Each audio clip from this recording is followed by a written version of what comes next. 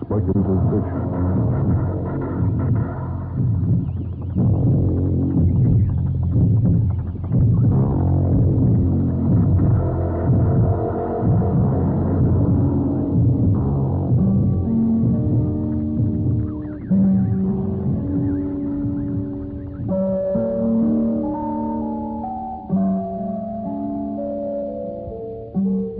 This is Michael Hansen.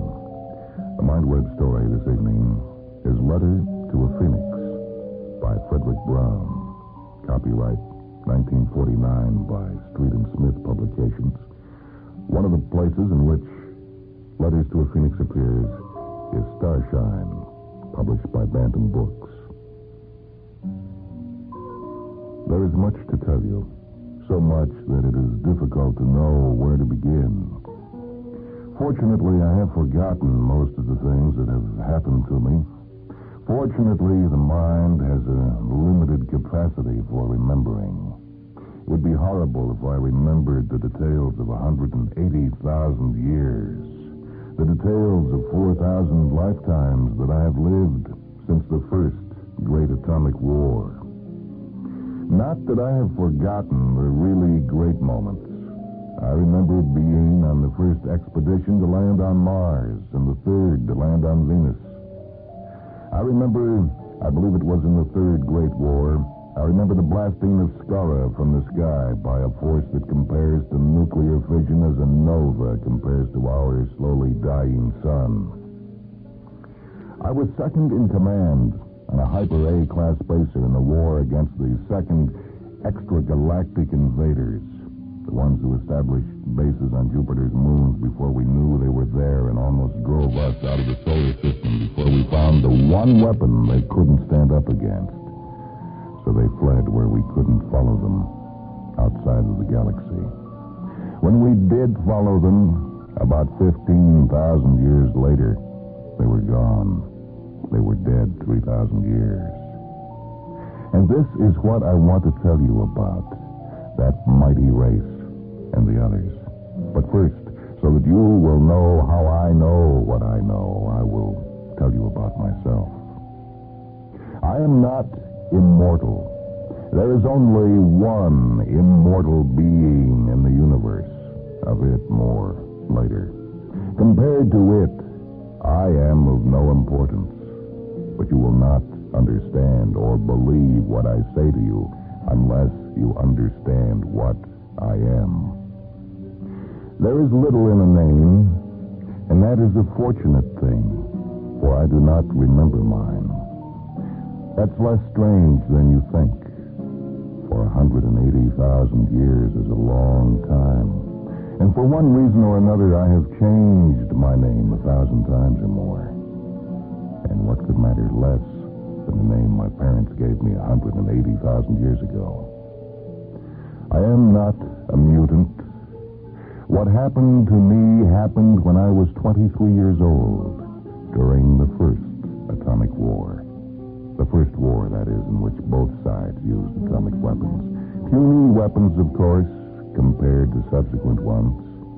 It was less than a score of years after the discovery of the atom bomb. The first bombs were dropped in a minor war while I was still a child. They ended that war quickly, for only one side had them. The first atomic war wasn't a bad one. The first one never is.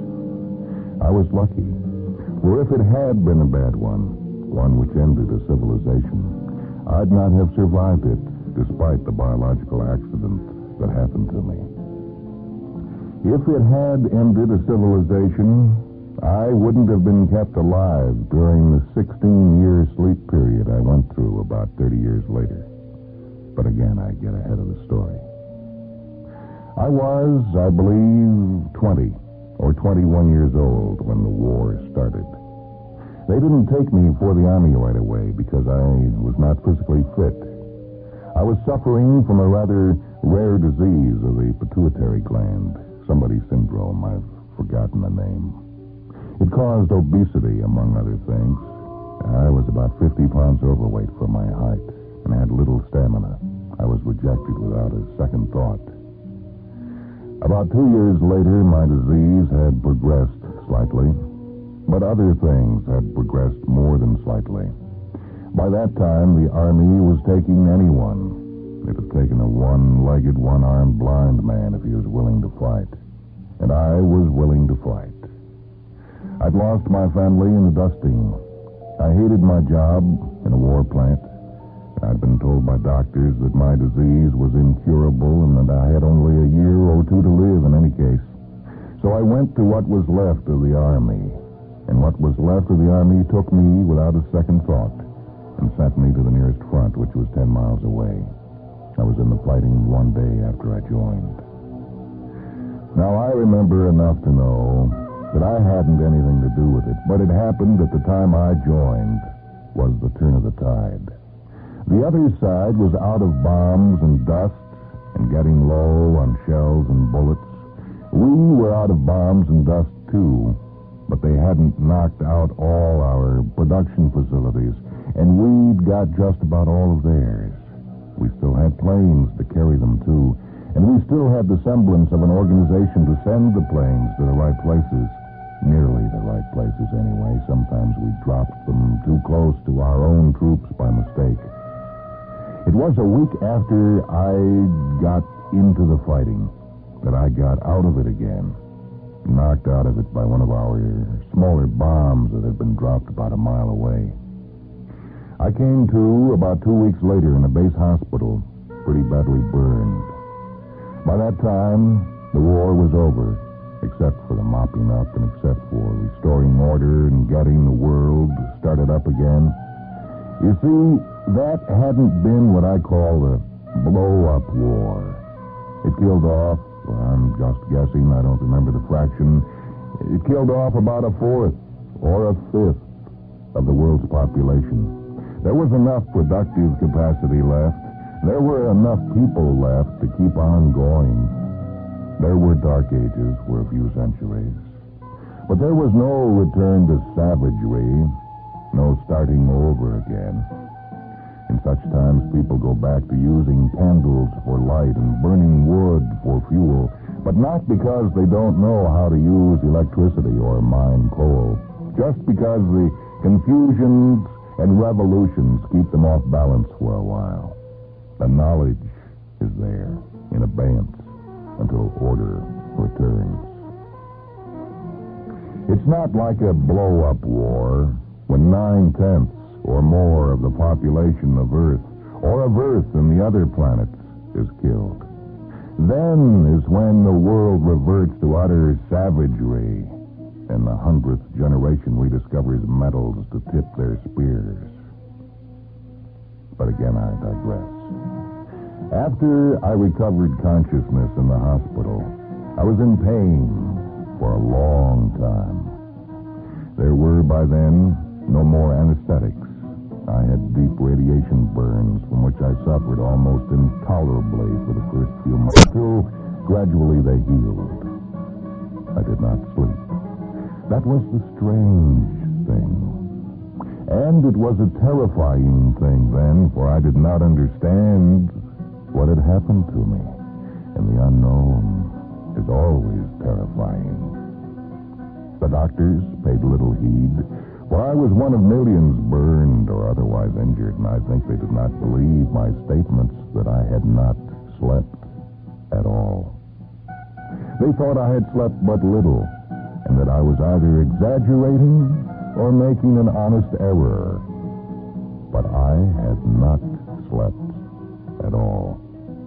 I did not sleep until long after I left the hospital, cured, incidentally, of the disease of my pituitary gland, and with my weight back to normal, my health perfect. I did not sleep for 30 years. Then I did sleep, and I slept for 16 years. And at the end of that 46-year period, I was still physically at the apparent age of 23.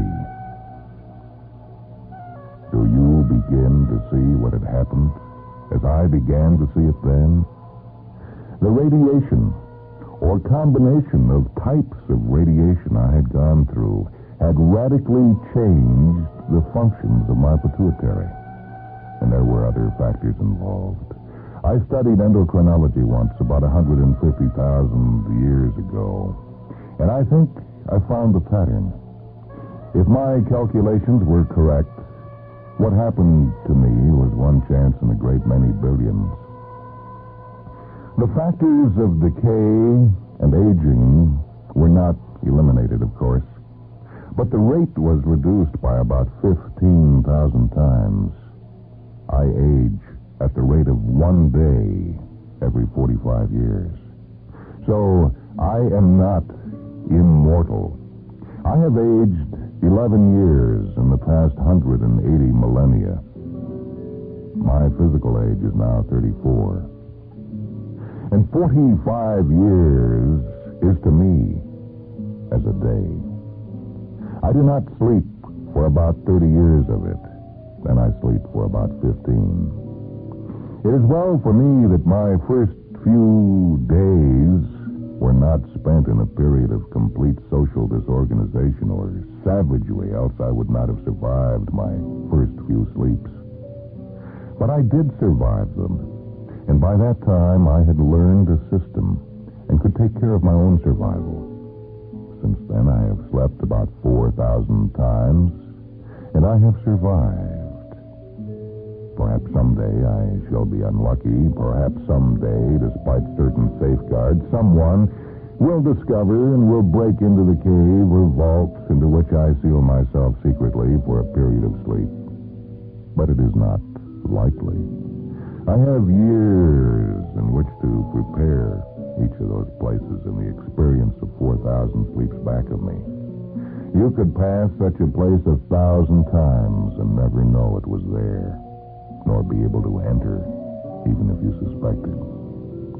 No, my chances for survival between my periods of waking life are much better than my chances of survival during my conscious active periods.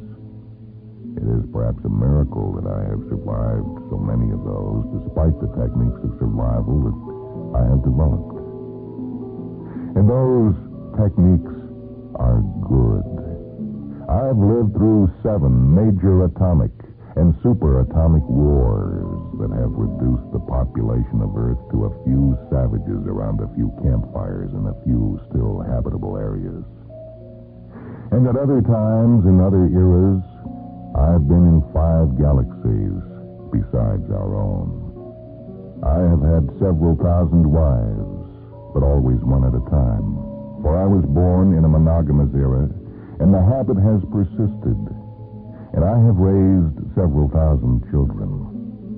Of course, I have never been able to remain with one wife longer than 30 years before I must disappear, but 30 years is long enough for both of us, especially when she ages at a normal rate and I age imperceptibly. Oh, it leads to problems, of course, but I've been able to handle them. I always marry when I do marry a girl as much younger than myself as possible, so the disparity will not become too great. Say I am 30. I marry a girl of 16. Then, when it is time that I must leave her, she is 46. And I am still 30. And it is best for both of us, for everyone, that when I awaken, I do not again go back to that place. If she still lives, she will be past 60. And it would not be well, even for her, to have a husband come back from the dead, still young. And I have left her well provided, a wealthy widow, wealthy in money or in whatever may have constituted wealth in that particular era. Sometimes it has been beads and arrowheads, sometimes wheat in a granary. And once there have been peculiar civilizations, it was fish scales. I never had the slightest difficulty in acquiring my share or more of money, or its equivalent. A few thousand years of practice and the difficulty becomes the other way, knowing when to stop in order not to become unduly wealthy and so attract attention. For obvious reasons, I've always managed to do that.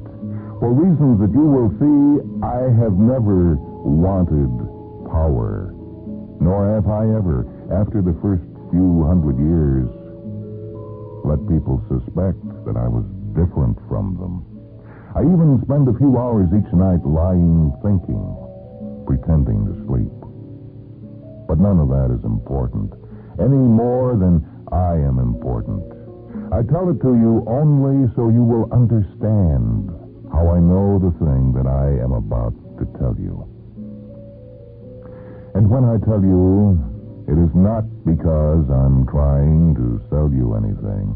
It's something you can't change if you wanted to. And when you understand it, you won't want to. I'm not trying to influence you or lead you. In 4,000 lifetimes, I've been almost everything except a leader. I've avoided that. Oh, often enough I have been a god among savages, but that was because I had to be one in order to survive.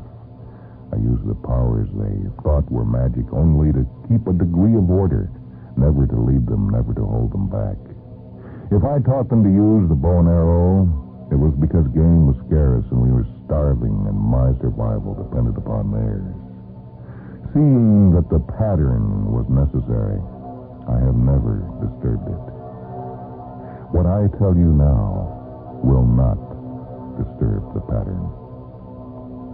It is this.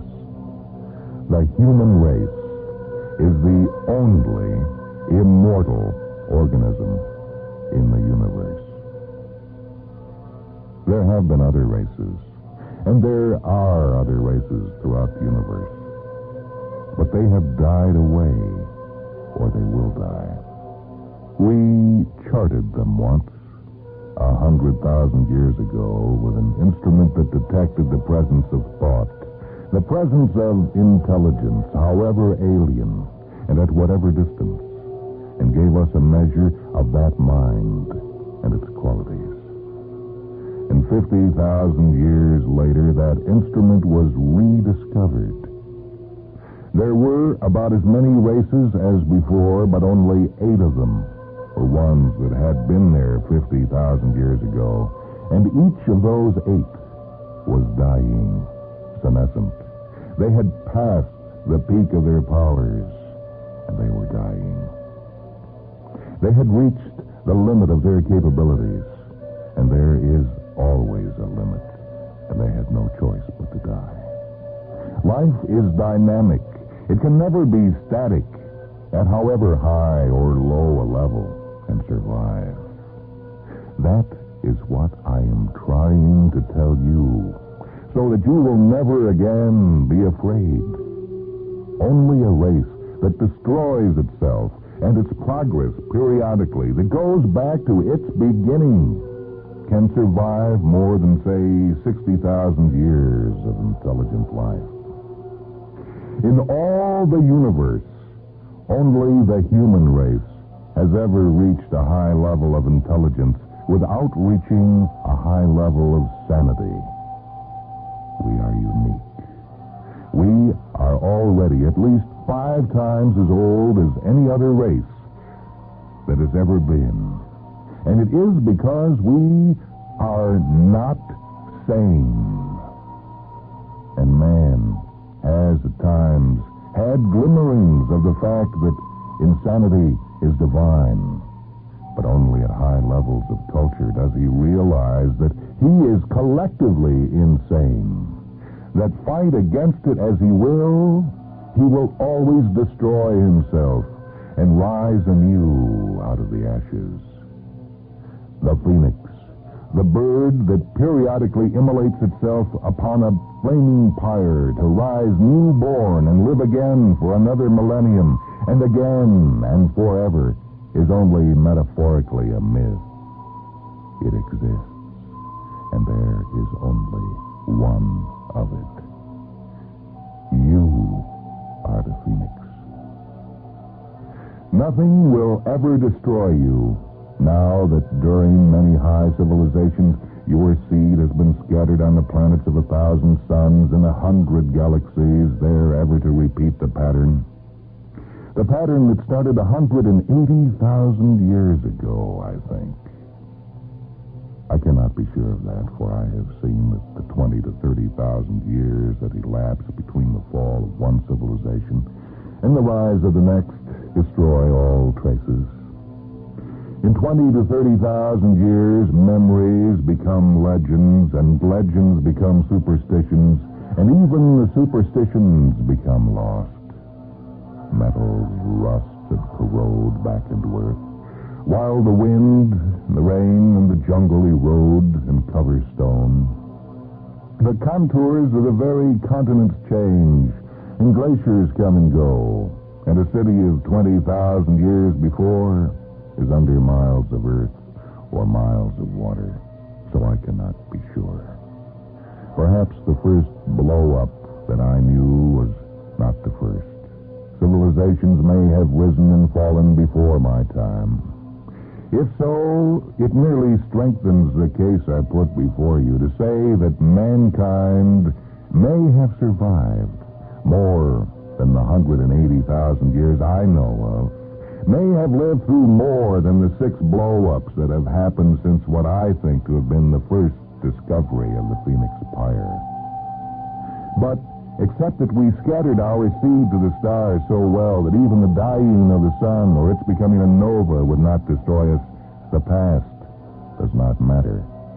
Lure, Tundra, Thragon, Ka, Mu, Atlantis, those are the 6 I have known. And they are gone as thoroughly as this one will be 20,000 years or so hence. But the human race, here or in other galaxies, will survive and will live forever. It will help your peace of mind here in this year of your current era to know that, for your minds are disturbed.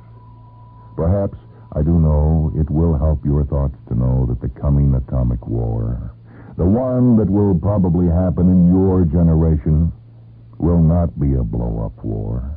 It will come too soon for that, before you have developed the really destructive weapons man has had so often before. It will set you back, yes. There will be darkish ages for a century, or a few centuries. Then, with the memory of what you will call World War III as a warning, man will think, as he has always thought after a mild atomic war, he will think that he has conquered his own insanity. For a while, if the pattern holds, for a while he will hold it in check. He will reach the stars again to find himself already there. Why, you'll be back on Mars within 500 years. And I'll go there, too, to see again the canals I once helped to dig. I've not been there for 80,000 years, and I'd like to see what time has done to it, and to those of us who were cut off there the last time mankind lost the space drive. Of course, they've followed the pattern, too, but the rate is not necessarily constant. We may find them at any stage in the cycle except the top. If they were at the top of the cycle, we wouldn't have to go to them. They'd come to us, thinking, of course, as they think by now, that they are Martians. I wonder how high this time you will get. Not quite as high, I hope, as Thragon.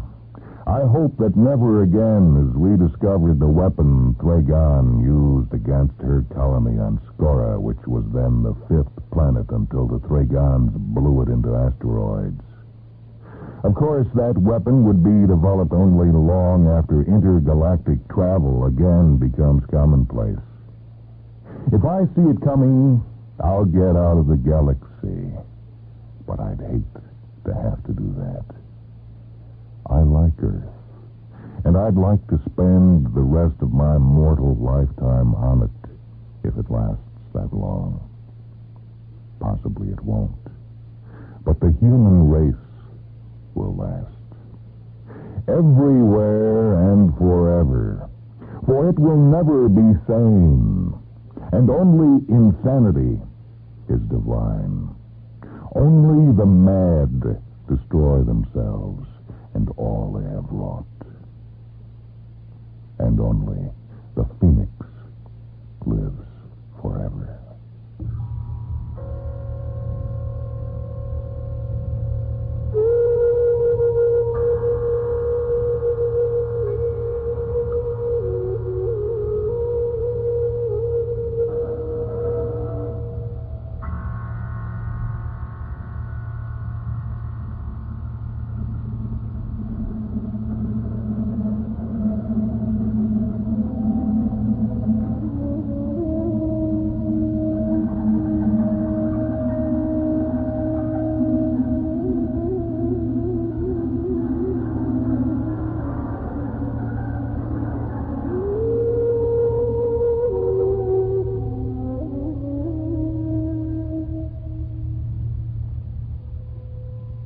You've heard Letter to a Phoenix by Frederick Brown.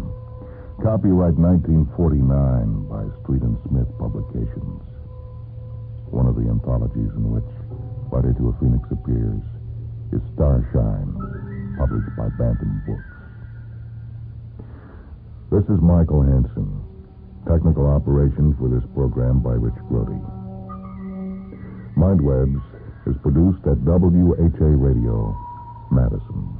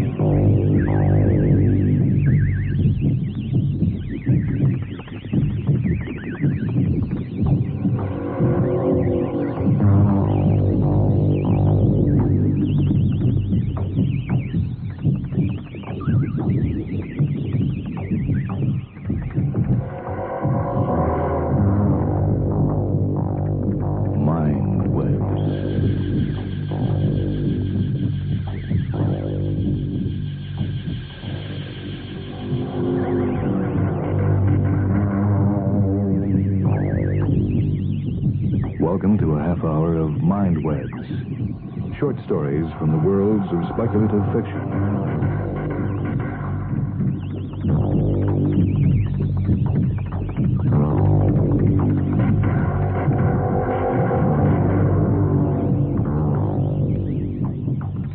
This story comes from a collection edited by Robert Hoskins called Wonder Makers 2. It's Robert Sheckley's The Gun Without a Bang. Did a twig snap? Dixon looked back and thought he saw a dark shape melt into the underbrush. Instantly he froze, staring back through the green-bolled trees. There was a complete and expectant silence. Far overhead, a carrion bird balanced on an updraft, surveying the sunburned landscape, waiting, hoping. Then Dixon heard a low, impatient cough from the underbrush. Now he knew he was being followed. Before, it had only been an assumption, but those vague, half-seen shapes had been real. They had left him alone on his trek to the signal station, watching, deciding. Now they were ready to try something. He removed the weapon from its holster, checked the safeties, reholstered it, and continued walking. He heard another cough.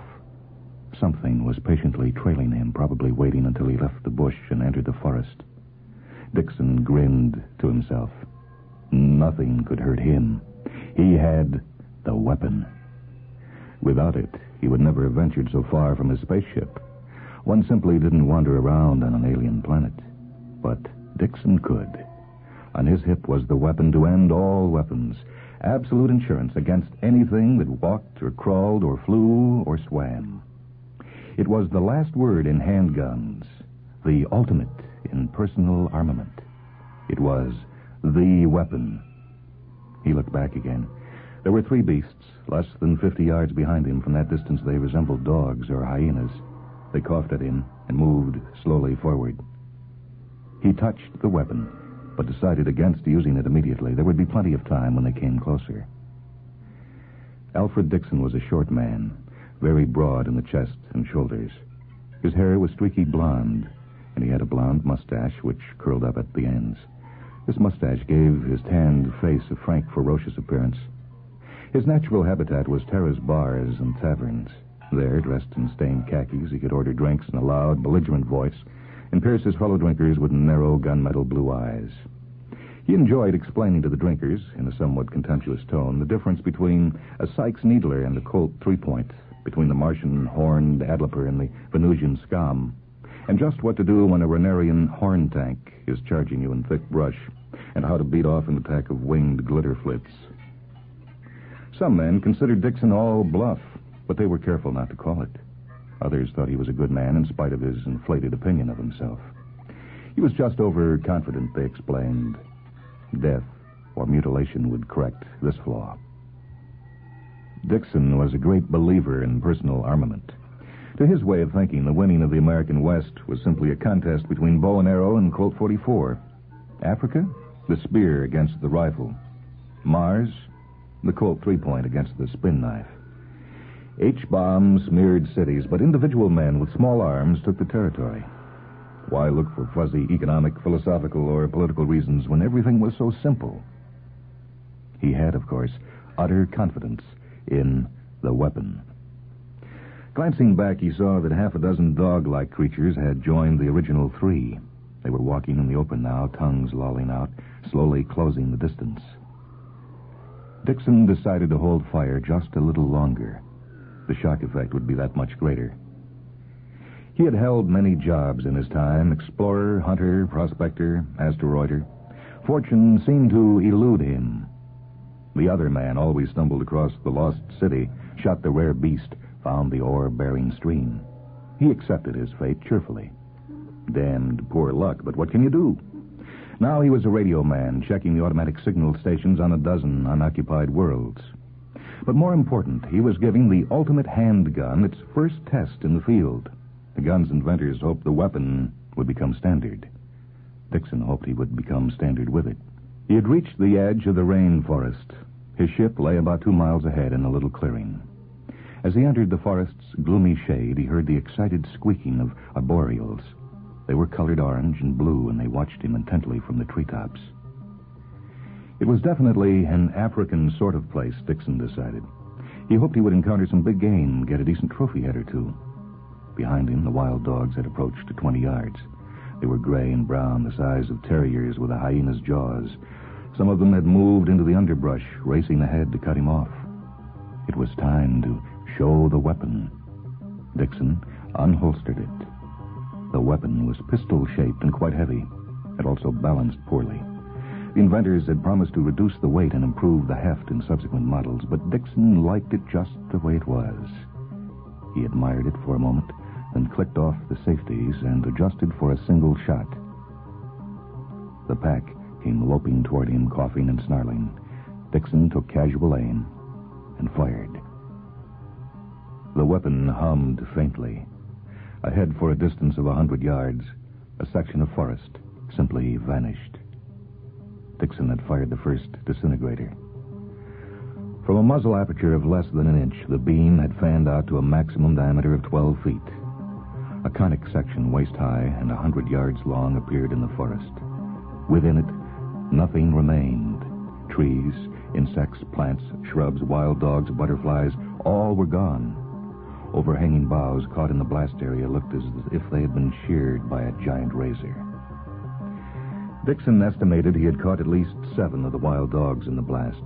7 beasts with a half-second burst. No problems of deflection or trajectory as with a missile gun. No need to reload, for the weapon had a power span of 18 duty hours. The perfect weapon. He turned and walked on, reholstering the heavy gun. There was silence. The forest creatures were considering the new experience. In a few moments, they recovered from their surprise. Blue and orange arboreals swung through the trees above him. Overhead, the carrion bird soared low, and other black-winged birds came out of the distant sky to join it, and the wild dogs coughed in the underbrush. They hadn't given up yet. Dixon could hear them in the deep foliage on either side of him, moving rapidly, staying out of sight. He drew the weapon, wondering if they would dare try again. They dared. A spotted greyhound burst from a shrub just behind him. The gun hummed. The dog vanished in mid-leap, and the trees shivered slightly as air clapped into the sudden vacuum. Another dog charged, and Dixon disintegrated it, frowning slightly. These beasts couldn't be considered stupid. Why didn't they learn the obvious lesson? That it was impossible to come against him and his weapon. Creatures all over the galaxy had quickly learned to be wary of an armed man. Why not these? Without warning, 3 dogs leaped from different directions. Dixon clicked to automatic and mowed them down like a man swinging a scythe. Dust whirled and sparkled, filling the vacuum. He listened intently. The forest seemed filled with low coughing sounds. Other packs were coming to join in the kill. Why didn't they learn? It suddenly burst upon him. They didn't learn, he thought, because the lesson was too subtle. The weapon disintegrating silently, quickly, cleanly. Most of the dogs he hit simply vanished. There were no yelps of agony, no roars or howls or screams. And above all, there was no loud boom to startle them, no smell of cordite, no click of a new shell levered in. Dixon thought, maybe they aren't smart enough to know this is a killing weapon. Maybe they haven't figured out what's going on. Maybe they think I'm defenseless. He walked more rapidly through the dim forest. He was in no danger, he reminded himself. Just because they couldn't realize it was a killing weapon didn't alter the fact that it was. Still, he would insist on a noisemaker in the new models. It shouldn't be difficult, and the sound would be reassuring. The arboreals were gaining confidence now, swinging down almost to the level of his head, their fangs bared. Probably carnivorous, Dixon decided. With the weapon on automatic, he slashed great cuts in the treetops. The arboreals fled, screaming at him. Leaves and small branches rained down. Even the dogs were momentarily cowed, edging away from the falling debris. Dixon grinned to himself just before he was flattened. A big bough, severed from its tree, had caught him across the left shoulder as it fell. The weapon was knocked from his hand. It landed 10 feet away, still an automatic, disintegrating shrubs a few yards from him. He dragged himself from under the bough and dived for the weapon. And Arboreal got to it first. Dixon threw himself face down on the ground. The Arboreal, screaming in triumph, whirled the disintegrator around its head. Giant trees, cut through, went crashing to the forest floor. The air was dark with falling twigs and leaves, and the ground was cut into trenches. A sweep of the disintegrator knifed through the tree next to Dixon and chopped to the ground a few inches from his feet. He jumped away, and the next sweep narrowly missed his head. He had given up hope, but then the Arboreal became curious. Chattering gaily, it turned the weapon around and tried to look into the muzzle. The animal's head vanished silently. Dixon saw his chance. He ran forward, leaping a trench and recovering the disintegrator before another Arboreal could play with it. He turned it off automatic. Several dogs had returned. They were watching him closely. Dixon didn't dare fire yet. His hands were shaking so badly there was more risk to himself than to the dogs. He turned and stumbled in the direction of the ship. The dogs followed. Dixon quickly recovered his nerve. He looked at the glittering weapon in his hand. He had considerably more respect for it now, and more than a little fear. Much more fear than the dogs had. Apparently, they didn't associate the forest damage with the disintegrator. It must have seemed like a sudden, violent storm to them. But the storm was over. It was hunting time again. He was in thick brush now, firing ahead to clear a path. The dogs were on either side, keeping pace. He fired continually into the foliage, occasionally getting a dog. There were several dozen of them pressing him closely. Damn it, Dixon thought. Aren't they counting their losses? Then he realized they probably didn't know how to count. He struggled on, not far from the spaceship. A heavy log lay in his path. He stepped over it. The log came angrily to life and opened enormous jaws directly under his legs. He fired blindly, holding the trigger down for 3 seconds and narrowly missing his own feet. The creature vanished. Dixon gulped, swayed, and slid feet first into the pit he had just dug. He landed heavily, wrenching his left ankle. The dogs ringed the pit, snapping and snarling at him. Steady, Dixon told himself. He cleared the beasts from the pit's rim with 2 bursts and tried to climb out. The sides of the pit were too steep and had been fused into glass. Frantically, he tried again and again, recklessly expending his strength. Then he stopped and forced himself to think. The weapon had got him into this hole. The weapon could get him out. This time he cut a shallow ramp out of the pit and limped painfully out. His left ankle could hardly bear weight. Even worse was the pain in his shoulder. That bough must have broken it, he decided. Using a branch as a crutch, Dixon limped on. Several times the dogs attacked. He disintegrated them, and the gun grew increasingly heavy in his right hand. The carrion birds came down to pick at the neatly slashed carcasses. Dixon felt darkness crawl around the edges of his vision. He fought it back.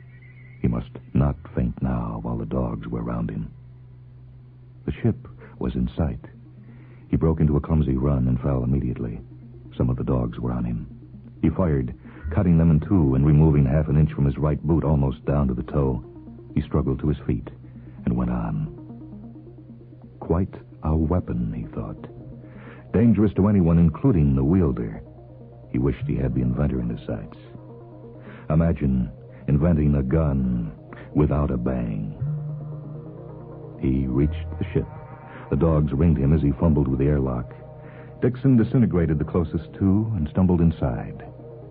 Darkness was crawling around his vision again, and he could feel nausea rising thickly in his throat. With his last strength, he swung the airlock shut and sat down. Safe at last. Then he heard the low cough. He had shot one of the dogs inside with him. His arm felt too weak to lift the heavy weapon, but slowly he swung it up. The dog, barely visible in the dimly lighted ship, leaped at him. For a terrifying instant, Dixon thought he couldn't squeeze the trigger. The dog was at his throat. Reflex must have clenched his hand. The dog yelped once and was silent. Dixon blacked out. When he recovered consciousness, he lay for a long time, just savoring the glorious sensation of being alive. He was going to rest for a few minutes. Then he was getting out of here, away from alien planets, back to a Terran bar. He was going to get roaring drunk. Then he was going to find that inventor and ram the weapon down the man's throat, crossways. Only a homicidal maniac would invent a gun without a bang.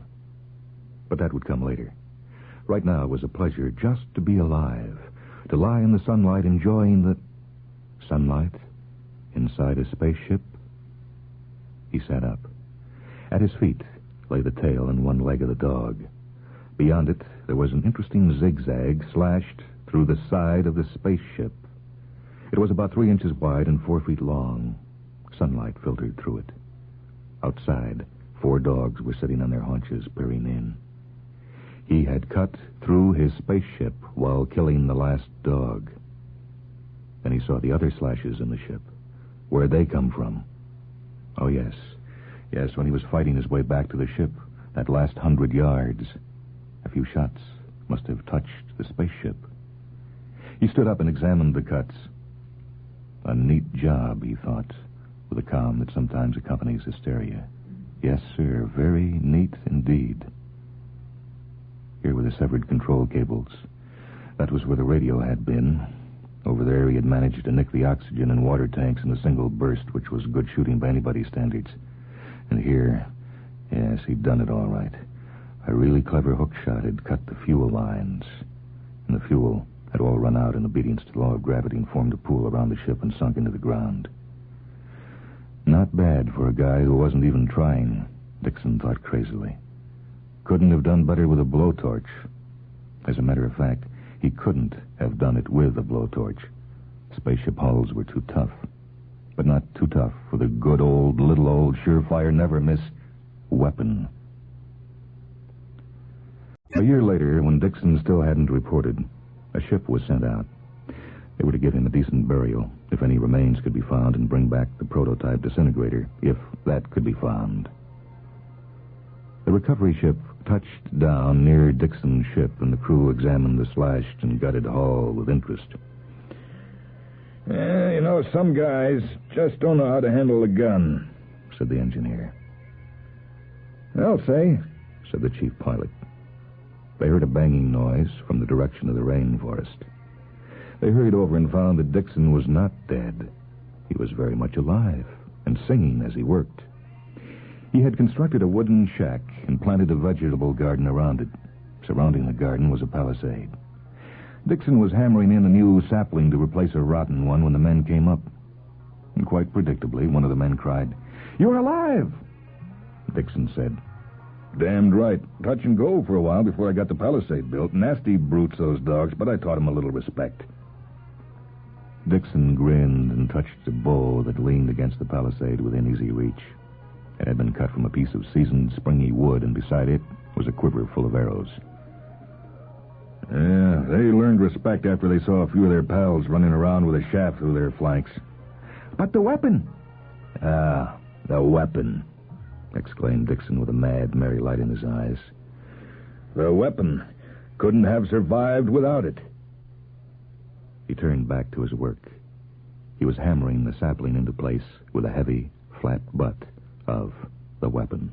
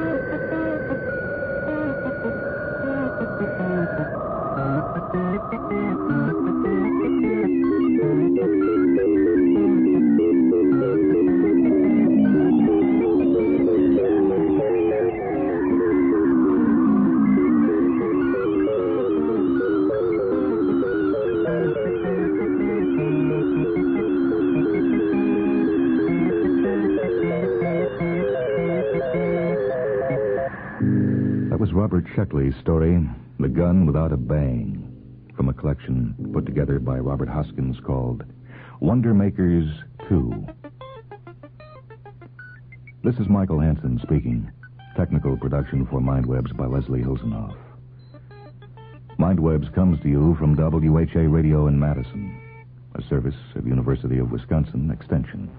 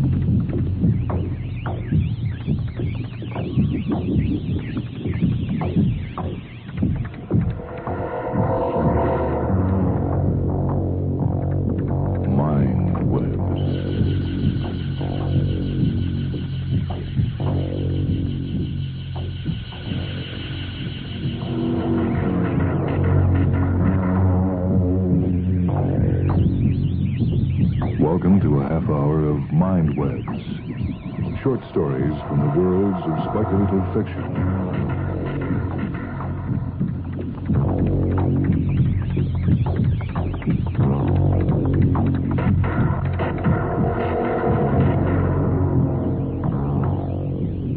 This is Michael Hansen speaking, this time with 2 Mindweb stories.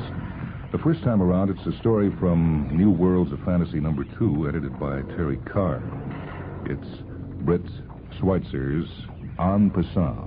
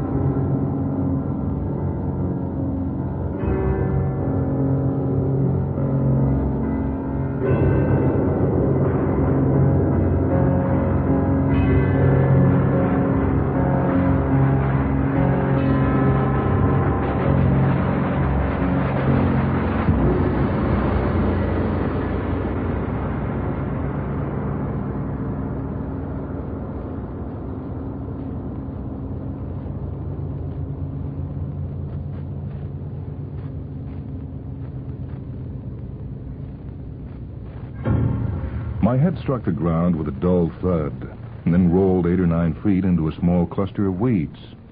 It's difficult to describe the dizzy blur of colors and shapes I witnessed as this event took place, but the discomfort I experienced can be readily imagined.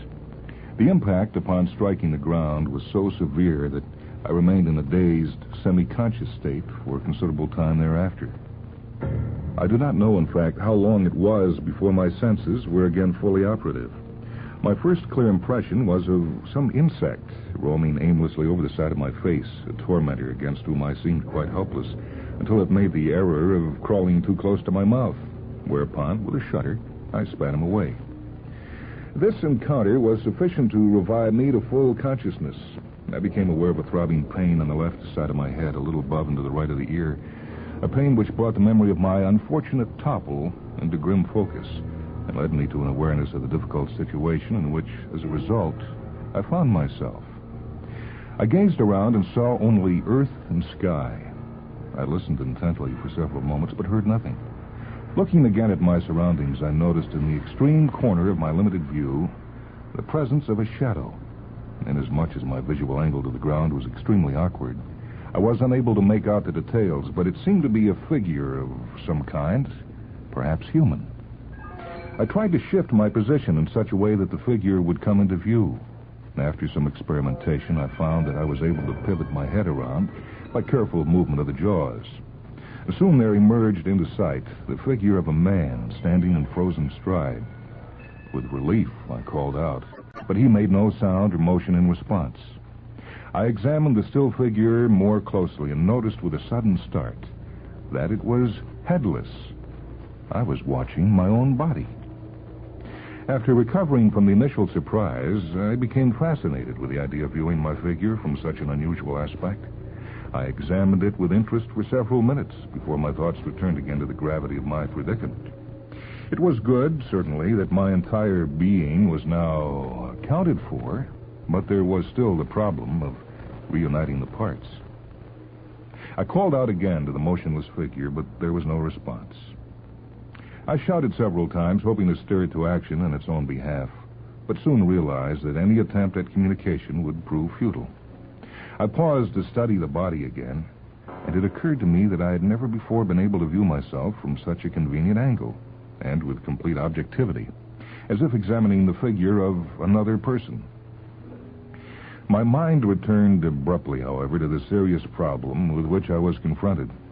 Being myself altogether immobile, any hope of restoration seemed to lie in gaining assistance from a second party.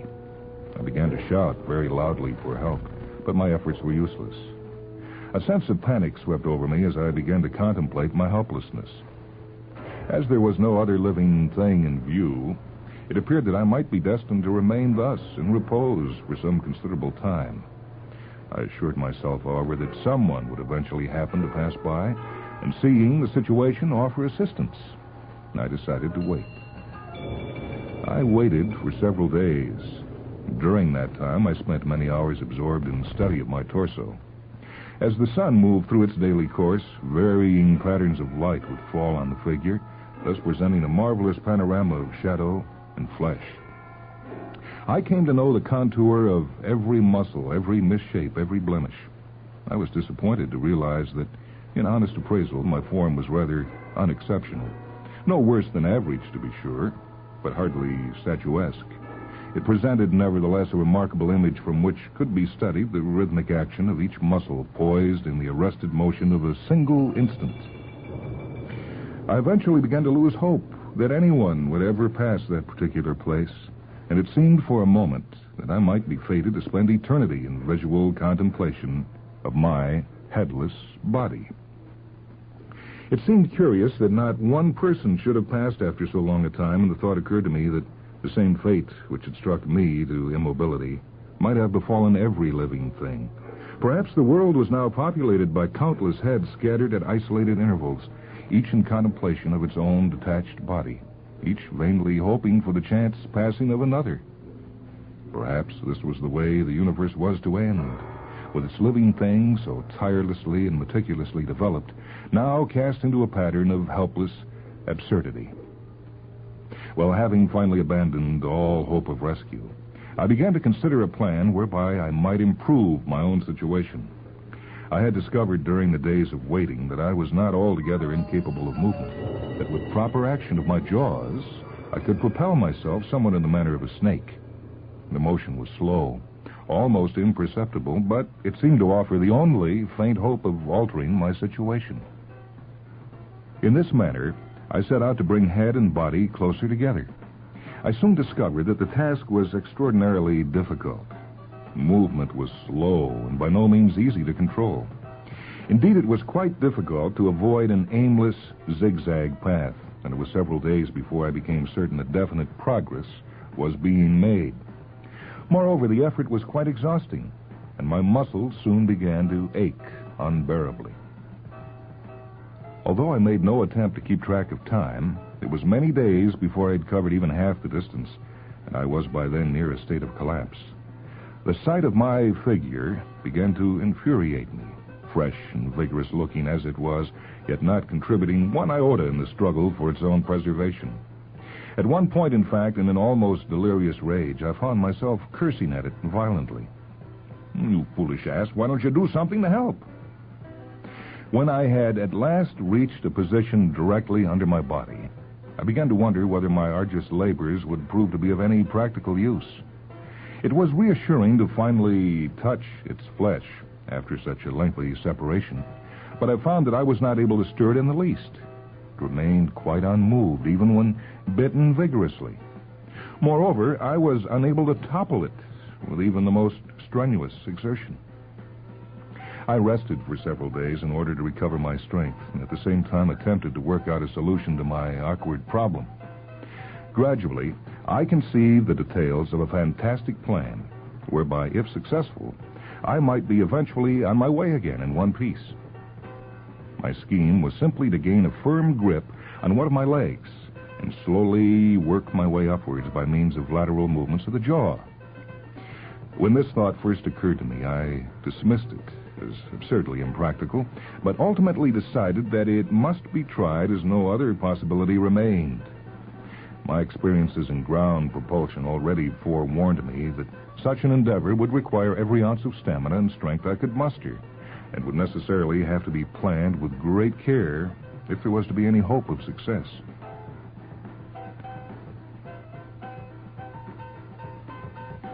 Having carefully surveyed the terrain of flesh and determined a feasible route, I began with considerable trepidation my upward journey. I started at the heel of my left foot and soon developed a workable technique by means of which I was able to gain ascent. My method consisted in clamping my jaws firmly around the flesh to obtain support, and sliding the lower jaw upwards a slight distance, and then moving the upper jaw to a position adjoining it. Since it was necessary to maintain a secure grip at every instant in order to continuously support the weight of my head, I could not avoid inflicting injury to my body along the path of travel. As I felt the skin being sheared beneath my clamped jaws and occasionally tasted a warm trickle of blood, I was rather thankful that nervous communication to that portion of my anatomy was, for the time being, severed. It was imperative to proceed relentlessly and without pause once the endeavor had begun, since the mere act of support consumed precious energy even when my head was not in motion. My initial progress was greater than I had originally anticipated, and I managed to reach a position just below the rear knee joint in about 5 hours. At this point, I became overly confident, however, and failed to judge properly the narrowing path of flesh in this area. My grip loosened for a split second, and my head toppled once again to earth. My first attempt had failed.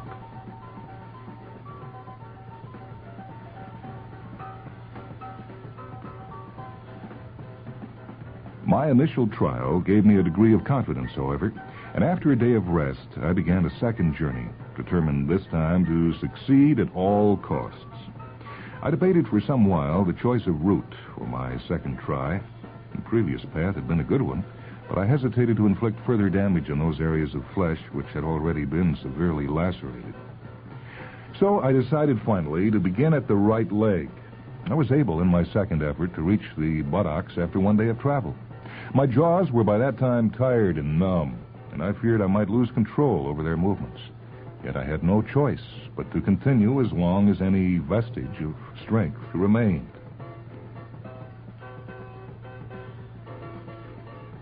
I had planned, as an intermediate objective, to reach a point just above my slightly extended left forearm. Working my way up behind the ribs, I endeavored to arrive at a position in which the weight of my head would be supported in a fork formed by the arm and lower chest. I was in a state of near collapse when I finally managed to work my way securely into this refuge. The relief I felt as I relaxed my jaws for the first time in 2 days is impossible to describe. As I dozed off in a sound sleep with my head tucked firmly under my arm, I couldn't help chuckling slightly at the thought of the absurd spectacle I must have then presented. Taking full advantage of the opportunity, I rested in that spot for several days. When my aching jaws finally began to regain their strength, I contemplated the final lap of my journey.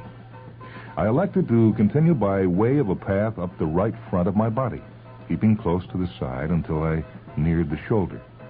It was considerably more difficult than before to maintain a firm grip, owing to the lack of ample flesh around my upper rib cage. Several times the thought struck me that I might again topple with my objective so close at hand, and I doubted whether I could muster the courage to begin a third time should this happen. Ultimately, I reached shoulder level, and with some relief began traveling across towards the neck. My collarbone provided a convenient ledge on which to gain a grip, and I reached the throat with little difficulty. I was then confronted by what proved to be the most difficult task of the entire project, that of rejoining my head at the proper position without losing my support in the process. Maintaining a tenacious grip on my own throat, I began to determine the effect of various movements of my jaw and facial muscles. I was extremely discouraged at first to realize that even with the most strenuous exertion, I was unable to orient my head at more than half the angle required for proper reinstatement. Though I twisted and turned it every conceivable direction, all effort seemed futile. A sense of despair swept over me as it began to appear that, after all my labors, final success was to be denied. I found that matters could be improved considerably, however, by moving around to the side of the neck and forcing its upper surface to tilt slightly by severe compression of its flesh between my teeth. It was with some regret that I performed this maneuver, as I was apprehensive of the possibility that the wounds I was inflicting might prove mortal. Yet this procedure, despite its grave risk, seemed to offer the only hope of eventual success. Straining every available muscle to the utmost, I was able to force the severed surfaces gradually nearer and nearer to one another. When contact was finally achieved, the pain of all the horrible lacerations which I had been forced to inflict on myself shot through me in an excruciating rage. The thrill of feeling myself again whole, however, made the suffering seem inconsequential. As I caused my limbs to move for the first time in many weeks, I discovered, with sudden shock, that my head was on backwards. This fact proved to be less serious than amusing, however. With arms now at my control, it was a simple matter to reach up and twist it to the right position.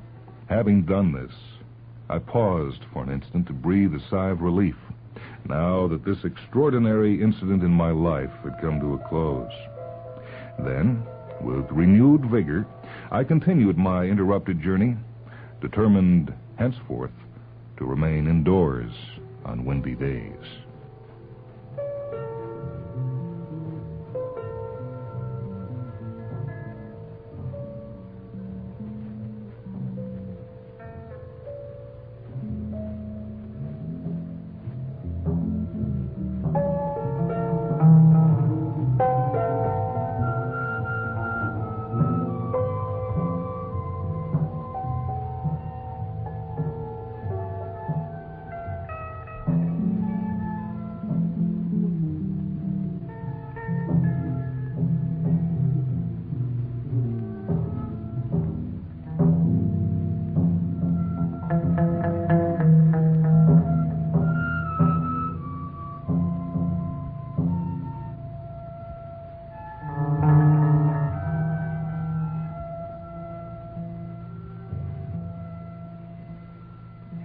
The title of that short piece was En Passant by Britt Schweitzer. It's from New Worlds of Fantasy number 2, edited by Terry Carr.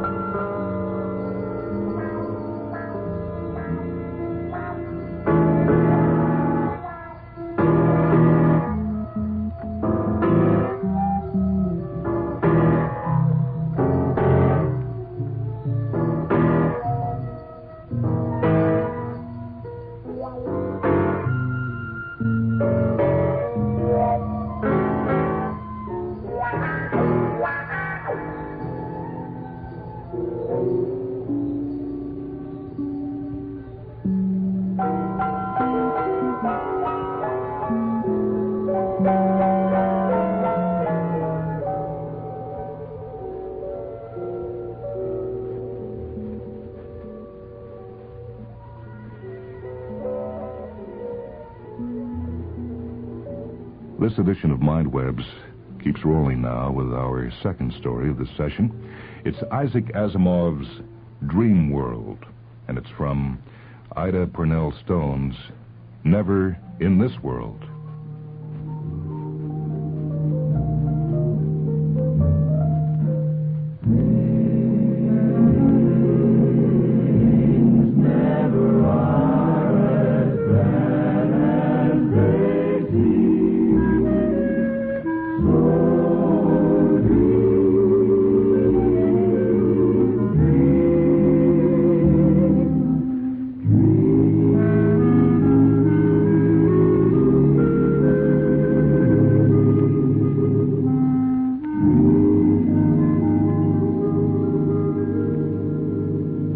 At 13, Edward Keller had been a science fiction devotee for 4 years. He bubbled with galactic enthusiasm. His Aunt Clara, who had brought him up by rule and rod and pious memory of her deceased sister, wavered between toleration and exasperation. It appalled her to watch him grow so immersed in fantasy. Face reality, Eddie, she would say angrily. He would nod, but go on. And I dreamed Martians were chasing me, see? I had a special death ray, but the atomic power unit was pretty low, and... Every other breakfast consisted of eggs, toast, milk, and some such dream. Aunt Clara said severely, Now, Eddie, one of these nights you won't be able to wake up out of your dream. You'll be trapped. Then what? She lowered her angular face close to his and glared. Eddie was strangely impressed by his aunt's warning. He lay in bed staring into the darkness. He wouldn't like to be trapped in a dream. It was always nice to wake up before it was too late, like the time the dinosaurs were after him. Suddenly, he was out of bed, out of the house, out on the lawn, and he knew it was another dream. The thought was broken by a vague thunder and a shadow that blotted the sun. He looked upward in astonishment, and he could make out the human face that touched the clouds. It was his Aunt Clara. Monstrously tall, she bent toward him in admonition, mast-like forefinger upraised, voice too guttural to be made out. Eddie turned and ran in panic. Another Aunt Clara monster loomed up before him, voice rumbling. He turned again, stumbling, panting, heading outward. He reached the top of the hill and stopped in horror. Off in the distance, 100 towering Aunt Claras were marching by. As the column passed, each line of Aunt Claras turned their head sharply toward him, and the thunderous bass rumbling coalesced into words. Face reality, Eddie. Face reality, Eddie. Face reality, Eddie. Face reality, Eddie. Face reality, Eddie. Face reality, Eddie. Face reality, Eddie. Face reality, Eddie. Eddie threw himself sobbing to the ground. Please wake up, he begged himself. Please wake up. Don't be caught in this dream. For unless he woke up, the worst science-fictional doom of all would have overtaken him. He would be trapped in a world of giant ants.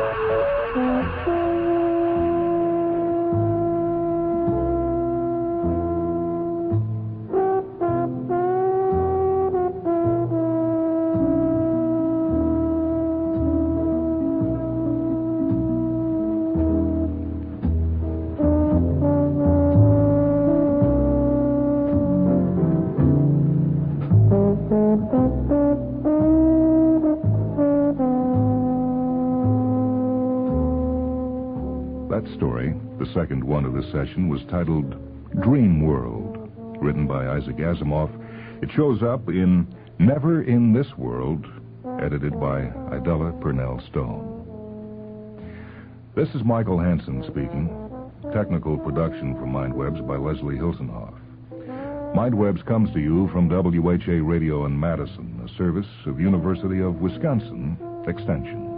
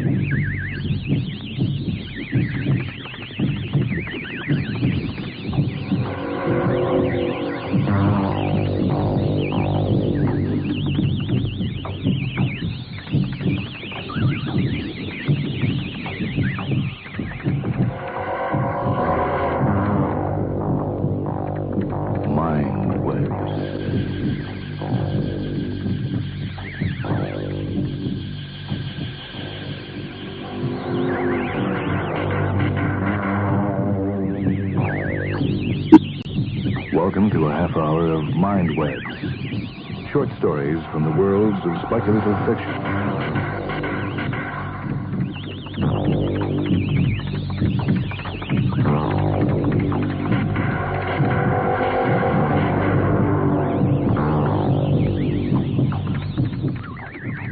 From the book New Dimensions 4, edited by Robert Silverberg, this Mind Web story is called The Bible After Apocalypse, written by Lawrence Jenifer.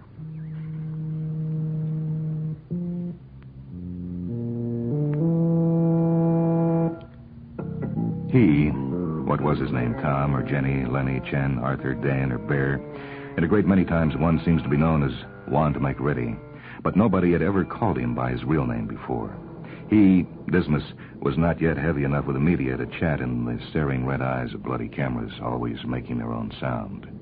He was only using some words in common with a few friends when a part of New Jersey and a suburb of Cleveland and a small town in the state of Washington became 3 columns of smoke, and all of the radios and suddenly pictureless television sets in the country began to talk in the voices of the people from the Crab Nebula, using slightly stilted and unreal English while the ships landed. No matter if a radio had been shut off, no matter the station it had meant to receive, the new people had methods of their own, and all other broadcasting was blanked out. The ships looked much more like ridged potato chips than like saucers of any design. Of course, this happened all over our planet at the same time, and in 80 different languages or more, but Dismas was in New York of the United States. What he had just said was that he tried to live every minute of every day as it came to him, as a whole minute or a whole day without regarding what had happened and what he had done in the past, or what might happen and what he might do in the future. He was not on a trip at that time, but it is possible that one or more of his friends was seeing visions or hearing sounds, smelling, tasting, touching things unshared by any of the others. Mind-expanding drugs lead to a lack of discipline. Dismas and all other human beings who were down and within hearing range of a radio or a television set or an electric hairdryer, which in several cases was easily manipulated by the Crab Nebula techniques, halted every bodily function except the automatic processes and listened to the alien broadcast. Human beings out of range and human beings on trips learned of it later in various ways. He, covered by chance in jeans and leather slippers and an open leather jacket with a white fur lining and a Navajo hairband, heard the voices say that the planet was to be run for the benefit of the people of the Crab Nebula from that time on, possibly as a vacation resort, and that human beings, although 75 in every 100 would be killed, were to continue as usual, perhaps more peacefully, and always under the direction of one or more of the new people who would live in their communal non-mating shells in groups of from 5 to 8 in locations that would be convenient for the human beings so to be directed. He heard that resistance was useless, and that if he survived the initial period, necessary if one were to develop a less crowded planet with a slightly changed carbon dioxide, oxygen, nitrogen, neon balance, he would be treated very well, and in all probability have his lifespan and his life enhanced by techniques which would be made available to him. The radio, which had not been on, called him Dismas. It called all of the others by their true names at the same time, as did all radios, television sets, and hairdryers throughout the world. A highly unusual technical feat, and one which helped to convince human beings everywhere, as did the destruction of comparatively thin-settled living locations here and there over the planet, that the people of the Crab Nebula meant what they said, and were really capable of meaning it. When human beings began to see them, and more speech and time became available, these people became known to most remaining Americans as crabs, but more often as Tone Emp, this being as close as human throats could approach to the pronunciation of the true name of the race. Human beings continued to be called human beings of all types. There were many different types of Tone Emp, and there were many different types of human beings, too. He, Dismas, left his friends and came out alone into the street. He did not think that the voices had been real. Very few human beings did at that time. But when he hit the street and saw all the other human beings there, he began to be confused and afraid. All of the others seemed to be very confused, too, and most showed their fear. And before very many minutes had passed, Dismas knew that the others had also heard the voices of the tone amp, and that each of the human beings had been addressed by his true name. No human being then knew how the tone amp had constructed their broadcaster so that it could single out individuals, even when several were in the same room. Nor did they know that the tone amp had discovered the existence of an identity node within the brain tissue of every human being, and were capable of detecting and interpreting node radiation in order to know all of the true names. Animals as small as ants have this node and can interpret other nodes right on this planet. And the node is common to several other planets where it functions in a wide variety of ways. As he watched and spoke with the other human beings in the streets, Dismas began to believe that an alien people had truly come to his planet and could destroy him and anyone else they nominated. Some of the human beings he talked with were consumed by fright and were attempting to ready themselves for a war with the aliens. Others, already prepared for war, seemed to have their fright under control and were bravely determining to eliminate as many of the alien people as possible. Some few thought that human beings could even win such a war, either through their great numerical superiority or by virtue of being human in the first place. And many others had freaked out entirely and were screaming or sitting stone silent or crying as they walked up and down in the street, or acting out their insanities in other ways, all disturbing both to themselves and to everyone else. Dismas came to the intersection of his street with a wide avenue. He turned onto the avenue and began to walk uptown. Because the avenue was wider than his street, the frenzies of the human beings who had come out on it seemed slightly less disturbing, and Dismas began to think. He considered first the many human beings who had not left their rooms at all, those who were waiting for another tone amp message, and those who were trying to find out more by using their radios or television sets. But no human broadcast was ever again allowed to arrive in any receiver.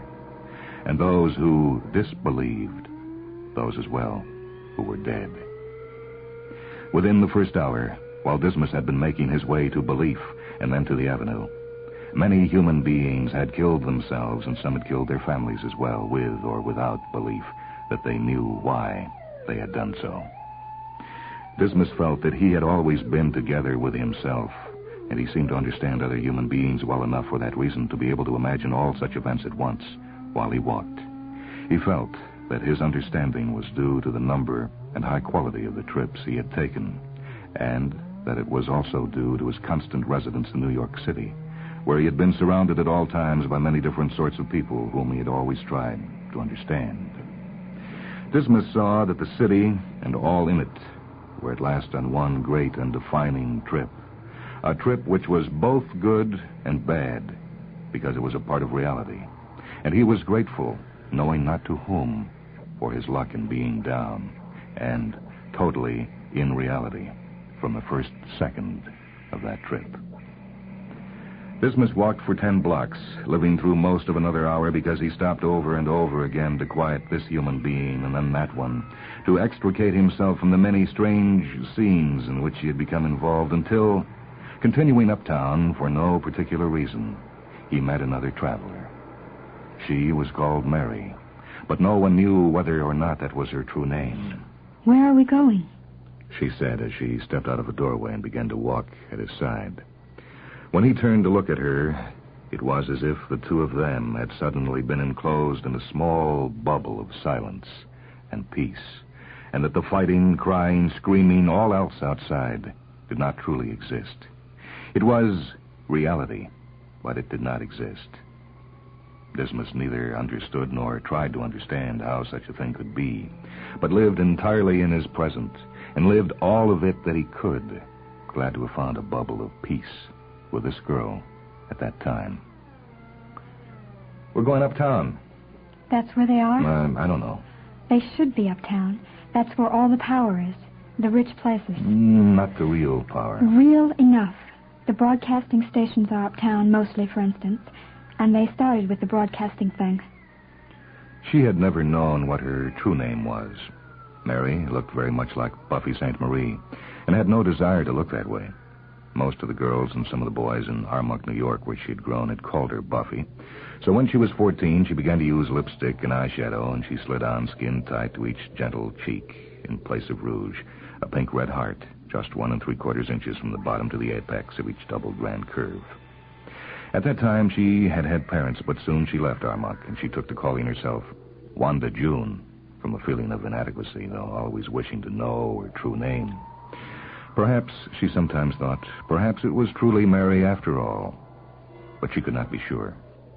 She allowed herself only T because she felt that her true name would be obscured entirely by anything stronger. Since she walked a great deal while thinking and did not eat much, she had become very thin. She was wearing a high school blue mini dress and cut-out sneakers, so that considering her lipstick and eyeshadow and the 2 pink red hearts, she looked much more like a groupie than she thought she was. She listened only to the heaviest of new music, and to Dylan, and to the mothers of invention. In her mind now, music rose, blown in the wind, which she had known almost as a lullaby since she had been young. Dismas sat against her music. They could be anywhere. They could be all over. Then why uptown? There is no why. We do because we are doing. She asked after his name, and he told it to her. Perhaps, she thought, perhaps I am a part of this, the other part of Dismas, and, she thought, Dismas and Mary. She walked near him through the fear and bravery and insanity of human beings in the bubble of peace. After they had walked for many blocks, she thought that they had a destination, and she thought that she knew what it was. Rockefeller Center. That's where they all have to be. They might be anywhere. They might have made another broadcast. We're going to Rockefeller Center. We are not going. We are being now. But we're heading uptown, and in Rockefeller Center, where NBC is, and RCA and all of that, we can find them. There is not anything but now. Let me lead you. Any now had as much right to exist as any other now, and Dismas was unused to such urgency. He felt neither regret nor any other emotion when the girl stepped ahead of him by 2 paces and turned down a street, and then after walking some few blocks turned again onto another avenue. He followed her because he walked with her in every now he could consider, and that was all. Perhaps the girl thought of a Dismas and future. In Dismas, each present inside the bubble filled his mind. When they reached Rockefeller Plaza, the bubble disappeared, and Dismas began to live in the new present as it came to him. The girl had been right. The people from the Crab Nebula, 5 of them, were standing in Rockefeller Plaza over the head of Prometheus. Each of the Tonamp was 8 feet tall. They were chitinous and highly selective carnivories. In color, the brightest green of your mind, or the girl's mind, outlined in the usual feelers and claws of chitinous people. But Dismas, who had no future and needed no plan, had also no past, and so needed no memory. They looked as much like lobsters as Tonamp sounds like the real name of their race. The only human being in the plaza, or visible in Rockefeller Center at all, was a small man in a large uptown suit who carried a microphone, power pack, and much other equipment on his back, in his hands and under his arms, and who crouched with his back to Dismas and to the girl, talking in a whisper to the microphone. There were distant screams. Perhaps St. Patrick's Cathedral was ringing its bells. The Tonamp were not making any perceptible sounds at all. For a second, the girl had stopped, and so Dismas stopped 2 paces behind her. None of them are looking our way. Dismas found her whisper surprisingly pleasant, and she began slowly to move forward again. When she came abreast of the crouching man, she stopped. She crouched as the man was doing, and Dismas walked up to both human beings and crouched between the man with the microphone and the girl whom he had met. The Tonamp had so arranged their universe that it included the English language, as other Tonamps scattered over our planet had made arrangements to include one or more of a wide variety of other languages.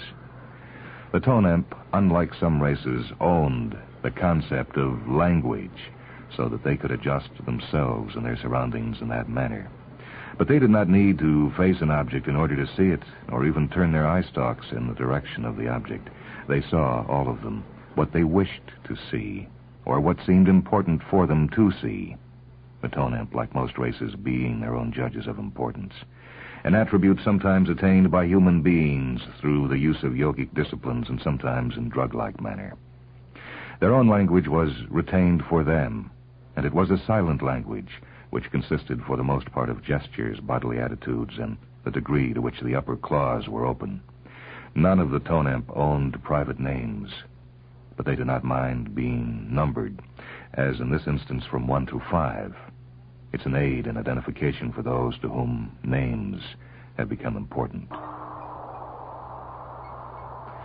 One said, I wonder if they plan to attack us. It would be a most foolish move. 2 expressed his doubt. All of the Tonamp were male. They knew of femaleness only through their experience with other races. They reproduced themselves in the same way in which a highly developed computer reproduces itself, by specific construction and the use of much complex machinery. They were a highly industrialized civilization. We are their superiors. Surely they must know that. To be intelligent is not always to be intelligible. Indeed, a wholly intelligible intelligence is a virtual contradiction in terms which... Wait. Motion has resumed. The 5 Tonamp, without themselves moving, concentrated their attention on the human beings who were taking the 3 abreast position behind them. I believe that they will attack. 2 discussions began, one on the matter of possible attack, and the other on the distinction between the intelligent and the intelligible. The Tonamp found both equally interesting. None of the human beings heard or experienced their discussions. Perhaps Dismas would have found one or both interesting, and perhaps if he had owned neither a past nor a future, the girl and the man with a microphone would have been interested too. The man with a microphone had never stopped his whispering. As Dismas and the girl came near to him, they were able to hear most of what he was saying. He was talking about the Tonamp, although he did not know the name of their race and called them simply aliens, and inventing theories regarding other members of the race and what had happened and what was likely to happen. He began to describe the Tonamp physically, speaking very softly. No broadcasts are getting out. I've tried every station. Oh, I know that. I have a job to do. What happens after my words leave me is no concern of mine. But that doesn't make sense. I have a job to do. Only what happens now. What? It's only what happens now that matters. You're nuts. Dismas nodded as the man turned away again and whispered into his microphone. He had begun to describe Dismas and the girl, calling them a brave outpost of humanity. We've got to do something. We will. But what? Whatever we do, I don't know yet. The weather was exceptionally pleasant for New York as sunset began. A cool wind came from the west, scattering paper and leaves. The air was clearer than usual. The harsh smells of the pavement and the street were made more gentle by the smells of the nearby flowers and grasses of Rockefeller Center. The Tonamp continued their discussion while one became linked with several others in Washington who were talking to the President of the United States. Matters were more clear than they had been in Washington and elsewhere throughout the world. It is obvious from the appearance of these 2 representatives of common humanity that the human race is not going to knuckle under to these strange and alien beings. No, we were born free and we will die free if need be. The determination on the faces of my companions is strong and sure. Perhaps we will succeed, perhaps fail. But one thing is sure. Human beings are not going to surrender weakly even to such terrors as these alien horrors represent. We will remain human, fighting, hoping, free to the end. And if we have even half a chance, we will show these monsters what it means to be human. We will drive them back to the weird nest from which they have sprung. Drive them off the earth with all our might and all our will. Looking at my companions, sure of their thoughts as I am of my own, I am proud to be a human being, proud that I am no eldritch horror like these crab-like or lobster-like aliens, but a free and mighty human being, poised at the beginning of the greatest fight in human history. The whispering of the announcer disturbed one who was attempting to retain his link with fellows in Washington as well as the two discussions in Rockefeller Plaza. Casually, he turned and directed at the announcer a weapon which he took from a pouch slung about his upper left pod or shoulder. A beam of light, barely visible and entirely silent, made nearly a straight line between the weapon and the right side of the announcer's body, the side near Dismas. The announcer screamed and fell backward, his clothing charred as well as the skin beneath it. He was no longer conscious, no longer whispering. The girl screamed and stopped as the weapon moved toward her. And Dismas said very quietly, "That's wrong." He stood up and walked toward one. Perhaps he means to parley. I wish that he did, one said without explaining, and then damaged Dismas with his weapon. Dismas staggered and nearly fell, badly burned along his left arm. He opened his eyes more widely, feeling all of the sensation of pain, and as briefly a past developed for him in the moment of his decision, since no decision exists in this world without a past to give birth to it, pitying the unconscious announcer who had certainly felt the same burning and the same sickness. He said again, "Wrong," and continued forward. He was very close to one when the girl screamed again and got up to rush toward him. There is no help for it. The weapon appeared to Dismas to change. He saw through a new and private mist the shifting shape of it, and he saw the new color of the light that came from it before he was killed by the light. His death, like all death, was attended by pain, and he felt all of it that he could feel for every separate second in which such feeling remained to him. Behind him, as he fell, the girl reached out a hand and touched him, and in that touch died instantly within their regrown bubble of two and silence. The presidential broadcast took place that night during what was called prime time. It was several weeks before the announcer, who had been injured in Rockefeller Plaza, was sufficiently recovered to analyze the speech and its effects for the much reduced population of the United States, which was, of course, again listening to its radios and its television sets. The tone amp had cut hair dryers out of their broadcast system, which bothered few people. The population reduction is, of course, vitally important. But we must remember that we are now rid of our large prison population, of the inmates of our mental hospitals, of many malcontents who could not represent our nation, or our planet in such an exalted arena as the Federation of Planets and Systems. The process is perhaps cruel, although the tone amp assures us that each reduction is quite painless. But who shall say that survival of the most fit, the basic law of nature, is not enhanced? In this newest of worlds, engaged as we are in political and perhaps even social contact with planets and systems beyond our imagination, each of us has his or her job to do. The president has called upon us to recognize that fact and to do our jobs, to be creditable and admirable examples of the human race. I'm sure that none of us will fail to meet this challenge. And one said, "It is always the most nearly intelligible who are useful to us, those of true intelligence." The others, recognizing that he was thinking again of the two human growths he had eliminated just as agreement was being reached, attempted some slight comfort. True intelligence is not useful in any race but in the tone amp. True intelligence is not practical.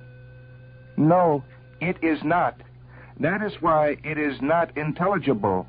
It tends towards goals or structures which do not change with circumstance, as the human being who called wrong, and the other who felt the need to touch that one, disregarding danger.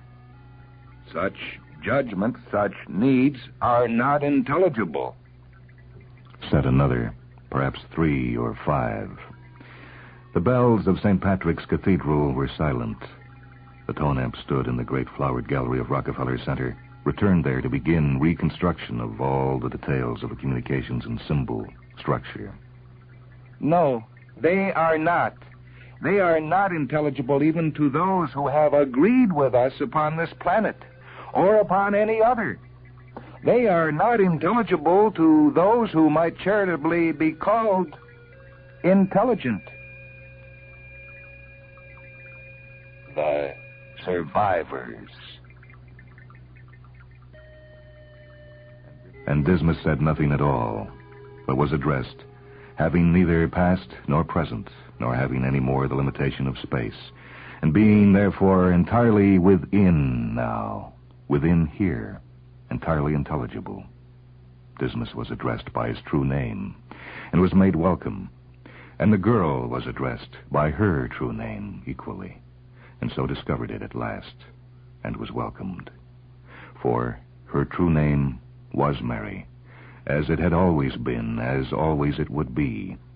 For she was named before Dismas, and she had always wanted to help.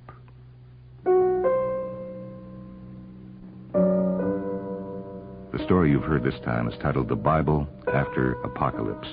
It's written by Lawrence Jenifer, and it appears in a collection edited by Robert Silverberg called New Dimensions 4.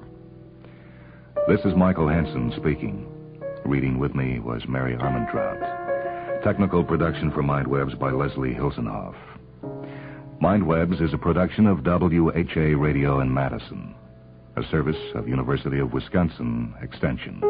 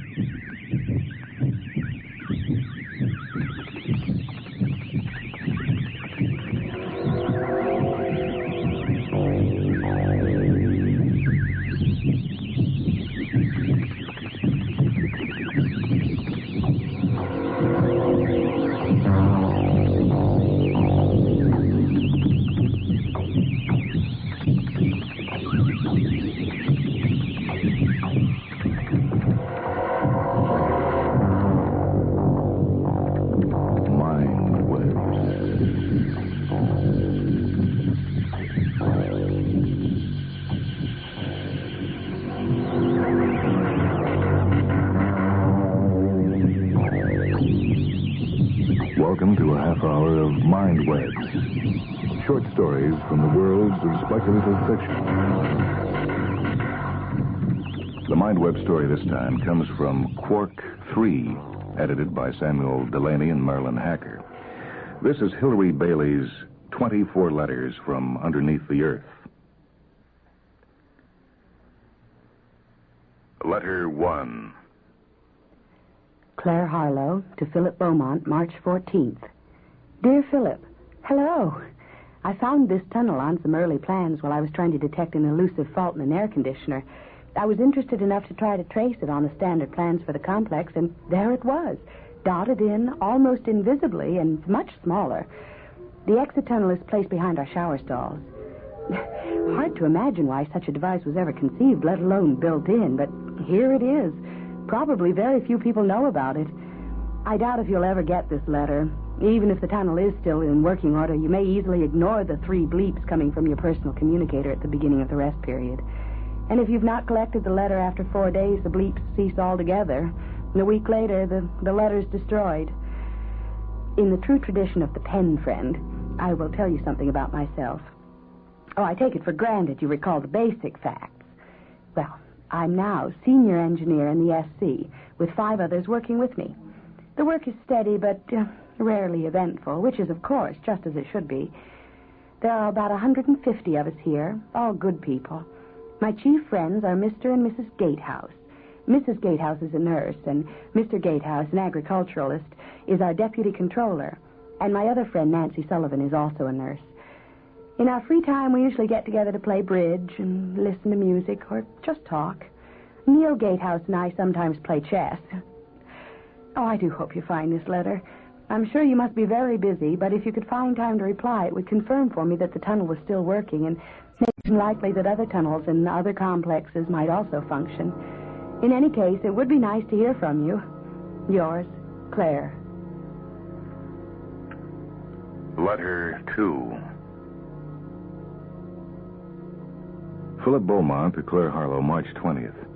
My dear Claire, as you see, your tunnel's in working order. How splendid to hear from you after so many years. As you guessed, I nearly failed to find your letter.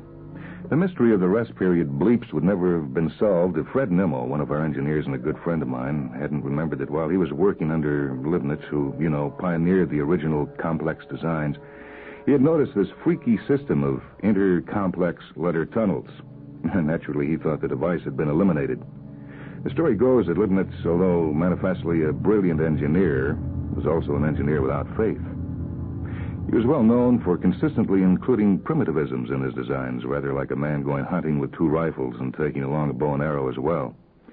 There was another man retained at high fees by the government, apparently purely to sniff out and remove these completely useless features from the Leibniz designs, all these unnecessary safeguards and hedged bets shoved in by the distrustful designer.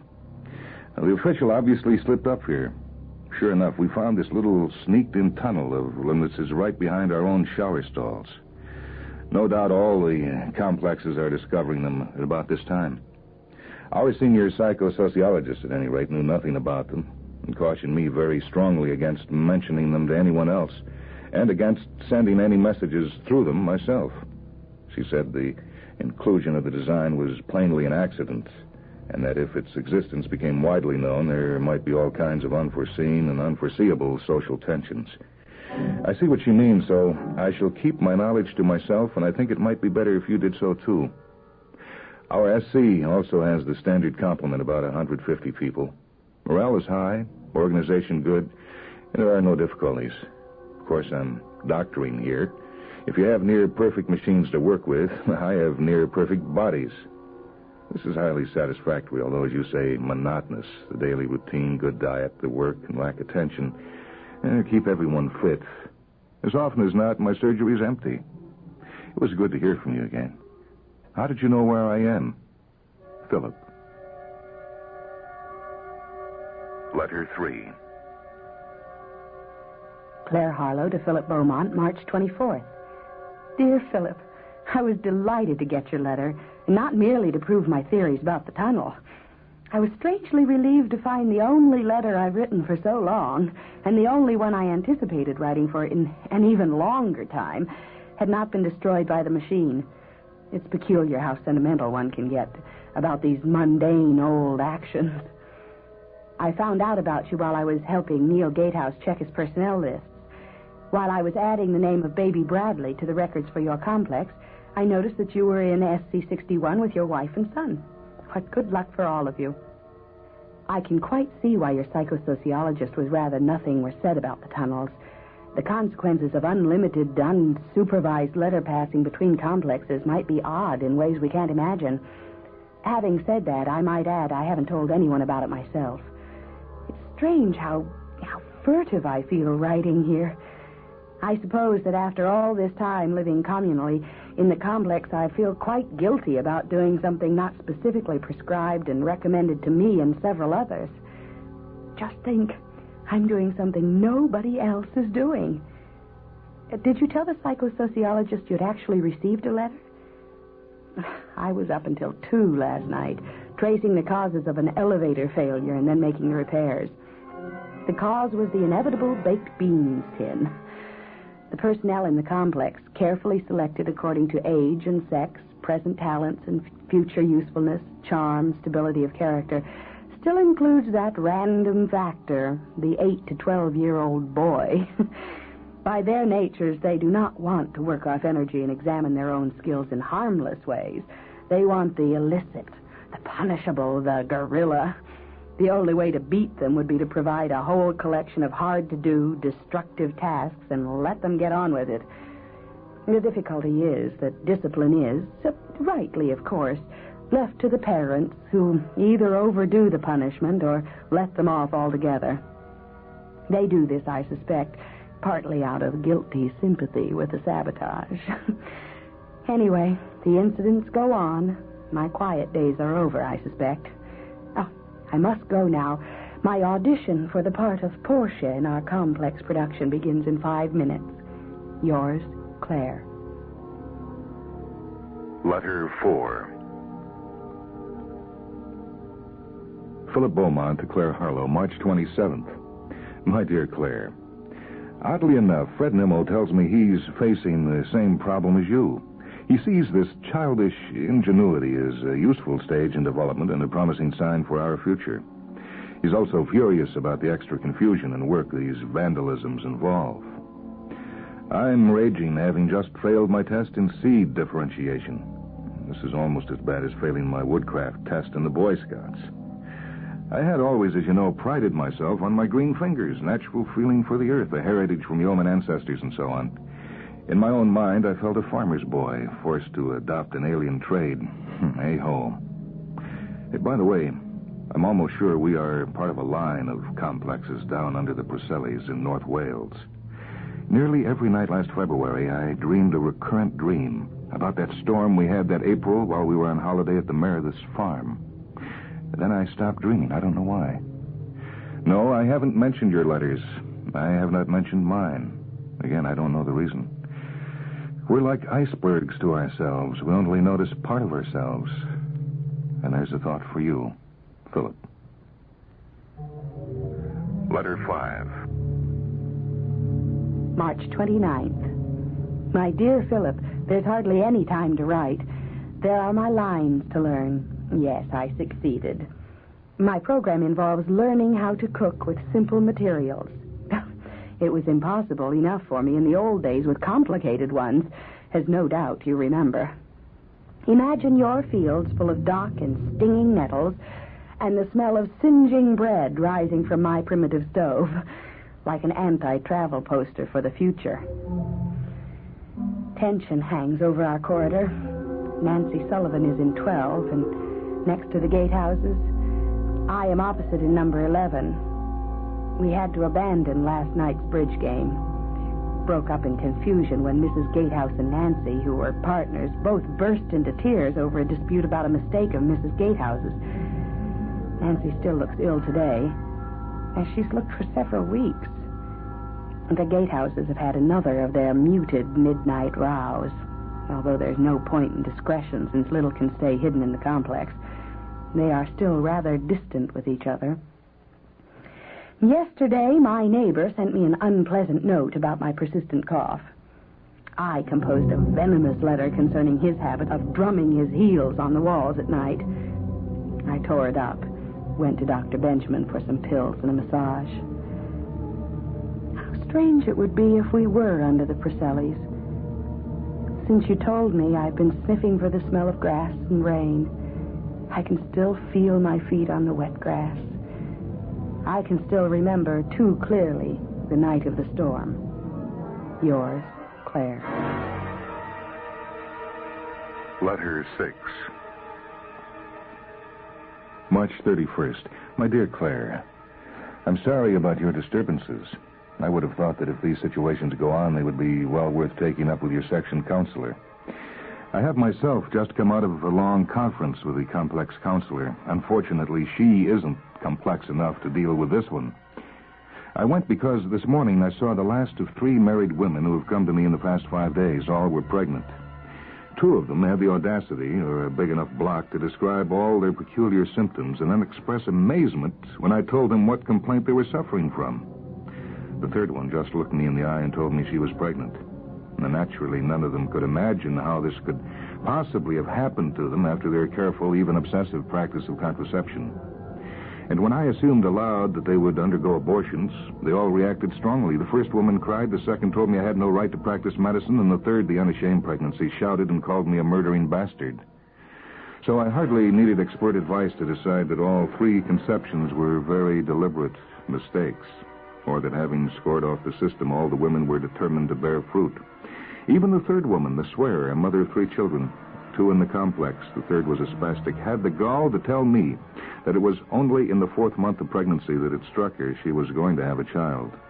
Naturally, there's no way of forcing the women to undergo abortions, but the shock of 3 extra mouths and bodies on the delicate balance of the complex setup could be serious. And what alarms me more is that these 3 may be the first of many.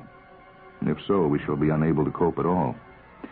I spoke to the husbands of the women. Swearer's husband just raised his eyebrows and said, maybe the planners never thought of this, but then they never thought they'd have Mylena to deal with. I half thought she'd pull a trick like this. Nor did he have the grace to apologize. In fact, he looked pleased. I can see his point, but then he's a communications engineer, and he won't have to sort it out. A woman or child screaming in the corridor outside. I must go and attend, so goodbye, Philip. Letter 7. April 2nd. My dear Philip, too late for the counselor now, and it has been for some time. Nancy came in my room last night and told me she is 3 months pregnant. Apparently, Dr. Benjamin, when he saw her, just passed his hand over his eyes and said, I suppose I mustn't blame you, only rampant nature. She was the 5th pregnant woman he had seen this week. Nancy said that when she left, he was wondering aloud how the complex could carry on if every 2nd woman was going to give birth in October. I asked Nancy who the father was, and she burst into tears. I dread to find out. I found myself saying, things are too complex here. They are indeed. I still remember picking the glass from the broken window out of you on the night of that storm. It still makes me laugh. And facing facts, after 6 months in the complexes, there's very little left down here to amuse us. Yours, Claire. Letter 8. April 4th. My dearest Claire, I'm sorry, and I feel sure there's more to Nancy's story than you're telling me. What is it? For me, anyway, it's a great relief to have someone outside the complex to talk to. More and more people come into my surgery with vague complaints, either non-existent ills or plainly psychosomatic ones. There is nothing I can do but prescribe sedatives, panaceas. I really dare not think too carefully about what's happening here. The psychiatrists are as helpless as I am. I'm dreaming about the Priscellis again. You are there, too. Please tell me what's wrong. Philip. Letter 9. April 5th. Philip, if I didn't have you, I'd be the same as all the poor people about me. Something was badly wrong. Last night I was in bed late after rescuing some trapped adolescents from the freezer. Oh, planners, why didn't you plan a little better? And I came through the great susurrus of the corridors at 1 o'clock. No one sleeps regularly anymore, it seems. I fell asleep anyway and was awoken by the sound of breathing by my bed. Well, I sat up in panic. It was Neil Gatehouse. He buried his head in the bedclothes and began a terrible monologue about his love for me, his feeling of seeing everything but me through a glass window, coldly, not having any feeling of connection. Oh, a long story, all mumbled and disoriented, present and past mixed tales about his wife, his mother, his loneliness. Impossible to describe to you. He begged me to take him into my bed, to let him sleep beside me as he could rest nowhere else. I countered in a whisper, for as you know, everything is overheard in the complexes. He said that I was his friend. What about his wife? And what effect would something like this have on the stability of the complex, of which he is deputy controller? And so we went on, with Neil imploring and moaning, while I tried to be sensible and quiet. He gripped me in the dark, and partly to divert him, I said, "And Nancy?" And the whole story poured out. He is, as I thought, the father of the child. He feels betrayed because Nancy allowed herself to conceive. He's asked her to have an abortion, and now she says he doesn't love her, and he would never have asked. Oh, this dialogue went on for hours. Threats, cajolery, pleas. All the attitudes and situations of the free world, of course, but somehow made worse because of our interconnectedness, our proximity, our timetables. Well, before we came down here, all this drama would have been played out over miles of ground and broken up by car rides, going to work, contacts with strangers, all kinds of things. Down here, the events are all infinitely more oppressive and important. Down in this airless, shut-in world where we all know each other and our surroundings too well, and where acting together is vital, a matter of life and death. In the end, Neil tried to force me. We had a horrible struggle in the dark, both still conscious of the need to be quiet, all grunts and whispers and groans. Then he went away. Oh, if only the radiologist, somebody, would give us a date. A date. If we could only count the months, even the years it will be before we can come out. How can we check ourselves or think clearly when there's nothing in view but this eternal cavern in its routine? This is a prison society. They give us no date because it's so far away. They tell us nothing because of what we shall find. Desolation, then savagery, then death. We don't know what we'll find. How do we know we will ever be set free? We should have admitted all these things to ourselves from the first. The discipline of the complexes is so strong that we've not dared even think the obvious things about our situation, still less talk to each other. Small wonder these individual worlds of fear and madness are growing. In the canteen, some people eat nothing. Others try all the time to get more. The conversation is shrill. Some argue. Others sit still, talking to nobody. Only the pregnant women among the adults are calm. They've got hope, I suppose, and an objective. They have a date to look forward to, a time which isn't the ever-receding, half-hoped-for, half-feared date which the rest of us have. This place is a prison without sentences. My love, Claire. Letter 10. April 6th. Claire, my love, take heart. I think and hope we shall be released. Soon the gates will open and we shall be chased out to the Priscilles like sheep out to spring pasture.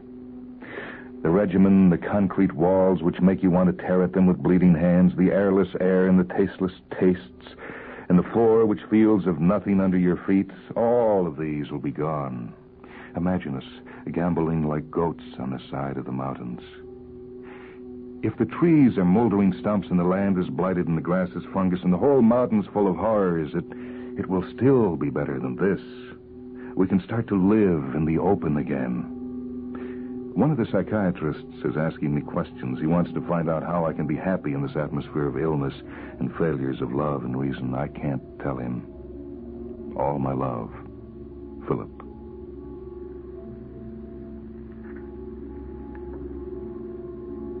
Message to tunnel computer SC-60, letter April 65, has not been collected after 7 days and is being destroyed.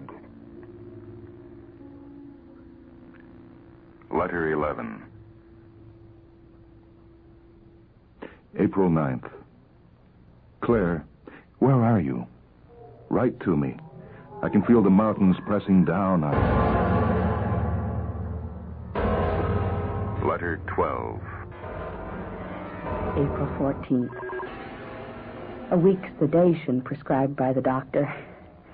We must all work to maintain the complexes. I shall not write any more letters. It's too dangerous to us and to the complexes. Letter 13. April 15th. We love each other, Claire. We have nothing left without that. You must write to me. Write to me. Write. Letter 14. April 21st. I did collect your letter, but I cannot collect any more. Please don't write to me again. It is bad. You must think of your job, the complex, and your union with your wife and child. Message to tunnel computer SC72. Letter April 21-8 has not been collected after 7 days and is therefore being destroyed.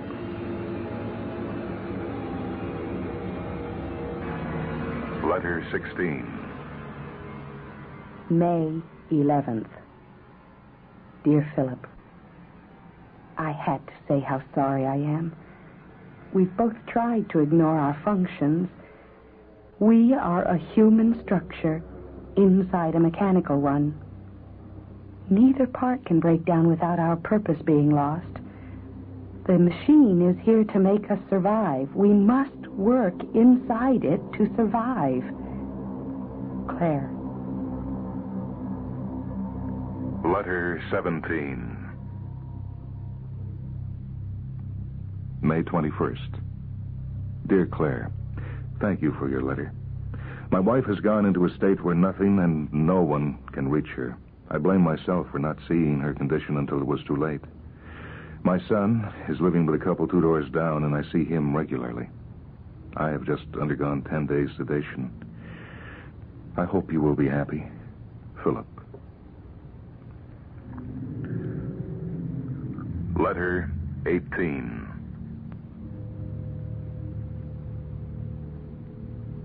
August 17th. Claire, as the months passed, the grayness began to wear off.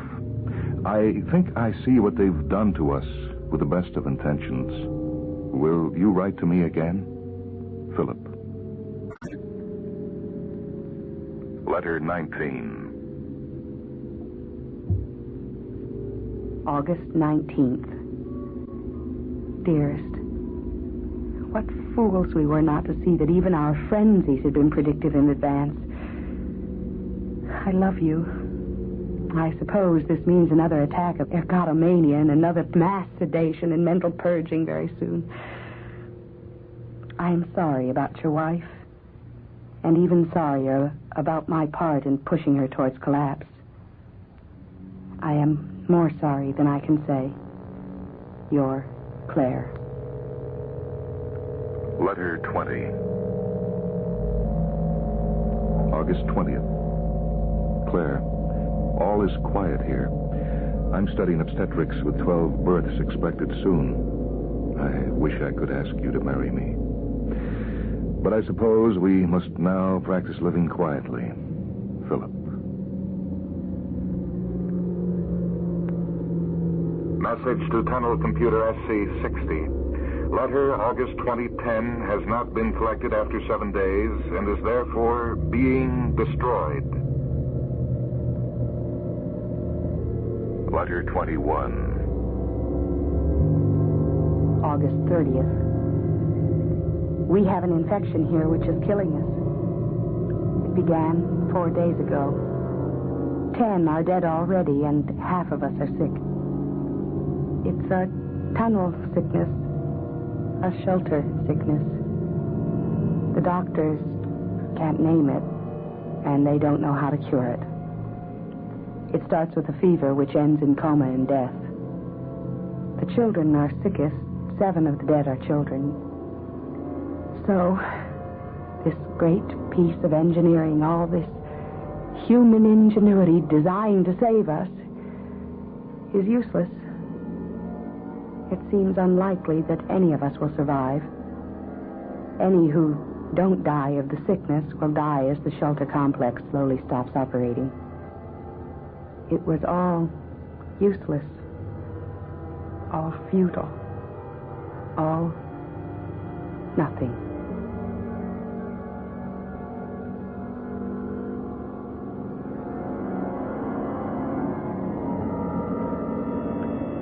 Letter 22. August 31st. Claire, my love, I can't reach you or comfort you. Send me a message over the system to say you are alive. Don't leave me alone.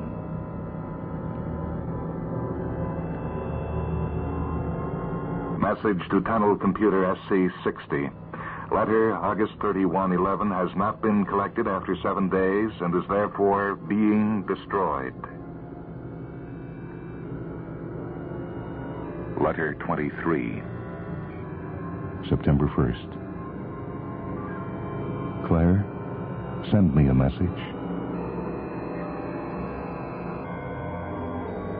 Message to tunnel computer SC60. Letter September 112 has not been collected after 7 days and is therefore being destroyed. Letter 24. September 2nd. Claire, send me a message.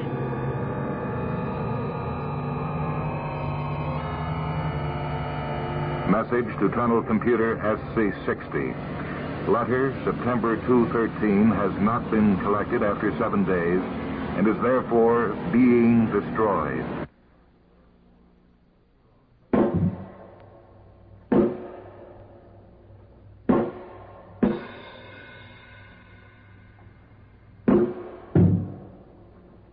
That story is titled 24 Letters from Underneath the Earth, written by Hilary Bailey. It appears in the collection edited by Samuel Delaney and Marilyn Hacker, Quark 3. Marty Van Cleef joined us for the reading this time. This is Michael Hansen speaking. Technical production for Mindwebs by Leslie Hilsenhoff. Mindwebs is a production of WHA Radio in Madison, a service of University of Wisconsin Extension.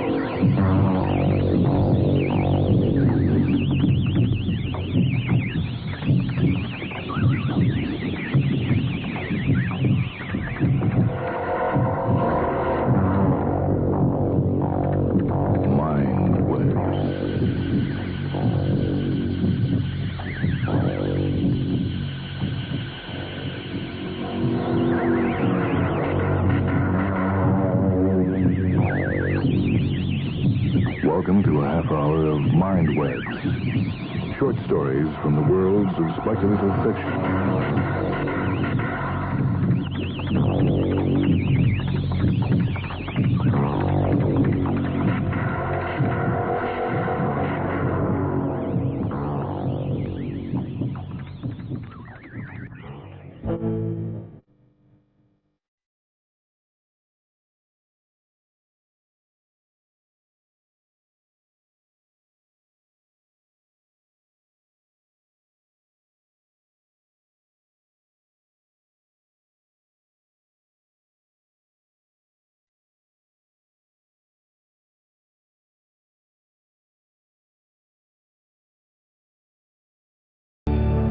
From 10 Tomorrows, a collection edited by Roger Elwood, this is David Gerald's An Infinity of Loving.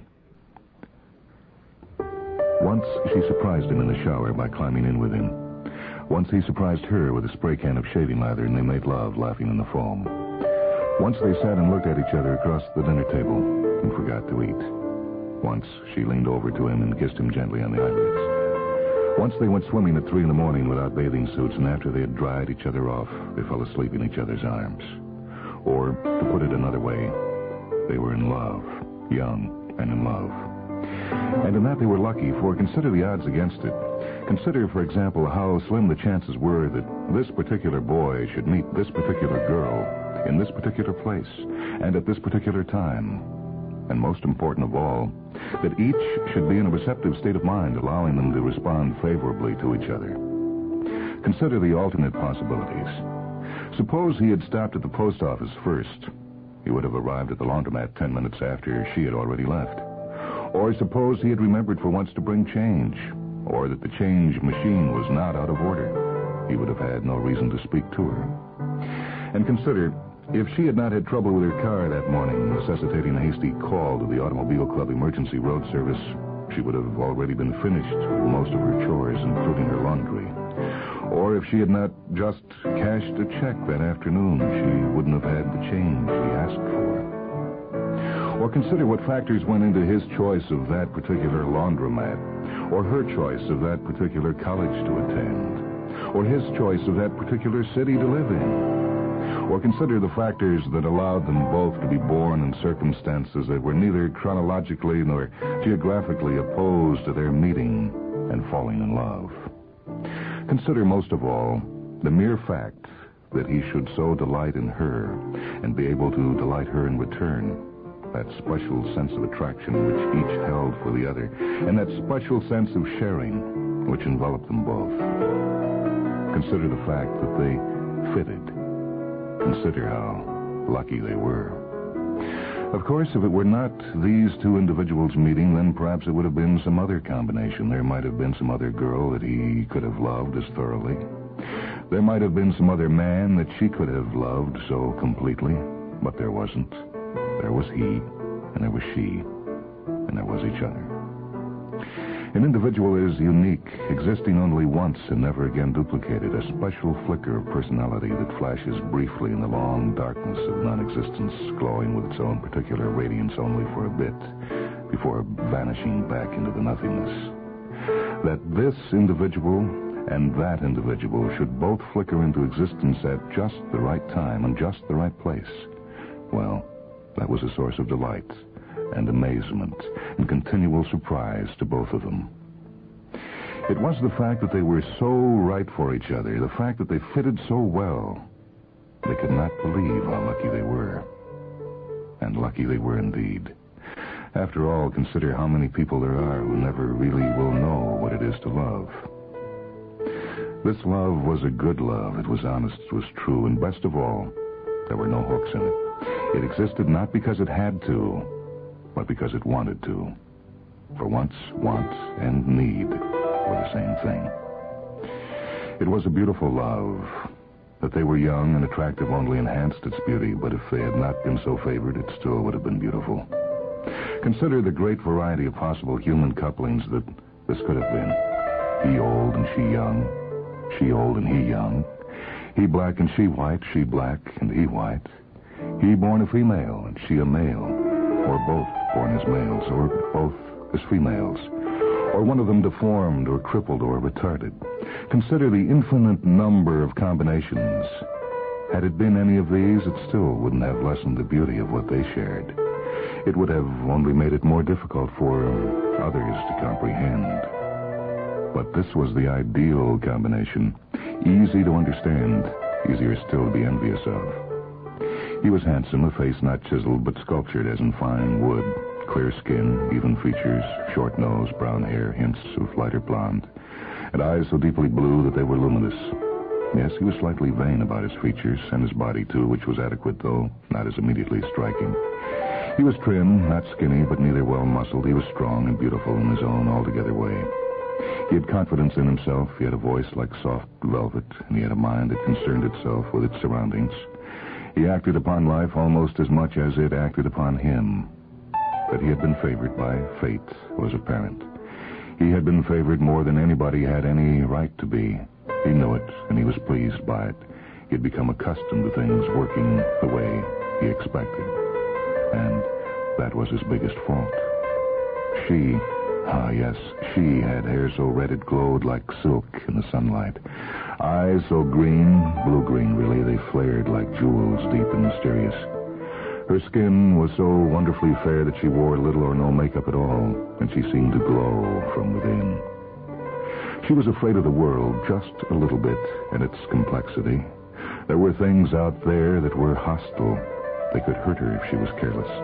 So she admired him because of his self-confidence and his ability to do all those things she couldn't. Her eyes showed it. And because she worshipped him so, she delighted in doing things for him that he couldn't. Things that she could do. Things that would let her fill in the gaps. And together the two of them could be as one. To her, he was almost too good to be true. She watched him shamelessly undressing and caressing him with her eyes. And he realized this, and he couldn't believe it. That any girl, woman, could so thoroughly immerse herself in his life was an overpowering joy. It was a confirmation that there was indeed something lovable in him. It was what he needed to be complete. She was too good to lose, indeed too good to ever risk hurting. He went out of his way to do little things for her, and those little things made her love him even more.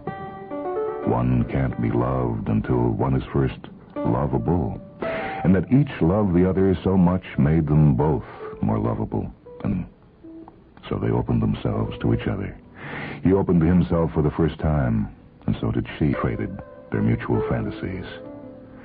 Because he trusted her so fully, because she trusted him, because of what they shared together, they were creative in their lovemaking, and that very creativeness, which would have shocked them in any other partner, delighted, teased, pleased them to even greater heights. They were curious about each other's bodies, and they satisfied that curiosity. They wanted to delight each other, and they did that too. They moved and touched with a joyous, laughing lust. And finally came that moment when she whispered, I feel like I'm on the edge of death.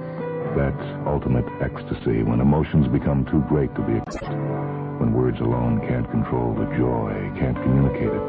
That point, even beyond gasps and giggles, when only tears can release the overpowering intensity of happiness. I don't believe it. I'm so happy. I'm crying. He couldn't answer her because he was crying too. He held her tight, and they cried together, and they laughed at the silliness of it all, and their tears mingled on each other's cheeks.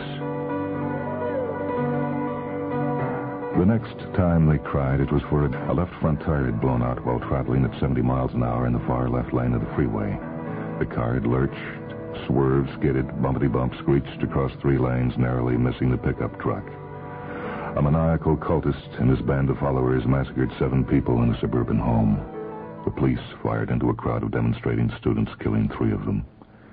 A famous rock star died of an accidental overdose of drugs, and a week later, a presidential candidate was assassinated. Perhaps the 2 of them had been directly touched by some of these incidents. Perhaps not. It didn't make much difference. The times were such that no one could long ignore the one recurring fact of human fragility, that all men are perpetually on the edge of death. It touched him how close he was to death, how close they both were. Suppose that pickup truck had been just a little faster. Suppose they had been visiting in Laurel Canyon. Suppose they had turned out for the demonstration or even for the political rally. How close would the bullet have come? So he cried at the unfairness of it all. Trapped in life, they were thus condemned to death. The dreadful inevitability of it chilled his flesh and made him unable to speak. She asked him what was the matter, and he said, I can't explain. I can't say. Is it something I've done? Oh, dearest, please, let me share your tears. He shook his head no, but she kept asking, so at last he whispered, It's death. I'm afraid of it. Oh, no. Death isn't to be feared. It's to be accepted. I know, but it's not just my own death I fear. It's the death of us. The death of our love. And at that she felt the chill, although she did not yet know why she should feel so. He explained, We're 2 people. 2. Sooner or later, one of us will die, and the other will be alone. And I can't bear that thought. I can't bear the thought of me without you, or the thought of you without me. I don't want to hurt you, ever. And he cried again, great heaving sobs. She cried, too, for she could not stand to see him in such sorrow. Perhaps it was a foolish thing to cry over. Perhaps not. The terrible part about love is that it is always doomed. Always. Even if it should last a lifetime, it has to end with death. At last, she kissed away his tears and whispered, But my love, that's what makes it so precious. Because it's so impermanent. Because it can only happen once. But we must be happy that we have each other now, and that we have this happiness, and that nobody will ever be able to take it away from us. This love is ours. But it's not. It's not. It's only for a little while, and then time, that damnable thief, will steal it from us. It's not enough. Why couldn't it last forever? Why shouldn't it? Why should we have to grow old? Will I still love you after years of watching your beautiful body decay? Will you still love me when I'm withered and wasted? Will we learn to hate each other because the familiar actions will have become so boring that they're contemptuous? Will death be only a blessed release from a painful binding? Or will it be a parting that destroys us? We could die tomorrow, either one of us or both. An accident could rob us of our future. We could be cheated even of that. Oh, I love you, but we're doomed to sorrow. And then the tears flowed again. Because in the night, alone, with only the two of them in that big bed, with only each other, forever seemed like such an incredible vastness. A long, long emptiness. How lucky it was that the two of them should have found each other when all the other possibilities were just as likely. How lucky that both of them should be so right for each other. They both cried that night in each other's arms. They were young, and the young are always slightly foolish. It gives a flavor of whimsy and zest to their love-making, which the old can only remember and envy. There was an innocence and naivete that only the young, and the young at heart, can experience. But always after that night, that one eternal and aware night, always it seemed as if their love-making had an air of urgency about it, as if this might be the last time that they would hold each other, the last time that they would be able to look longingly into each other's eyes and be immersed in that beautiful intensity of emotion. They were so very much in love. There was an alternative to sorrow, and in that they were lucky too, for this was the age when the secret had been unlocked and the answer was there for the asking. He brought up the subject first, scared and very cautious. Is it dangerous? No. It'll bring us even closer together. The intensity of our love will never die out. She wanted to, because he wanted to, and she wanted to please him.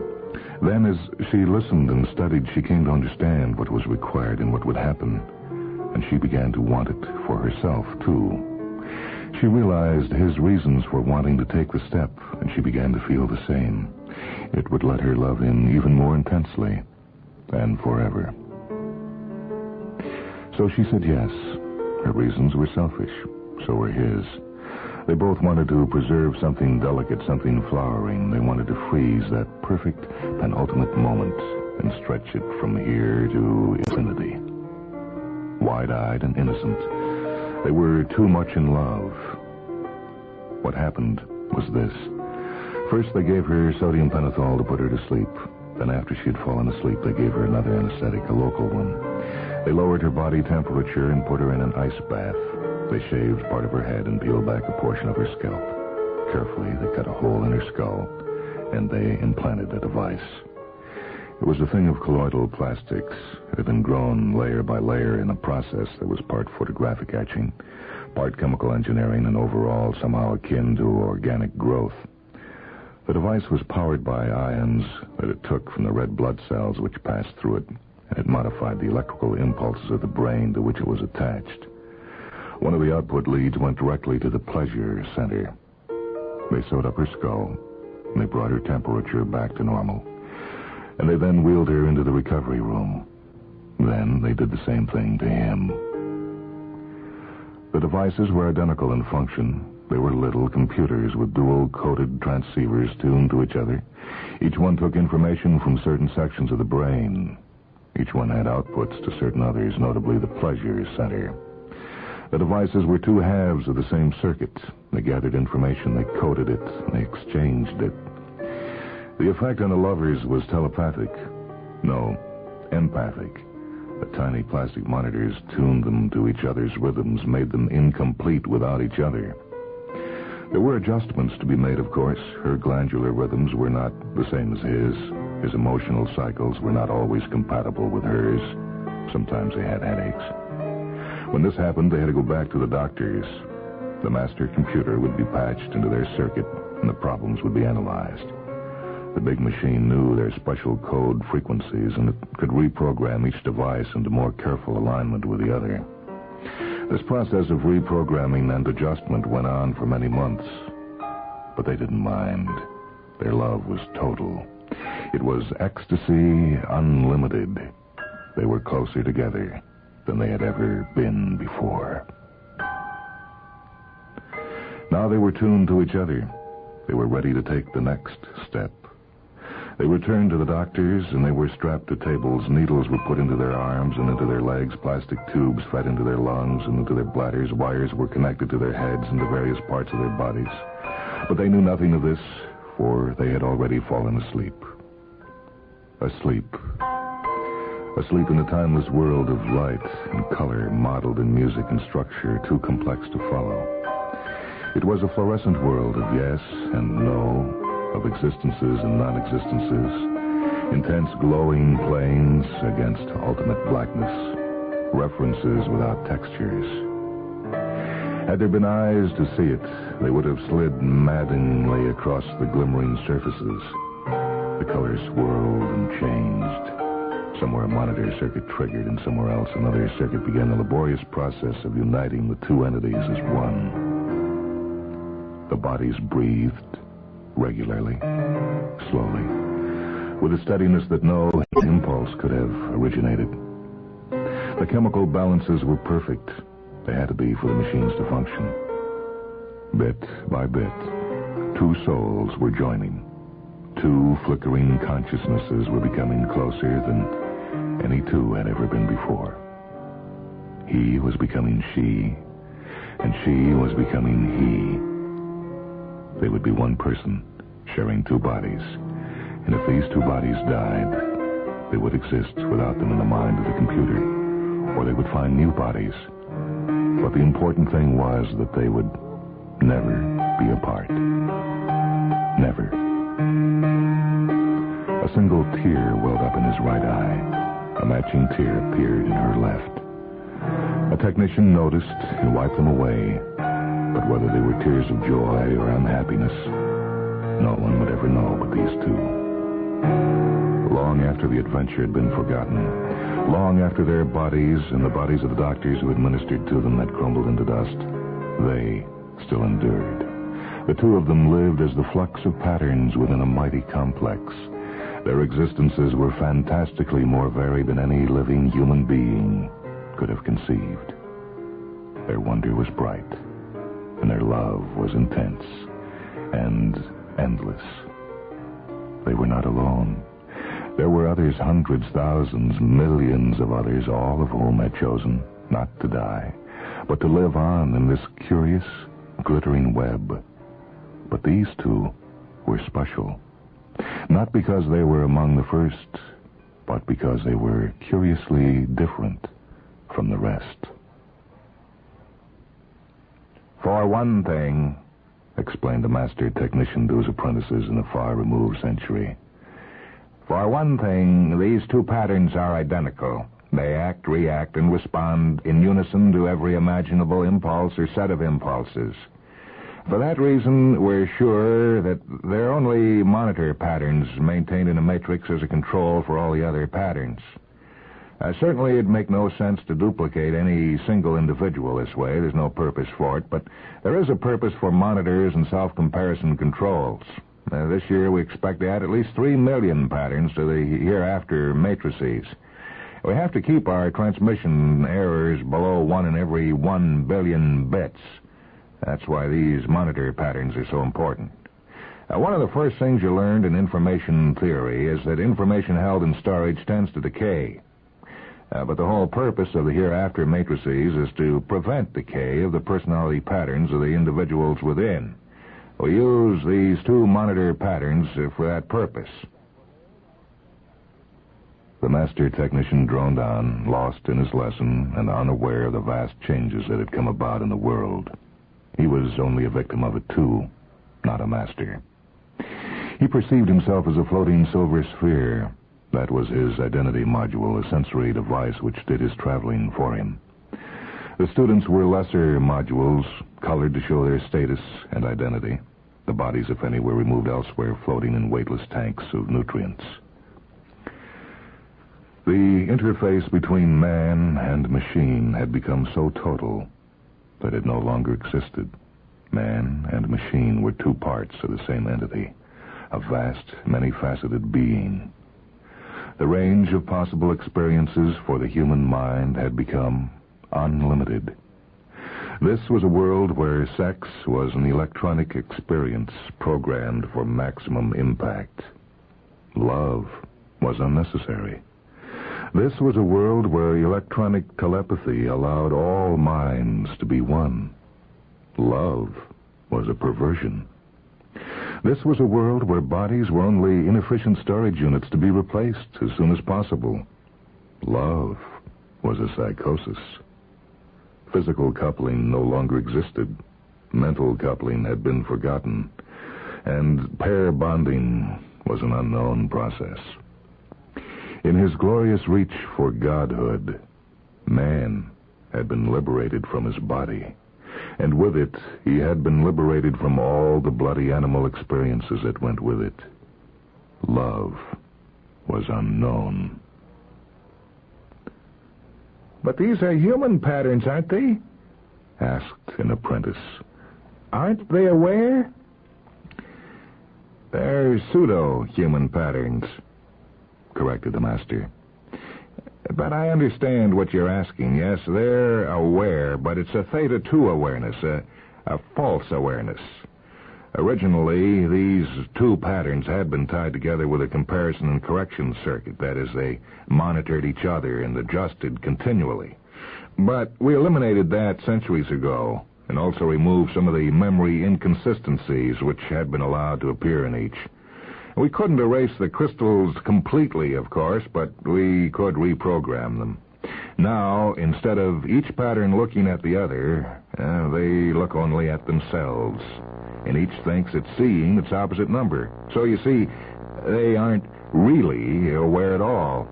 And even if they were, they wouldn't mind. After all, they're happy, aren't they?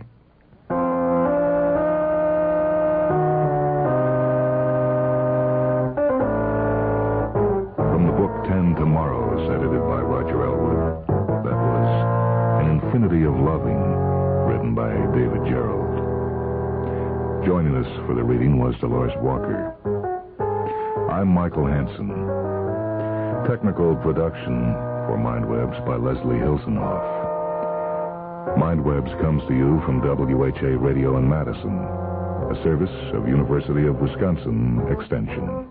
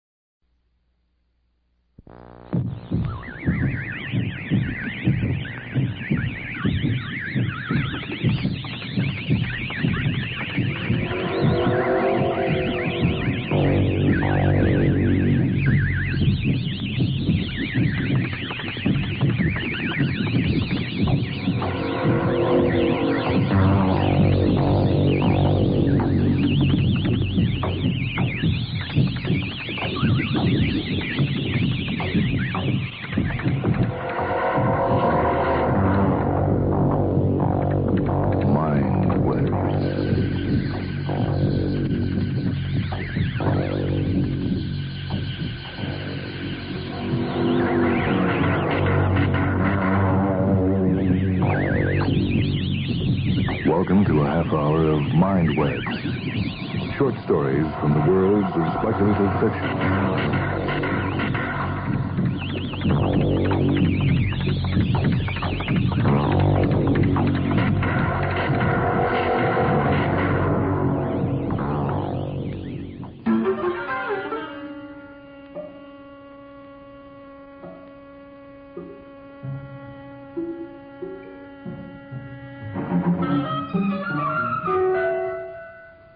This is Michael Hansen with a Mindweb story from the book Nebula Award Stories 4, a collection edited by Paul Anderson.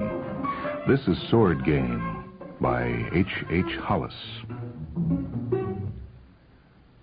Late in the afternoon of an ugly fall day, a 40-year-old topologist employed to teach mathematics at a university he despised, bored by his students and frightened that he had done everything of significance in his life that he would ever do, blundered head down into a group of students handing out flowers and handbills. Before he could retrieve his dropped book bag and move on to continue composing in his head a memorable letter of resignation, his eye had fallen on a grubby teenage girl, and he was hopelessly entrapped. Thinking to break the spell, he boldly said to her, "Hey, aren't you in my class in elementary topology?" She licked the raspberry snow cone she was holding and said without a trace of a smile, "You must be mad. I'm not a student, just a wandering gypsy fortune teller. Hey, do you have a place we could go and I could tell your fortune?" The mathematician knew she was no gypsy, for your modern urban Romany never allows himself or herself to be as dirty as she was. He was certain she was putting him on, but his mood of desperate boredom was such that he said, "Crazy gypsy. Fall up to my pad and we'll tell fortunes and other lies to each other till the world melts." They left hand in hand under the eyes of 40 witnesses.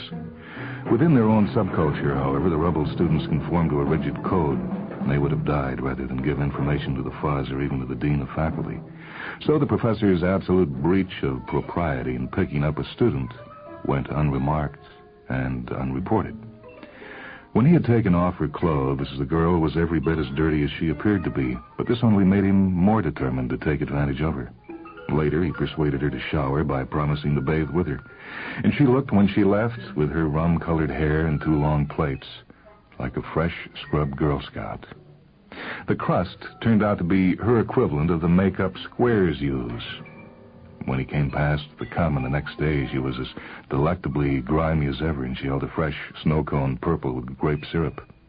The 2 joined hands and went directly to his apartment. The young woman hardly spoke until late in the evening after they had showered together. She was toweling her hair, and the information came indistinctly. "I went to the provost's office today and told him about us." The professor was so uncharacteristically content, he contemplated the ruin of his academic career with pleasure. "All right, Big Mouth. How are we going to live?" "I'm not really a gypsy, but I was really in a carnival once when I ran away before. I know how to dodge swords in a sword basket. Could you be an East Indian sword magician? We could pick up a show somewhere and travel right along with them." "By God, I can do better than that. It's been a long time since I did any engineering work, but I have a little laboratory curiosity that'll just fit the bill. Come with me to the animal house in the basement of the psych department. I'll show you something you won't believe." "Try me, baby. You'd be surprised at what I can believe." They repaired to the noisome cages in which the experimental animals were kept, and the professor secured a sturdy mouse. Selecting a few strips of clear plastic from a rack, he lit a burner and uncorked a container of plastic adhesive. In a few minutes, the topologist had cobbled up a container which defied the eye to define its exact shape, but which most often seemed to be a lumpy cylinder. In a trice, he thrust the mouse in and clapped the square top down. The mouse could be seen through the plastic, but he seemed to be in a single fixed position, floating in midair with his paws and tail extended just as when he was inserted. Heating a pointed rod, the professor pierced a hole first in one side of the bulgy cylinder and then in the other. In a moment, when the long pin had cooled, he introduced its sharp point through the hole again, and having located the mouse properly, skewered the rodent through the heart so that the point of the sharpened rod came out the second hole. Swinging the cylinder over the girl's hand with a little shake, the professor deposited a tiny drop of bright arterial mouse blood on her wrist. As she looked at the crimson drop, tears appeared sparkling on her eyelids. Big deal, big man. Mouse murder. I don't think a wild mouse would walk into that plastic pipe. Do you? Heart of my heart, it's not a pipe. It isn't even a cylinder, and it certainly isn't a mousetrap. This is a tesseract, as you'd know if you'd ever read a popular work on topology. Oh, all right. I know what a tesseract is. An expanded cube. A cube with a cube on each face. That mouse cage doesn't look like 6 cubes surrounding a cube to me. No, otherwise our mouse would be dead all over. See, this is a tesseract, which is a temporal illusion. A temporal illusion? Yeah, baby, a temporal illusion. Topology teaches us that mathematical properties can be quite independent of apparent shape. A circle is still a circle, even though it looks like a scalloped pie crust, as it may if it's drawn on a wavy surface. Now, this mouse cage is a cubed cage which is partly displaced along the dimension of time. And that's why it appears formless and shifting. Here, feel it. Sure enough, to the touch, it was solid enough. A cube with a cube on each face, but even when held in the hand and sensed by touch, the object still appeared to be a rippling cylinder, and the mouse still appeared to be stock still. This mouse looks dead. Yeah. Deftly, the topologist withdrew the tiny sword, pried off the top, and shook Mr. Mouse out in his hand, where the charming little fellow at once sat up on his haunches and waved his forepaws as if demanding cheese. How did you do that? Well, simple, really.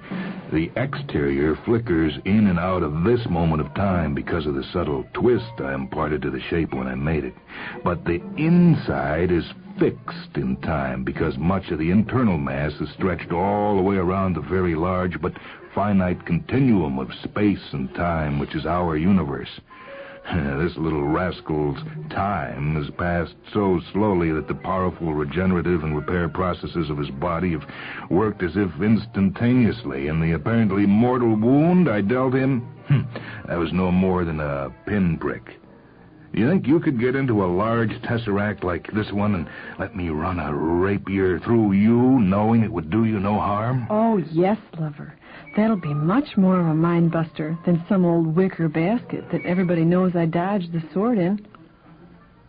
So they hied themselves to a plastic supply house, and thence to a dog and pony show that was in the neighborhood. And for a long time, everything went like a guided trip with Tim Leary. Audiences were transfixed by the girl's beauty. She was considerably cleaner under the difficult circumstances of carnival trooping than she had been when soap and water were conveniently to be had. And when the topologist drove a sharpened fencing foil through her lovely body, clad as lightly as local ordnance allowed, the crowds gasped. When the box was rotated to show the point of the sword incarnadine, strong men fainted.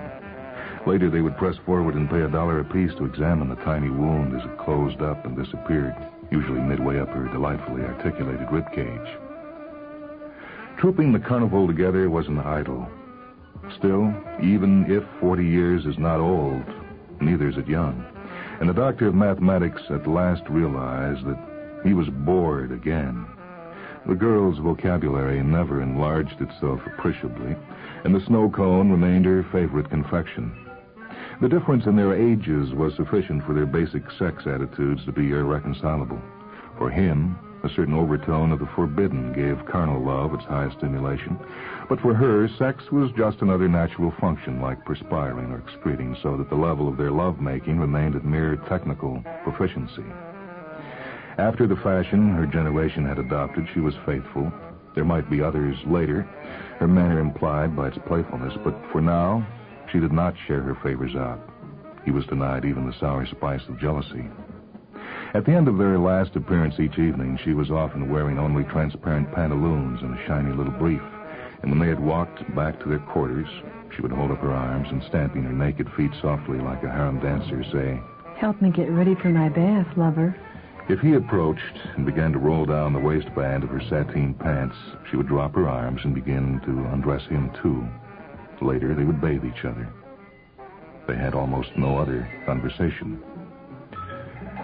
At last, the idol became an enslavement to the professor.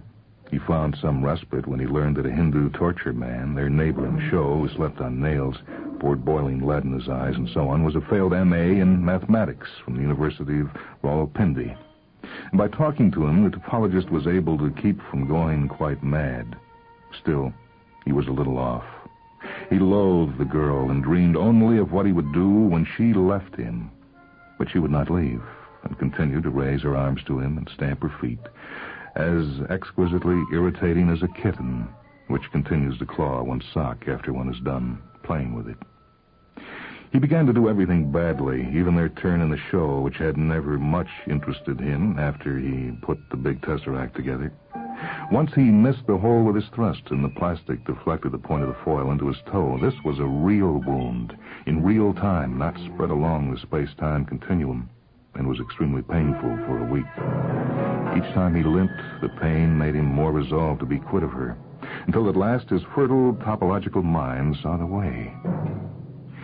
He had a regular armorer's store of swords with which he made play in their act, and one evening he laid handy next to their bed a very passable imitation of a Roman short sword.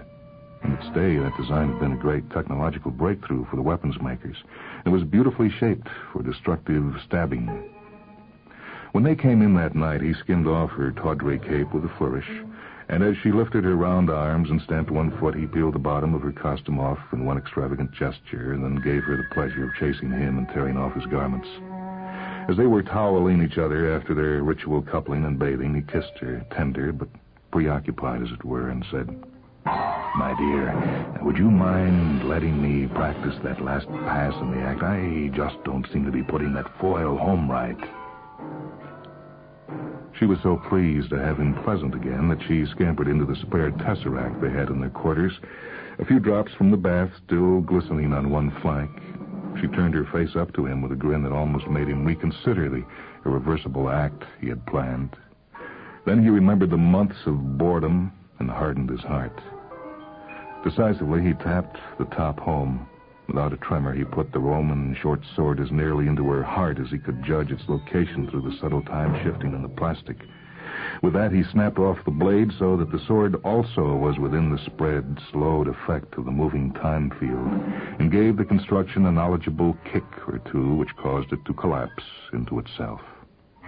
Instead of a knobby cylinder, as it had appeared when it was an expanded cube blurred by time, it now appeared to be a single cube about 6 inches on a side with an abstract pattern in each face. The collapsed cube was much heavier than it looked, but not nearly as heavy as the girl, for a substantial part of her mass was distributed along the whole of the cylindrico-spherical space-time continuum. As he gazed at the mirror-like surface of one square face, and eye and eyebrow slowly spread flatly across the plane. But there was neither panic nor recognition as he stared into it. He realized that to the occupant of this peculiar box, his movements were so fast in appearance as to be a mere blur. Whistling, the professor packed the weighty cube into his bag and strolled off the lot, casually remarking to his old Hindu neighbor, "So long, we're jumping this flea circus." And by changing into one of his wrinkled natural shoulder suits at the bus station, he simply disappeared as Grax, the swordsman of time, his carnival billing, and reincarnated himself as a topologist of considerable talent who had been vaguely on sabbatical for a while. The frustrations that had so nearly consumed him before his adventure seemed to have been burned and purged away. He settled with pleasure into a new academic routine and became expert in its execution. Once in 5 years, perhaps, he had a really promising student, but the scarcity no longer bothered him. As he advanced up the ladder of academic tenure and preferment, he was able to place a few brilliant people about himself, and life was as good, he now knew, as it was ever going to be. The heavy cube was a paperweight on the desk in his apartment. No one else ever recognized the shifting, abstract patterns in its silvery sides as the topologized contours of a dead human being. At great intervals, there would drift across one face or another of the prism some recognizable anatomical feature with which the professor was intimately acquainted.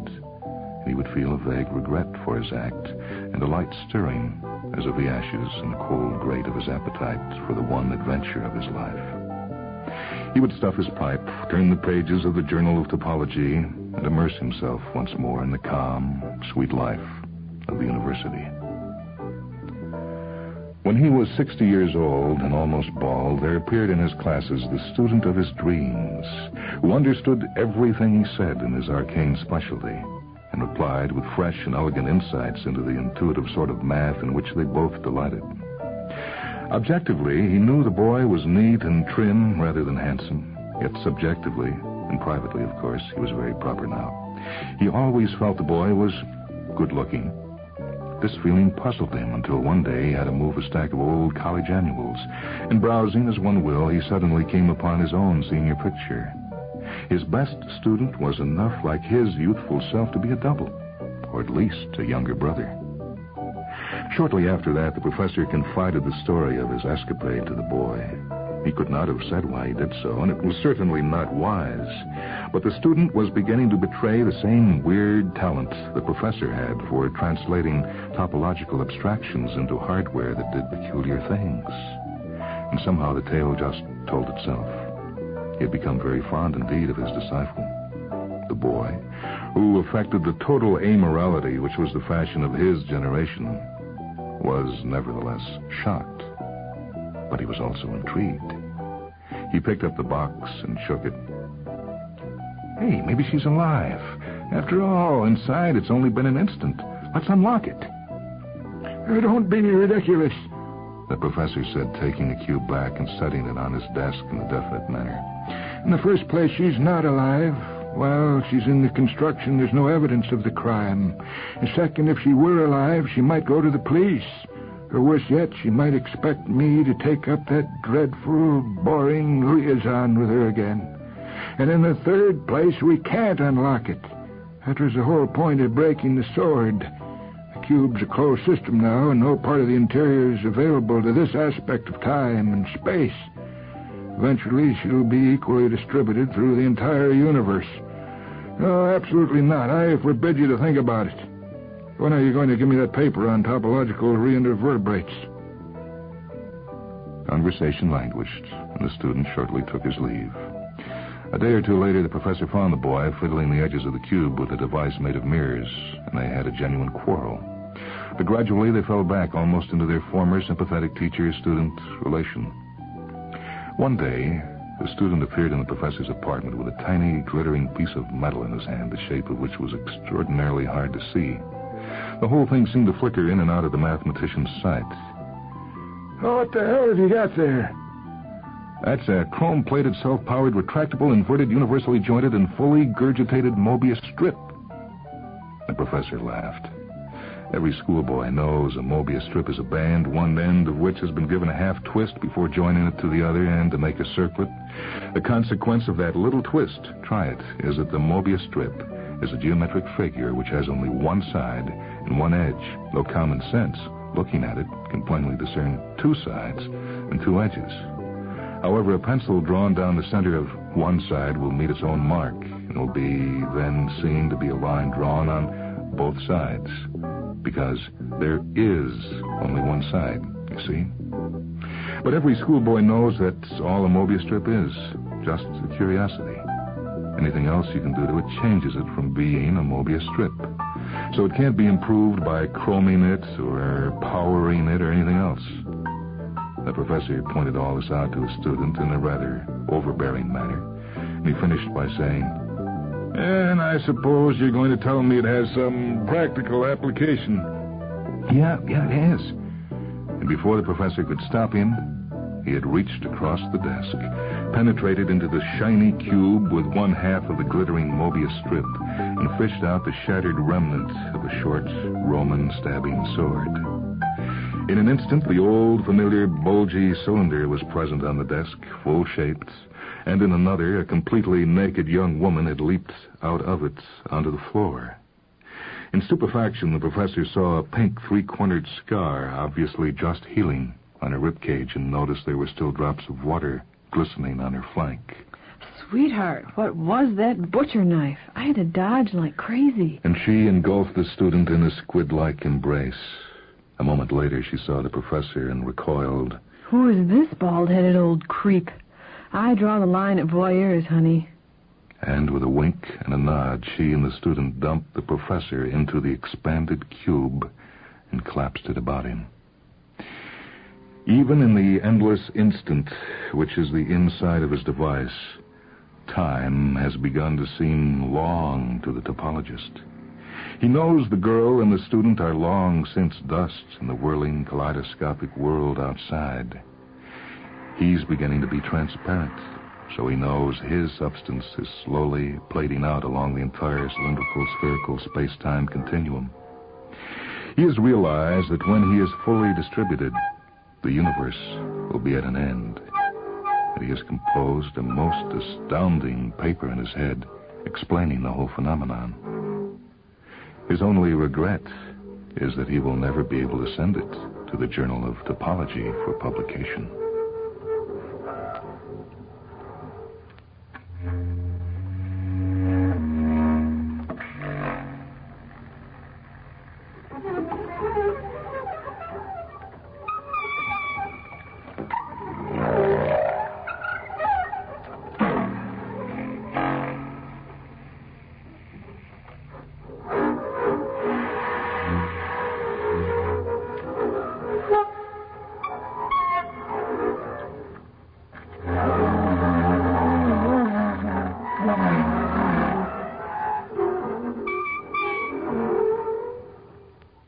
That story was Sword Game by H.H. Hollis. It appears in Nebula Award-winning Stories 4, edited by Paul Anderson. Vicki Smith read with us this time. Michael Hansen speaking. Technical production for Mindwebs by Leslie Hilsenhoff. Mindwebs comes to you from WHA Radio in Madison, a service of University of Wisconsin Extension.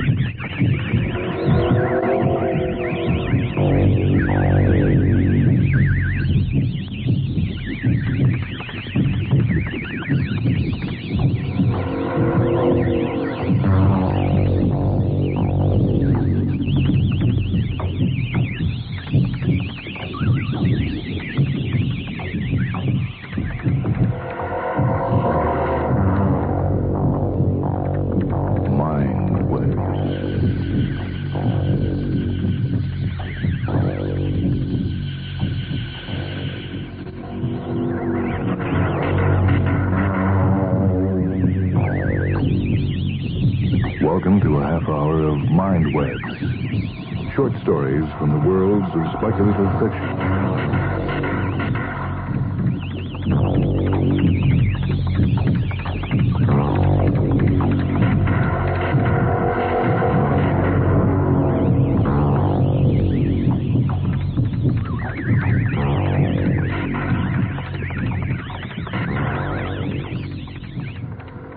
This is Michael Hansen, this time with a Mindweb story from the book Orbit 6, edited by Damon Knight.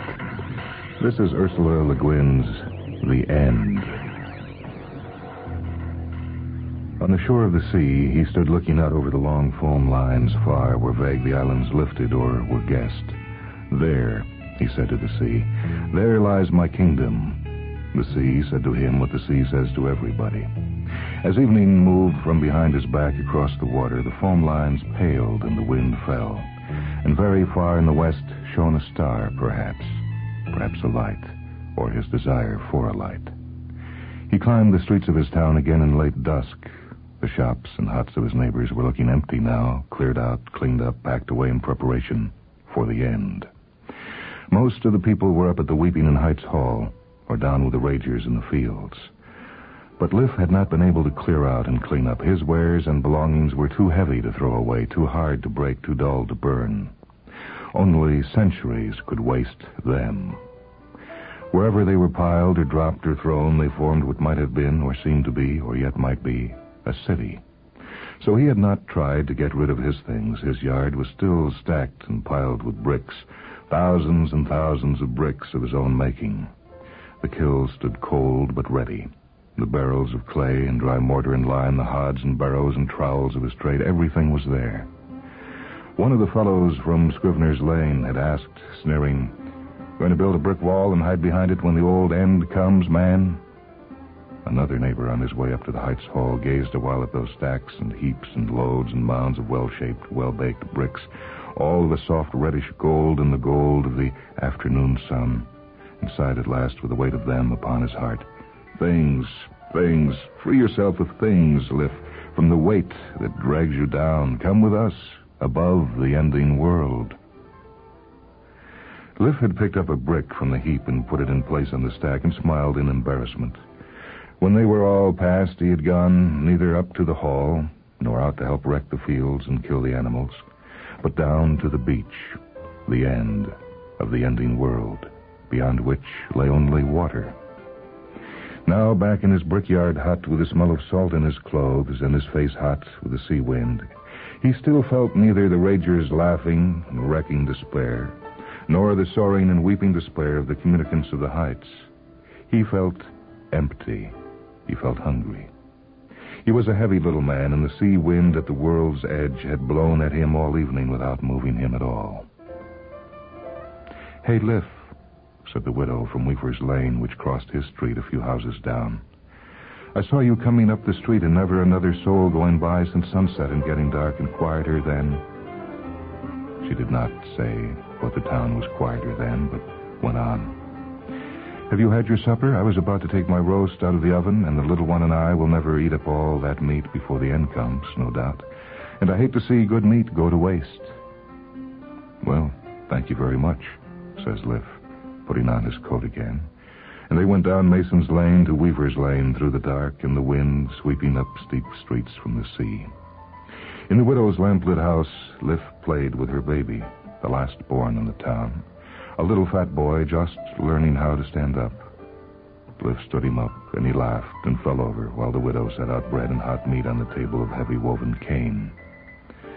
They sat to eat, even the baby, who worked with 4 teeth at a hard hunch of bread. "How is it you're not up on the hill or in the fields?" asked Liff, and the widow replied as if the answer sufficed to her mind. "Oh, I have the baby." Liff looked around the little house which her husband, who had been one of Liff's bricklayers, had built. "This is good," he said. I haven't tasted meat since last year sometime. I know. No houses being built anymore. Not a one, he said. Not a wall, nor a hen house, not even repairs, but your weaving, that's still wanted? Yes, not to the men to be sure, but some of the women, they want new clothes right up to the end. This meat I bought from the ragers that slaughtered all my lord's flocks, and I paid with the money I got for a piece of fine linen I wove for my lord's daughter's gown that she wants to wear at the end. The widow gave a little derisive, sympathetic, feminine snort, but went on. But now there's no flax and scarcely any wool, no more to spin, no more to weave, the fields burnt and the flocks dead. Yes, said Liff, eating the good roast meat. Bad times, he said. The worst times. And now, the widow went on, where's bread to come from with the fields burnt? And water? Now they're poisoning the wells. I sound like the weepers up there, don't I? Help yourself, Liff. Spring lamb's the finest meat in the world, my man always said, till autumn came, and then he'd say roast pork's the finest meat in the world. Come on now, give yourself a proper slice. The night in his hut in the brickyard, Liff dreamed. Usually he slept as still as the bricks themselves, but this night he drifted and floated in dream all night to the islands. And when he woke, they were no longer a wish or a guess. Like a star, as daylight darkens, they had become certain. He knew them. But what in his dream had borne him over the water? He had not flown. He had not walked. He had not gone underwater like the fish. Yet he had come across the gray-green plains and wind-move hillocks of the sea to the islands. He had heard voices call and seen the lights of towns. He set his mind to think how a man could ride on water.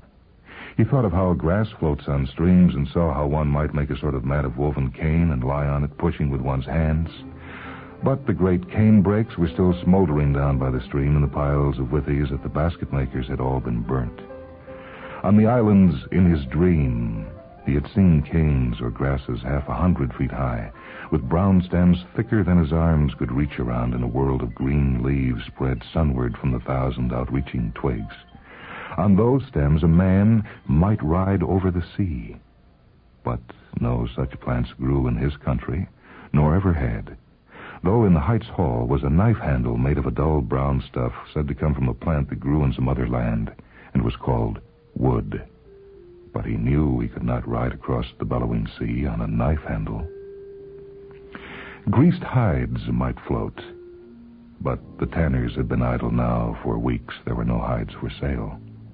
He might as well stop looking about for any help. He carried his barrow and his largest hod down to the beach that white, windy morning and laid them in the still water of a lagoon. Indeed, they floated deep in the water, but when he leaned even the weight of one hand on them, they tipped, filled, and sank. They were too light, he thought. He went back up the cliff and through the streets, loaded the barrow with useless, well-made bricks, and wheeled a hard load down. As so few children had been born these last years, there was no young curiosity about to ask him what he was doing, though a rager or two, groggy from last night's wreck fest, glanced sidelong at him from a dark doorway through the brightness of the air. All that day he brought down bricks and the makings of mortar, and the next day, though he had not had the dream again, he began to lay his bricks there on the blustering beach of March with rain and sand handy in great quantities to set his cement. He built a little brick dome, oval with pointed ends like a fish, all of a single course of bricks laid spiral very cunningly. If a cupful or a barrowful of air would float, would not a brick dome full? And it would be strong. But when the mortar was set and straining his broad back, he overturned the dome and pushed it into the cream of the breakers. It dug deeper and deeper into the wet sand, as if burrowing down like a clam or a sand flea. The waves filled it and refilled it when he tipped it empty. And at last a green-shouldered breaker caught it with its white dragging back pole, rolled it over, smashed it back into its elemental bricks, and sank them in the restless, sodden sand. There stood Liff, wet to the neck, wiping salt spray out of his eyes. Nothing lay westward on the sea but wave-rack and rain clouds. But they were there. He knew them with their great grasses 10 times a man's height, their wild golden fields raked by the sea wind, their white towns, their white-crowned hills above the sea, and the voices of shepherds called on the hills. "I'm a builder, not a floater," said Liff, after he had considered his stupidity from all sides. And he came doggedly out of the water and up the cliffside path and through the rainy streets to get another barrow load of bricks. Free for the first time in a week of his fool dream of floating, he noticed now that Leather Street seemed deserted. The tannery was rubbishy and vacant. The craftsmen's shops lay like a row of little black gaping mouths, and the sleeping room windows above them were blind. At the end of the lane, an old cobbler was burning with a terrible stench a small heap of new shoes never worn. Beside him, a donkey waited saddled, flicking its ears at the stinking smoke. Liff went on and loaded his barrow with bricks. This time, as he wheeled it down, straining back against the tug of the barrow on the steep streets, swinging all the strength of his shoulders to balance its course on the winding cliff path down to the beach. A couple of townsmen followed him.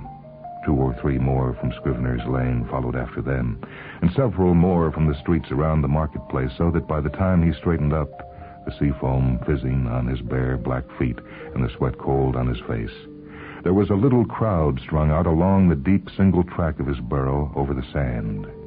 They had the lounging, listless air of ragers. Liff paid them no heed, though he was aware that the widow of Weaver's Lane was up on the cliffs, watching with a scared face. He ran the barrow out into the sea till the water was up to his chest and tipped the bricks out, and came running in with a great breaker, his banging barrow full of foam. Already, some of the ragers were drifting away down the beach. A tall fellow from the Scrivener's Lane lot lounged by him and said with a little grin, "Why don't you throw 'em from the top of the cliff, man?" "They'd only hit the sand," said Liff. "And you want to drown 'em? Well, good. You know, there was some of us thought you was building something down here. They was going to make cement out of you. Keep those bricks wet and cool, man." Grinning, the Scrivener drifted off, and Liff started up the cliff for another load. "Come for supper, Liff," said the widow at the cliff's top with a worried voice, holding her baby close to keep it from the wind. "I will," he said. "I'll bring a loaf of bread. I laid in a couple before the bakers left." He smiled, but she did not. As they climbed the streets together, she asked, "Are you dumping your bricks in the sea, Liff?" He laughed wholeheartedly and answered, "Yes." She had a look then that might have been relief and might have been sadness. But at supper in her lamplit house, she was quiet and easy as ever, and they ate their cheese and stale bread with good cheer. Next day, he went on carrying bricks down, load after load, and if the ragers watched him, they thought him busy on their own kind of work. The slope of the beach out to deep water was gradual, so that he could keep building without ever working above water. He had started at low tide, so that his work could never be laid bare. At high tide, it was hard dumping the bricks and trying to lay them in rough courses with the whole sea boiling in his face and thundering over his head, but he kept at it. Toward evening, he brought down long iron rods and braced what he had built, for a cross-current tended to undermine his causeway about 8 feet from its beginning. He made sure that even the tips of the rods were under water at low tide, so that no rager might suspect an affirmation was being made. A couple of elderly men coming down from a weeping inn in the Heights Hall passed him, clanging and battering his empty barrow up the stone streets in dusk, and gravely smiled upon him. "It is well to be free of things," said one softly, and the other nodded. Next day, though still he had not dreamed of the islands again, Liff went on building his causeway. The sand began to shelve off more steeply as he went farther. His method now was to stand on the last bit he had built and tip the carefully loaded barrow from there, and then tip himself off and work, floundering and gasping and coming up and pushing down to get the bricks leveled and fitted between the preset rods. Then up again across the gray sand and up the cliff and bang clatter through the quiet streets for another load. Sometime that week, the widow said, meeting him in his brickyard, "Let me throw them over the cliff for you. It'll save you one leg of the trip." "It's heavy work loading the barrow," he said. "Oh, well," said she. "All right, as long as you want to, but bricks are heavy bastards. Don't try to carry many. I'll give you the small barrel, and the little rat here can sit on the load and get a ride." So she helped him on and off through days of silvery weather, fog in the morning, clear sea and sky all afternoon. And the weeds and crannies of the cliff flowering, there was nothing else left to flower. The causeway ran out many yards from shore now, and Liff had to learn a skill which no one else had ever learned that he knew of, except the fish. He could float and move himself about on the water or under it in the very sea without touching foot or hand to solid earth. He had never heard that a man could do this thing, but he did not think much about it, being so busy with his bricks, in and out of air and in and out of water all day long, with the foam, the bubbles of water-circled air or air-circled water all about him in the fog and the April rain, a confusion of the elements. Sometimes he was happy down in the murky, green, unbreathable world, wrestling strangely willful and weightless bricks among the staring shoals, and only the need of air drove him gasping up into the spray-laden wind. He built all day long, scrambling up on the sand to collect the bricks that his faithful helper dumped over the cliff's edge for him, load them in his barrel, and run them out on the causeway that went straight out, a foot or two under sea level at low tide and 4 or 5 feet under it high. Then dump them at the other end, dive in and build, and then back ashore for another load. He came up into town only at evening, worn out, salt-bleared and salt-itching, hungry as a shark, to share what food turned up with a widow and her little boy. Lately, though spring was getting on with soft, long, warm evenings, the town seemed very dark and still. One night, when he was not too tired to notice this, he spoke of it, and the widow said, "Oh, they're all gone now, I think." "All?" A pause. "Where did they go?" She shrugged. She raised her dark eyes to his across the table and gazed through lamplit silence at him for a time. "Where?" she said. "Where does your sea road lead, Liff?" He stayed still a while. "To the islands," he answered at last, and then laughed and met her look. She did not laugh. She only said, "Are they there? Is it true, then, there are islands?" Then she looked over at her sleeping baby, and out the open doorway into the darkness of late spring that lay warm in the streets where no one walked, and the rooms where no one lived.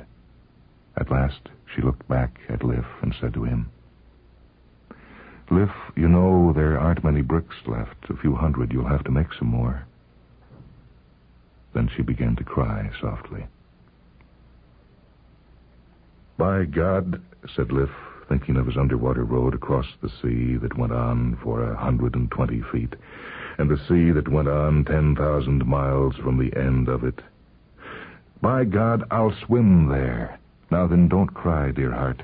Would I leave you and the little rat here by yourselves? After all the bricks you've nearly hit my head with, and all the queer weeds and shellfish you found us to eat lately, after your table and fireside and your bed and your laughter, would I leave you when you cry? Now be still. Don't cry. Let me think of a way we can get to the islands, all of us together." But he knew there was no way.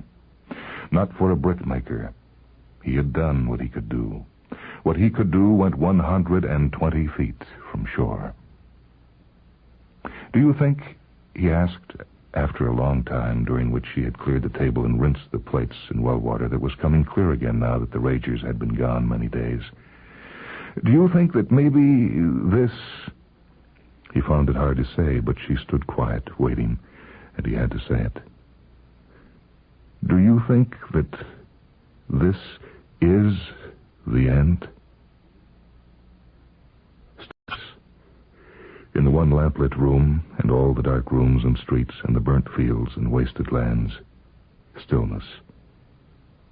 In the black hall above them, on the hill's height, stillness. A silent air, a silent sky, silence in all places unbroken, unreplying, except for the far sound of the sea, and very soft, though nearer, the breathing of a sleeping child. "No," the woman said. She sat down across from him and put her hands upon the table, fine hands as dark as earth, the palms like ivory. "No," she said. "The end will be the end. This is still just the waiting for it." "Then why are we still here, just us?" "Oh, well," she said. "You had your things, your bricks, and I had the baby." "Tomorrow we must go," he said after a time. She nodded. Before sunrise they were up. There was nothing at all left to eat, and so when she had put a few clothes for the baby in a bag and had on her warm leather mantle, and he had stuck his knife and trowel in his belt and put on a warm cloak that had been her husband's, they left the little house, going out into the cold, wan light in the deserted streets. They went downhill, he leading, she following with a sleepy child in a fold of her cloak. He turned neither to the road that led north up the coast nor to the southern road, but went on past the marketplace and out on the cliff and down the rocky path to the beach. All the way she followed, and neither of them spoke. At the edge of the sea, he turned. "I'll keep you up in the water as long as we can manage," he said. She nodded and said softly, "Well, use the road you built as far as it goes." He took her free hand and then led her into the water. It was cold. It was bitter cold, and the cold light from the east behind them shone on the foam lines hissing on the sand. When they stepped on the beginning of the causeway, the bricks were firm under their feet, and the child had gone back to sleep on her shoulder in a fold on her cloak. As they went on, the buffeting of the waves got stronger. The tide was coming in. The outer breakers wet their clothes, chilled their flesh, drenched their hair and faces. They reached the end of his long work. There lay the beach a little way behind them, the sand dark silver under the cliff over which stood the silent paling sky. Around them was wild water and foam. Ahead of them was the unresting water, the gulf, the great abyss, the gap. A breaker hit them on its way into shore, and they staggered. The baby, waked by the sea's hard slap, cried, a little wail in the long, cold, hissing mutter of the sea, always saying the same thing. "Oh, I can't," cried the mother, but the man took her hand more firmly and said aloud, "Come on."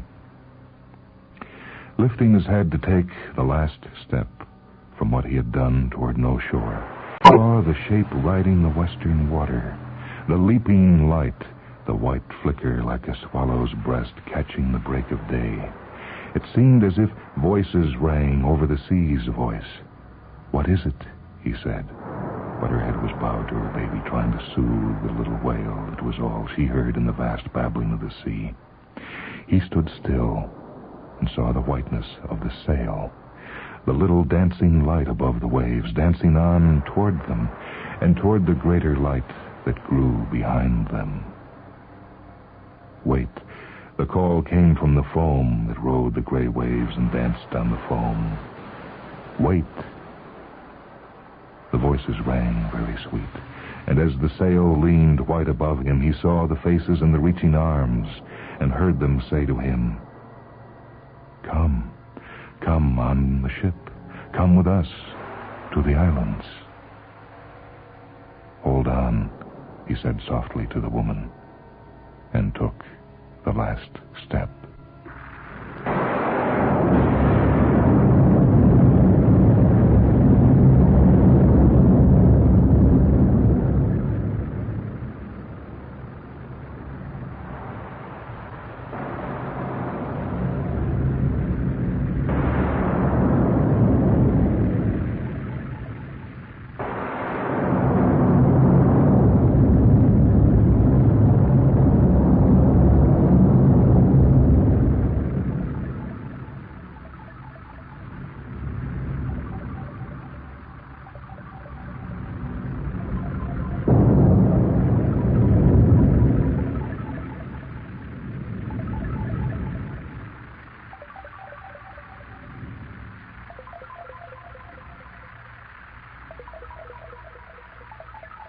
You've heard a story by Ursula Le Guin called The End. It appears in Damon Knight's collection, Orbit 6. This is Michael Hansen speaking. Technical production for Mindwebs by Leslie Hilsenhoff. Mindwebs comes to you from WHA Radio in Madison, a service of University of Wisconsin Extension.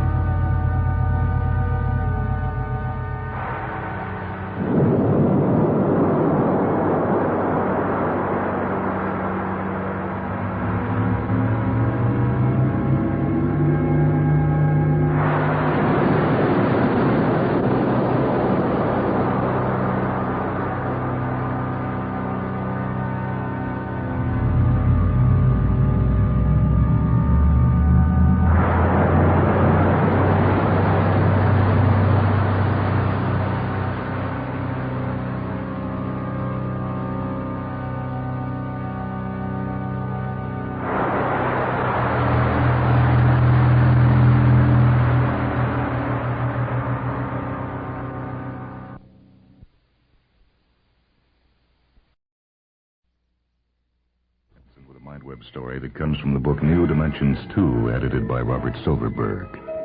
This is Eurema's Dam, written by R.A. Lafferty. He was about the last of them. What? The last of the great individualists? The last of the true creative geniuses of the century? The last of the sheer precursors? No. No, he was the last of the dolts. Kids were being born smarter all the time when he came along, and they would be so forevermore. He was about the last dumb kid ever born. Even his mother had to admit that Albert was a slow child. What else can you call a boy who doesn't begin to talk till he's 4 years old, who won't learn to handle a spoon till he's 6, who can't operate a doorknob till he's 8? What else can you say about one who put his shoes on the wrong feet and walked in pain, and who had to be told to close his mouth after yawning? Some things would always be beyond him, like whether it was the big hand or the little hand of the clock that told the hours. But this wasn't something serious. He never did care what time it was.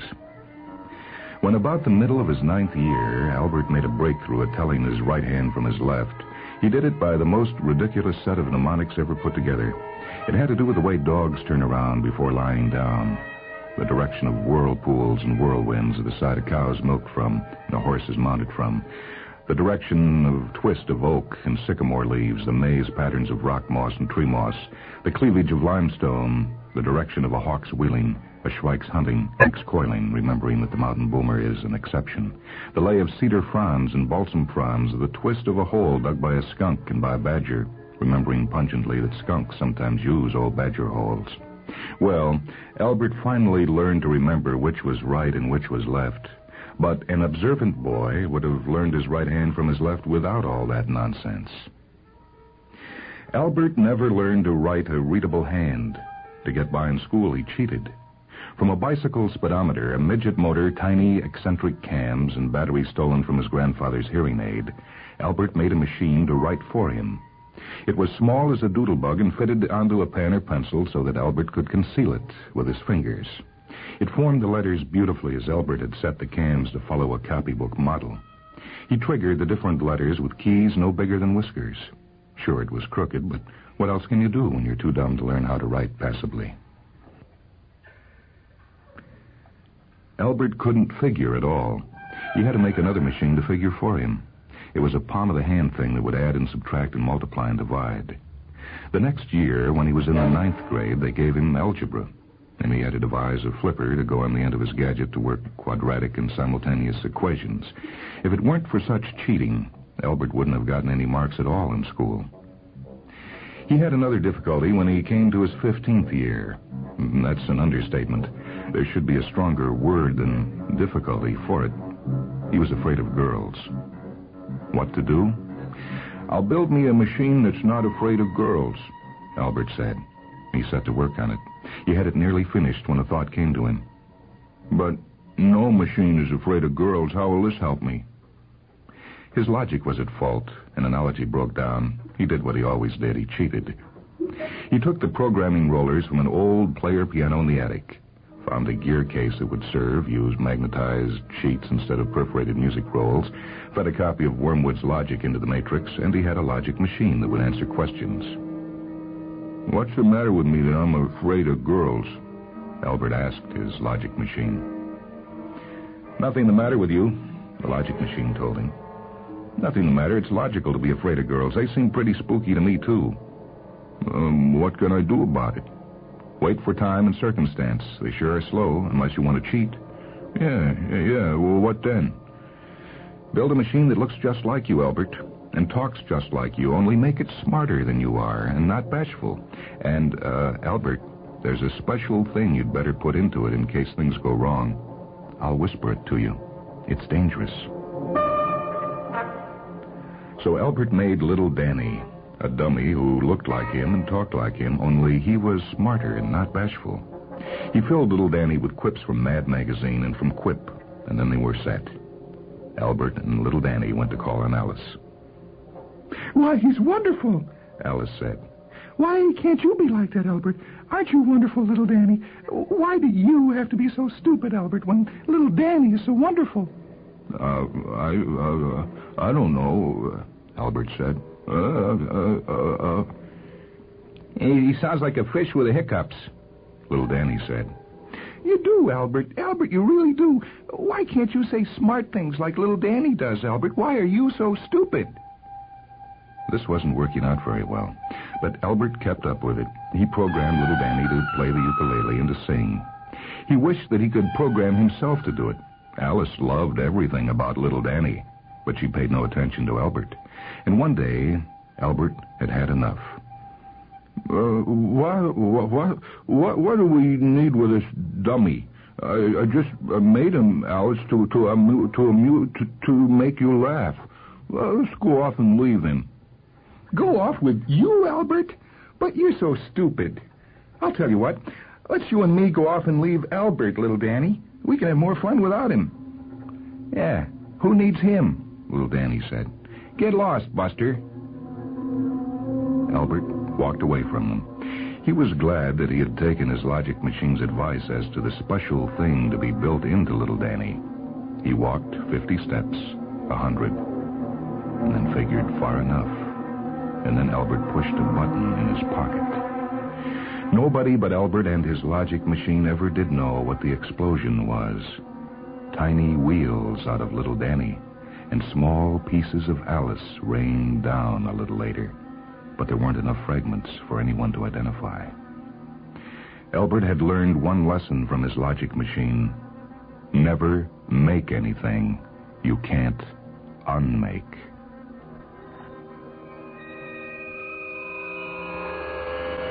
Well, Albert finally grew to be a man, in years at least. He would always have something about him of a very awkward teenager. And yet, he fought his own war against those who were teenagers in years and defeated them completely. There was enmity between them forever. He hadn't been a very well-adjusted adolescent, and he hated the memory of it. And nobody ever mistook him for an adjusted man. Albert was too awkward to earn a living at an honest trade. He was reduced to peddling his little tricks and contrivances to shysters and promoters. But he did back into a sort of fame, and he did become burdened with wealth. He was too stupid to handle his own monetary affairs, but he built an actuary machine to do his investing, and became rich by accident. He built the damn thing too good, and he regretted it. Albert became one of that furtive group that has saddled us with all the mean things in our history. There was that Punic who couldn't learn the rich variety of hieroglyphic characters and who devised the crippled short alphabet for Wanwits. There was the nameless Arab who couldn't count beyond 10 and who set up the 10-number system for babies and idiots. There was the double Dutchman with his movable type who drove fine copy out of the world. Albert was of their miserable company. Albert himself wasn't much good at anything, but he had in himself a low knack for making machines that were good at everything. His machines did a few things. You remember that anciently there was smog in the cities? Oh, it could be drawn out of the air easily enough. All it took was a tickler. Albert made a tickler machine. He would set it fresh every morning. It would clear the air in a circle 300 yards around his hovel and gather a little over a ton of residue every 24 hours. This residue was rich in large polysyllabic molecules which one of his chemical machines could use. Why can't you clear all the air? The people would ask him. Well, this is as much of the stuff as Clarence deoxyribonucleoconobus needs every day, Albert said. That was the name of his particular chemical machine. But we die from the smog, the people would tell him. Albert, have mercy on us. Oh, all right.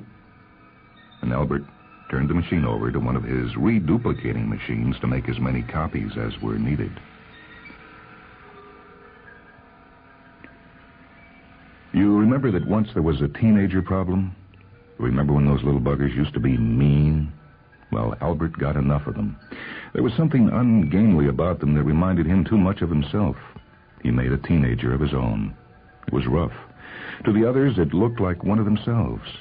The ring in the left ear, the dangling sidelocks, the brass knucks, and the long knife, the guitar pick to jab in the eye. But it was incomparably rougher than the human teenagers. It terrorized all in the neighborhood and made them behave and dress like real people. There was one thing about the teenage machine that Albert made. It was made of such polarized metal and glass that it was invisible, except to teenager eyes. People would ask Albert, "Why is your neighborhood different? Why are there such good and polite teenagers around your neighborhood and such mean ones everywhere else? It's as though something had spooked all those right around here." "Oh, I thought I was the only one who didn't like the regular kind." No, Albert. If there's anything at all that you can do about it."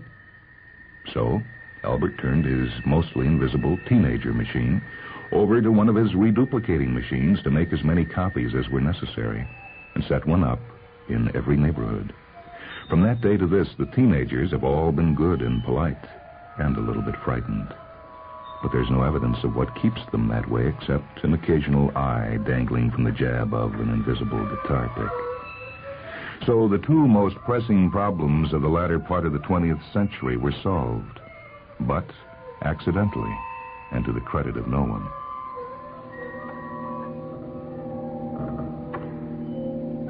As the years went by, Albert felt his inferiority most when in the presence of his own machines, particularly those in the form of men. Albert just hadn't their urbanity or sparkle or wit. He was a clod beside them, and they made him feel it. And why not? One of Albert's devices sat in the president's cabinet. One of them was on the High Council of World Watchers that kept the peace everywhere. One of them presided at Riches Unlimited, that private, public, international instrument that guaranteed reasonable riches to everyone in the world. One of the machines was the guiding hand in the Health and Longevity Foundation that provided those things to everyone. Why should not such splendid and successful machines look down on their shabby uncle who had made them? "I'm rich by a curious twist," Albert said to himself one day. "And honored through a mistake of circumstance, but there isn't a man or a machine in the world who's really my friend. A book here tells me how to make friends, but I can't do it that way. I'll make one of my own." So Albert set out to make a friend. He made poor Charles, a machine as stupid and as awkward and inept as himself. "Now I'll have a companion," Albert figured, but it didn't work. Add 2 zeros together and you still have 0. Poor Charles was too much like Albert to be good for anything. Poor Charles, unable to think, he made a... But wait a moleskin glove minute here, Colonel. This isn't going to work at all. He made a machine... But isn't this the same blame thing all over? He made a machine to think for him and to... Hold it, that's enough. Poor Charles was the only machine that Albert ever made that was dumb enough to do a thing like that. Well, whatever it was, the machine that poor Charles made was in control of the situation and of poor Charles when Albert came onto them accidentally. The machine's machine, the device that poor Charles had constructed to think for him, was lecturing poor Charles in a humiliating way. "Only the inept and deficient will invent," the damned machine's machine was droning. "The Greeks in their high period did not invent. They used neither adjunct power nor instrumentation. They used, as intelligent men or machines will always use, slaves. They did not descend to gadgets. They who did the difficult with ease did not seek the easier way. But the incompetent will invent. The insufficient will invent. The depraved will invent. And knaves will invent." Albert, in a seldom fit of anger, killed them both. But he knew that the machine of his machine had spoken the truth. Albert was very much cast down. A more intelligent man would have had a hunch as to what was wrong. Albert had only a hunch that he was not very good at hunches and would never be. Seeing no way out, he fabricated a machine and named it Hunchy. In most ways, this was the worst machine he ever made. In building it, he tried to express something of his unease for the future. It was an awkward thing in mind and mechanism, a misfit. His more intelligent machines gathered around and hooted at him while he put it together. And they taunted, "Why, you lost. That thing's a primitive. It draws its power from the ambient. Now, we talked into throwing that away 20 years ago and setting up coded power for all of us." Well, someday there may be social disturbances and all centers of power and apparatus is seized. But, you see, if that happened, Hunchy would be able to operate if the whole world were wiped smooth. It isn't even tuned to our information matrix, they jibed. It's worse than poor Charles. That stupid thing practically starts from scratch. Well, maybe there'll be a new kind of itch for it. It's not even housebroken, the urbane machine shouted in indignation. Look at that, Albert, look. Some sort of primitive lubrication all over the floor. Well, remembering my childhood, I sympathize. What's it good for? Well, it gets hunches. Duplication. That's all you're good for yourself, and not very good at that. We suggest an election to replace you as, pardon our laughter, Albert, head of these enterprises. Boss, I got a hunch how we can block them there. The unfinished Hunchy whispered. They're bluffing. My first logic machine taught me never to make anything I can't unmake. So I've got them there, and they know it. I wish I could think up things like that myself. Well, maybe there will come an awkward time, and I will be good for something, said Hunchy. Only once, and that rather late in life, did a sort of honesty flare up in Albert. He did one thing, and it was a dismal failure on his own. That was the night in the year of the double millennium when Albert was presented with the Finnerty Hockman Trophy, the highest award that the intellectual world could give. Albert was certainly an odd choice for it, but it had been noticed that almost every basic invention for 30 years could be traced back to him or to the devices with which he had surrounded himself. You know the trophy.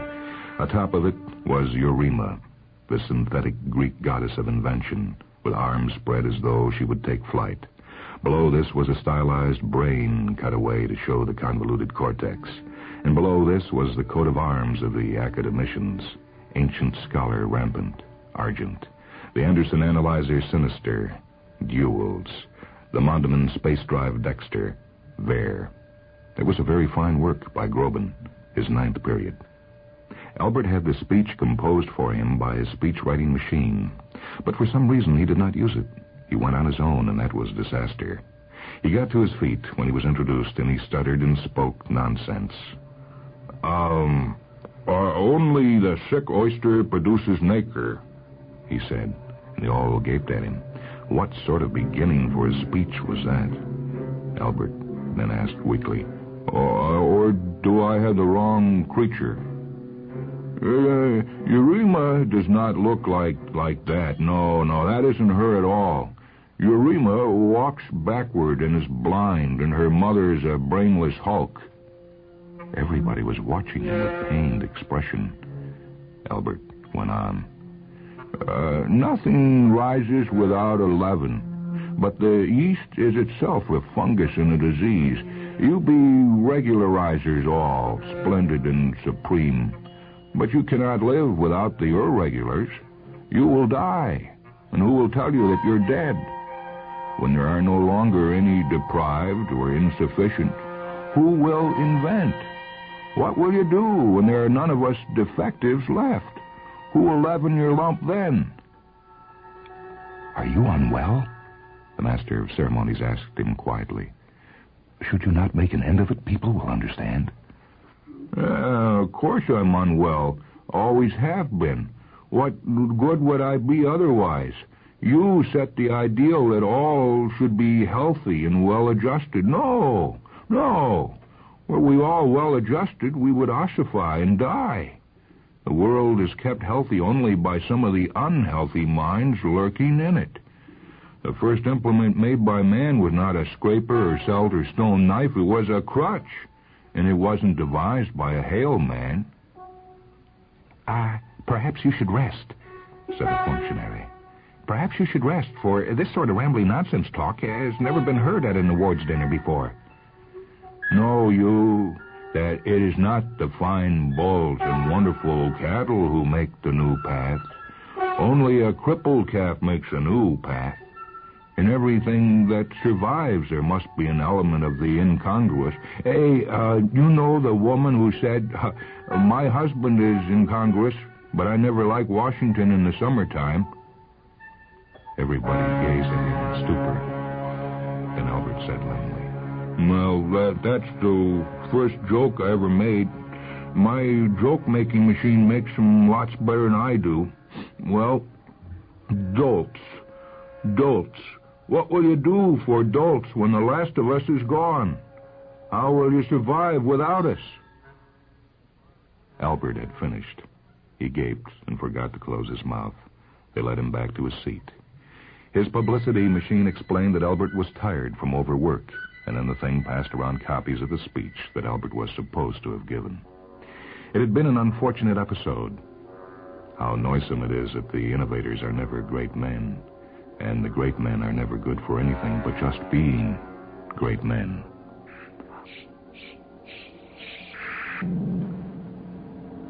In that year, a decree went forth from Caesar that a census of the whole country should be taken. The decree was from Cesare Panebianco, the president of the country. It was the decimal year proper for the census, and there was nothing unusual about the decree. Certain provisions, however, were made for taking a census of the drifters and decrepits who were usually missed, to examine them and to see why they were so. It was in the course of this that Albert was picked up. If any man ever looked like a drifter and a decrepit, it was Albert. Albert was herded in with other derelicts, sat down at a table and asked torturous questions as, "What is your name?" And he almost muffed that one, but he rallied and answered, "Albert." "What time is it by that clock?" They had him there in his old weak spot. Which hand was which? He gaped and didn't answer. "Can you read?" Not without my, I don't have with me, no, I can't read very well by myself." "Try." They gave him a paper to mark up with true and false questions. Albert marked them all true, believing that he would have half of them right. But they were all false. The regularized people are partial to falsehood. Then they gave him a supplied word test on Proverbs. In time saves 9. Contained more mathematics than Albert could handle. "Well, there appear to be 6 unknowns," he told himself. "And only one positive value, 9. The equating verb saves is a vague one. I can't solve this equation. I'm not even sure that it is an equation. If only I had with me my..." But he didn't have any of his gadgets or machines with him. He was on his own. He left half a dozen more proverb fill-ins blank. Then he saw a chance to recoup. Nobody is so dumb as not to know one answer if enough questions are asked. Blank is the mother of invention, it said. And Albert wrote in his weird, ragged hand, "Stupidity." Then he sat back in triumph. "I know that Eurema and her mother. Man, how I do know them."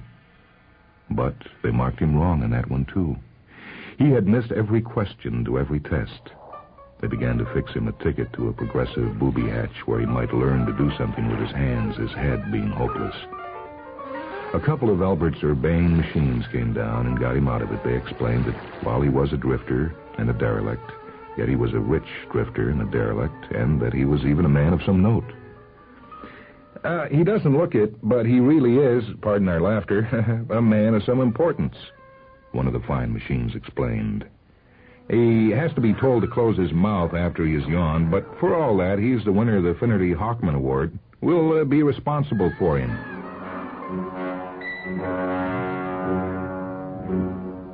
Albert was miserable as his fine machines took him out, especially when they asked that he walk 3 or 4 steps behind them and not seem to be with them. They gave him some pretty rough banter and then turned him into a squirming worm of a man. Albert left them and went to a little hideout he kept. I'll blow my crawfishing brains out. The humiliation is more than I can bear. Can't do it myself, though. I'll have to have it done." He set to work building a device in his hideout. "What are you doing, boss?" Hunchy asked him. "I had a hunch you'd come here and start building something." "I'm building a machine to blow my pumpkin-picking brains out. I'm too yellow to do it myself." "Hey, boss, I got a hunch there's something better to do. Let's have some fun." "I don't believe I know how to. I built a fun machine once to do it for me. He had a real good time till he flew apart, but he never seemed to do anything for me." "Wow, this fun will be for you and me, boss. Consider the world spread out. What is it?" "It's a world too fine for me to live in any longer. Everything and all people are perfect and all alike. They're at the top of the heap. They want it all and arrange it all neatly. There's no place for a clutter-up like me in the world. So, I'll get out." "Boss, I've got a hunch that you're seeing it wrong. You've got better eyes than that. Look again. Real canny at it. Now, what do you see?" Hunchy, is that possible? Is that really what it is? I wonder why I never noticed it before. That's the way of it, though, now that I look closer. 6 billion patsies waiting to be took, boss. 6 billion patsies without a defense of any kind. A couple of guys out for some fun, man. They could mow 'em down like fields of Albert improved concho wheat. Boss, I've got a hunch this is what I was made for. The world sure has been getting stuffy. Let's tie into it and eat off the top layer. Man, we can cut a swath. Yeah, we'll inaugurate a new era. Yeah, we'll call it the turning of the worm. We'll have fun, Hunchy. We'll gobble 'em up like goobers. How come I never saw it like that before? 6 billion patsies. The 21st century began on this rather odd note.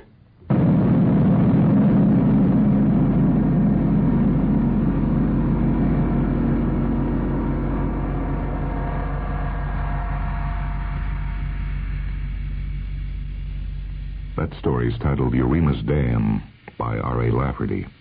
It appeared in the book New Dimensions 2, a collection edited by Robert Silverberg. I'm Michael Hansen. Technical production for Mindwebs by Phil Corriveau. Mindwebs comes to you from WHA Radio in Madison, a service of University of Wisconsin Extension.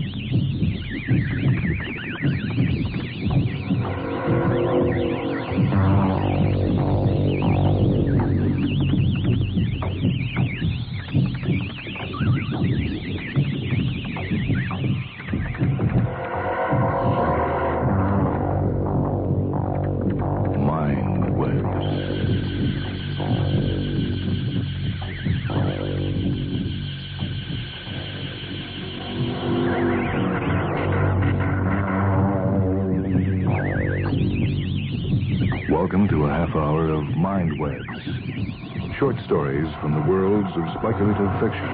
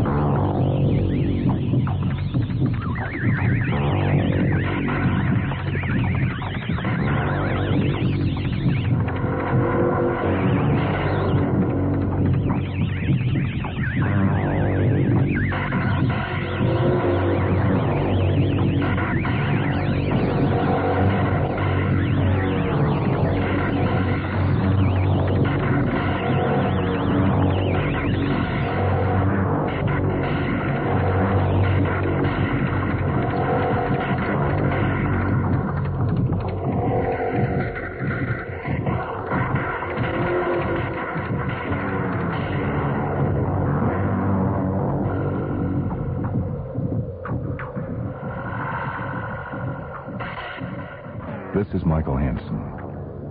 The Mindwebs story this time is a very, very short story by Lion Miller called The Available Data on the Warp Reaction.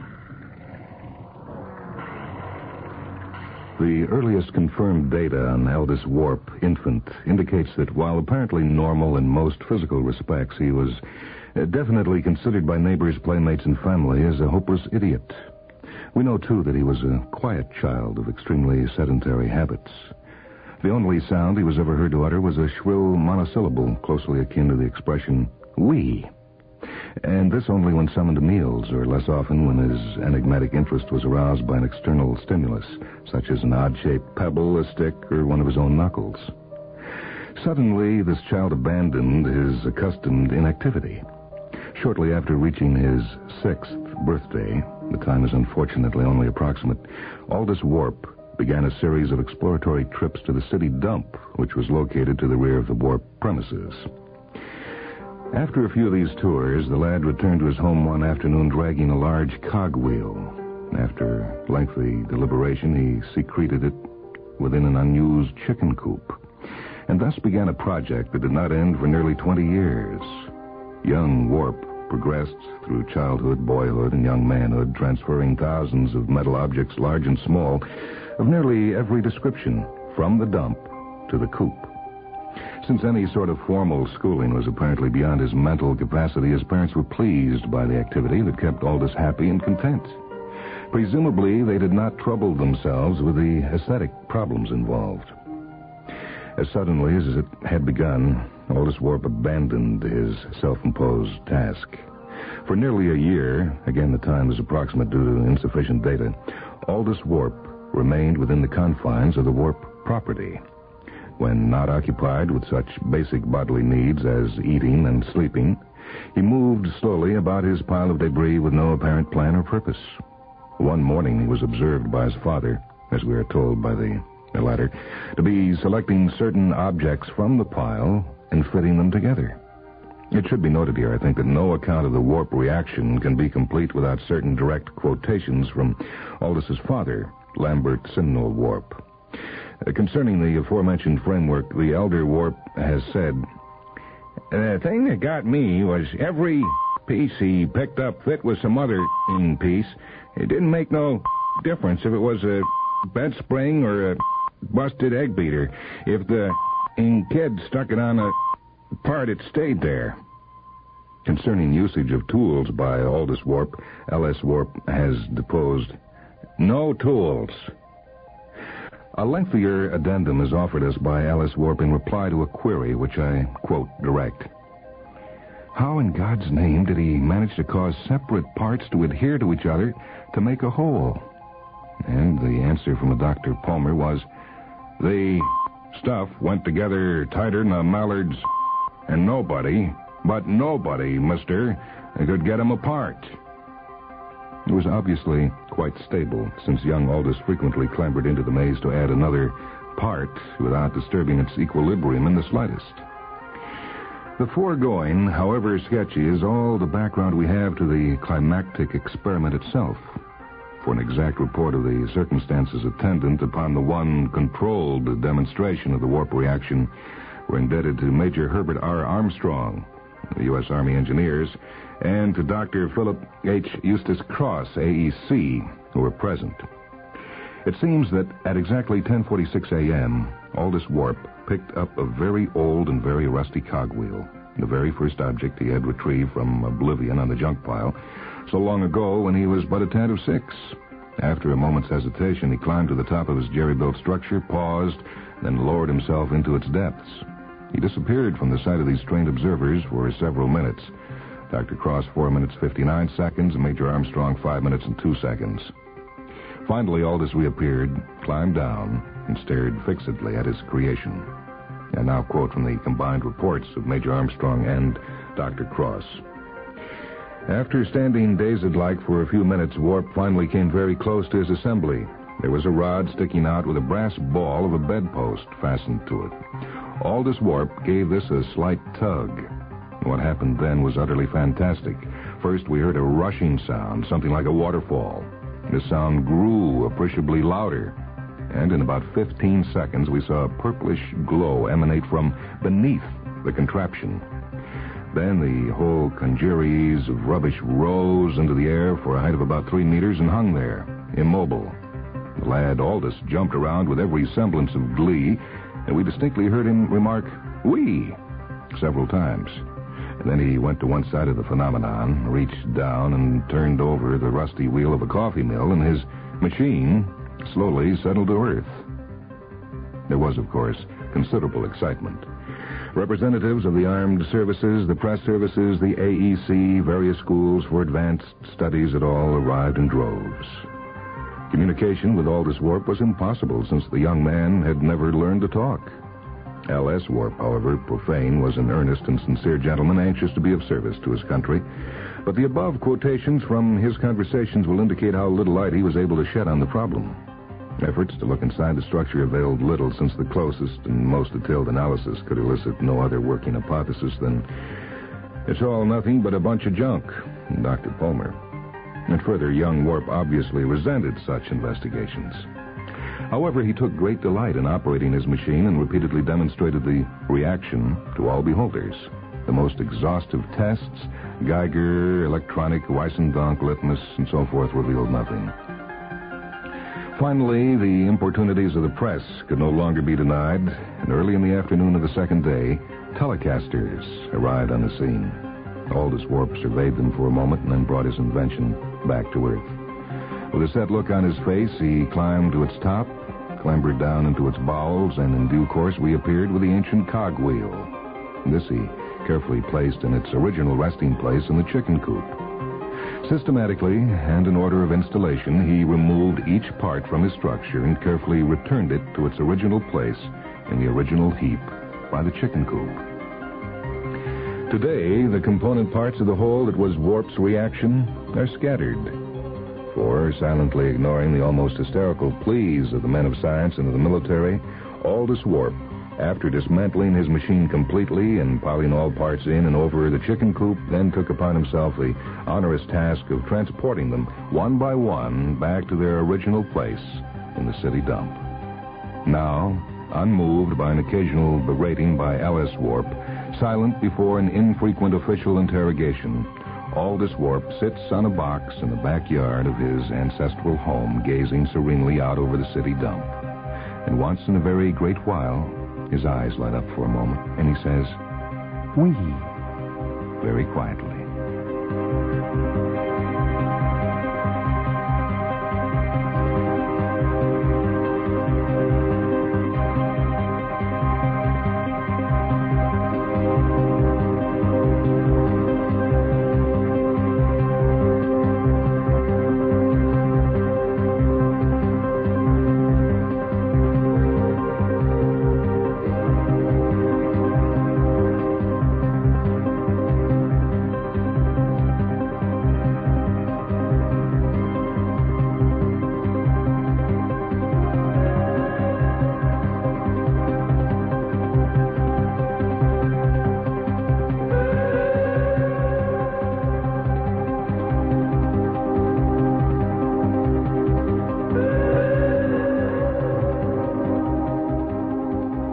Web story this time was the available data on the Warp reaction. A short story by Lion Miller. This is Michael Hansen. Technical operation for this broadcast by Rich Grody and Marv Nunn. Mindwebs is produced at Wisconsin Public Radio in Madison.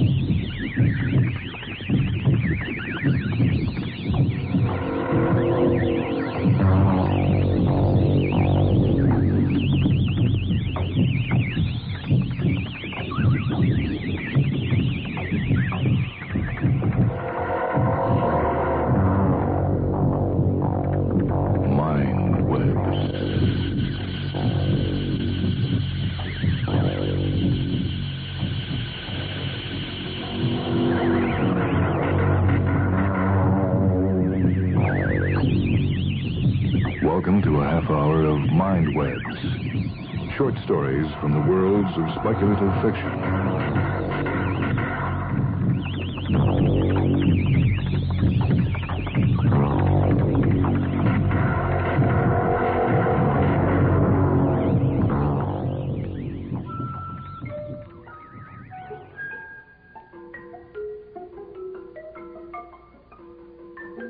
This is Michael Hansen with a Mind Web story that comes from the book The Ruins of Earth, a collection edited by Thomas Dish. This is titled Gas Mask. It's written by James Houston. Charlie Bates didn't mind the freeways much. As he often told his wife when he arrived home from work, he could take him or leave him alone. He listed freeways among those curious obstacle conveniences with which the world seemed so unavoidably cluttered. Charlie was neither surprised nor dismayed then when one summer afternoon about 5:30 the 8 lanes of traffic around him slowed to a creep and finally to a standstill. He grew uneasy only when movement resumed half an hour later. His engine was off. The car was in gear, yet it moved forward slowly as if another car were pushing. Charlie turned around, but the driver behind was turned too, and the driver beyond him. All the drivers in all the lanes were turned to see who was pushing. Charlie heard his license plate crinkle. He opened his door and stood on the sill. He was on a high curving overpass that looked down on a lower overpass and farther down onto a 12-lane straightaway leading to the city's center. As far as Charlie could see in any direction, cars were jammed end to end, lane to lane, and nothing moved. The pushing had stopped. Evidently, there was nowhere else to push. He looked into the cars near him. The drivers leaned a little with a curved sloping bank. Nobody seemed disturbed. They waited quietly. All the engines were off now. Below him, the lower levels waited too. Thousands of cars and not a sound. No horns, no one yelling. At first, the silence bothered Charlie, frightened him. He decided, however, that it really was the only civilized way to behave. No use getting worked up, he thought. He climbed back in and closed the door as softly as he could. As Charlie got used to the silence, he found it actually restful. Another hour passed. Then a helicopter flew over and a loudspeaker announced, "May I have your attention, please? You are part of a citywide traffic deadlock. It will take at least 24 hours to clear. You have the choice of remaining overnight or leaving your car on the freeway. The city will provide police protection through the crisis." The copter boomed its message about every 50 yards. A heavy murmur followed it down the freeway. The driver next to Charlie leaned out his window. "Are they nuts?" Charlie looked at him. "They must be nuts. 24 hours to clear a damn traffic jam." Charlie shook his head, sharing the man's bafflement. "Probably a pile up further down. Yeah, I've seen them before. Never takes over an hour or two. I don't know about you, but I'm sticking it out. If they think I'm going to leave my damn Valiant out there on the freeway, they're all wet." His name was Arvin Bainbridge. While 2 more hours passed, he and Charles chatted about traffic and the world. It was getting dark when Charlie decided he at least ought to phone his wife. Arvin thought the jam would break up any minute, so Charlie waited a little longer. Nothing happened. Finally, Charlie climbed out, intending to find a phone booth. He realized, however, that in order to reach the ground, he'd have to hike a couple of miles to an exit. Luckily, Arvin had a tow rope in the trunk. Charlie tied it to the railing, waved his thanks, swung over the side, and hand over handed to the second level. From there, he slid out onto a high tree limb and shinnied to the ground. Gazing up at the freeway's massive concrete underside and at Arvin's rope dangling far above him, Charlie knew he'd never climb back. "What the hell," he said to himself. "I might as well go home. The cops will be around to watch things. Besides, the car's all paid for." Charlie began searching for a bus or a cab, but everything, it seemed, was tied up in the jam.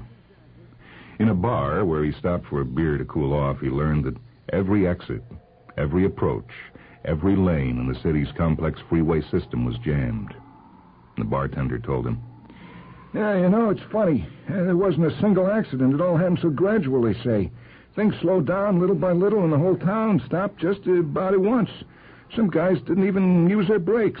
They just went from 1 mile an hour, to a dead stop." It took Charlie 2 hours to walk home. When he arrived, his wife, Fay, was frantic. Why didn't you call? I started to, honey. And what happened to your pants? Well, I was shinning down this tree, and I guess somebody left a nail in it. For God's sakes, Charlie, this is no time to kid. If you knew how worried I'm not kidding you, Fay. You're lucky I got down at all. Some of the guys are still up there. The older guys, the fat ones, couldn't get over the rails, and a lot of guys wouldn't leave. They'll probably be out all night. Charlie, please, what happened, Charlie? Where have you been? He guided her to the sofa, and they sat down together. His hairy knee stuck up through the torn cloth.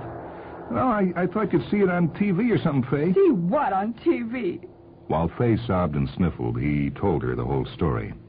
By the time he finished, she was sitting up straight and glaring at him. Charlie Bates, do you mean you just left our car out on the freeway? Well, what else could I do, honey? I couldn't stay up there all night, not in the Volkswagen. I'd catch cold. I'd be all cramped up, You could have gotten into somebody else's car.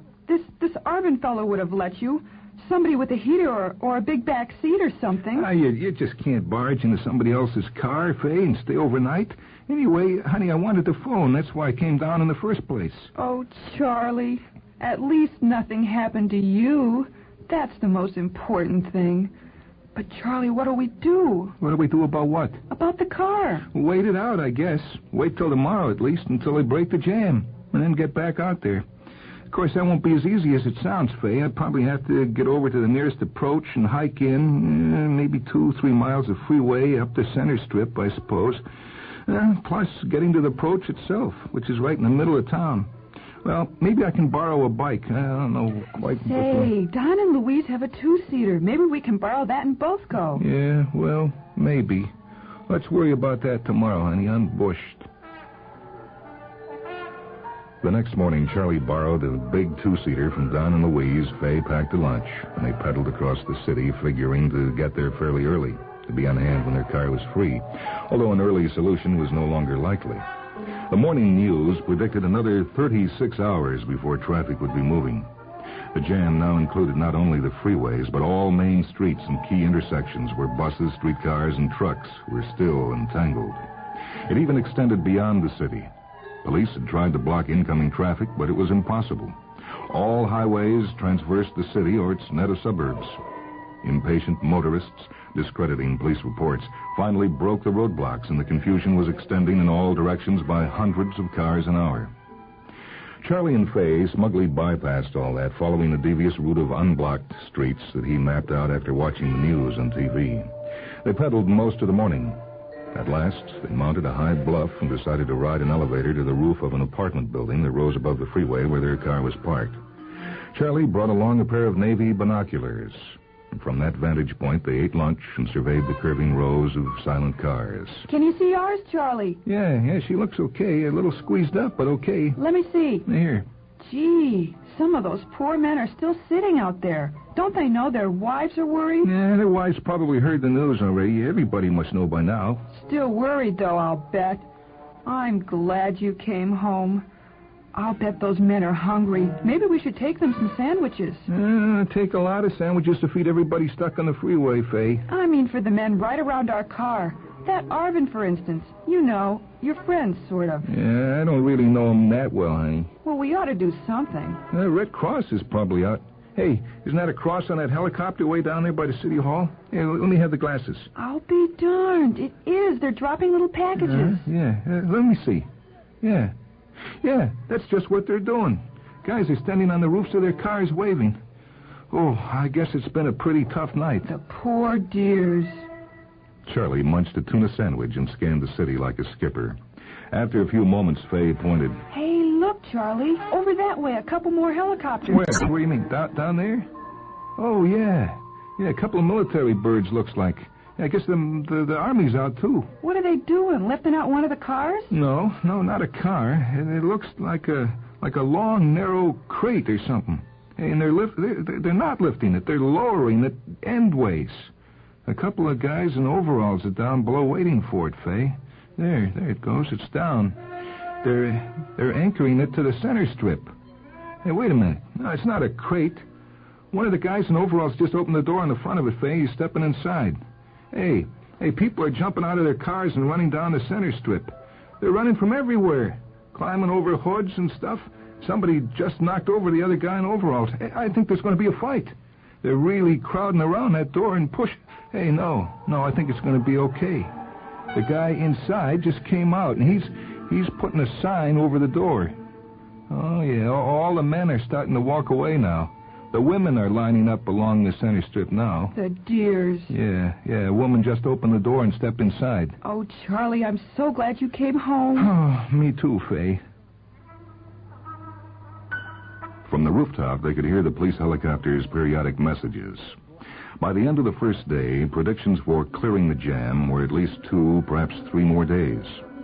Knowing they should be on hand whenever it broke, yet weary at the very thought of pedaling across the city twice each day to their vantage point and home again, they decided to rent an apartment in the building below them.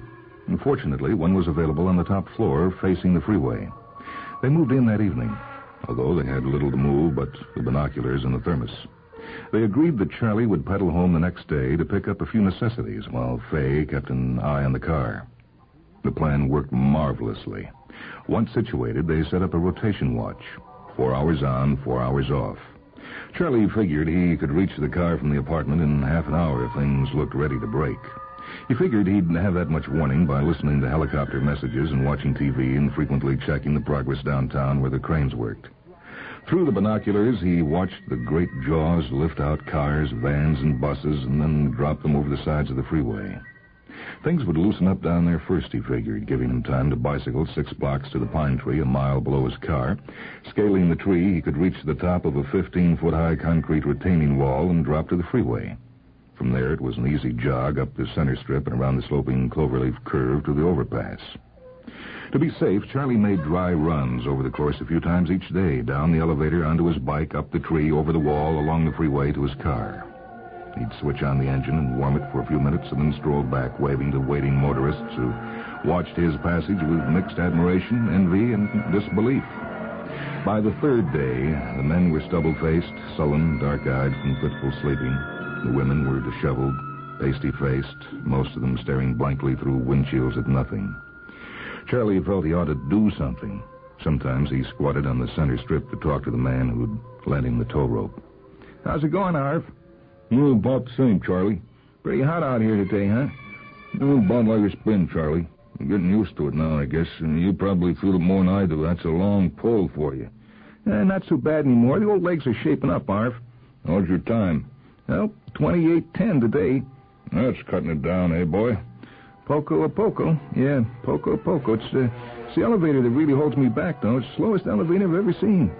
Yeah, you ever thought of waiting down on the sidewalk someplace, Charlie? Your wife could maybe signal out the window when the time comes. Say, that's me. That came to me yesterday, but I figured you thought of it already. No, Arv, it never entered my head. That's a great idea. Hey, I've been meaning to ask you, why don't you come up to the apartment and meet Faye? I've told her about you. You'd like her, I know. We could sit around and have a couple of drinks and just relax for a while. Well, that's real nice of you, Charlie, but, well, I'm not sure. The trouble is, you never know when this thing's going to break loose. Well, I got that 2-seater, Arv. If anything happens, we can pedal back over here in no time. Cutting it down every trip, Come on, it'd be good for you to get away. Well, I'd like to, Charlie. I really would, but to be honest, I haven't had this car very long. I'm still making payments, and, well, I just feel like I ought to stick pretty close to it. Yeah, I know how you feel, Arv. In a way, I don't blame you. I get a little jumpy myself, especially at night when I can't see much. But look, Arv, if you change your mind, I'll be back this afternoon. Oh, thanks, Charlie. See you later, Arv, and thanks for that idea. Oh, my pleasure, Charlie. Hate to have you miss your car when the action starts. Taking Arvin's advice, Charlie spent most of each day sitting on a bus-top bench across the street from the apartment house. At last, on the afternoon of the 6th day after traffic stopped, Faye's white handkerchief appeared in the 12th floor window. Charlie's bike stood before him in the gutter. He mounted it over the back wheel like a Pony Express rider. In a moment, he was off and pedaling hard for the pine tree. From blocks away, he could hear the now unfamiliar roar of 1,000 engines. As he gained the top of the concrete wall and poised ready to drop, a cloud of exhaust smoke swirled up and blinded him. It stung his eyes. He began to cough. He dropped anyway, sure of the route he must follow, even if he couldn't see.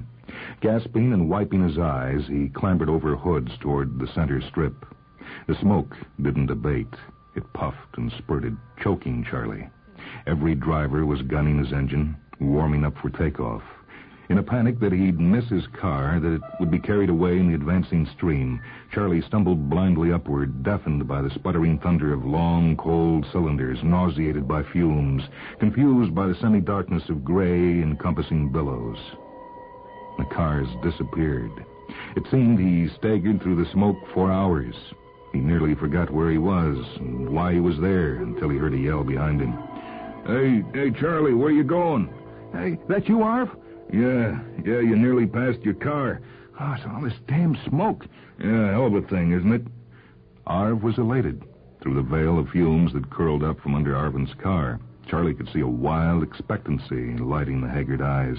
His yellowed teeth grinned behind the beard. Yeah, what's happening? Oh, what's happening, Arv? Well, looks like we're moving out. You better warm up. When did you get the signal? Well, no real signal, but everybody down the line started up, so I started up. Things ought to get going any time now. Have you moved at all? No, not yet, but you better get the old engine warmed up, Charlie. We're on our way, boy. We're on our way. Coughing and crying, Charlie staggered to his car, climbed in, and started it. He accelerated a few times and leaned forward to rest his head on the steering wheel as nausea overcame him. The noise around him would split his eardrums, he thought. He passed out. When Charlie came to, he was staring through the wheel at his gas gauge, nearly empty. He looked around. It seemed less noisy. The smoke had cleared a little. He could see vague outlines of cars in the next lane. None had moved. He switched off his engine. Evidently others were doing the same. The rumble of engines diminished perceptibly from moment to moment. Within minutes after he came to, it was quiet again. There was little wind. The smoke thinned slowly. Only gradually did he discern shapes around him. Behind him, he saw a driver sprawled across the hood, chest heaving. In front of him, a man and woman were leaning glassy-eyed against their car. In the next lane, he heard the wheezing rattle of a man retching. He turned and saw Arvin leaning out of his open car door into the gutter. The police helicopter droned toward them, hovered, sucking up smoke, and announced, "Please turn off your engines. Please turn off your engines. The deadlock will not be cleared for at least another 36 hours. You'll be alerted well in advance of starting time. Please turn off your engines." No one seemed to listen. The helicopter passed on. Charlie climbed out, still queasy, but able to stand. Arvin was sitting on the edge of his seat now, bent forward with his head in his hands. Hey, Arv, you okay? Charlie looked down at him for several moments before the answer came. Yeah, I guess so, Charlie.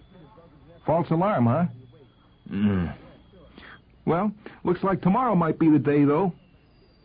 Arv nodded and raised his head slowly. His eyes were dark, weary, defeated. All hope had left him. Deep creases of fatigue lined his cheeks and forehead. His beard was scraggly and unkempt. He looked terribly old. His voice was hoarse and feeble as he said, But Charlie, what if it's not tomorrow? What are we going to do, Charlie? For God's sake, it's been 6 days. Compassion welled up in Charlie, and he said, Hey, look, Arv, you heard the last announcement. It'll be at least another 36 hours. So why don't you come up to the place and lay down for a while?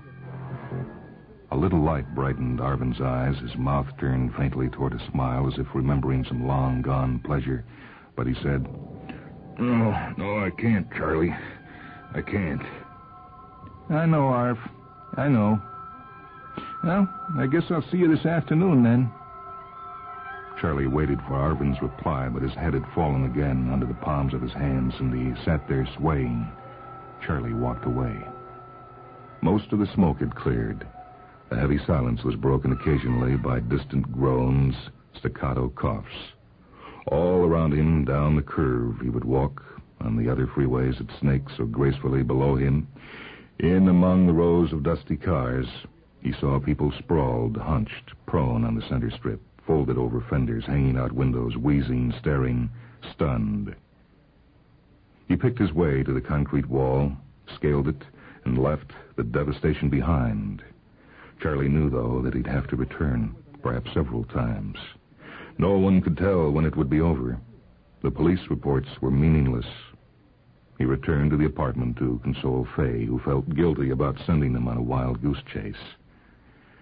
Then Charlie pedaled downtown to a war surplus store. His lungs still burned from the smoke. He decided to buy Arvin a gas mask and one for himself.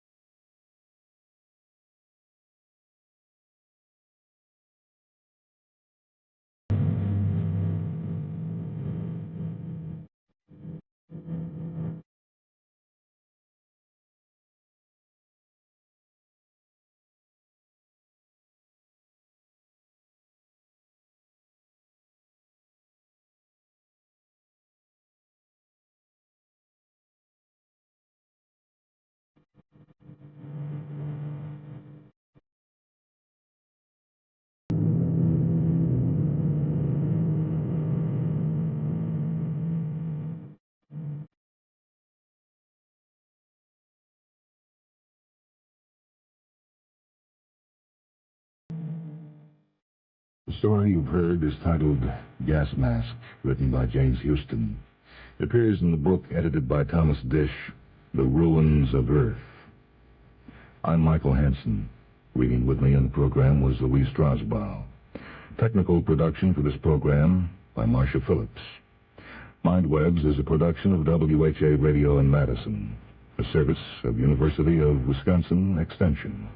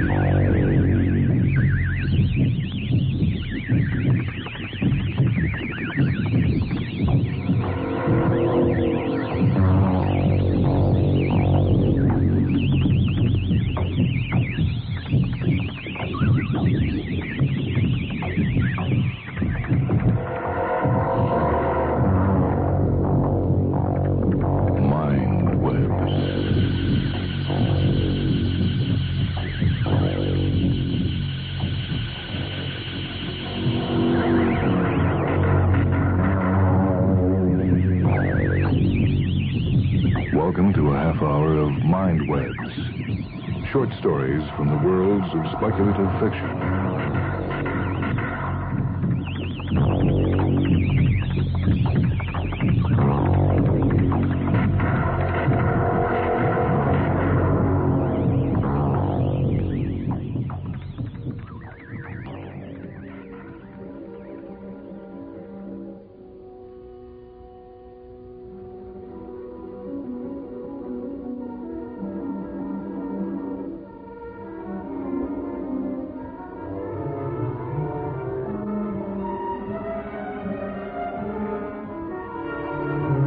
Undefined Web Story comes from the book The Pseudo-People, Androids in Science Fiction, edited by William F. Nolan. This is James Causy's The Show Must Go On. Opening night. The stage was starkly medieval, all sawdust and three rings and the glistening tightrope wires. From their cages, beasts snarled and trumpeted. The ringmaster snapped his whip and bowed to the 8 giant lenses that stared bleakly down.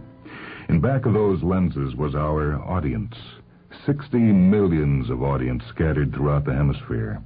In the wings, Lisa trembled against me. I whispered, "Your cue." And she nodded, squeezed my hand. The drums rolled. Watching her move on stage, I wanted to cry. She was lovely. It was the way she moved, like a hawk against the wind.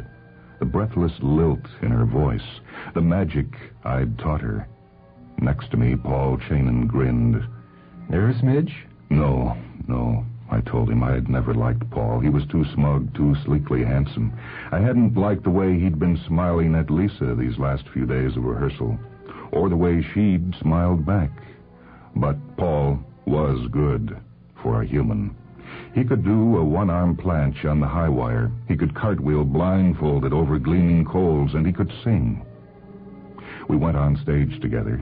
Paul leaping lithe and splendid in crimson tights, me floundering clumsily after with my baggy pants and wistfully painted clown face, blowing kisses to the blazing arcs above, now weeping in mock fury as Paul made love to Lisa.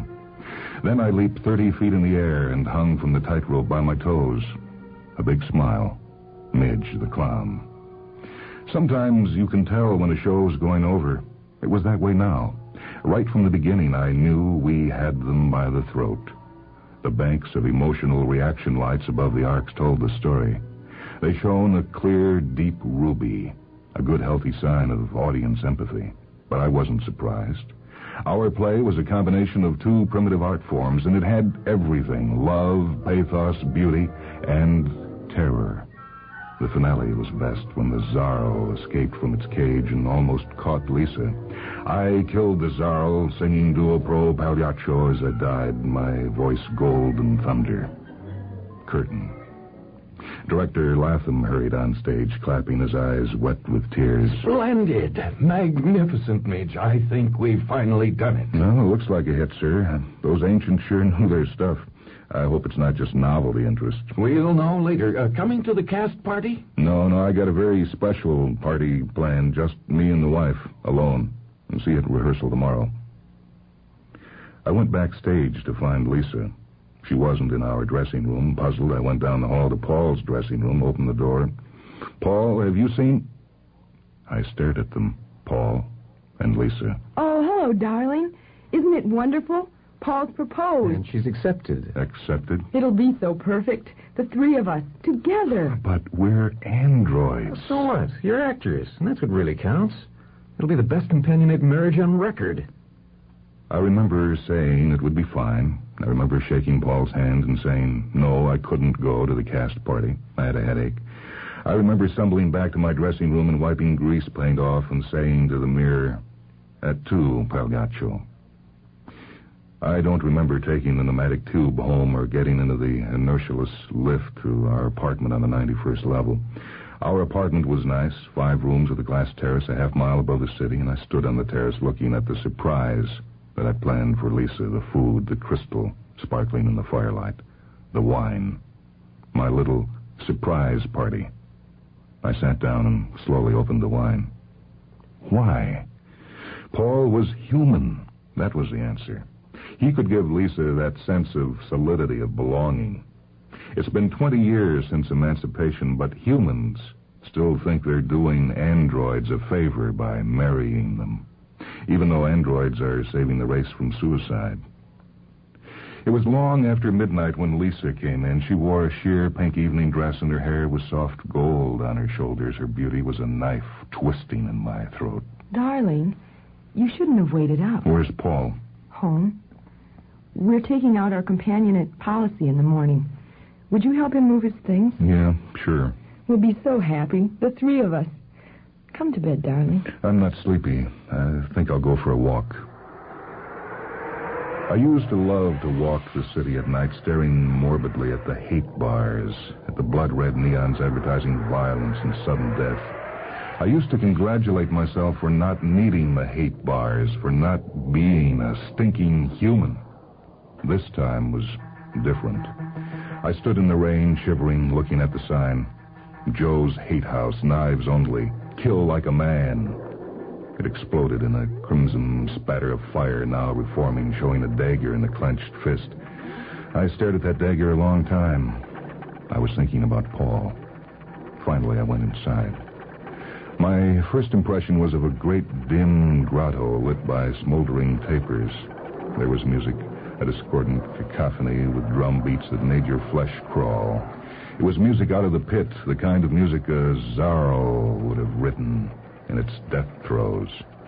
Registration, sir? He was a fat little man in blue evening tunic who took my name, beneficiary, and 10 credits admission fee. Spectator or participant, sir? His smile was jovial, but the little pig eyes were cold dead. Those eyes watched a dozen deaths nightly. It was my job to stop those deaths, to wipe out the hate bars, yet here I was, an actor, 9th class, smiling awkwardly at him, and I told him, "Spectator, please." He bowed, led me to the roped-off spectator booths. I ordered a drink and gazed at the participants with a sick fascination. They sat quietly, faces rigid, staring into the bar mirror. They drank with studied deliberation, eyes darting. A tall man in gray tunic suddenly threw his drink into a startled face. Steel flashed. There was a moan. Gray tunic fell to the sawdust-covered floor, writhing. There were shouts of delight from the spectators as 2 white-caped bartenders carried the body away. The drums blared. Not fast enough, Midge? It was Director Latham. Surprised to see me here? For your information, the show was a flop. That's impossible. The reaction Novelty indicated... only, son. Oh, sure, it's a beautiful show. They'll watch it for a week, 2 weeks, then the snake pits again.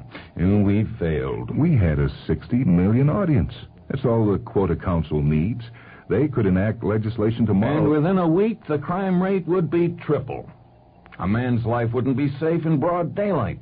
People need emotional catharsis, the sight of blood. It's why hate bars are legal. It's why the council pours 1 million credits a month into our show, hoping to wean the populace, to educate them. But humans don't care. Why should they? Why spend a lifetime learning to write music when an android child can make you weep with a whistled tune? Man built better than himself. Now he's sorry, but it's too late. He needs the androids, the beauty they can give him, and he's ashamed to admit it. Here he meets himself on even terms. Our show needs some of this, Midge. No, I'll resign first. Will you? You're not a free agent, mister. The show must go on. 5 little words, quietly spoken, but my head snapped erect. Those 5 words were a trumpet blast, a joyous shout that stiffened the spine, that made you glad to be an actor, proud of your heritage. I told him, "Damn you." Midge White, XQ9, X, white Caucasian type, Q, special training from the creche, type superior. 9, actor the very best. You're good, Midge. You got a baritone like an organ. On stage, you're passion and fire and storm. You can tear the heart out of an audience with a smile. You've got reflexes no human ever had, with twice the number of relay modes, heavier nerve fibers, instantaneous reaction time. You're the penultimate, son. You're theater, and you're letting your audience down. I'm only a director. You're the empathy kid. You know what the audience really needs. Give it to them. Sure. A few dead androids come curtain time. We can vote now, have you heard? If you prick us, do we not... Save it. So, 20 years ago, you got emancipated. So what? The council still reserves the right to manufacture special androids for emergency. Humanoid types to test new antibiotics. Initial landing crews for unexplored planets. Guinea pigs. Slaves. Class 9s are different. We've got free will. Really? Stick around. Absorb some atmosphere. We're counting on you, Midge. Good night. He was gone. I sat drenched in hate, staring after him at the greedy faces around me that taught hungry smiles. The participant section was still as death. Nobody moved. Those figures at the bar sat rigid, hands on their knives, waiting. I stood up. I was trembling. I walked through the gloom towards the crimson railing that ended the spectators' area. There was a soft, collective sigh behind me as I vaulted over the rail. At the bar, no one moved. It was very still, and there was only the crunch of my feet in the sawdust. I carefully chose a seat at the far end of the bar as the bartender came up, smiling. Suicide, huh, pal? No weapon? I want some wine. He brought wine. 3 stools away, a little man in a brown business tunic turned his head. On the house. Under the rules, you're allowed 1 taste before you become fair prey. We don't get many suicides here. Only a month ago... Beat it. He moved away, hurt. I looked at the wine. The little man on my left moistened his lips and smiled. Made my first kill last week. Sometimes I wonder how we got along before the hate bars. Once I was headed for a complete crack-up. Failure at business, love, everything. Now I'm a new man. I'm somebody, you know what I mean? You ever watch the telecast? Pap. Tinsel propaganda for children and old women. I picked up my glass. His hand slid along the bar toward his knife. I sipped my wine. The little man's hand blurred. Steel glinted in the torchlight. Any android's neural synapses are fast, and entertainer types are fastest of all. I plucked that knife out of midair and held its thumb and forefinger 2 inches from my throat. There was a soft moan of anticipation from the spectators, and the bartender chuckled. Oh, very nice. Under house rules, he's yours. Give it to him in the belly. No, it's not fair. Did you see how he caught it? He's an android. Are you? Class XQ9. The crowd stirred and muttered. Hatred coiled in the air like a live thing. I looked at the twisted faces, the snarls. I threw the knife point first into the bar. It quivered. Get out. I walked out. I wanted to vomit. I was thinking about Paul.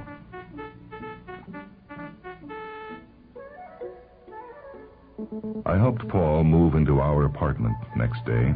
He was very cheerful. Lisa was radiant. After they came back from registration, Paul carried Lisa over the threshold according to tradition and winked at me. I went for a walk. That next week I lived in a kind of quiet madness. They were always together.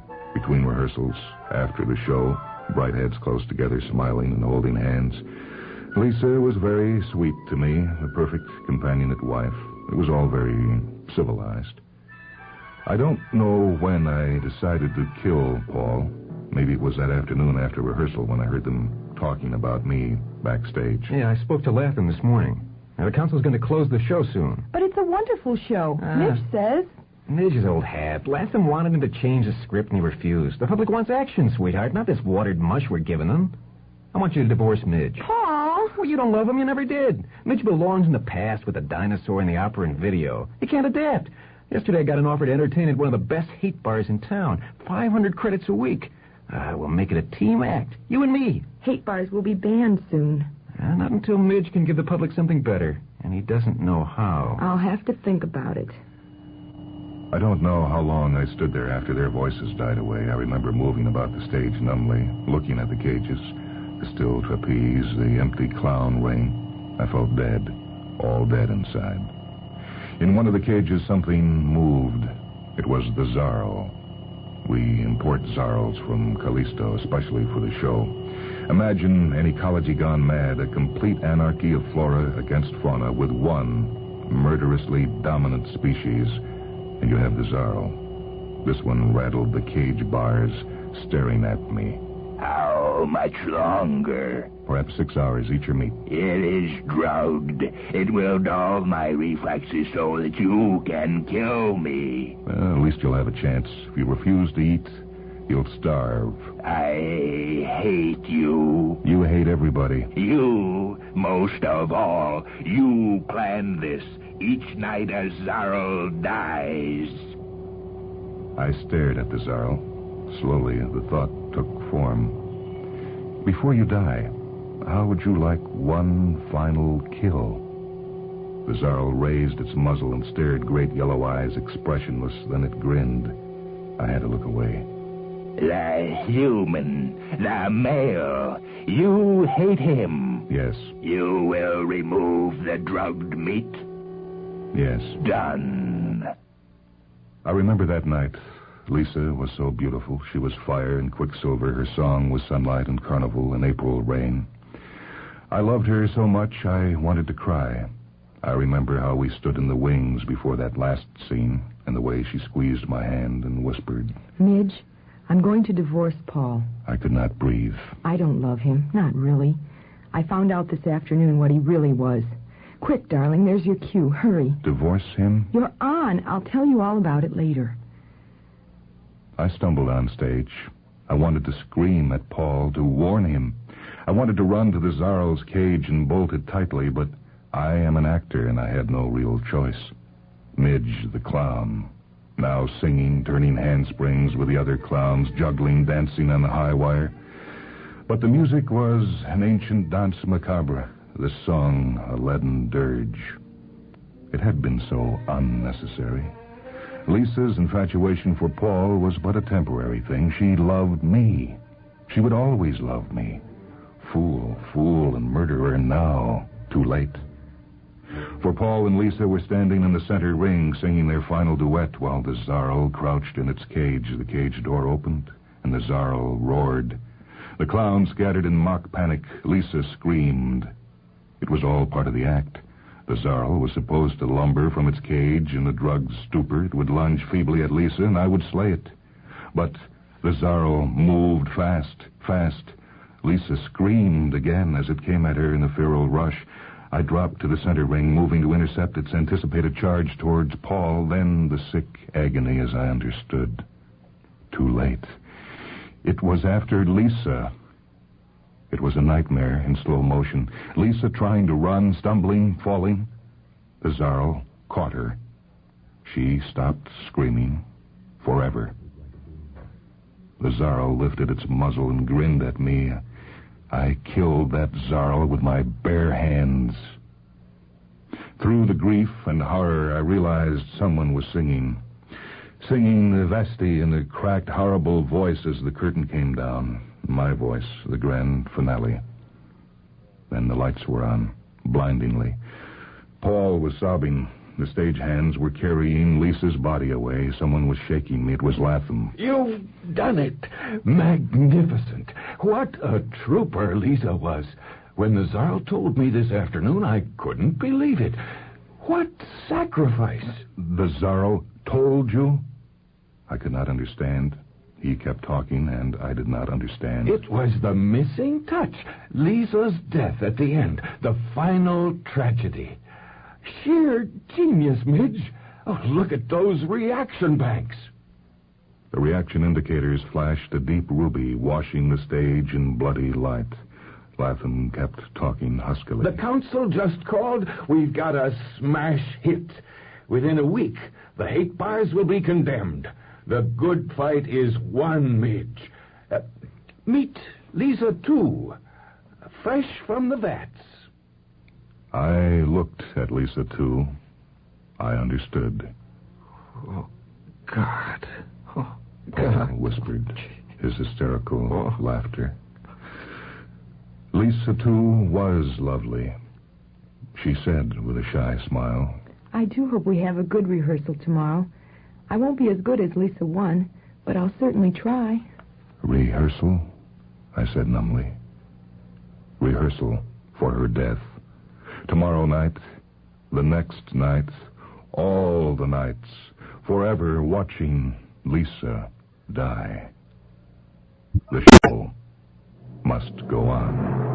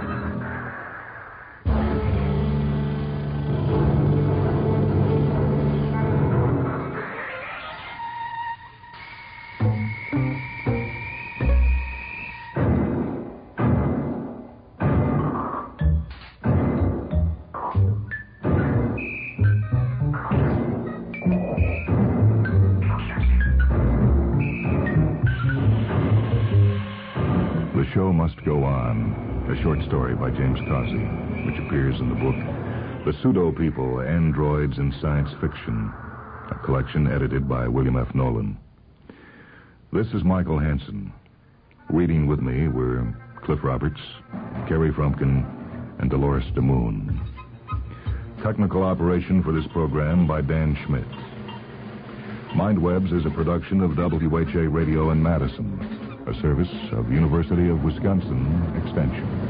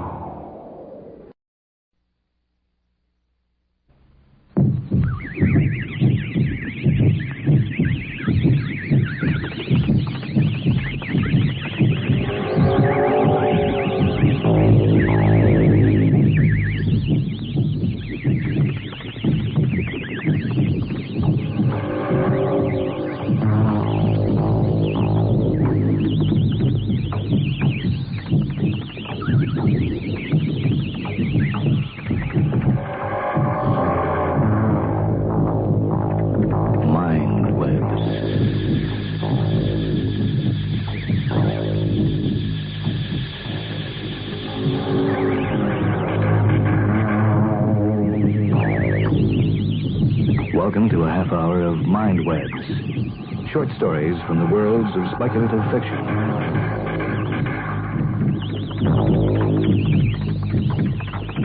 This is Michael Hansen with a Mindweb story, The Lurking Fear and Other Stories by H.P. Lovecraft. This is titled Beyond the Wall of Sleep. I've often wondered if the majority of mankind ever paused to reflect upon the occasionally titanic significance of dreams and of the obscure world to which they belong.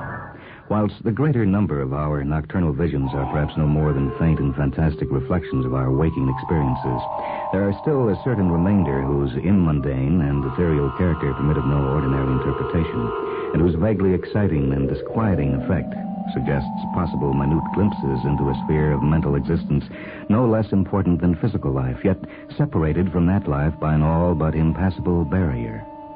From my experience, I cannot doubt but that man, when lost to terrestrial consciousness, is indeed sojourning in another and uncorporeal life of far different nature from the life we know, and of which only the slightest and most indistinct memories linger after waking.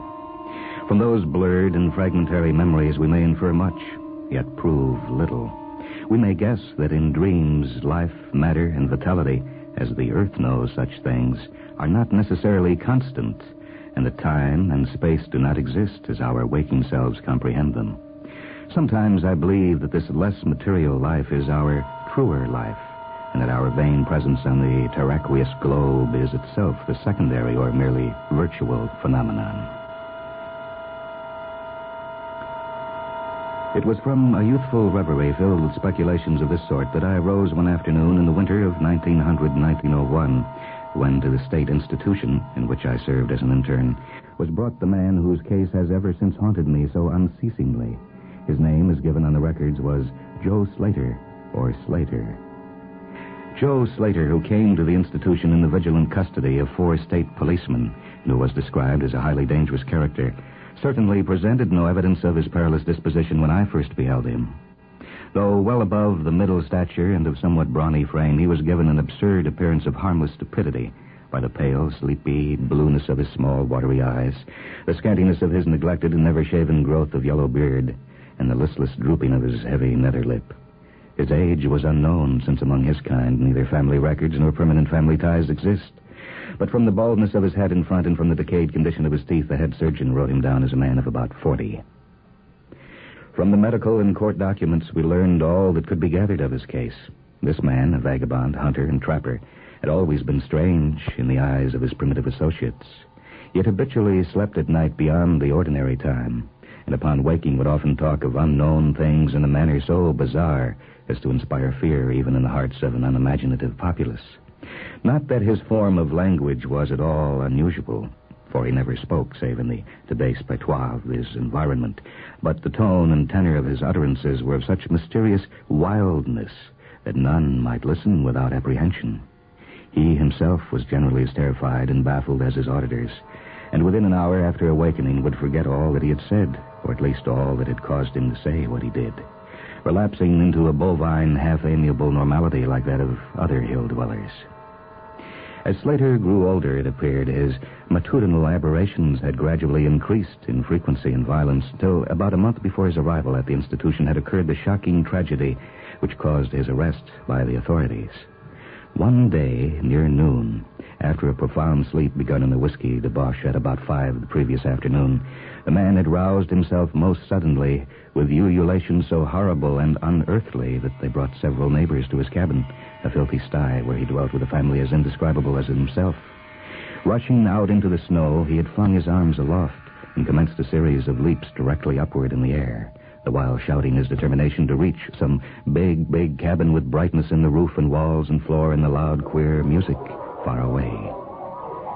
As two men of moderate size sought to restrain him, he had struggled with maniacal force and fury, screaming of his desire and need to find and kill a certain thing that shines and shakes and laughs. At length, after temporarily felling one of his detainers with a sudden blow, he had flung himself upon the other in a demoniac ecstasy of bloodthirstiness, shrieking fiendishly that he would jump high in the air and burn his way through anything that stopped him. Families and neighbors had now fled in a panic, and when the more courageous of them returned, Slater was gone, leaving behind an unrecognizable pulp-like thing that had been a living man but an hour before. None of the mountaineers had dared to pursue him, and it's likely that they would have welcomed his death from the cold, but when several mornings later they heard his screams from a distant ravine, they realized that he had somehow managed to survive and that his removal in one way or another would be necessary. Then had followed an armed searching party whose purpose, whatever it may have been originally, became that of a sheriff's posse after one of the seldom popular state troopers had by accident observed, then questioned, and finally joined the seekers. On the third day, Slater was found unconscious in the hollow of a tree and taken to the nearest jail, where alienists from Albany examined him as soon as his senses returned. To them he told a simple story. He had, he said, gone to sleep one afternoon about sundown after drinking much liquor. He had awakened to find himself standing bloody-handed in the snow before his cabin, the mangled corpse of his neighbor Peter Slater at his feet. Horrified, he had taken to the woods in a vague effort to escape from the scene of what must have been his crime. Beyond these things, he seemed to know nothing, nor could the expert questioning of his interrogators bring out a single additional fact. That night, Slater slept quietly, and the next morning he awakened with no singular feature save a certain alteration of expression. Dr. Barnard, who had been watching the patient, thought he noticed in the pale blue eyes a certain gleam of peculiar quality, and in the flaccid lips an all but imperceptible tightening, as if of intelligent determination. But when questioned, Slater relapsed into the habitual vacancy of the mountaineer and only reiterated what he had said on the preceding day. On the third morning occurred the first of the man's mental attacks. After some show of uneasiness and sleep, he burst forth into a frenzy so powerful that the combined efforts of 4 men were needed to bind him in a straitjacket. The alienists listened with keen attention to his words, since their curiosity had been aroused to a high pitch by the suggestive, yet mostly conflicting and incoherent stories of his family and neighbors. Slater raved for upward of 15 minutes, babbling in his backwards dialect of green edifices of light, oceans of space, strange music, and shadowy mountains and valleys. But most of all did he dwell upon some mysterious blazing entity that shook and laughed and mocked at him. This vast, vague personality seemed to have done him a terrible wrong, and to kill it in triumphant revenge was his paramount desire. In order to reach it, he said, he would soar through abysses of emptiness, burning every obstacle that stood in his way. Thus ran his discourse until with great suddenness he ceased. The fire of madness died from his eyes, and in dull wonder he looked at his questioners and asked why he was bound. Dr. Barnard unbuckled the leather harness and did not restore it till night, when he succeeded in persuading Slater to don it of his own volition for his own good. The man had now admitted that he sometimes talked queerly, though he knew not why. Within a week, 2 more attacks appeared, but from them the doctors learned little. On the source of Slater's visions they speculated at length, for since he could neither read nor write and had apparently never heard a legend or fairy tale, his gorgeous imagery was quite inexplicable. That it could not come from any known myth or romance was made especially clear by the fact that the unfortunate lunatic expressed himself only in his own simple manner. He raved of things he did not understand and could not interpret, things which he claimed to have experienced, but which he could not have learned through any normal or connected narration. The alienist soon agreed that abnormal dreams were the foundation of the trouble, dreams whose vividness could for a time completely dominate the waking mind of this basically inferior man. With due formality, Slater was tried for murder, acquitted on the ground of insanity, and committed to the institution wherein I held so humble a post. I have said that I am a constant speculator concerning dream life, and from this you may judge of the eagerness with which I applied myself to the study of the new patient as soon as I had fully ascertained the facts of his case. He seemed to sense a certain friendliness in me, born no doubt of the interest I could not conceal in the gentle manner in which I questioned him. Not that he ever recognized me during his attacks, when I hung breathlessly upon his chaotic but cosmic word pictures, but he knew me in his quiet hours, when he would sit by his barred window weaving baskets of straw and willow, and perhaps pining for the mountain freedom he could never again enjoy. By degrees, I commenced to feel an overwhelming wonder at the mad and fantastic conceptions of Joe Slater. The man himself was pitiably inferior in mentality and language alike, but his glowing, titanic visions, though described in a barbarous, disjointed jargon, were assuredly things which only a superior or even exceptional brain could conceive. How, I often asked myself, how could the stolid imagination of a Catskill degenerate conjure up sights whose very possession argued a lurking spark of genius? How could any backwoods dullard have gained so much as an idea of those glittering realms of supernatural radiance and space about which Slater ranted in his furious delirium? More and more I inclined to the belief that in the pitiful personality who cringed before me lay the disordered nucleus of something beyond my comprehension, something infinitely beyond the comprehension of my more experienced but less imaginative medical and scientific colleagues. And yet I could extract nothing definite from the man. The sum of all my investigation was that in a kind of semi-corporeal dream life, Slater wandered or floated through resplendent and prodigious valleys, meadows, gardens, cities, and palaces of light, in a region unbounded and unknown to man.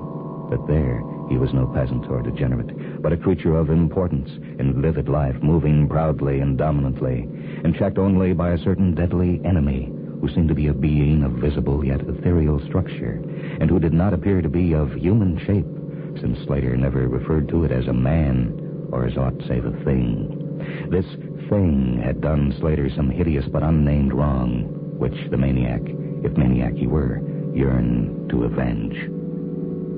From the manner in which Slater alluded to their dealings, I judged that he and the luminous thing had met on equal terms, that in his dream existence the man was himself a luminous thing of the same race as his enemy.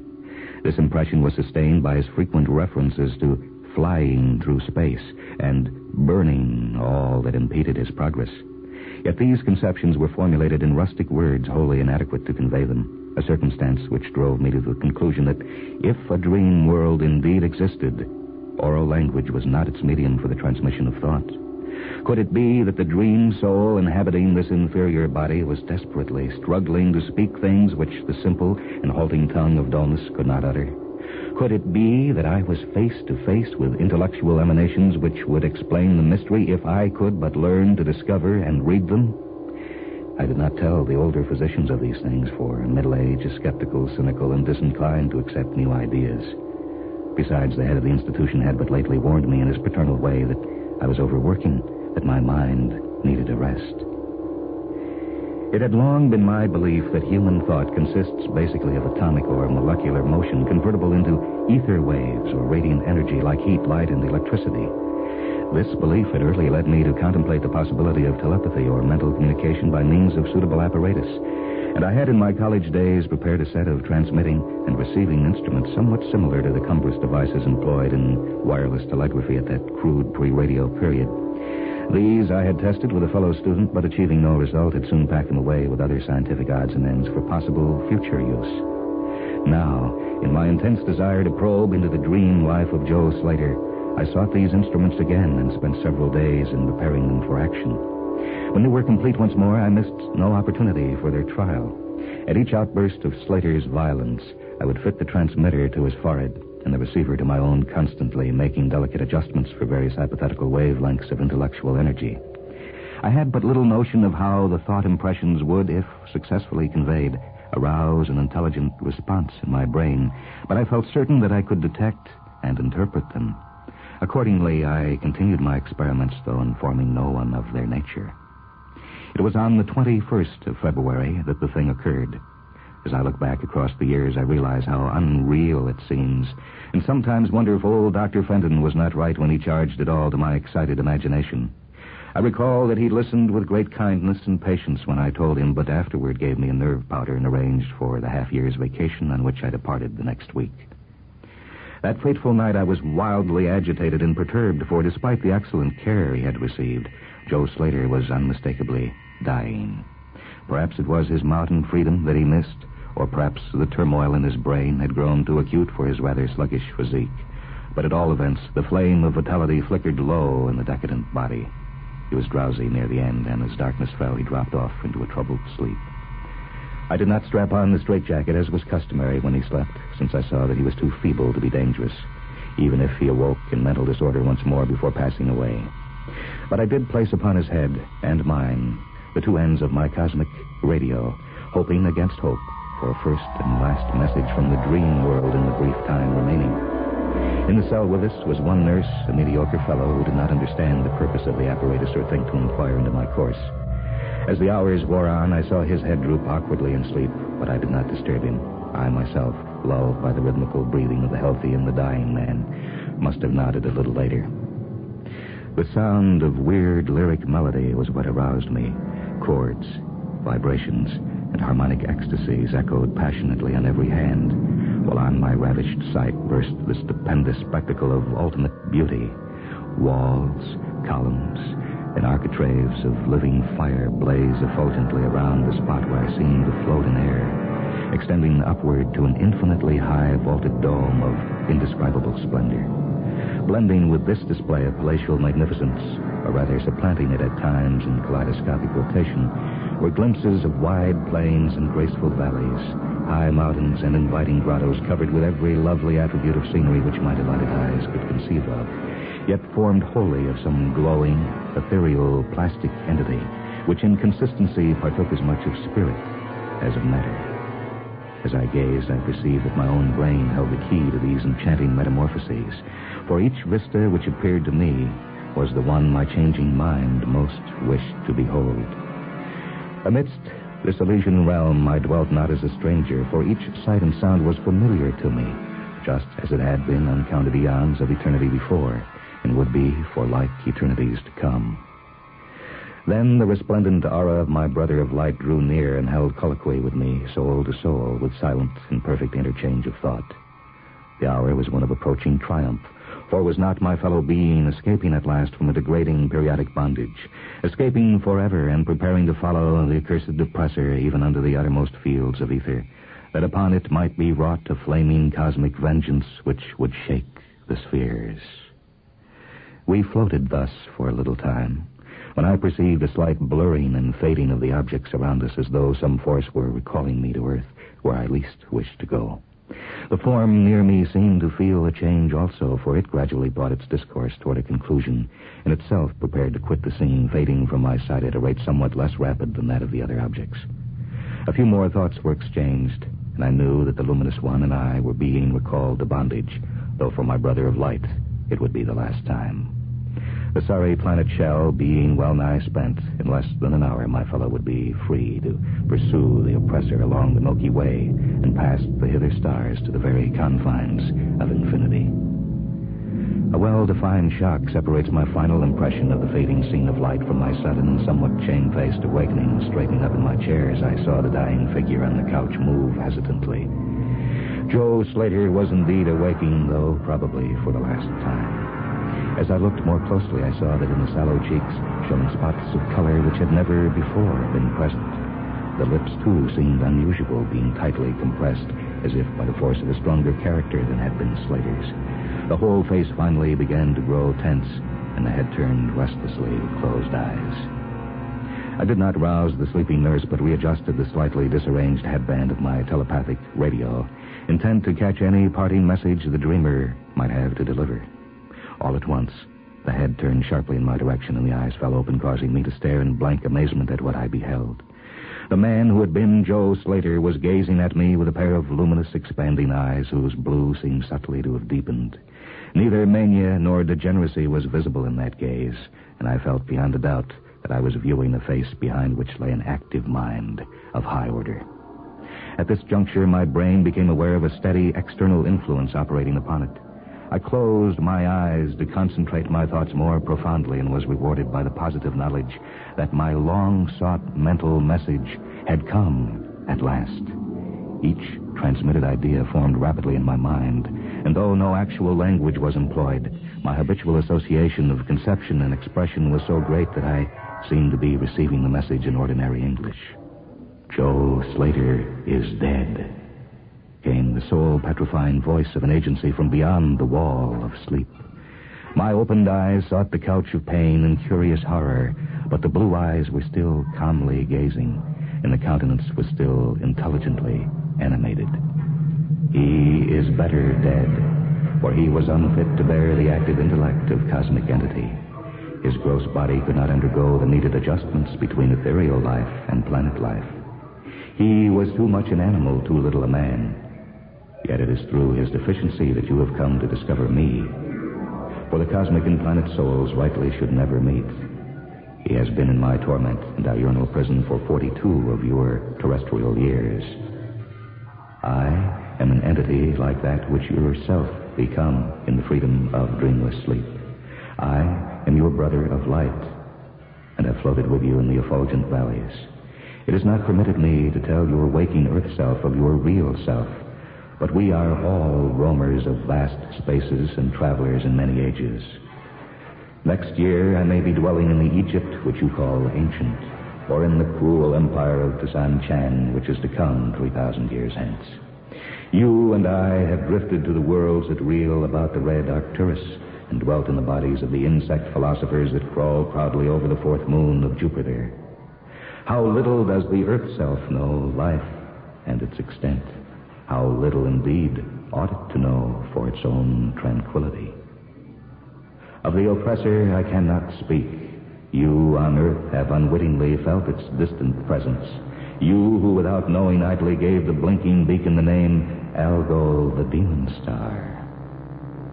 It is to meet and conquer the oppressor that I have vainly striven for eons, held back by bodily encumbrances. Tonight I go as a nemesis bearing just and blazingly cataclysmic vengeance. Watch me in the sky close by the demon star. I cannot speak longer, for the body of Joe Slater grows cold and rigid, and the coarse brains are ceasing to vibrate as I wish. You have been my only friend on this planet, the only soul to sense and seek for me within the repellent form which lies on this couch. We shall meet again, perhaps in the shining mists of Orion's sword, perhaps on a bleak plateau in prehistoric Asia, perhaps in unremembered dreams tonight, perhaps in some other form an eon hence, when the solar system shall have been swept away. At this point, the thought waves abruptly ceased, and the pale eyes of the dreamer, or can I say dead man, commenced to glaze fissurely. In a half-stupor, I crossed over to the couch and felt of his wrist, but found it cold, stiff, and pulseless. The sallow cheeks paled again, and the thick lips fell open, disclosing the repulsively rotten fangs of Joe Slater. I shivered, pulled a blanket over the hideous face, and awakened the nurse. Then I left the cell and went silently to my room. I had an instant and unaccountable craving for a sleep whose dreams I should not remember. The climax?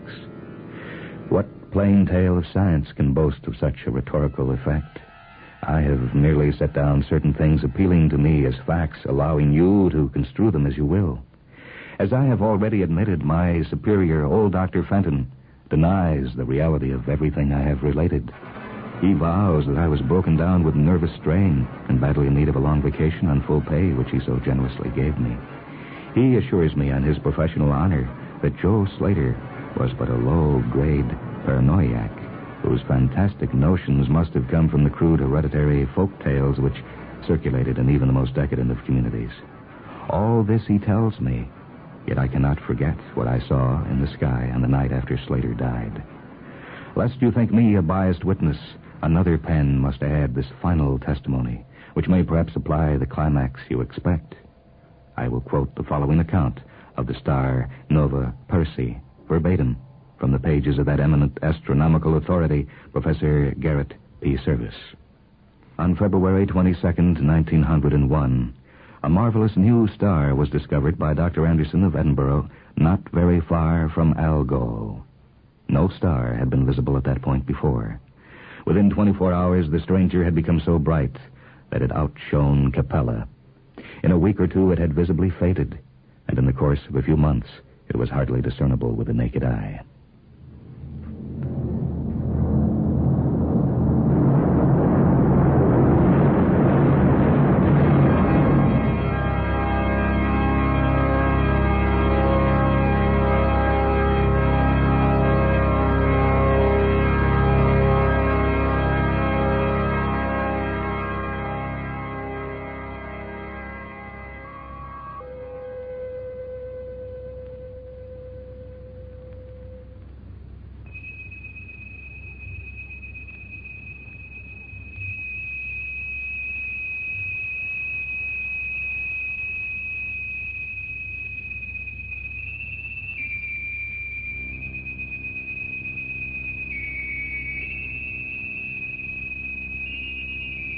You've heard Beyond the Wall of Sleep by H.P. Lovecraft from his book The Lurking Fear and Other Stories. This is Michael Hansen. Technical operation for this program by Dan Schmidt. Mindwebs is a production of WHA Radio in Madison, a service of University of Wisconsin Extension.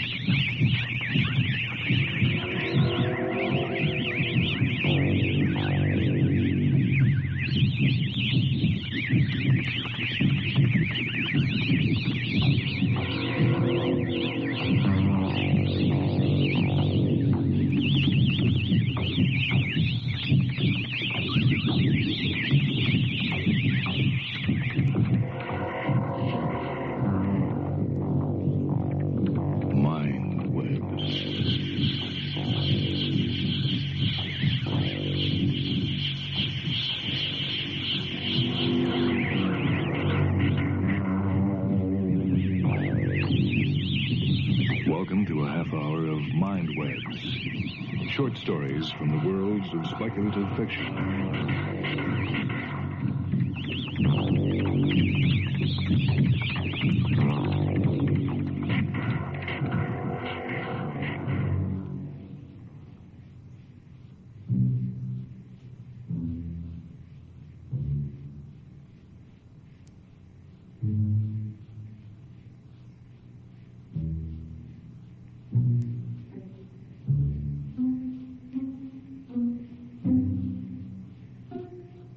This is Michael Hansen. This half hour of Mindwebs begins with a story by Eric Frank Russell. The copyright date is 1954 by Ziff Davis Publishing Company, and the title is Appointment at Noon. Henry Curran was big, busy, and impatient of triflers. He had the build of a wrestler, the soul of a tiger, and his time was worth $1,000 an hour. He knew of nobody who rated more. And crime did not pay? Bah. Jungle tactics paid off for Henry. The entire opposition had been conditioned out of men by what is called civilization. Entering his spacious office with the swift, heavy tread of a large man in fighting trim, Henry slung his hat onto a hook, glanced at the wall clock, noted that it registered 10 minutes to 12. Planting himself in the seat behind his desk, he kept his expectant gaze upon the door through which he had entered. His wait lasted about 10 seconds. Scowling at the thought of it, Curran reached over and thumbed a red stud on his big desk. "What's wrong with you?" he snapped when Miss Reed came in. "What's the matter with you? You get worse every day. Old age creeping over you or something?"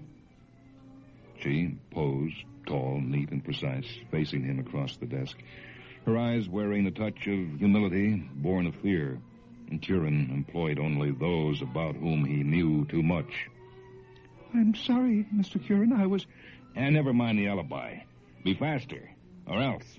Speed's what I like, see? Speed. "Yes, Mr. Curran." "Has Liberators phoned in yet?" "No, Mr. Curran."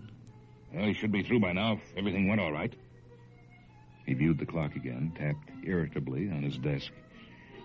"If he's made a mess of it, and the mouthpiece comes on, I'll tell him to let Liberators stew. He's in no position to talk anyway. A spell in jail will teach him not to be so stupid."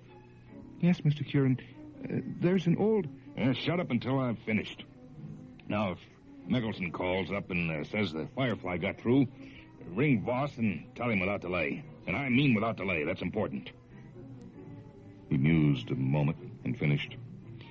"There's that meeting downtown at 12:20. God knows how long it'll go on, but if they want trouble, they can have it aplenty. If anyone asks, you don't know where I am and you don't expect me back before 4. "But, Mr. Curran..." "You heard what I said. Nobody sees me before 4. "There's a man already here." She got out with sort of apologetic breathlessness. You said you have an appointment with him at 2 minutes to 12. You fell for a gag like that?" He studied her with open contempt. "I can only repeat what he said. He seemed quite sincere." That's a change. Sincerity in the outer office. He's got the wrong address. Go tell him to spread himself across the tracks. "I said you were out and didn't know when you would return. He took a seat and said he'd wait because you would be back at 10 to 12. Involuntarily, they both stared at the clock. Curran bent an arm, eyed his wristwatch by way of checking the accuracy of the instrument on the wall. "That's what the scientific big brains would call precognition. I call it a lucky guess. 1 minute either way would have made him wrong. You ought to back horses.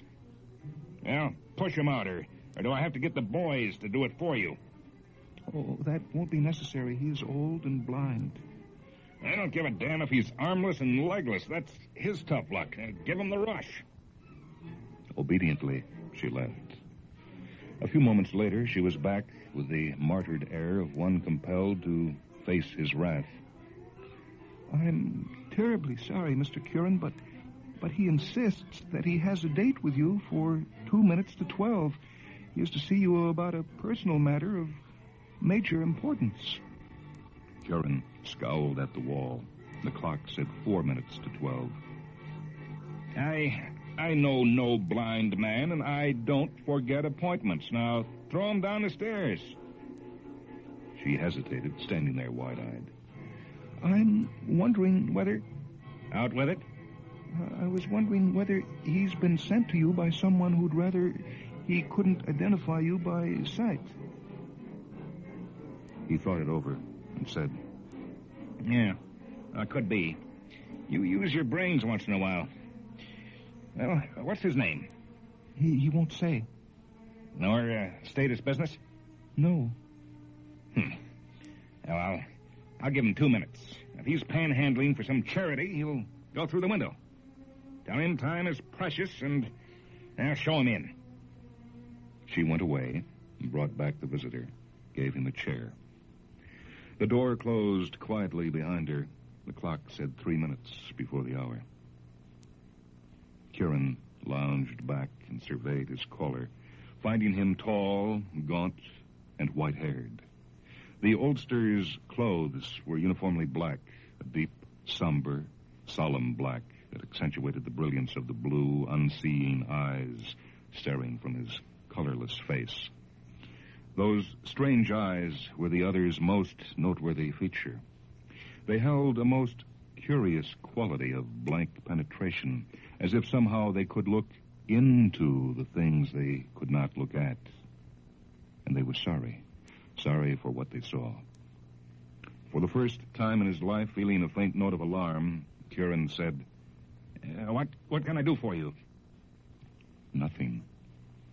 Nothing at all, responded the other, his low, organ-like voice, pitched at no more than a whisper, and with its sounding, a queer coldness came over the room. He sat there unmoving and staring at whatever a blind man can see. The coldness increased, became bitter. Kieran shivered despite himself. He scowled and got a hold on himself.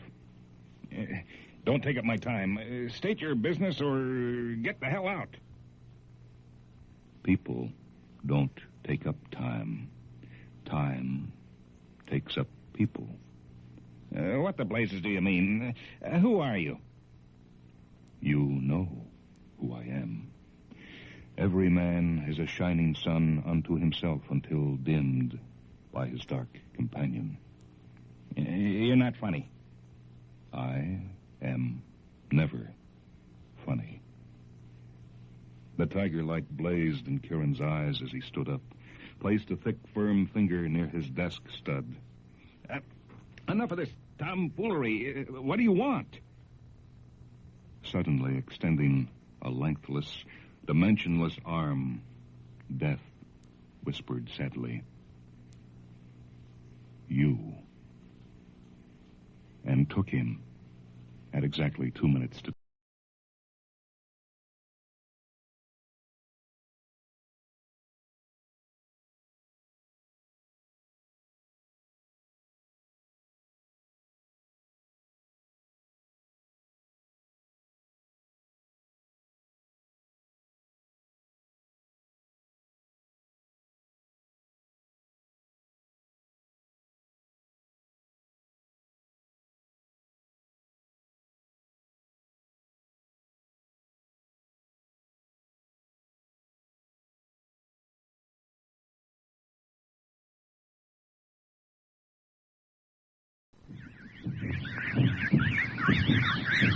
This is Michael Hansen, welcoming you to another half hour of Mindlands. Short stories from the worlds of speculative fiction. The story this half hour comes from Ursula K. Le Guin's The Wind's 12 Quarters. Here's April in Paris, read by J. Meredith Fitz. Professor Barry Pennyworth sat in a cold, shadowy garret and stared at the table in front of him, on which lay a book and a bread crust. The bread had been his dinner. The book had been his life work. Both were dry. Dr. Pennyworth sighed and then shivered. Though the lower floor apartments of the old house were quite elegant, the heat was turned off on April 1st, come what may. It was now April 2nd and sleeting. Dr. Pennyworth raised his head a little. He could see from his window the 2 square towers of Notre Dame de Paris, vague and soaring in the dusk, almost near enough to touch.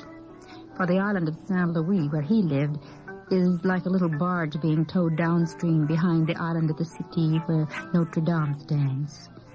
But he didn't raise his head. He was too cold. The great tower sank into darkness. Dr. Pennyworth sank into gloom. He stared with loathing at his book. It had won him a year in Paris. Publish or perish, said the Dean of Faculties, and he had published and been rewarded with a year's leave from teaching without pay. A month in college could not afford to pay unteaching teachers. So, on his scraped-up savings, he had come back to Paris to live again as a student in a garret, to read 15th century manuscripts at the library, to see the chestnuts flower along the avenues. But it hadn't worked. He was 40. Too old for lonely garrets.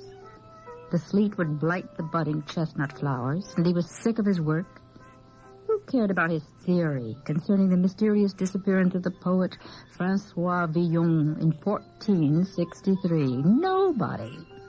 For after all, his theory about poor Villon, the greatest juvenile delinquent of all time, was only a theory and can never be proved, not across the gulf of 500 years.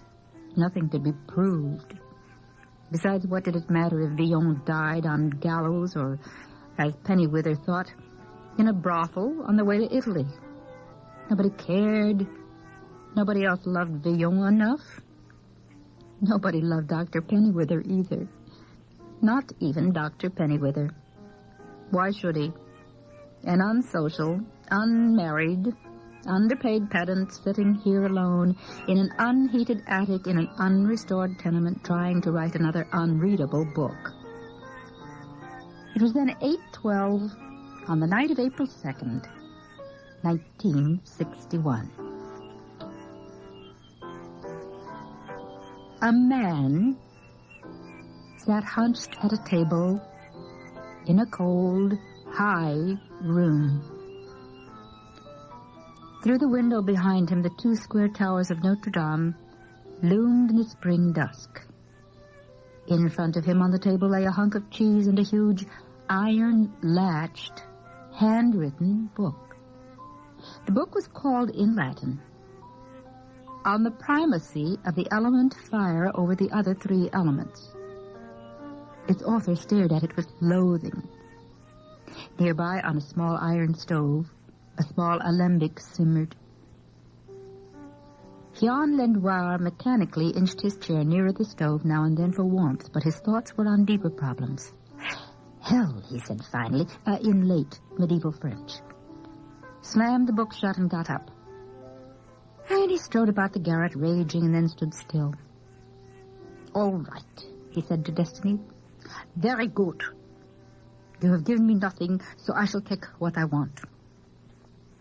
He went to one of the stacks of books that covered most of the floor space, yanked out a bottom volume, slapped it on the table, and began to study one page of it. Then, still with a set, cold look of rebellion, he got things ready. Sulfur. Silver. Chalk. Though the room was dusty and littered, his little workbench was neatly and handily arranged. He was soon ready. Then he paused. Oh, this is ridiculous, he muttered, glancing out the window into the darkness, where now one could only guess at the 2 square towers. A watchman passed below, calling out the hour, 8 o'clock of a cold, clear night. It was so still he could hear the lapping of the Seine. He shrugged, frowned, took up the chalk and drew a neat pentagram on the floor near his table, and then took up the book and began to read in a clear but self-conscious voice. Hier, hier, aude me. And it was a long spell, and mostly nonsense. And then his voice sank. He stood bored and embarrassed. He hurried through the last words, shut the book, and then fell backwards against the door, gap-mouthed, staring at the enormous, shapeless figure that stood within the pentagram, lit only by the blue flicker of its waving, fiery claws. Barry Pennywither finally got control of himself and put out the fire by burying his hands in the folds of the blanket wrapped around him. Unburned but upset, he sat down again. He looked at his book, and he stared at it. It was no longer thin and gray entitled The Last Years of Villon, An Investigation of Possibilities. It was thick and brown, entitled Incantatoria Magna. On his table, priceless manuscript dating from 1407, of which the only extant undamaged copy was in the Ambrosian Library in Milan. He looked slowly around. His mouth dropped slowly open. He observed a stove, a chemist's workbench, 2 or 3 dozen heaps of unbelievable leather-bound books, the window, the door. His window, his door. But crouching against his door was a little creature, black and shapeless, from which came a dry, rattling sound. Now, Barry Pennyworth was not a very brave man, but he was rational. He thought he'd lost his mind, and so he said quite steadily, "Are you the devil?" The creature shuddered and rattled. Experimentally, with a glance at invisible Notre Dame, the professor made the sign of the cross. At this, the creature twitched. Not a flinch, a twitch. And then it said something feebly, but in perfectly good English. Well, no, in perfectly good French. No, in rather odd French, really. He said, "Mais vous êtes de Dieu." Barry got up and peered at it. "Who are you?" he demanded. And it lifted up a quite human face and answered meekly, "Yon Lenoir." "What are you doing in my room?" There was a pause, and Lenoir got up from his knees and stood straight, all 5'2" of him. "But this is my room," he said, very politely. Barry looked around at the books and alembics, and then there was another pause. "Then how did I get here?" "I brought you." "Are you a doctor?" Lenoir nodded with pride. His whole air had changed. "Yes, I am a doctor. And yes, I brought you here. If nature will yield me no knowledge, then I can conquer nature herself. I can work a miracle. To the devil with science, then. I was a scientist." And he glared at Barry. "But no longer. They call me a fool, a heretic. Well, by God, I'm worse. I'm a sorcerer, a black magician. Jan the Black. Magic works, does it? Well, then science is a waste of time. Ha!" But he didn't really look triumphant. I wish it had not worked," he said more quietly, pacing up and down between folios. "So do I," said the guest. "Who are you?" Lenoir looked up challengingly at Barry, though there was nearly a foot difference in their heights. "And Barry A. Pinweather. I'm a professor of French at Munson College, Indiana, on leave in Paris to pursue my studies of late medieval And then he stopped. He just realized what kind of accent Lenoir had. "So what year is this? What century?" "Please, Dr. Lenoir." The Frenchman looked confused. The meanings of words change as well as their pronunciations. "Who ruled this country?" Lenoir gave a shrug. A French shrug. Some things never change. "Louis is king. Louis the 11th. The dirty old spider." Then they stood staring at each other like wooden Indians for some time, and Lenoir spoke first. "Then you are a man?" "Yes."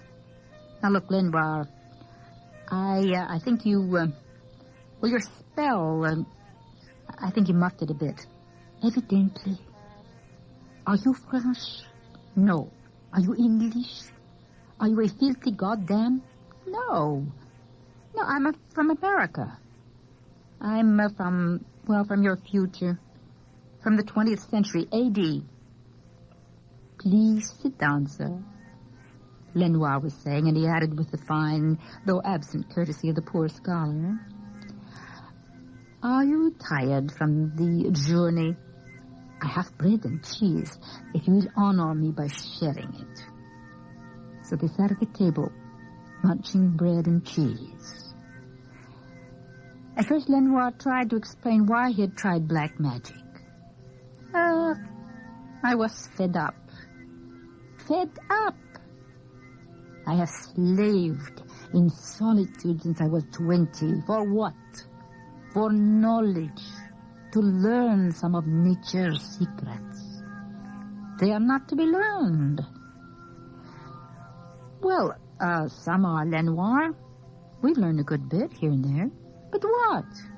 "Well, I'm no scientist. Can you make gold?" "No." No, I don't think so. But they do make diamonds. How? Carbon, coal. You know, under great heat and pressure, I believe. Coal and diamond are both carbon, you know, same elements. Element? Now, as I say, I am no... Which is the primal element? There are about 100 elements, Barry said. 2 hours later, having squeezed out of Barry every dribble of the remnants of his college chemistry course, Lenoir rushed out into the night and reappeared shortly with a bottle. Oh, my master, do you think I have offered you only bread and cheese? It was a pleasant Burgundy, vintage 1477, a good year. And after they drank a glass together, Lenoir said, If somehow I could repay you. Well, you can. Tell me, do you know the name of the poet Francois Villon? But yes. He wrote only French trash, you know, not in Latin. Do you know how or when he died? But of course. Hanged at Montfaucon here in 64 or 65 with a crew of no goods, just like himself. Why? 2 hours later, the bottle was dry. Their throats were dry. And the watchman had called 3 o'clock of a cold, clear morning. Oh, Jan. Oh, I'm worn out. Guess you better send me back, said Barry. The alchemist was too polite, too grateful, and perhaps also too tired to argue. Barry stood stiffly inside the pentagram, a tall, bony figure muffled in a brown blanket, smoking a Gauloise bleue. Adieu, Lenoir said sadly. Au revoir, Barry replied. Lenoir began to read the spell backwards. The candle flickered, his voice softened. Hey, Audi, hey, hey. He read and sighed and looked up. The pentagram was empty. The candle flickered.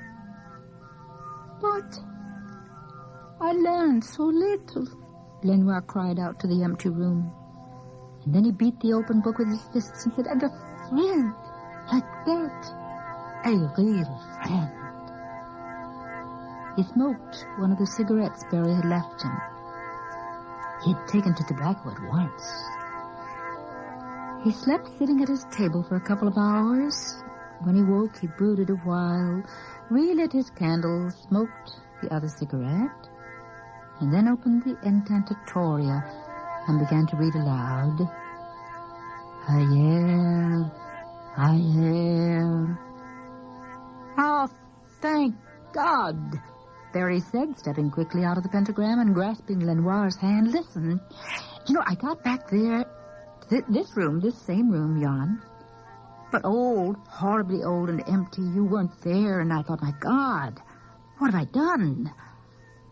I'd sell my soul to get back there to him. What can I do with what I've learned? Who'll believe it? How can I prove it? And who the devil could I tell it to anyhow? Who cares? I couldn't sleep. I sat, I cried for an hour. Will you stay? Lenoir said. Oh, yes. Hey, look, I brought these, in case you did invoke me. And sheepishly he exhibited 8 packs of cigarettes, several books, and a gold watch. It might fetch a price. I knew that paper francs wouldn't do much good. At sight of the printed books, Lenoir's eyes gleamed with curiosity, but he stood still. My friend, you said you would sell your soul. Do you know? So would I. Yet we haven't. How did this happen? That we are both men, no devils, no pacts in blood. 2 men who have lived in this room. I don't know, said Barry. We'll think that out later. Can I stay with you, Jan? Consider this your home, Lenoir said with a gracious gesture around the room. The stacks of books, the alembics, the candle growing pale. Outside the window, gray on gray, rose up to the 2 great towers of Notre Dame. It was the dawn of April 3rd. Their life soon settled into an easy routine. At first, Barry was a little nervous in the crowded streets, but in a spare black gown of Lenoir's, he was not noticed as outlandish except for his height. He was probably the tallest man in 15th century France. Barry's watch brought a tremendous price, 4 gold pieces, enough to live on for a year. Mornings they wandered about seeing the Bastille and the churches or visiting various minor poets on whom Barry was interested. After lunch, they discussed electricity, the atomic theory, physiology, and other matters in which Lenoir was interested, and performed minor chemical and anatomical experiments, usually unsuccessfully. After supper, they merely talked. Endless, easy talks that ranged over the centuries, but always ended here, in the shadowy room, with its open window to the spring night, in their friendship. After 2 weeks, they might have known each other all their lives. They were perfectly happy. They knew they would do nothing with what they had learned from each other. In 1961, how could Barry ever prove his knowledge of old Paris? In 1482, how could Lenoir ever prove the validity of the scientific method? But it didn't bother them. They'd never really expected to be listened to. They'd merely wanted to learn. And so they were happy for the first time in their lives. So happy, in fact, that certain desires always, before subjugated to the desire for knowledge, began to awaken. I don't suppose, Barry said one night across the table, that, you ever thought much about marrying? Well, no, his friend answered. That is, I'm in minor orders, and it seemed irrelevant. And expensive. Besides, in my time, no self-respecting woman would want to share my kind of life. American women are so damn poised and efficient and glamorous. Terrifying creatures. And the women here are a little dark and small like beetles with bad teeth, Lenoir said. So they said no more about women that night. But the next night they did, and the next, and on the next, celebrating the successful dissection of the main nervous system of a pregnant frog, they drank 2 bottles of Montrachet 74 and got soused. Hey, let's invoke a woman, Jan, Barry said in a lascivious bass, grinning like a gargoyle. But what if I raise the devil this time? Is there really much difference?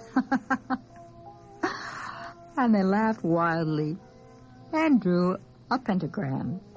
Higher, higher, Lenoir began. And when he got the hiccups, Barry took over. He read the last words. There was a rush of cold, marshy-smelling air, and in the pentagram stood a wild-eyed being with long black hair, stark naked and screaming. Woman, by God! Is it? And it was. Here, take my cloak, Barry said, for the poor thing now stood gawping and shivering. So he put the cloak over her shoulders. Mechanically, she pulled it around her, muttering, Gratias, Domine. Latin! A woman speaking Latin? It took him longer to get over that shock than it did Volta to get over hers. She was, it seemed, a slave in the household of the sub-prefect of North Gaul, who lived on the smaller island of the muddy island town called Lutetia. She spoke Latin with a thick Celtic brogue and didn't even know who was emperor in Rome in her day. A real barbarian, Lenoir said with scorn. So she was, an ignorant, taciturn, humble barbarian with tangled hair, white skin, and clear gray eyes. She'd been waked from a sound sleep. When they convinced her that she was not dreaming, she evidently assumed that this was some prank of her foreign and all-powerful master, the sub-prefect, and accepted the situation without further question. Am I to serve my master? She inquired timidly, but without sullenness. Not me, Lenoir growled, and added in French to Barry, Go on. I will sleep in the storeroom, and he departed. For an additional 2 sols a year, the landlord let them use the storeroom as a second bedroom, and Lenoir now slept alone again in the main room of the garret. He observed his friends idle with a brooding, unjealous interest. The professor and the slave girl loved each other with delight and tenderness. Their pleasure overlapped Lenoir in waves of protective joy. Botta had led a brutal life, treated always as a woman but never as a human. And in one short week she bloomed, she came alive, evincing beneath her gentle passiveness a cheerful, clever nature. Lenoir sat up on his cot and brooded. About midnight, when all was quiet, he rose and noiselessly prepared the pinches of sulfur and silver. He drew the pentagram, opened the book. Very softly he read the spell. His face was apprehensive. In the pentagram appeared a small white dog. It cowered and hung its tail and then came shyly forward, sniffed Lenoir's hand, looked up at him with liquid eyes, and gave a modest, pleading whine. A lost puppy. Lenoir stroked it. It licked his hands and jumped all over him, wild with relief. On its white leather collar was a silver plaque engraved Jolie Dupont, 36 Rue de Seine, Paris. Jolie went to sleep after gnawing a crust, curled up under Lenoir's chair, and the alchemist opened the book again and read still softly, but this time without self-consciousness, without fear, knowing what would happen. Emerging from his storeroom bedroom honeymoon in the morning, Barry stopped short in the doorway. Lenoir was sitting up in bed, petting a white puppy, and deep in conversation with a person sitting on the foot of the bed, a tall, red-haired woman dressed in silver. The puppy barked, and Lenoir said, "Good morning." The woman smiled. "Jumping Jesus," Barry muttered, in English. And then he said, "Good morning. When are you from?" The effect was Rita Hayworth sublimated. A Hayworth plus the Mona Lisa, perhaps. "From out there. About 7,000 years from now," she said, smiling still more wondrously. Her French accent was worse than that of a football scholarship freshman. "I'm an archaeologist. I was excavating the ruins of Paris III. I'm sorry I speak the language so badly. Of course, we know it only from inscriptions." "From Altair, the star? But you're human, I think. Our planet was colonized from Earth about 4,000 years ago. That is, 3,000 years from now." She laughed most wondrously. "Jan explained it all to me, but I still get confused." "It was a dangerous thing to try it again, Jan. We've been awful lucky, you know." "No, you're not lucky. But after all, it's black magic you're playing with." I don't know your name, madam." "Kisselk." "Well, listen, Kisselk. Your science must be fantastically advanced. Is there any magic? Does it exist? Can the laws of nature really be broken as we seem to be doing?" "I have never seen nor heard of any authenticated case of magic." "Well, then what goes on? Why does that stupid old spell work for Jan, for us? That one spell, and here, nowhere else. For nobody else in 15,000 years of recorded history. Why? And where did that damn puppy come from?" "The puppy was lost," Lenoir said, "somewhere near this house on the Ile Saint-Louis." "And I was sorting potsherds," Kisselk said, "in a house site, Island 2, Pit 4, Section D. A lovely spring day. I hated it, loathed it. The day, the work, the people around me." Again she looked at the gaunt little alchemist, a long, quiet look. "I tried to explain it to Jan last night. We have improved the race, you see, but there's an occasional genetic flaw. Me, for instance. I was trained as an archaeologist because the teachers saw that I really did not like people. Alive people. People bored me. All like me on the outside, all alien to me on the inside. When everything's alike. Which place is home? But now I have seen an unhygienic room with insufficient heating. Now I have seen a cathedral not in ruins. Now I've met a living man who is shorter than me, with bad teeth and short temper. And now I'm home. I'm where I can be myself. I'm no longer alone. Alone, Lenoir said. Loneliness, eh? Loneliness is the spell. Loneliness is stronger. Really, it doesn't seem unnatural. Walter was peering round the doorway, her face flushed between the black tangles of her hair. She smiled shyly and said a polite Latin good morning to the newcomer. Kissel doesn't know Latin, Lenoir said with immense satisfaction. We must teach Walter some French. French is the language of love, anyway, eh? Come along. Let us go out and buy some bread. I'm hungry. Kisselk hid her silver tunic under the useful and anonymous cloak, while Lenoir pulled on his moth-eaten black gown. Walter combed her hair while Barry thoughtfully scratched a louse bite on his neck, and then they set forth to get breakfast. The alchemist and the interstellar archaeologist went first, speaking French. The Gaulish slave and the professor from Indiana followed, speaking Latin and holding hands.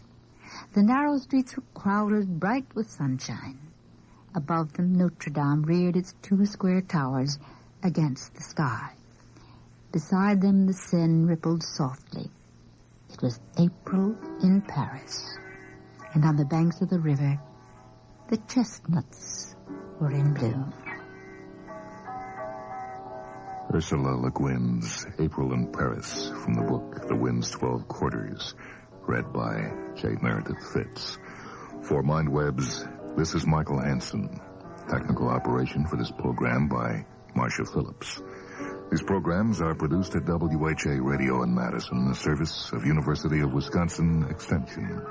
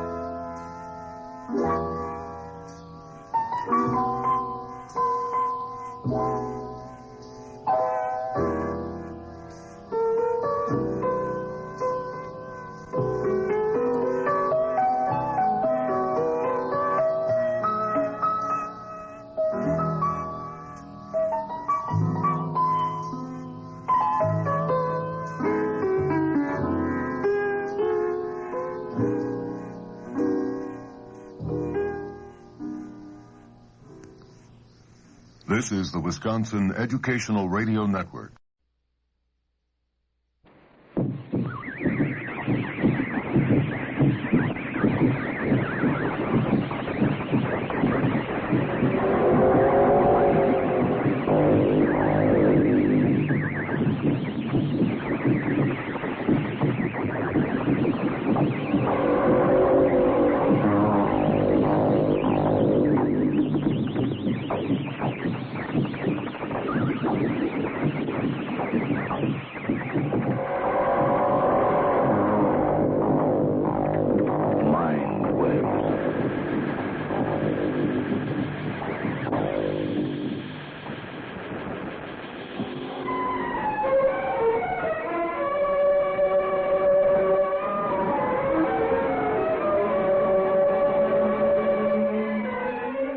This is Michael Hansen.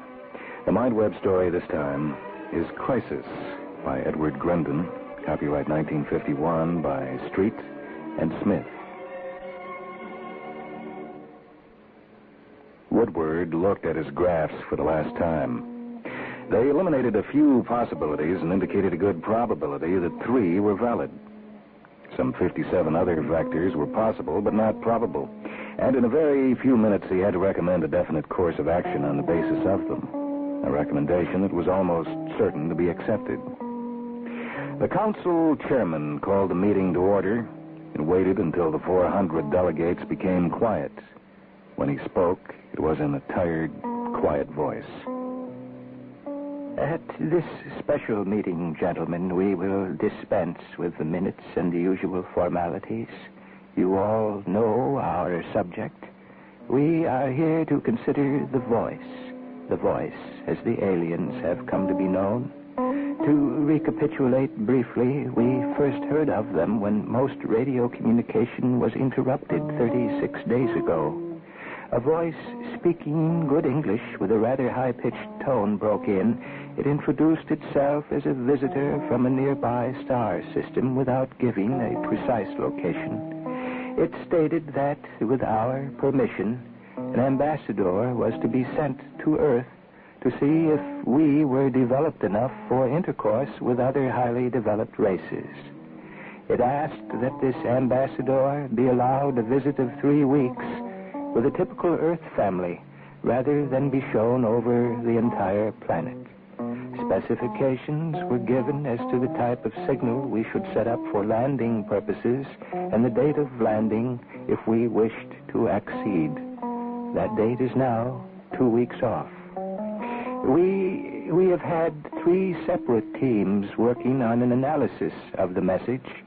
The chief of each team will now tell you his recommendation. They are Mr. Woodward of the International Psychological Association team, Mr. Gelfife of the team of the Society of Human Engineers, and Mr. Devere of the team of the Federation of Social Sciences. We recognize the difficulty of their task and the speculative nature of their results, which are, however, the best we have. Mr. Devere? All we can make is a good guess. We believe the alien possess a nervous system of Cantor's Class 4 type. This means an organism who acts warily, plans far in advance, and is too rigid to do anything but retreat quickly or strike out spasmodically when its predictions are inaccurate. It would tend to have a strong ethical system applied to the in-group, and no concern with organisms not members of the in-group. If frustrations imposed on it are expected, it retreats. If unexpected, it attacks. Since it will be unable to predict clearly the course of development of human beings, it is, well, more than liable to feel frustration and to become hostile and aggressive. We recommend refusal of permission to land and signaling that we will not be ready for relations with extraterrestrial groups for at least 100 years. The aliens almost certainly see this as a possible reply and are most likely to withdraw for that time. At the end of that period, we can reevaluate the situation. He sat down and buried his face in his hands. Those who knew him realized what he had lost. Devere, who had sought after knowledge from childhood, who had spent his life at research, who had the most insatiable of all desires, the hunger to know, had foregone the vast store of ideas and concepts the aliens would have provided. He had followed the logic of his science to its inexorable end, and the result was bitter for him. After a long minute, the president said, "Mr. Gelfife," and Eli Gelfife stood up, a serious, intent man who had made great contributions in the application of social science to the social system. We essentially agree with Mr. Devere. Further, we suggest a marked increase for research and training in both the physical and social sciences for the next 50 years. Class 4 organisms are very unlikely to get along well with human beings who are Class 9. And neither is basically stable enough when their plans are thwarted. Contact between the two will result in frequent lapses of communication, which must end in violent collision. Eventual contact is certain. Let us arm ourselves against that day. Some men need freedom and peace for themselves and for others. They work for it all their lives. Gelfife was such a man, and the knowledge that he was urging preparation for war rested more heavily on him than on any of his hearers. His poise had been good and his speaking technique excellent, but his face was gray. Woodward rose without waiting for an introduction. We agree in general with the findings of the other two teams, but our recommendations are quite different. We think we've detected slight variations in the Class 4 pattern, which lead us to believe that the alien is much more rigid and inflexible than would appear from usual techniques of message analysis. We believe him to be an organism that lays long-range plans, checks them against empirical data, and then must follow them through. You see, in other words, if predictions are demonstrated valid in 2 or 3 checks, the alien is no longer structurally capable of abandoning the plan. However, if the empirical data do not fit prediction curves, the alien will withdraw from the situation and feel real emotional blockage to attacking this particular problem again. Before going into details of this, let me sketch the broad outlines of my recommendation. We let them land at a country estate we prepare. They find a family, a rather typical one, a staff of servants.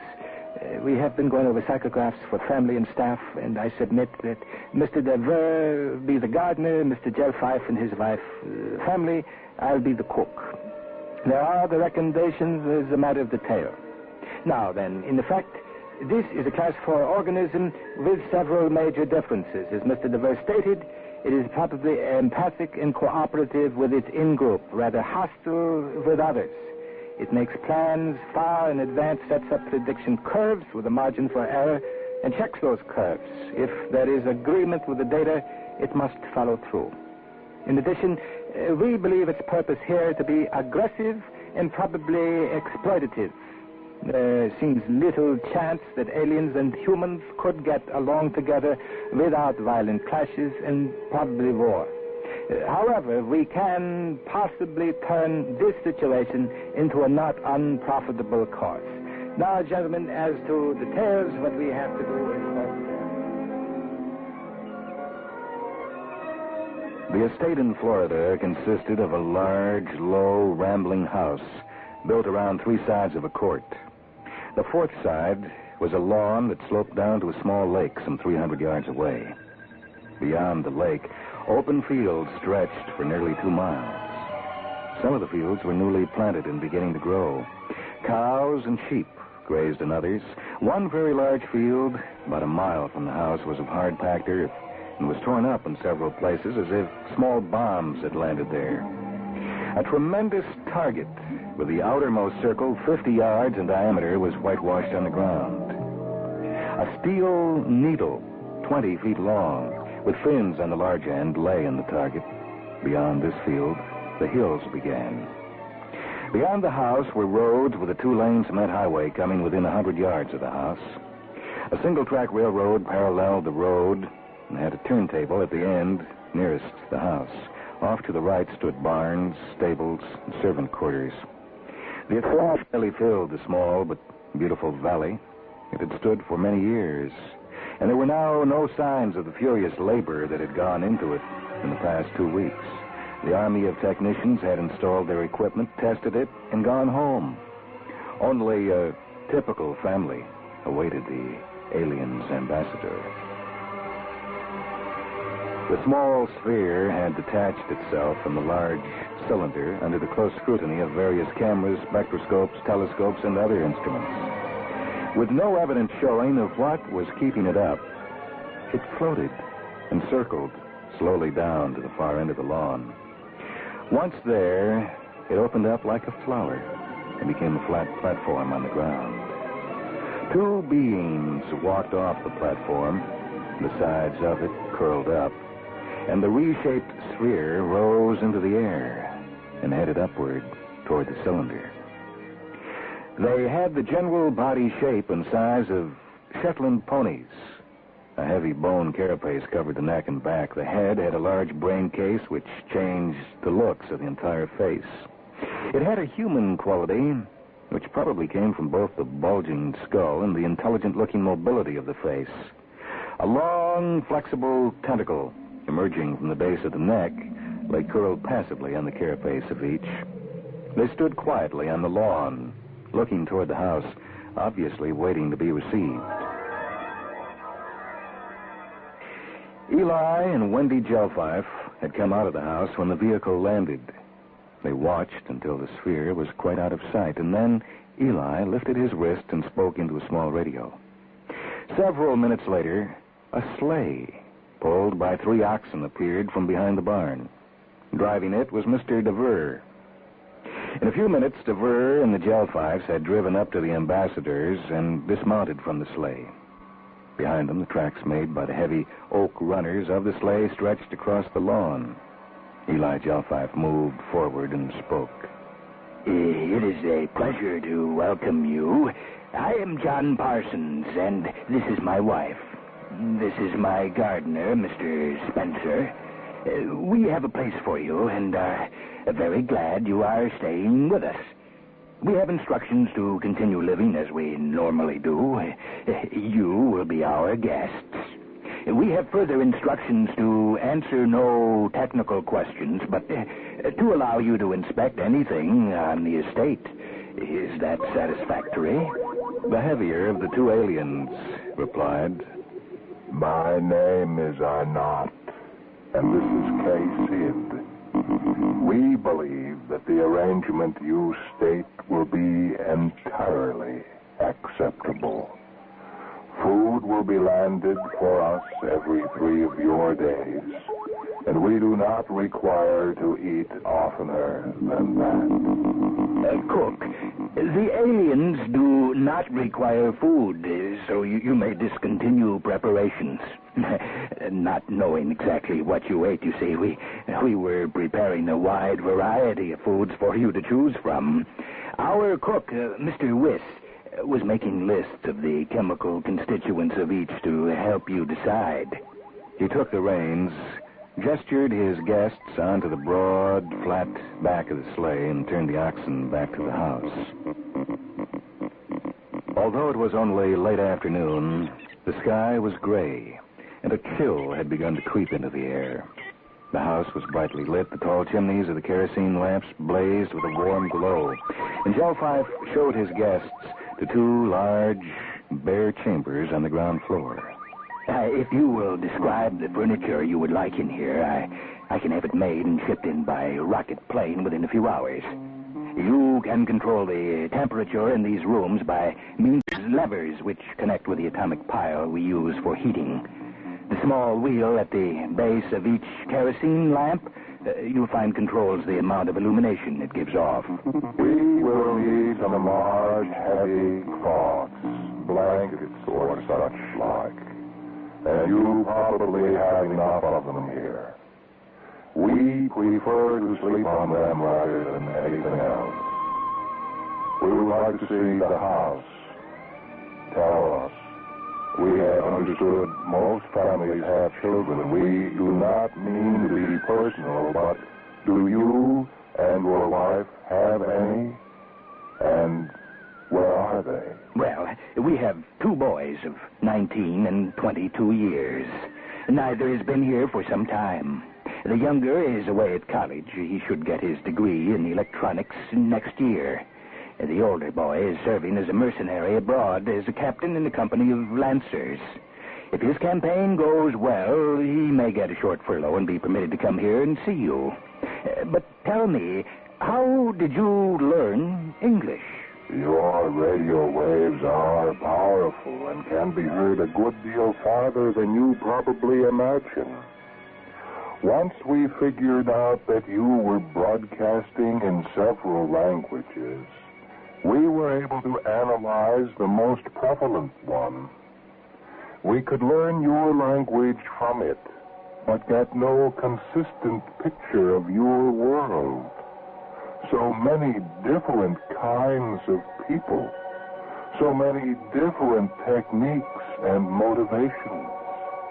So we came here to learn more about you. While family and servants ate together, Gelfife and his wife at the upper table and the servants at the lower one below the salt, the aliens wandered around the house. They watched the eating for a while, motionless through the long grace, listened to the harpist play from his corner for a brief period, and then went into the living room. They found 5 channels of the television operating. One showed a film about pirates, another a First World War battle, the third showed Ben-Hur, the fourth a Dr. Kildare film, and the fifth a science fantasy. In the manner typical of films, all apparently were set in the present. Occasional commercials featured such articles as electric razors, crossbows, aspirin, home permanent kits, and magic love charms.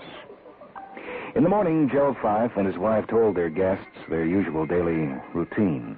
We generally do a little farming in the morning and sports in the afternoon, and then a siesta and supper. The aliens watched the routine for 2 weeks. Sometimes the gardener would sit on the terrace and operate the remote-controlled farming machinery, while Joe Fife sweated with scythe or hoe in the fields. Sometimes Joe Fife would sit at the small control box while the servants worked with rake or shovel. They saw Woodward open frozen food containers and cook the foods on a wood-burning range. Once a day, the mail truck came speeding up the road, its jet leaving a long roar behind it. Every other day, the supplies came in on the railroad behind a tiny chugging steam engine that had been resurrected from the Smithsonian Institution.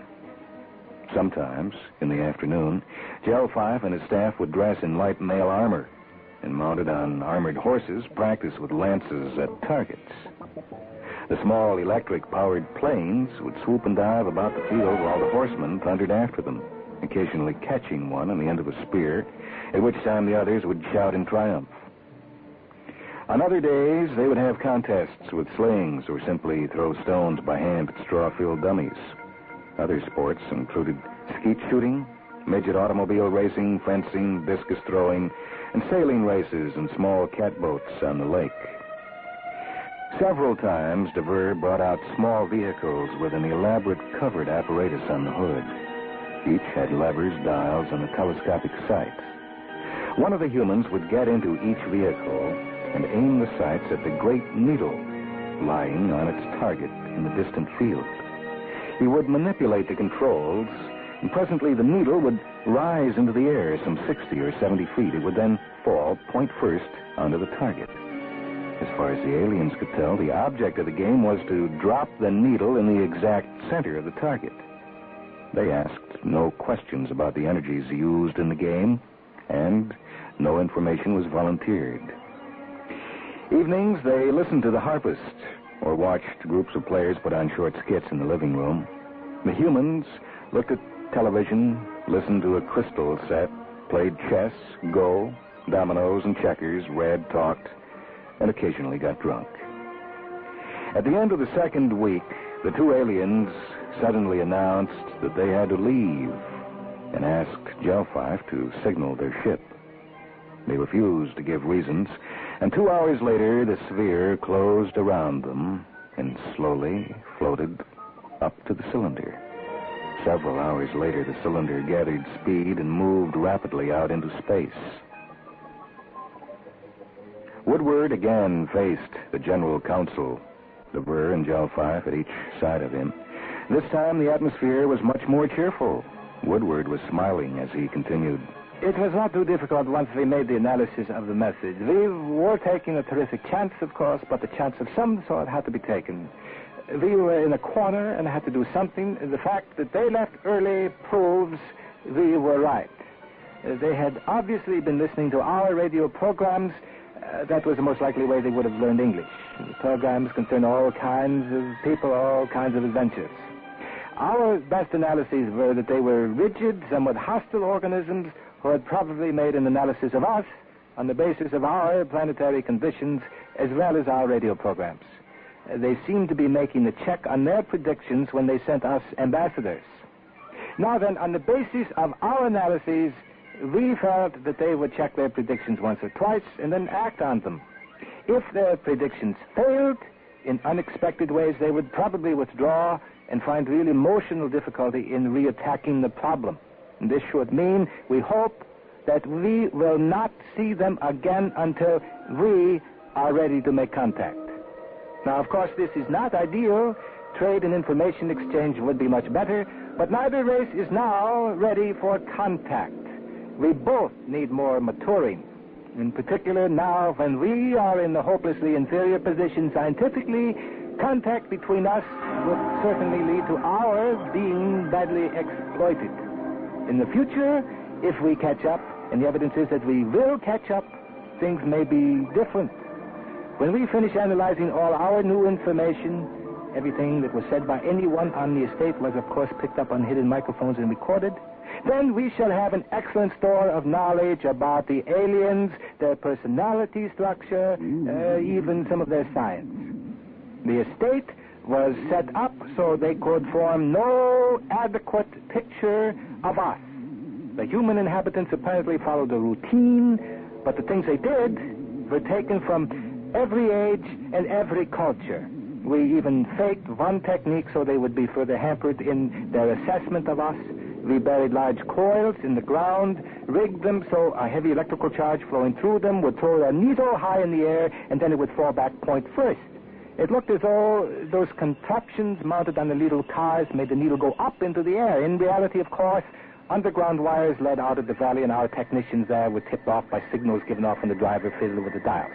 In short, gentlemen, we have come through a major crisis. We have learned a great deal from it. When we meet the aliens next time, it will be on much more even terms. Woodward sat down to thunderous applause. As their ship went into overdrive, Inot and K. Sid were just finishing their report. Inot said into the recorder while the entire crew listened.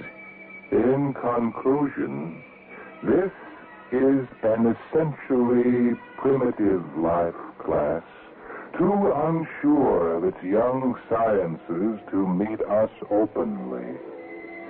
They know of only aggressive, hostile organisms, and have never observed a peaceful, friendly form of life, and so could not conceive of one. Doubtless, they projected their own rigidity and hostilities onto us, and so saw our advanced science as dangerous to them. They therefore attempted to trick us, using cultural techniques from many of their past ages. Naturally, they did not realize that if our physical sciences were more advanced than theirs, our social sciences would be similarly advanced. And it was no difficult trick to analyze them through the screens they attempted to throw up. We were careful what we said near their recording instruments, and made sure they learned a good deal that they can use in advancing both their physical and social sciences. When we accomplished our purpose, we left. When we next make contact, they should be more mature. We will then be able to treat them as we wish to, as equals and as colleagues. They will be wiser, more advanced, and, in short, when we next meet these aliens, it will be on much more even terms.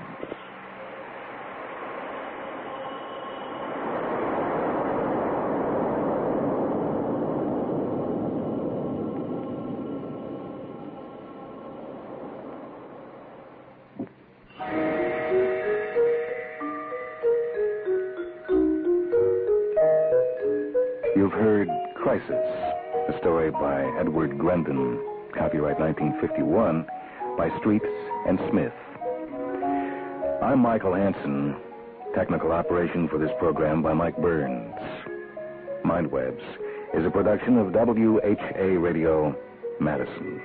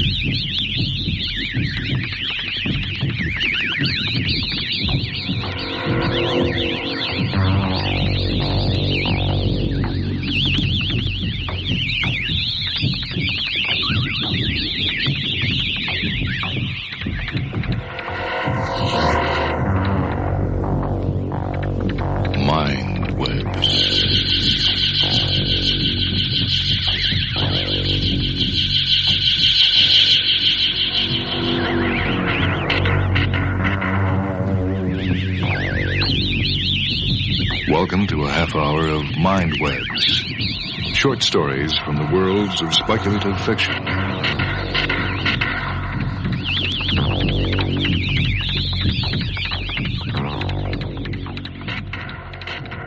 This is Michael Hansen. 2 stories on this edition of Mind Webs. The first is by Bill Pronzini, copyright 1970 by the author and the Ultimate Publishing Company. This is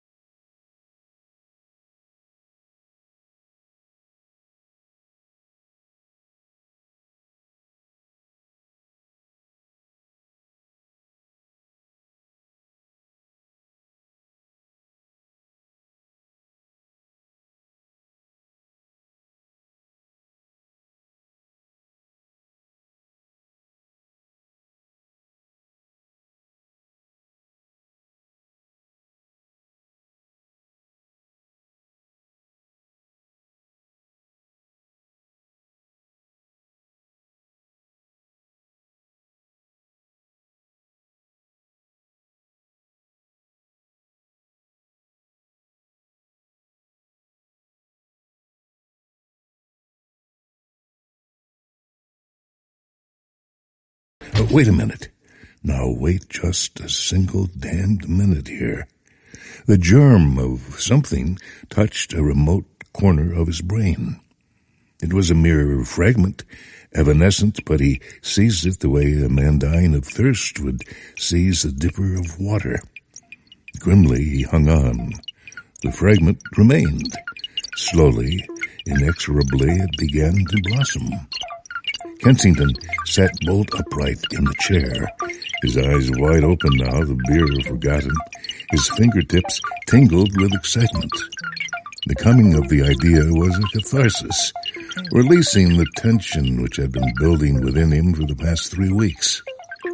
It would be a science fiction fantasy story, he thought. Probably a novella, if he worked it properly. He moistened his lips. Now, let's see. Suppose there's this race of aliens plotting to take over Earth because it's a strategic planet in some kind of intergalactic war they're involved in. Okay, so it's hackneyed. There are ways to get around that, ways to play that aspect down. These aliens have infiltrated Earth and set up some kind of base of operations, maybe up in the mountains somewhere. They're assembling a kind of penultimate cybernetic machine, which, when fully completed, will have the power to erase all rational thought from the minds of humans, turning them into obsequious zombies. Wait now. Suppose these aliens have a portion of this machine already completed. This portion would be capable of reading simultaneously the thoughts of every human on Earth, and of categorizing these thoughts for the aliens to study.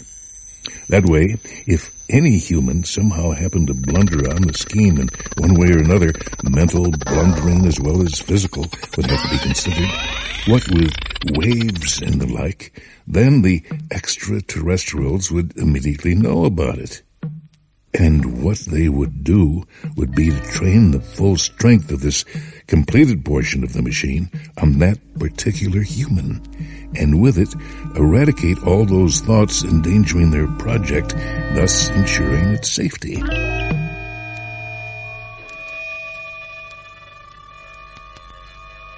Kensington was sweating a bit now, his forehead crinkled in deep thought. Sure, he thought. Sure, it's a touch far out, but if I handle it right, who knows? At least it's a good, workable idea, which is a hell of a lot better than nothing at all. Now, how am I going to save Earth from this fate? It has to be in some way that's totally plausible, not too gimmicky, and all at once the answer popped into his mind. By God, Kensington thought, it's perfect. There's not a flaw in it. He grinned hugely. Those damned aliens wouldn't stand the snowball's chance in you-know-where if I set it up this way. He stood abruptly and started for his typewriter. The progression of the story was already flowing, plotting itself firmly in Kensington's mind. He sat at the typewriter, excitement coursing through him because he knew he could feel that the dry spell was at an end. His fingers poised over the keys.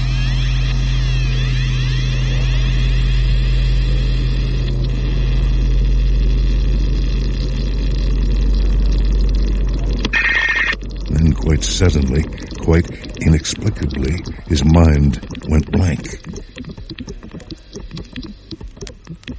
He pressed his forehead against the cool surface of his typewriter. Why, he moaned silently.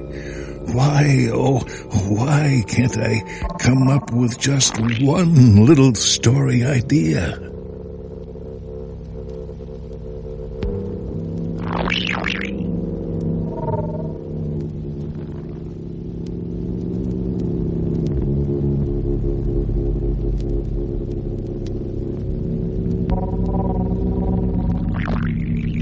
That was Dry Spell by Bill Bronzini. Copyright 1970 by the Ultimate Publishing Company.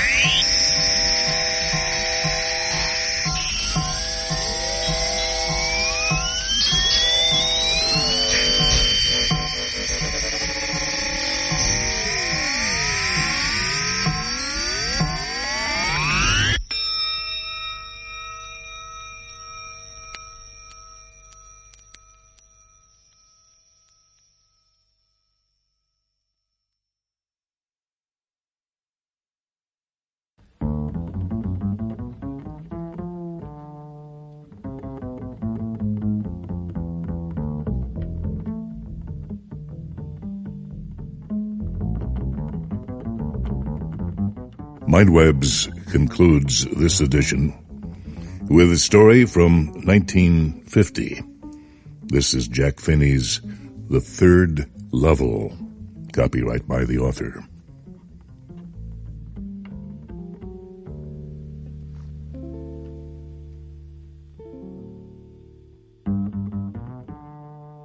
The presidents of the New York Central and the New York, New Haven, and Hartford railroads will swear on a stack of timetables that there are only 2. But I say there are 3, because I've been on the 3rd level at Grand Central Station. Yes, I've taken the obvious step. I've talked to a psychiatrist friend of mine, among others, and I told him about the 3rd level at Grand Central Station. And he said it was a waking dream wish fulfillment. He said I was unhappy.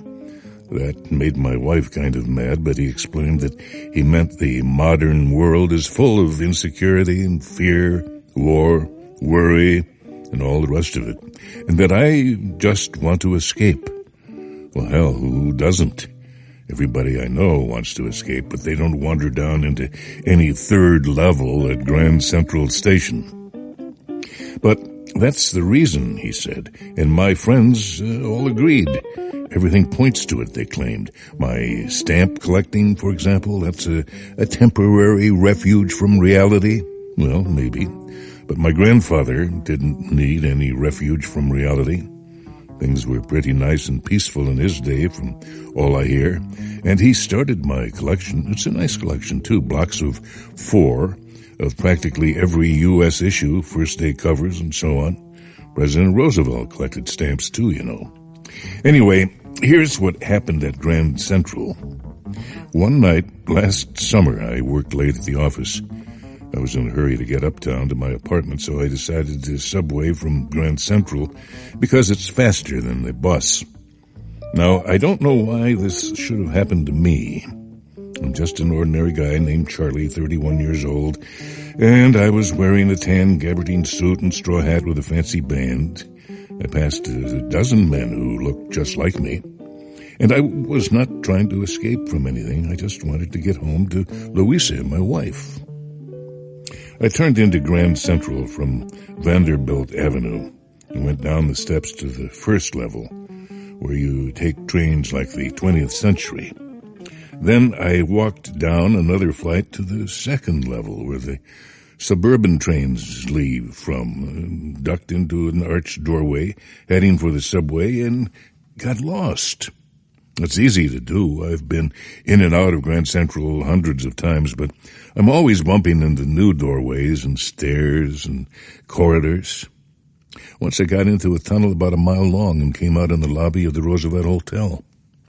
Another time I came up in an office building on 46th Street. That's 3 blocks away. Sometimes I think Grand Central is growing like a tree, pushing out new corridors and staircases like roots. There's probably a long tunnel that nobody knows about, feeling its way under the city right now, on its way to Times Square. And maybe another to Central Park. And maybe because for so many people through the years, Grand Central has been an exit, a way of escape, maybe that's how the tunnel I got into, but I never told my psychiatrist friend about that idea. The corridor I was in began angling left and slanting downward, and I thought that was wrong, but I kept on walking. All I could hear was the empty sound of my own footsteps, and I didn't pass a soul. Then I heard that sort of hollow roar ahead that means open space and people talking. The tunnel turned sharp left. I went down a short flight of stairs and came out on the 3rd level at Grand Central Station. For a moment, I thought I was back on the 2nd level, but then I saw the room was smaller. There were fewer ticket windows and train gates, and the information booth in the center was wood and old-looking. And the man in the booth wore a green eye shade and long black sleeve protectors. The lights were dim and sort of flickering, and then I saw why. They were open-flame gas lights. There were brass spittoons on the floor, and across the station a glint of light caught my eye. A man was pulling a gold watch from his vest pocket. He snapped open the cover and glanced at his watch and frowned. He wore a dirty hat, a black 4-button suit with tiny lapels, and he had a big black handlebar mustache. Then I looked around and saw that everyone in the station was dressed like 1890-something. I never saw so many beards and sideburns and fancy mustaches in my life. A woman walked in through the train gate, and she wore a dress with leg of mutton sleeves and skirts to the top of her high-buttoned shoes. Back of her, out on the tracks, I caught a glimpse of a locomotive, a very small Currier and Ives locomotive with a funnel-shaped stack. And then I knew. To make sure, I walked over to a newsboy and glanced at the stack of papers at his feet. It was The World, and The World hasn't been published for years. The lead story said something about President Cleveland. I've found that front page since in the public library files, and it was printed June 11th, 1894. Well, I turned toward the ticket windows, knowing that here, on the 3rd level at Grand Central, I could buy tickets that would take Louisa and me anywhere in the United States we wanted to go. In the year 1894, and I wanted 2 tickets to Galesburg, Illinois. Have you ever been there? It's a wonderful town, still with big old frame houses, huge lawns, tremendous trees whose branches meet overhead and roof the streets. And in 1894, summer evenings were twice as long, and people sat out on their lawns, the men smoking cigars and talking quietly, the women waving palm leaf fans with the fireflies all around in a peaceful world. To be back there with the First World War still 20 years off and World War II over 40 years in the future, I wanted 2 tickets for that. The clerk figured the fare. He glanced at my fancy hatband, but he figured the fare, and I had enough for 2 coach tickets one way. But when I counted out the money and looked up, the clerk was staring at me. He nodded at the bills. "That ain't money, mister," he said.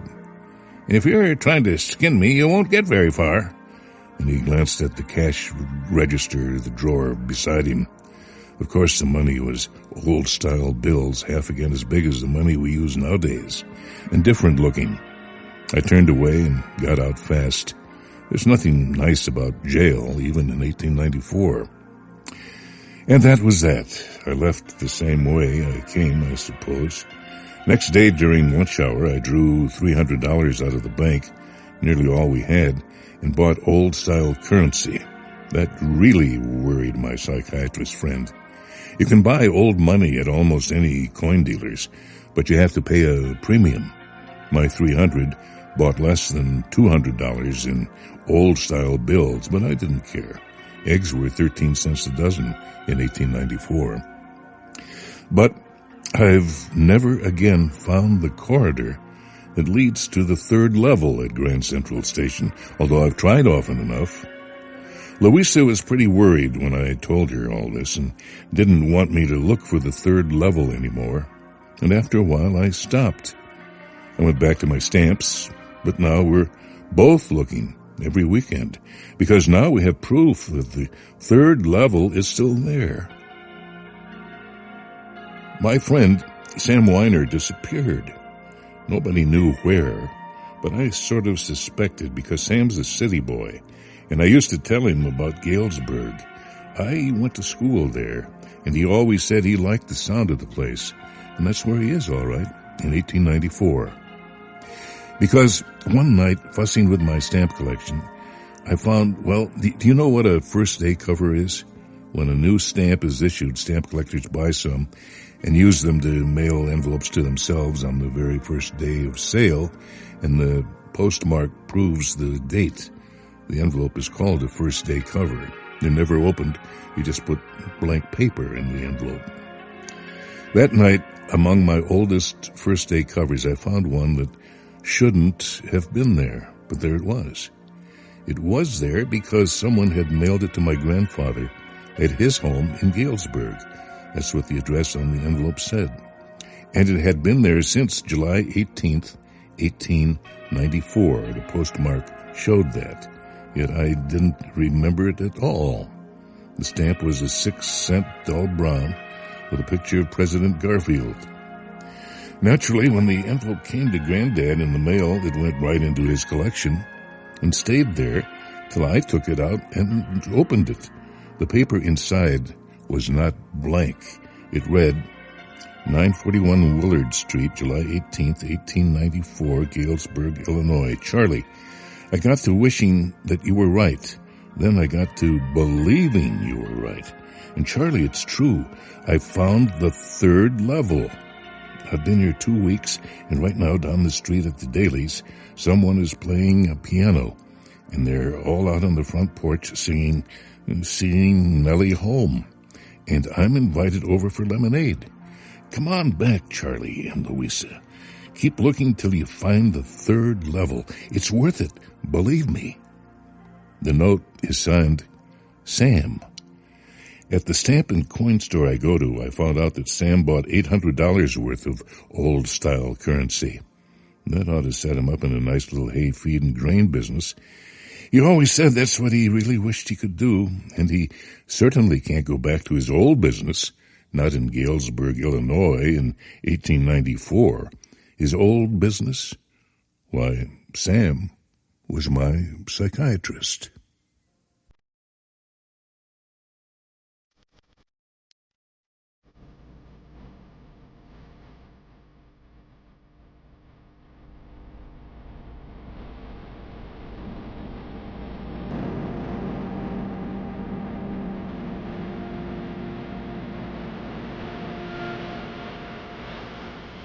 That story is titled The Third Level, copyright 1970, by the Ultimate Publishing Company and the author Jack Finney. This is Michael Hansen speaking. Technical production for this episode of Mindwebs by Darkman. This is a special production of Mindwebs by WMSE 91.7 FM, Milwaukee.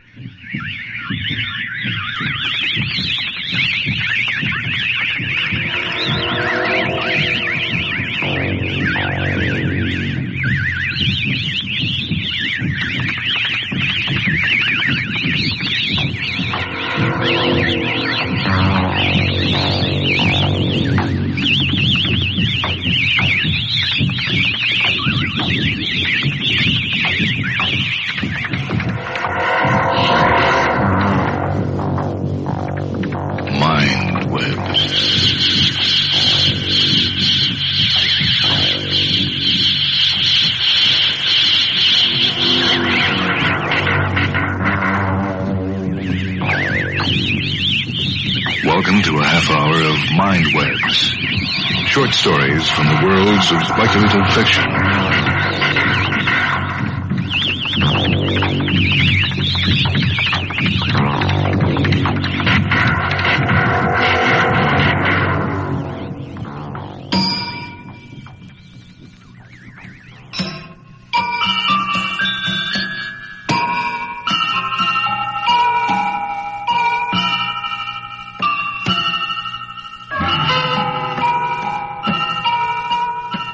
This is Michael Hansen with a Mindweb story that comes from the book The Best from Fantastic, edited by Ted White.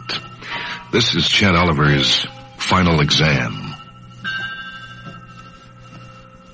The chartered spacer from Marsopolis settled into Ed Crowley's private field on her anti-gravs, hardly disturbing a blade of the lavender grass. There was a moment of silence in the thin air, and then the students came out. They weren't all students, of course. B. Barrett Osborne, the writer, was present, and so were a lame spaceman and his young son. But most of the passengers were members of Dr. Thomas Lafarge's famous class in Advanced Martian History 482, the pride of the American Academy. And this was their field trip. "There's one," Charlotte Stevens said excitedly. "There's one. Look at him." It was a real live Martian, all right. He climbed slowly down out of a baggage truck and walked toward them. He was very tall and slender and awkward-looking, just like the pictures. His skin was reddish, and he had a shock of snow-white hair. His slanted eyes were a deep and liquid green. He seemed to look through rather than at the group standing outside the ship, and he said nothing at all. "Observe, observe," whispered Dr. Thomas Lafarge. "I told you they never said anything." "Gosh," said Charlotte Stevens. "Look, Daddy," Bobby Fitzgerald said loudly, pulling on his father's sleeve. "Look at the funny Martian." "Over here, my good man," Professor Lafarge instructed. "The bags are on the ship. Captain Stewart will show you." The Martian nodded and went into the ship without a word. "That was two," the professor explained. "As you know, they have no proper names." "Well," sniffed Pat Somerset, smoothing her skirt over her silken legs. "He didn't seem very friendly, I must say." "Oh, that's the way they are. They are like children." Wilson Thorne, dressed campus style in gray flannel slacks and plaid sport coat, peered out from behind his horn-rimmed glasses, puffed on his Sherlockian calabash pipe, and nodded wisely. "You and I, Professor," his manner intimated. "You and I, we understand each other." They all piled into one of Ed Crowley's sleek transports that was parked on the side of the field. Professor Lafarge knowingly pressed the destination stud, and they hummed into motion. The white plaster rock road cut through forests of lavender grass 5 feet tall, and the air was sweet with the smell of flowers. The ranch house, a rambling structure carved out of polished Martian redwood, nestled at the foot of a low range of purple hills. Orange flower trees dotted the hillsides. A soft breeze rustled through the grasses. To their left, they could see the deserted remains of what had once been a Martian shrine. "Gosh," said Charlotte Stevens. "A characteristic Martian landscape," noted the professor. "Nuts," said B. Barrett Osborne, a gentleman notoriously contemptuous of any and all sentiments not expressed to perfection by B. Barrett Osborne. John Fitzgerald tried to keep his bad leg out of the way and watched his son's face. Bobby was drinking it all in. It must be pretty wonderful to him, he figured, the way it had been to himself when he had first seen it. The transport stopped precisely in front of the ranch house. "There's Ed Crowley. Not a man of refinement by any means, but you must remember that the largest extant group of Martians is located on his property. Ed Crowley, a rotund individual hiding behind a venomous black cigar, rolled up to the transport and waved cheerily. Good to see you, what I mean. He chortled in the deep, hoarse voice that signified that the great man was well into his second bottle. Yeah, it's good to see you. Had about given you up for lost. How are you, Einstein? Good to see you. Dr. Thomas Lafarge shook his hand with simulated heartiness and introduced his retinue. B. Baird Osborne already knew the great man, of course. He knew everybody. Yes, sir. Just in time to get freshened up some and take in the native death dance tonight under the old twin moons. You just make yourselves right at home, what I mean. Boy. A Martian appeared from around a corner. He looked just like the first one to untrained eyes. And it was funny. No matter how close you stood to him, he seemed coldly far away. Hello, One, the professor said. How are things? One nodded his head perceptibly and contributed a sum total of no statements on the state of things. A genuine Martian, what I mean. You just take a good look at him, you don't mind. One, show these people to their rooms, will you? Anyone care to join me in a shot of bourbon? That's a silly question of the year, commented B. Barrett Osborne. He linked his arm in that of his host and followed the great man into the ranch house. The others trooped off behind One, whose presence put something of a damper on the conversation. He was so different. He gives me the creeps, hissed Pat Somerset, running her slim fingers through her blonde hair. Shh, whispered Charlotte Stevens. He'll hear you. Martians sure are funny, Bobby Fitzgerald said loudly.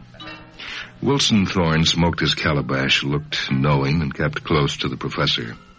They walked through a hall carved out of astonishing redwood, and there were strange pictures on the walls.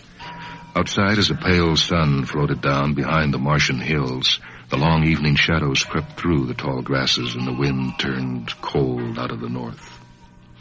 After they had dressed and put on warm jackets, John Fitzgerald and his son left their room and went to rejoin the others. Silver lamps hung from crossbeams and turned the redwood halls a deep golden brown. The dark paintings withdrew into the shadows and waited with an old patience. What happened to the Martians, Daddy? Bobby asked, his bright blue eyes shining in his freshly scrubbed face. We happened to the Martians. I think they're funny. Why did we kill them? Well, we didn't kill them exactly. Oh, there were some of them that tried to fight, but they didn't have anything to fight with. No guns, no ships, nothing. Disease got most of them, Bobby. Nobody knows what happened to the rest. They just disappeared. But why? I think maybe they had a crystal ball, son. John Fitzgerald tried not to limp as they entered the brightly lighted living room where the others were. He felt vaguely out of place here, even more so than at Marsopolis. He noticed that Pat Somerset had changed into a black satin dress, evidently her idea of just the thing for a Martian field trip. She was giving him the eye as usual, and he tried not to laugh. Charlotte Stevens was listening enraptured to Ed Crowley, who was exercising his host's prerogative of talking loud and long. Well, when I first came to Mars, there wasn't a first-class bar this side of Marsopolis. Strictly for the birds, what I mean, just a bunch of spacemen. No offense, Mr. Fitzgerald, and scenery, that's all. Me, I took this part of the old planet over and made it into a tourist's paradise. Swimming, night rides under the moons of Mars, fishing in the cold, mountain streams, all that junk. Educational, too, what with the old brick piles and Martians and all. I've made this planet into a paying proposition, I'll tell you. And I got where I am today through my own efforts. Here, said B. Baird Osborne into his bourbon. Now, you know I ain't the man to brag, but I've done something with this joint, what I mean. It's got class. Oh, tell us about the Martians, Charlotte Stevens breathed. Well, there were lots of them around once, ain't that right, Mr. Fitzgerald? The boys on the early ship saw 'em, but now there's just a few in the cities and on the other land grants, so far as anyone knows. Well, I've got 10 of them right here, and that's the most I ever saw together at one time. Gosh, said Charlotte Stevens. Jeepers creepers, said B. Baird Osborne. I'll tell you, Them Martians of mine guide the tourists, meet the ships, put on dances, and kind of prowl around adding color to the joint. Me, I'm a tolerant man. I treat them Martians right. And I don't see where they got any cause to complain, you know what I mean? Them Martians, they're sort of screwy, but they're just like kids. You gotta handle them right. That, in essence, is quite correct, spoke up Professor Lafarge. As you perhaps know, I took a group of Martian gray rats and ran them through some rather intricate maze problems. Their psychological patterns were definitely childlike, and by use of the Lafarge equivalence equation, I was able to apply my findings to the Martians as a whole. You are, I trust, familiar with my monograph on the subject. Nuts, said B. Baird Osborne, thus upholding his interplanetary reputation for sarcastic wit. Wilson Thorne puffed on his calabash and solemnly entered the devastating remark in a notebook. Well, anyhow, it's about time we got this big shebang on the road. That death dance is really the cat's whiskers, know what I mean? Last authentic art form of a dying race and all that stuff. Now, if you'll all just leave your $10 in this little old box here. Everyone crowded around and deposited $10 in the box, except, of course, B. Baird Osborne, who naturally was entitled to special privileges because he was such a funny fellow. John Fitzgerald noticed that Pat Somerset was busily engaged in patting his son on the head. My, what a fine little boy, she cooed. Say thank you to the nice lady. Thank you. Hey, two. Where the devil is that damn Martian? The students followed the great man out into the night. The wind had died, and it was cold and still under the moons of Mars. John Fitzgerald shivered as he helped Bobby into the transport. One of the Martians took over the manual controls. His tall body was clumsy in the narrow space, and his waves of snow-white hair almost touched the top of the vehicle. One thing about them natives, they learn fast. Cultural diffusion, it works both ways. Ed Crowley picked up a voice amplifier, not that he needed one, and he launched into his prepared commentary. Now notice the characteristic night flowers blooming in forgotten splendor under the beautiful twin moons of Mars, Phobos and Deimos. That means fear and panic, you know. Fear and panic are the ancient companions of Mars, who back on Earth was thought of as the god of war. It's hard to believe, looking at this peaceful world, that it could ever have been connected with such a thing as war. We're now approaching an abandoned shrine where in bygone days... John Fitzgerald didn't listen. Glib second-hand sentiment always made him uncomfortable. Personally, he wished that Crowley would shut up. It was as bright as the western plains under a full moon on Earth. The tall grasses were a sea of silver under the stars. The air was clear and cold. Looking at it, you could almost imagine that nothing had changed, that it was all the way it had been before the Earthmen came. The transport stopped, and they all got out and hurried down a path through the motionless grasses. They came to a clearing where rows of stone benches gleamed whitely in the iced light of the moons. Well, here we are. It won't be long now. They waited. The stone benches were cold and lonely. The little group of visitors huddled together in the stillness. Pat Somerset fished a perfumed cigarette out of her purse and puffed on it until it lit. The grass was still, the shadows black. The darkness was alive. Across the clearing, movement. Here come the funny Martians, Bobby cried. Now look out, said B. Baird Osborne. It's about to begin, said the professor. The Martians came out of the shadows, and the dance was on. There wasn't any music, or was there? John Fitzgerald wasn't sure. There were no instruments that he could see, and the dancers did not appear to be singing, and yet there was something, a feeling, a rhythm, a silver melody that shivered up your spine. The Martians danced, and they weren't funny anymore. Their white hair stood out vividly in the moonlight, and their slender bodies moved with fluid grace. They belonged somehow, belonged there in the clearing with the grasses all around them and the purple hills silent in the distance, and the music. It's a little different each time, the professor said. All we need now is Frankenstein's monster to make this party really gay, said Pat Somerset. Shh, whispered Charlotte Stevens. I think they're cute. Wilson Thorne smoked his pipe and took frantic notes in his brown notebook. It was a strange dance, quiet and unhurried, almost random in its movements. But there were patterns in the graceful movements of the dancers, Fitzgerald noticed. It was like a slow-motion pantomime. Half of the Martians executed apparently meaningless steps with their eyes closed. The other half circled them slowly and then came in for the kill over and over again. The death dance. John Fitzgerald felt a chill race through his body. The whole thing was eerie.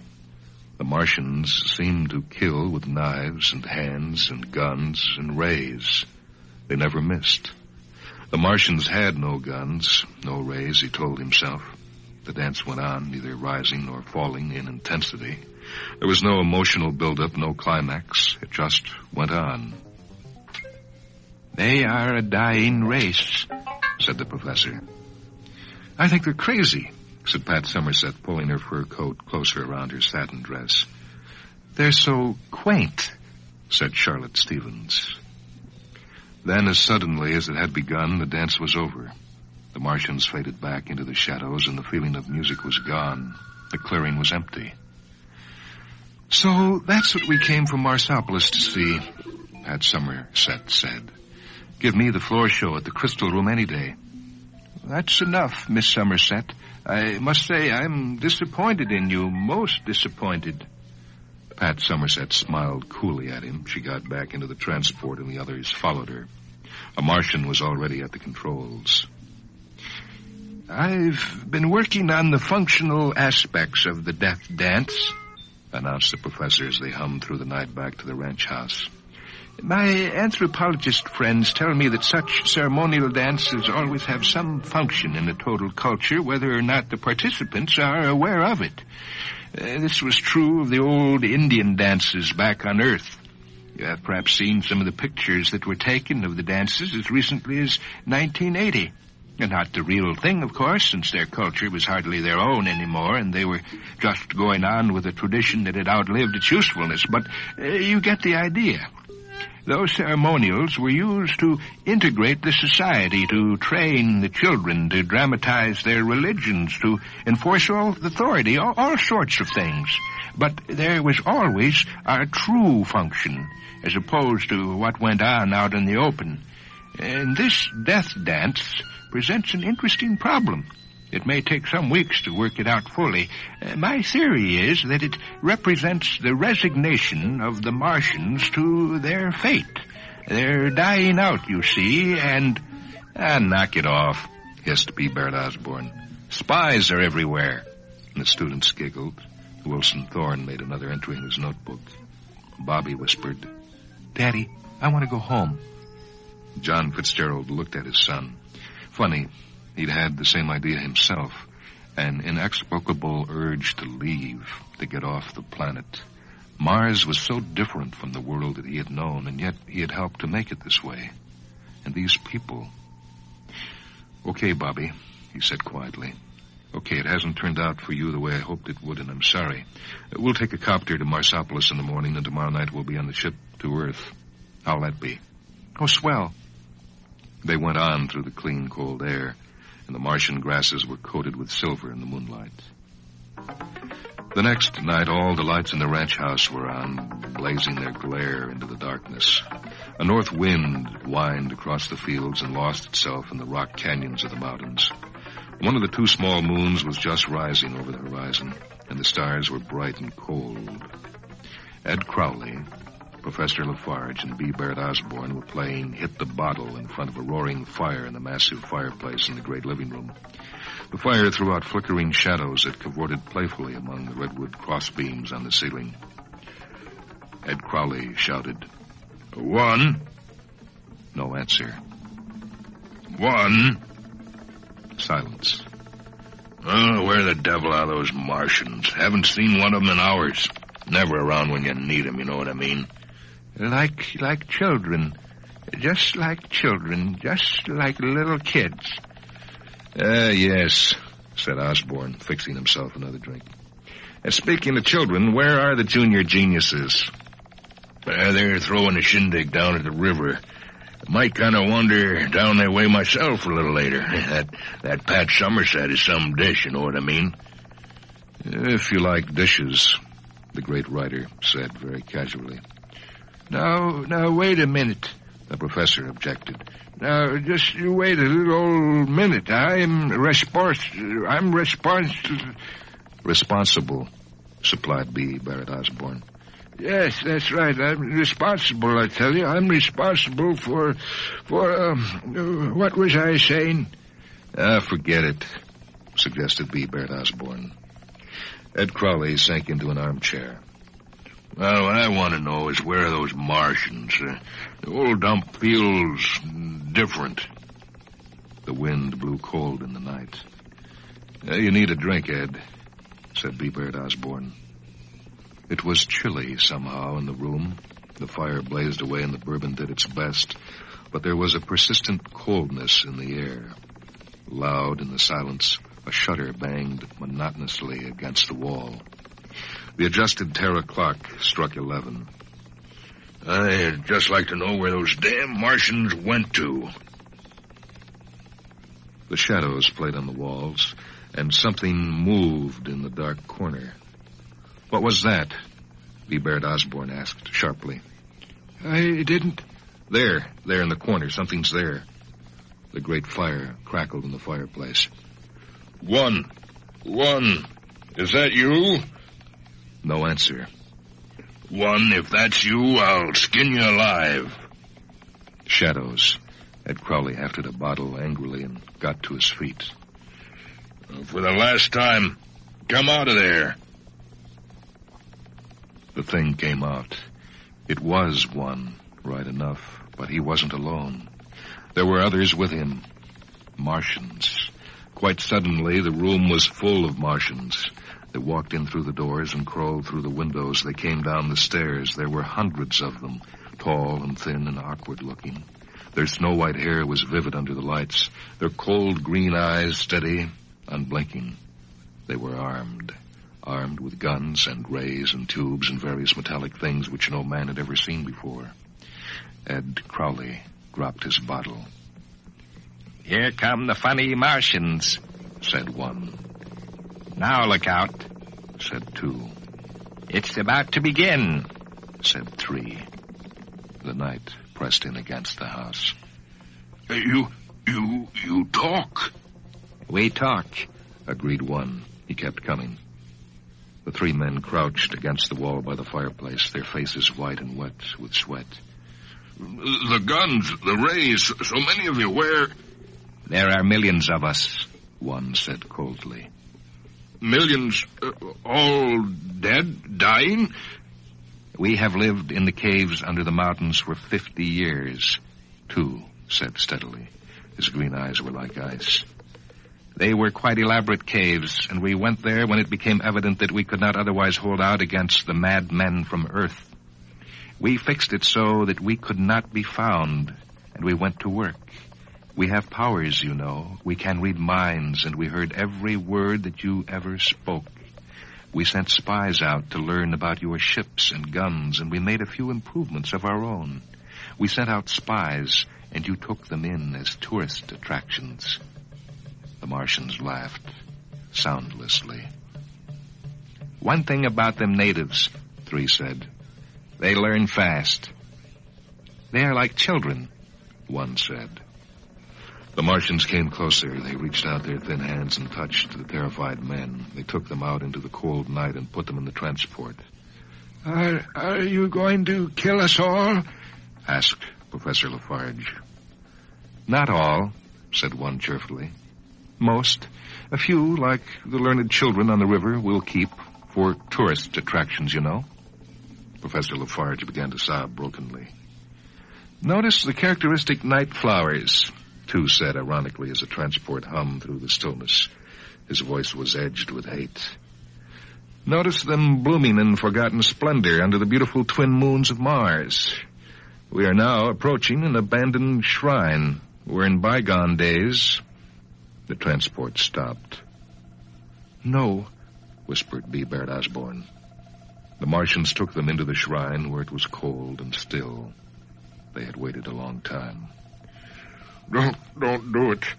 Don't do it, cried Ed Crowley, falling to his knees.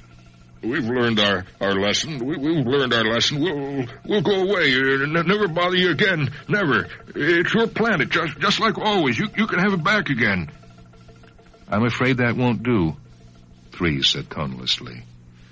Unhappily for you, we have learned our lesson, too. Mars is old, exhausted. We don't want our planet back. Well, then what do you want? Yours, 3 said. Back at the ranch house, the Terra clock struck 12. The Martians moved in for the kill, just as millions of their brethren were doing all over Mars, with guns and rays and ships spawned under the mountains. Ed Crowley screamed. They are a dying race, said one. I think they're crazy, said 2. They're so quaint, said 3. It was all over in minutes. The students had learned their lesson well. Smoothly, inexorably, while fear and panic raced through the night, they took their home back from their teachers. That same morning, with a roar that shook the planet, the great Martian rockets blasted off for Earth.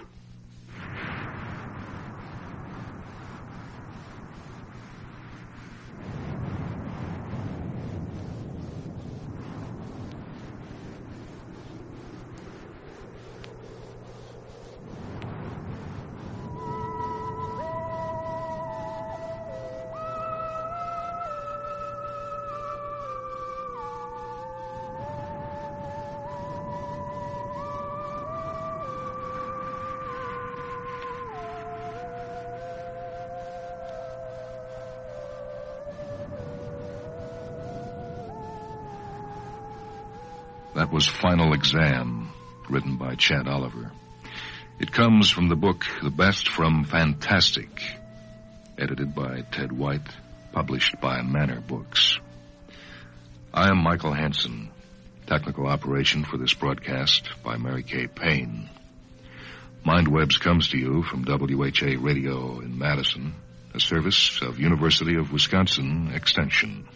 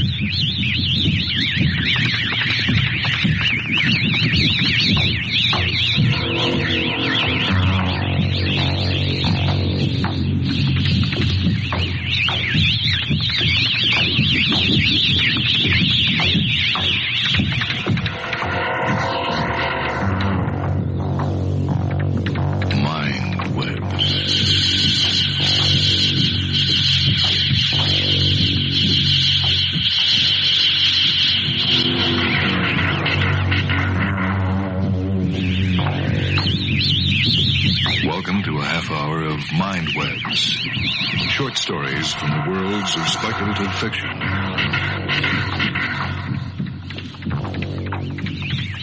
This is Michael Hansen, welcoming you to another half hour of Mindwebs.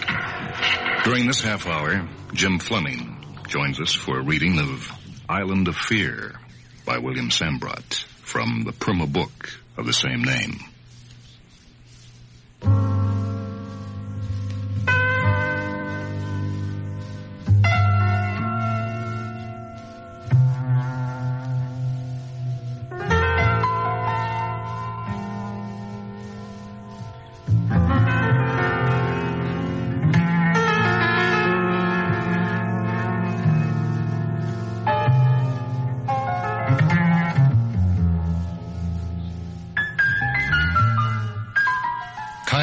Clutched the smooth, tight-fitting stones of the high wall, unmindful of the fierce, direct rays of the Aegean sun on his neck, staring through a chink.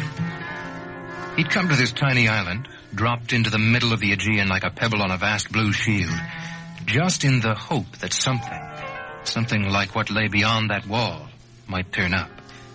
And it had. It had.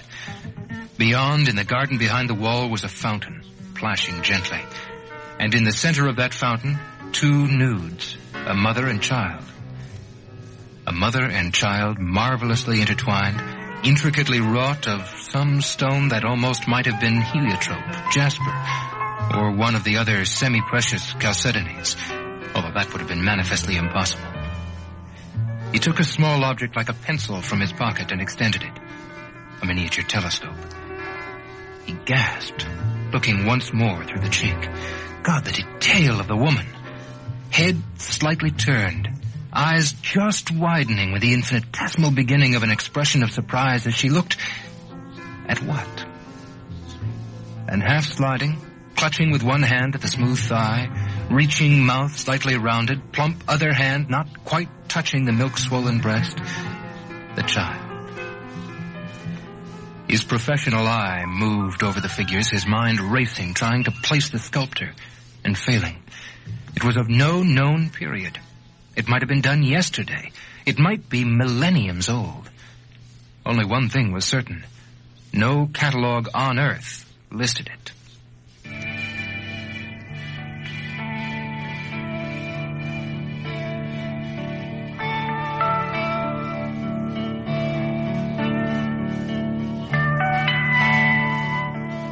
Kyle had found this island by pure chance.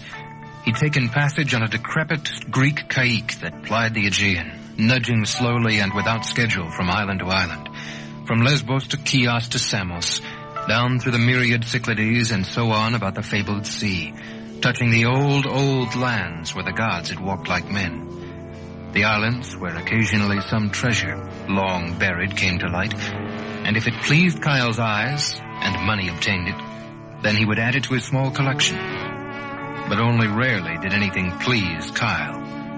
Only rarely. The battered caicque's engine had quit in the midst of a small storm which drove them south and west. By the time the storm had cleared, the asthmatic old engine was back in shape, coughing along. There was no radio, but the captain was undisturbed. Who could get lost in the Aegean? They had been drifting along, a small water bug of a ship lost in the greenish blue sea, when Kyle had seen a dim purple shadow that was a tiny island in the distance. The binoculars brought the little blob of land closer, and he sucked in his breath. An incredible wall, covering a good quarter of the miniature island, leaped into view. A great horseshoe of masonry that grew out of the sea, curved, embraced several acres of the land, and then returned, sinking at last into the sea again, where white foam leaped high even as he watched. He called the captain's attention to it. "There's a little island over there." And the captain, grinning, had squinted in the direction of Kyle's pointing finger. "There's a wall on it," Kyle said, and instantly the grin vanished from the captain's face. His head snapped around, and he stared rigidly ahead, away from the island. "It's nothing," the captain said harshly. "Only a few goat herders live there. It has no name, even." "There is a wall," Kyle had said gently. "Here," handing him the binoculars. "Look." "No." The captain's head didn't move one iota. His eyes remained looking straight ahead. "It's just another ruin. There's no harbor there. It's years since anyone's gone there. You would not like it. No electricity." "I want to see the wall and what is behind it." The captain flicked an eye at him. Kyle started. The eyes seemed genuinely agitated. There is nothing behind it. It is a very old place, and everything is long since gone. I want to see the wall, Kyle said. They put him off, finally, the little caique pointing its grizzled snout to sea, its engine turning over just enough to keep it underway, its muted throbbing the only sound. They'd rowed him over in a dinghy, and as he approached, he noticed the strangely quiet single street of the village, the lone taverna, the few dories with patched lateen sails, and on the low, worn-down hills, the herds of drifting goats. Almost he might have believed, the captain, that here was an old, tired island, forgotten, out of the mainstream of the brilliant civilization that had flowered in this sea. Almost, until he remembered that wall. Walls are built to protect, to keep out or keep in. He meant to see what. After he'd settled in the primitive little taverna, he'd immediately set out for the wall, surveying it from the low knoll, surprised again to note how much of this small island it encompassed. He'd walked all around it, hoping to find a gate or a break in the smooth, unscalable wall that towered up. There had been none. The grounds within sprawled on a sort of peninsula that jutted out to where rock, barnacled, fanged, resisted the restless surf. And coming back along the great wall, utterly baffled, he'd heard the faint musical sound of water dropping within, and peering carefully at the wall, had seen the small aperture, no bigger than a walnut, just above his head. He looked through the aperture and so stood, dazed at so much beauty, staring at the woman and child, unable to tear away, knowing that here at last was the absolute perfection he'd sought throughout the world. How was it that the catalogs failed to list this masterwork? These things were impossibly hard to keep quiet, and yet not a whisper, not a rumor had drifted from this island to the others of what lay within those walls. Here on this remote pinprick of land so insignificant as to go unnamed, here behind a huge wall which was itself a work of genius, here was this magic mother and child, glowing all unseen. He stared, throat dry, heart pumping with the fierce exultation of the avid connoisseur who has found something truly great and unknown. He must have it. He would have it. It wasn't listed. Possibly, just possibly, its true worth was unknown. Perhaps the owner of this estate had inherited it, and it remained there in the center of the gently falling water, unnoticed, unappreciated. He reluctantly turned away from the chink in the wall and walked slowly back toward the village, scuffling the deep, pale, immemorial dust. Greece, cradle of Western culture.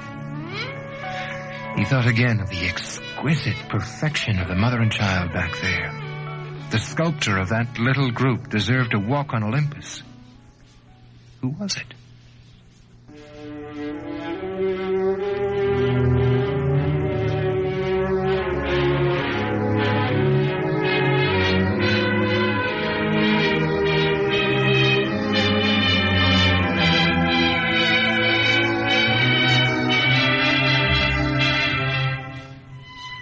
Back in the village, he paused before the taverna to take some of the dust off his shoes, thinking again how oddly incurious, for Greeks, these few villages were.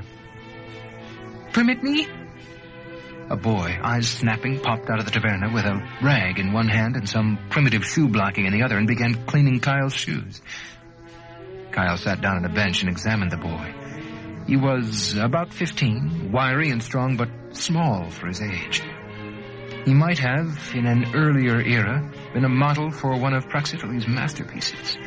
The same perfectly molded head, the tight curls, 2 ringlets falling over the brow like Pan's snubbed horns, the classic Grecian profile.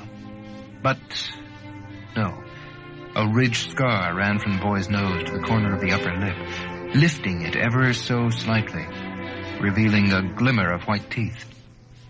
No, Praxiteles would never have used him for a model, unless, of course, he had a slightly flawed Pan in mind. "Who owns the large estate beyond the village?" he asked in his excellent Greek. The boy looked up quickly, and it was as if a shutter came down over his dark eyes. He shook his head. "You must know it. It covers the whole south end of this island. A big wall, very high, all the way to the water." The boy shook his head stubbornly. It has always been there." Kyle smiled at him. "Always is a long time. Perhaps your father might know."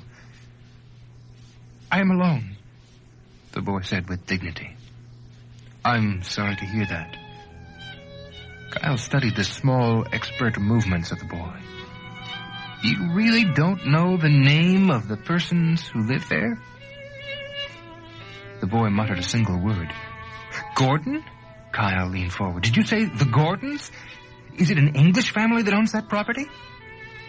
He felt the hope dying within. If an English family owned it, the chances were slim indeed of obtaining that wonderful stone pair. "They are not English," the boy said. "I'd like very much to see them. There is no way. I know there's no way from the islands, but I suppose they must have a dock or some facilities for landing from the sea." The boy shook his head, keeping his eyes down. Some of the villagers had stopped and now were clustered about him, watching and listening quietly. Kyle knew his Greeks, a happy, boisterous people, intolerably curious sometimes, full of advice, quick to give it. These people merely stood, unsmiling, watching. The boy finished, and Kyle flipped him a 50 lepta coin. The boy caught it and smiled. A flawed masterpiece. "That wall," Kyle said to the spectators, singling out one old man. "I am interested in meeting the people who own that property." The old man muttered something and walked away. Kyle mentally kicked himself for the psychological error. In Greece, money talks first. "I will pay 100 drachmas, he said, "to anyone who will take me in his boat around to the seaward side of the wall." It was a lot of money, he knew, to a poor people eking out a precarious existence on this rocky island with their goats and scanty gardens. Most of them wouldn't see that much cash in a year's hard work. A lot of money, but they looked at one another, then turned, and without a backward glance, they walked away from him. All of them. Throughout the village, he met the same mysterious refusal, as difficult to overcome as that enigmatic wall that embraced the end of the island. They refused even to mention the wall or what it contained, who built it, and when. It was as though it didn't exist for them.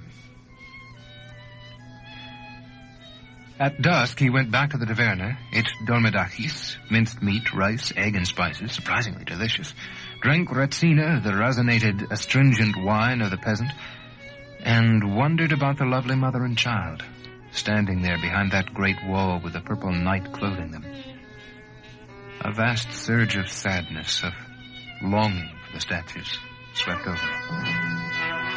What a rotten break. He'd run into local taboos before. Most of them were the results of petty feuds, grudges going back to antiquity. They were cherished by the peasants, held tight, jealously guarded. What else was there of importance in their small lives? But this was something entirely different. He was standing on the outskirts of the darkened village, gazing unhappily out to sea, when he heard a soft scuffling. He turned quickly. A small boy was approaching. It was the shoeshine boy, eyes gleaming in the starshine, shivering slightly, though the night was balmy. The boy touched his arm. His fingers felt icy. I will take you in my boat. Kyle smiled, relief exploding within him. Of course, he should have thought of the boy. A young fellow alone, without family, could use 100 drachmas, whatever the taboo. Thank you. When can we leave? Before the ebb tide, an hour before sunrise. Only, I will take you, but I will not come any closer than the outer rocks between the walls. From there, you must wait until the ebb tide and walk, and walk. What are you afraid of? I'll take all the responsibility for trespassing, although I don't think it. The boy clutched his arm. The others, Tonight, when you go back to the tavern, you will not tell the others that I am rowing you there? Not if you don't want me to. Please do not. They would not like it if they knew. After that, I understand. I won't tell anyone. An hour before sunrise, I will meet you at the wall where it goes into the water to the east. The stars were still glowing, but faintly, when Kyle met the boy. A dim figure sitting in a small rowboat that bobbed up and down, scraping against the kelp and barnacles that grew from the base of the monolithic wall. He realized suddenly that the boy must have rowed for hours to get the boat this far around the island. It had no sails. He climbed in and they shoved off, the boy strangely silent. The sea was rough, a chill pre-dawn wind blowing raggedly. The wall loomed up alongside, gigantic in the mist. Who built this wall? He asked, once they were out on the pitching water, heading slowly around the first of a series of jagged, barnacled rocks thrusting wetly above a rapidly ebbing tide. The old ones. The boy's teeth were chattering. He kept his back steadfastly to the wall, glancing only seaward to measure his progress. It has always been there. Always. And yet, studying the long sweep of the wall beginning to emerge in the first light, Kyle knew that it was very old. Very old. It might well date back to the beginning of Greek civilization. And the statues, the mother and child, all of it an enigma no greater than the fact that they were unknown to the outside world. As they drew slowly around until he was able to see the ends of the thick walls rising out of the swirling, sucking sea, he realized that most certainly he could not have been the first, not even the first 100th. This island was remote, not worth even being on a mail route, but surely over the many, many years that wall had towered, it must have been visited by people equally as curious as he, other collectors, and yet not a rumor. The boat rasped up against an enormous black rock, its tip white with bird droppings, startlingly luminous in the half-light. The boy sipped his oars. I will come back here the next tide. He was shaking as though with a fever. Will you pay me now? Of course. Kyle took out his billfold. But aren't you at least going to take me further in than this? No, I cannot. Well, how about the dock? Kyle surveyed the considerable expanse of shallow, choppy surf between the rocks and the narrow, sloping beach. Why, hell, there isn't a dock. There was nothing between the walls but sand dotted with huge rocks, and inland a tangled growth of underbrush with an occasional cypress rearing tall. I'll tell you what. I'll take the boat in and you wait here, Kyle said. I won't be long. I just want to get a chance to meet whoever owns the place and arrange... No! There was sharp panic in the boy's voice. If you take the boat... He half rose, leaning forward to shove off from the rock. At that instant, a swell raised the boat, then dropped it suddenly out from under the boy. Overbalanced, he swayed, arms waving wildly, and then went over backwards, hitting his head on the rock. He slipped under the water like a stone.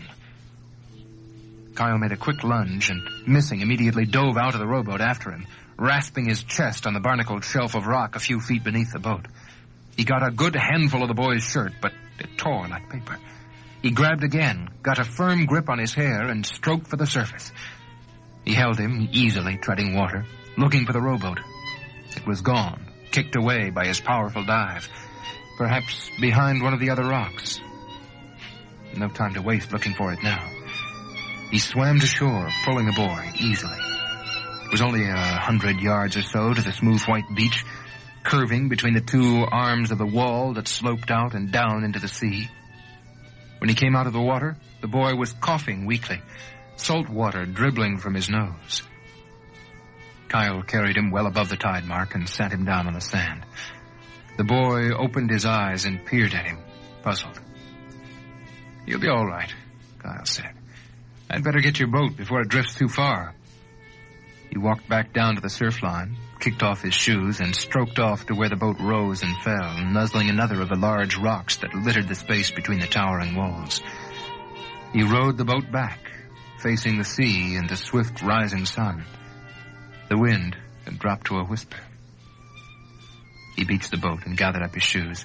The boy was leaning against a rock, looking inland over his shoulder, in an attitude of rigid watchfulness. "Feeling better now?" Kyle called cheerfully. It occurred to him that their little mishap was an excellent excuse for being here, on property belonging to someone who obviously valued his privacy highly. The boy didn't move. He remained staring back into the tangle of trees, back to where the massive walls converged in the distance, stark, white, ancient. Kyle touched him on the bare shoulder. He pulled his hand away, fists tightly clenched. He looked at the sand. Here were the marks where the boy had risen. Here the dragging footsteps where he'd come to lean against this rock. And here he still stood, glancing over his shoulder toward the trees, lips barely parted, a look of faint surprise just starting on his face. And there, coming out of the tangled trees, a delicate tracery of footsteps led toward this rock and behind. Footsteps slender, high-arched, as though a woman, barefooted, scarcely touching the sand, had approached for just an instant. Looking at the strange footprints, Kyle understood completely what he should have guessed when first he peered through that chink in the wall, gasping at the unimaginable perfection of the woman and her child. Kyle knew intimately all the ancient fables of early Greece, and now, looking at the footprints in the sand, one of the most terrible leaped into his mind. The Gorgons. The Gorgons were three sisters, Medusa, Euryale, and Stheno, with snakes writhing where their hair should have been. Three creatures so awful to look upon, the legend said that whosoever dared gaze upon them instantly turned to stone. Kyle stood on the warm sand, with the gull cries, the restless Aegean sea sounds all about him. And he knew at last who the old ones were who built the wall, why they built it to lead into the living waters, and whom, what the walls were meant to contain. Not an English family named the Gordons, a much more ancient family, the Gorgons. Perseus had slain Medusa, but her two hideous sisters, Euryale and Stheno, were immortal. Immortal. Oh, God, it was impossible. A myth. And yet, his connoisseur's eyes, even through the sweat of fear, noted the utter perfection of the small statue that leaned against the rock, head turned slightly, an expression of surprise on the face as it peered over one shoulder in the direction of the trees. The two tight ringlets, like snubbed horns above the brow, the perfect molding of the head, the classic Grecian profile. Salt water still flecked the smoothly gleaming shoulders, still dripped from the torn shirt that flapped about the stone waist. Pan in Chalcedony. But Pan had a flaw. From the nose to the corner of the upper lip ran a ridge, an onyx scar that lifted the edge of the onyx lip slightly so that, faintly, a glimmer of onyx teeth showed. A flawed masterpiece. He heard the rustle behind him as of robes, smelled an indescribable scent, heard a sound that could only have been a multiple hissing. And though he knew he mustn't, he turned slowly and looked.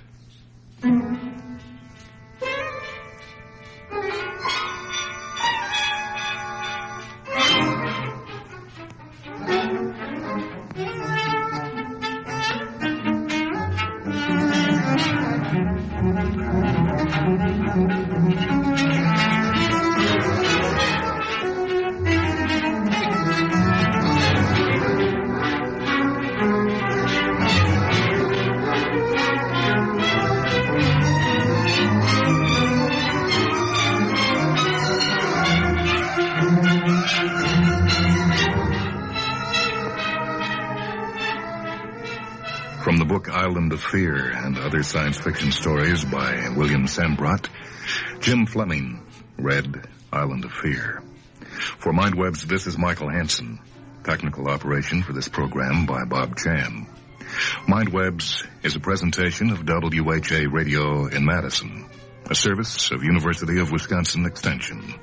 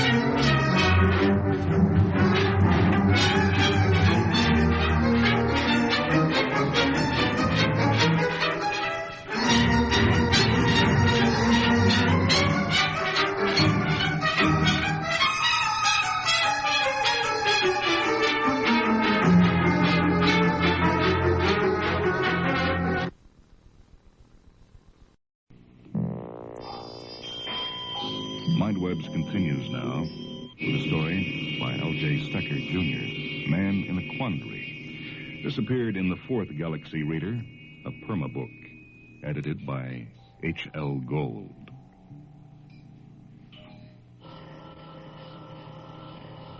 Dear Miss Dix, the 6th, I have a problem. In spite of rumors to the contrary, my parents were properly married and were perfectly normal people at the time I was born. And so was I. Normal, I mean. But that all contributed to the creation of my problem. I do not know if you can help me resolve it, but you've helped so many others that I'm willing to try you.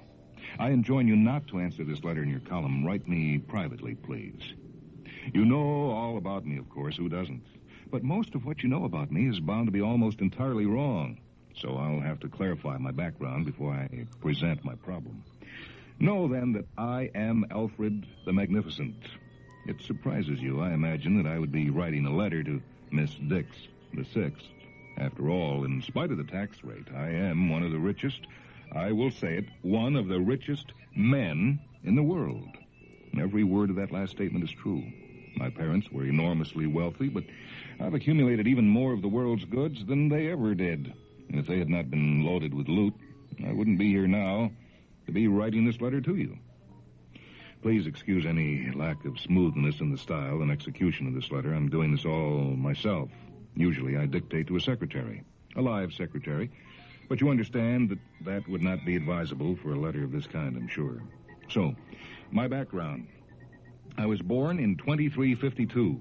and having passed my infantile IQ test with flying colors, was admitted to the Harvard creche for superior children at the usual age of 3 months. The name of Alfred Vanderform naturally had been entered on the rolls much earlier, 10 years earlier, in point of fact. My parents had been fortunate enough to be selected to have 3 children, and I was to be their first. They chose to begin with a son. They had known that they would be chosen and that I would be a superior child, and had taken the wise precaution of signing me up for Harvard creche as soon as the planners had finished drawing up their preliminary charts. Now, in spite of what you may have heard, there was absolutely no chance of falsifying the initial IQ examination, in those days at least. I was a physically normal, mentally superior child. My progress at the creche was entirely satisfactory. I was an ordinarily above-average genius in every way. At age 6, I left the creche for my sabbatical year at home with my parents, and it was there that my first disaster occurred. My mother and father moved into the same house while I was there, which was the custom then, and may still be for all I know, in order to provide a proper home-like atmosphere for me. Through some carelessness and original planning, this was also the year that had been selected for the birth of their second child, which was to be a girl. Both parents were to be the same for all 3 of their children. Under usual circumstances, they would have paid enough attention to me so that the disaster would never have been allowed to take place, but plans for their second child must have made them a trifle careless. At any rate, in spite of my early age, an embolism somehow developed and major damage to my heart resulted. It was here that the great wealth of my parents proved invaluable. Prognosis was entirely unfavorable for me. The routine procedure for a 3 offspring couple would have been to cancel the unsuccessful quota and reissue it for immediate production. However, it was too late to arrange for twins in their second quota, and my parents decided to attempt to salvage me. An artificial heart was prepared and substituted for the original. It had a built-in atomic battery, which would require renovation no oftener than every 20 years. Voluntary control was provided through connection with certain muscles in my neck, and I soon learned to operate it at least as efficiently as a normal heart with normal involuntary controls. The mechanism was considerably bigger than the natural organ, but the salvage operation was a complete success. The bulge between my shoulder blades for the battery and the one in front of my chest for the pump were not excessively unsightly.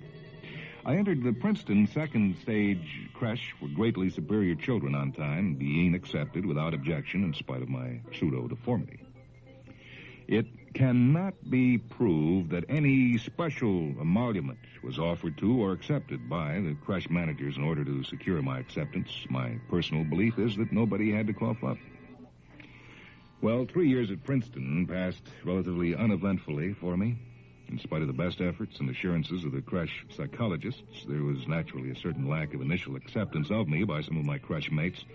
However, they soon became accustomed to my fore and aft bulges, and since I had greater endurance than they, with voluntary control over my artificial heart, I eventually gained acceptance and even a considerable measure of leadership, insofar as leadership by an individual is possible in a creche.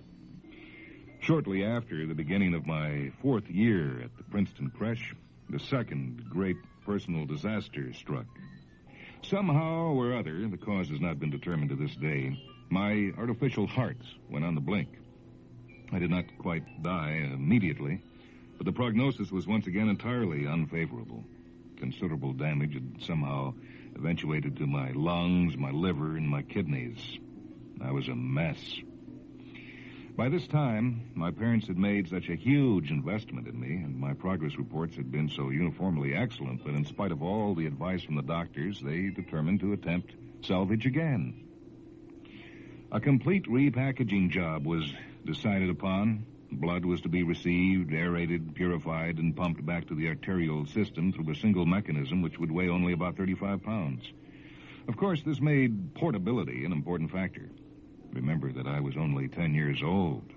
I could probably have carried such a weight around on my back, but I could never have engaged in the proper development of my whole body, and thus could never have been accepted back again by Princeton. It was, therefore, determined to put the machinery into a sort of cart, which I would tow around behind me. Wheels were quickly rejected as being entirely unsatisfactory. They would excessively inhibit jumping, climbing, and many other boyish activities. The manufacturers finally decided to provide the cart with a pair of legs. This necessitated additional machinery and added about 25 pounds to the weight of the finished product. They solved the problem of how I would handle the thing with great ingenuity by making the primary control involuntary. They provided a connection with my spinal cord so that the posterior pair of legs, unless I consciously ordered otherwise, always followed in the footsteps of the anterior pair. If I ran, they ran. If I jumped, they jumped. In order to make the connection to my body, the manufacturers removed my coccyx and plugged in at and around the end of my spinal column. In other words, I had a very long and rather flexible tail, at the end of which was a smoothly streamlined, flesh-colored box that followed me around on its own two legs. A human has certain normally atrophied muscles for control of his usually non-existent tail. Through surgery and training, those muscles became my voluntary controllers for my tail and the cart. That is, I could go around wagging my tail while dragging my wagon. Pardon me, Miss Dix, the sixth, that just sort of slipped out. Well, the thing actually worked. You should have seen me in a high hurdle race. Me running along and jumping over the hurdles with that contraption galloping along right behind me, clearing every hurdle I cleared. I kept enough slack in my tail so I wouldn't get pulled up short, and then just forgot about it. Going off a diving board was a little bit different. I learned to do things like that with my back legs under voluntary control. And speaking of diving boards, maybe you wonder how I could swim while towing a trailer. No trouble at all. I just put my tail between my legs and have my cart grab me around the waist with a kind of body scissors. The cart's flexible air sac was on its top when it was in normal position, so this held it away from my body where it would not get squeezed. I'd taken just enough air so that it was neutrally buoyant, and with its streamlined shape, it didn't slow me down enough to notice. I usually breathed, or took in my air, through the intakes of the cart, and they stayed underwater, but there was an air connection through my tail up to the lung cavity anyway, allowing me to talk. So I just breathed through my mouth in the old-fashioned way. Backing up was rather a problem, with my posterior legs leading the way, and dancing was nearly impossible until I got the idea of having my trailer climb up out of the way onto my shoulders while I danced. That got me by Princeton's requirements, but I must confess that I was never very much in demand as a dancing partner.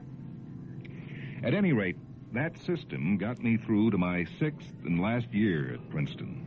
I sometimes believe that I may be considered to be what is occasionally called an accident-prone. I seem to have had more than my share of tough luck. During my last year at Princeton, I got my throat cut. It was an accident, of course. No Princeton man would ever dream of doing away with someone he had taken a dislike to quite so crudely or messily. By voluntary control of my heart, I slowed the action down to the point where I managed to keep from bleeding to death. But my larynx was destroyed beyond repair. That was when I got my voder installation.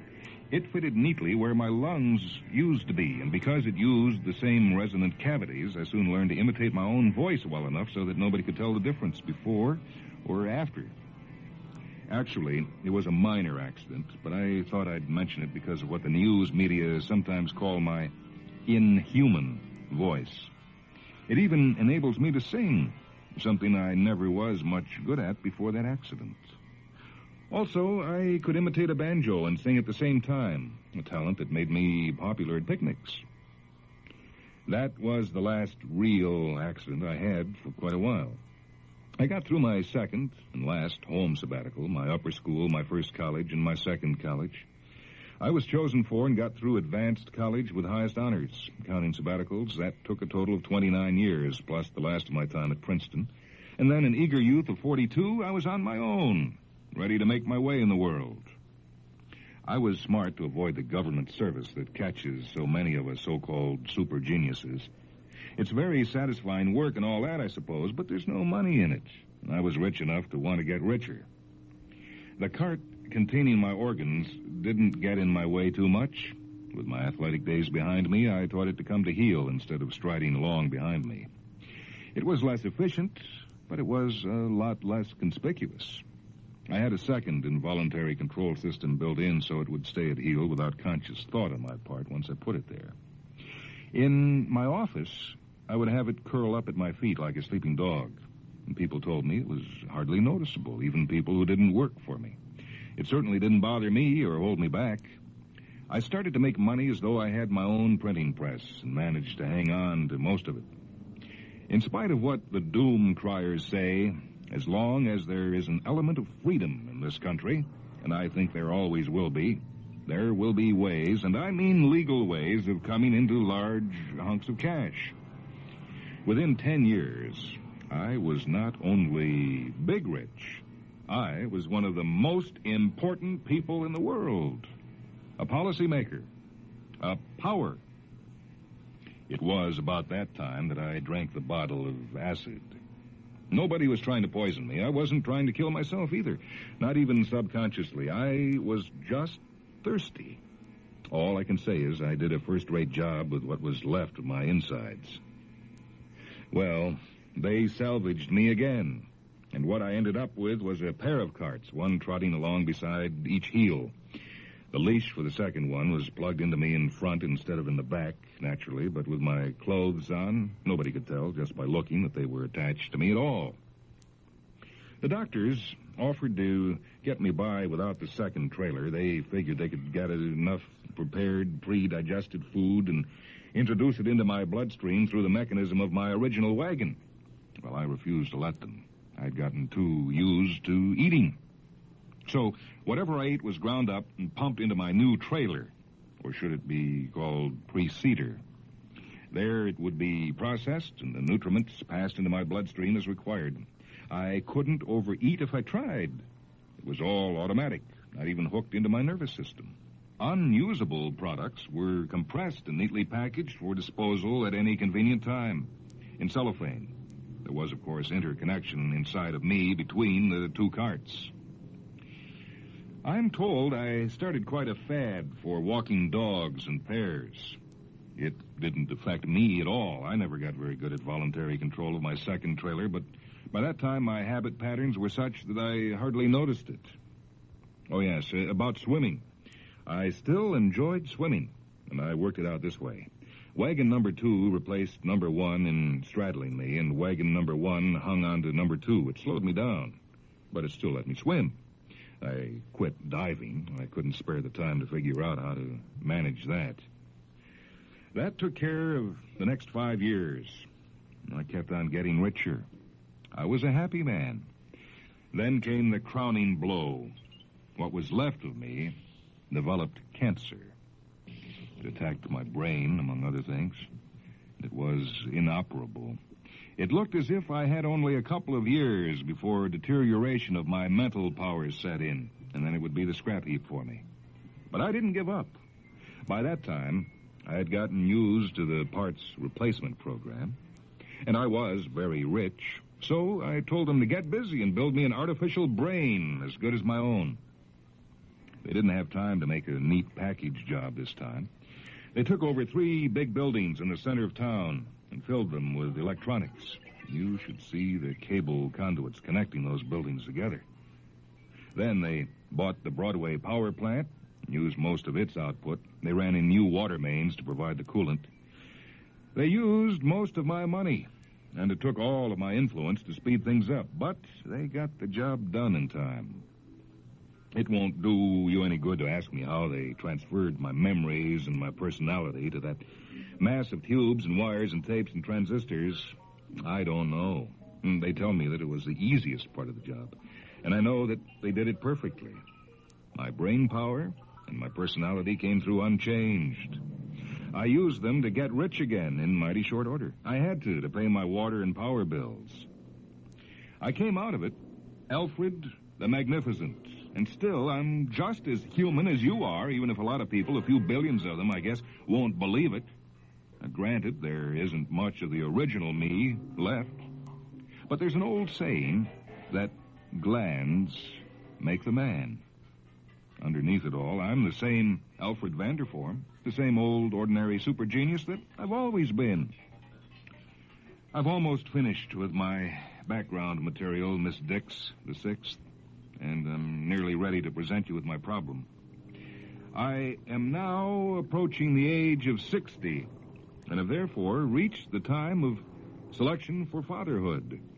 I have, in fact, been fortunate enough to be one of the few selected to father 3 children. If you have chanced to hear rumors that money changed hands in getting me selected, let me tell you that they are entirely true. The only thing wrong about the rumors is that none of them has named a big enough amount, not nearly big enough. It isn't that I don't qualify by any honest evaluation. I do. But there has been a good deal of prejudice against me as a father, and even some skepticism about my capability. But that doesn't matter. What does is that I have been selected. What is more, a single superior female was chosen to be mother of all 3 of my children. By what is not at all a coincidence, this woman happens to be my private secretary, and she is, I may add, very beautiful. I am just old-fashioned enough to want my children to have all of the advantages that I had myself, including parents who are fully married, in the same way that my own mother and father were. Legal ceremony, religious service, everything. So, I have asked the chosen mother of my children-to-be to marry me. And Gloria, that's her name, Gloria's been gracious enough to accept. We're to be married the week after next. Now, Miss Dix, the 6th, we come to my problem. How can I tell if Gloria is in love with me or is just marrying me for my money? Perplexed. Alfred Vanderform, the Magnificent.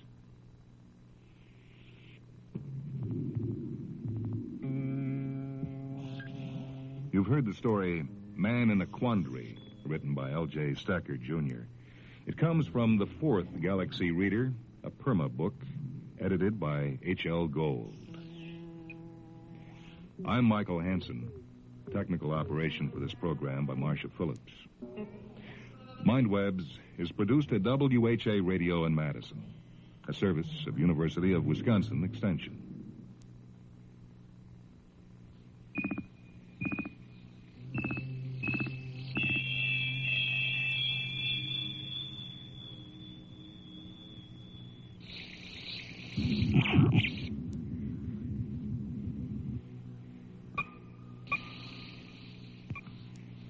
This is the Wisconsin Educational Radio Network.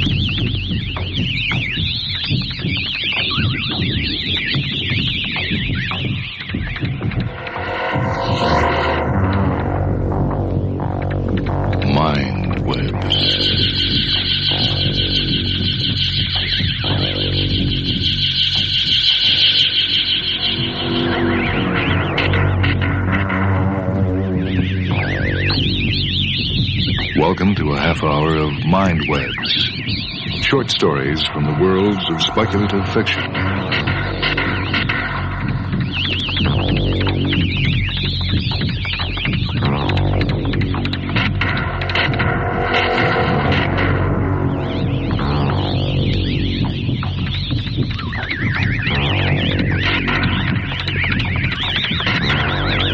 This is Michael Hansen. Welcome to another edition of Mindwebs. This story, Monkey and the Lady, is by Neil Gaiman.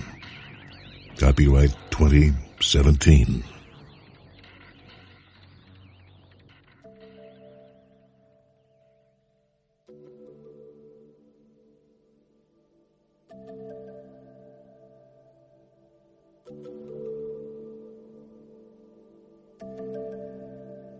Monkey was in the plum tree.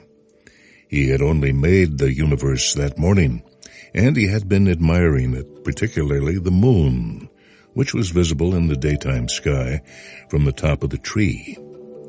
He had made the winds and the stars, the ocean waves, and the towering cliffs. He had made fruit to eat, and he had been enthusiastically picking and eating fruit all day, and trees to climb, and from which he could observe the world he had made. Now he was covered in sticky red juice. He laughed with delight, because it was a good world, and the plums were sweet and tart and sun-warmed, and it was good to be monkey.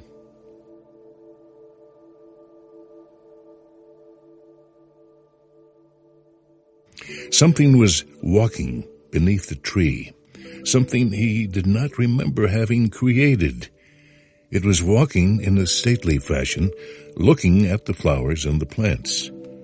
Monkey dropped a half-eaten plum onto it to see what it would do. It picked the plum from its shoulder and flicked the fruit uneaten into the bushes. Monkey dropped to the ground. "Hello," said Monkey. "You must be Monkey," said the person. She wore a high-collared blouse, and her gray skirts were full and went almost to the ground. She even wore a hat with a rose of a dusty orange color tucked into the hatband. "Yes," said Monkey, and he scratched himself with his left foot. "Yes, I made all this." "I am the lady," said the woman. "I believe we're going to have to learn to live together." "I don't remember making you," said Monkey, puzzled. "I made fruit and trees and ponds and sticks and—" "You certainly didn't make me," said the woman. Monkey scratched himself thoughtfully, this time with his right foot. Then he picked up a plum from the ground, devoured it with relish, and threw the plumstone down when he was done. He picked at the mushy remains of plum from the fur on the back of his arm and sucked at the fruit he retrieved. "Is that really acceptable behavior?" "I'm Monkey, and I do whatever I want to." "I'm sure you do, but not if you wish to be with me." Monkey pondered. "Do I wish to be with you?" The lady looked at Monkey gravely, and then she smiled. It was the smile that did it. Somewhere between the beginning of the smile and the end of it, Monkey decided that spending time in this person's company would be a fine thing. Monkey nodded. "In which case, you will need clothes, and you will need manners, and you will need not to do that." "What?" "The thing you are doing with your hands." Monkey looked at his hands guiltily. He was not quite certain what they had been doing. Monkey's hands were part of him, he knew, but when he was not actually thinking about them, they did whatever hands did when you were not watching them. They scratched and they investigated and they poked and they touched. They picked insects from crevices and pulled nuts from bushes. "Behave yourselves," Monkey thought at his hands. In reply, one of the hands began to pick at the fingernails of the other. This would not be easy, he decided, not even a little. Making stars and trees and volcanoes and thunderclouds was easier. But it would be worth it. He was almost certain it would be worth it. Monkey had created everything, so he intuited immediately what clothes were, cloth coverings that people would wear. In order for clothes to exist, he needed to make people to wear them, to exchange them, and to sell them. So he created a nearby village in which there would be clothes, and he filled it with people. He created a little street market and people who would sell things in the market.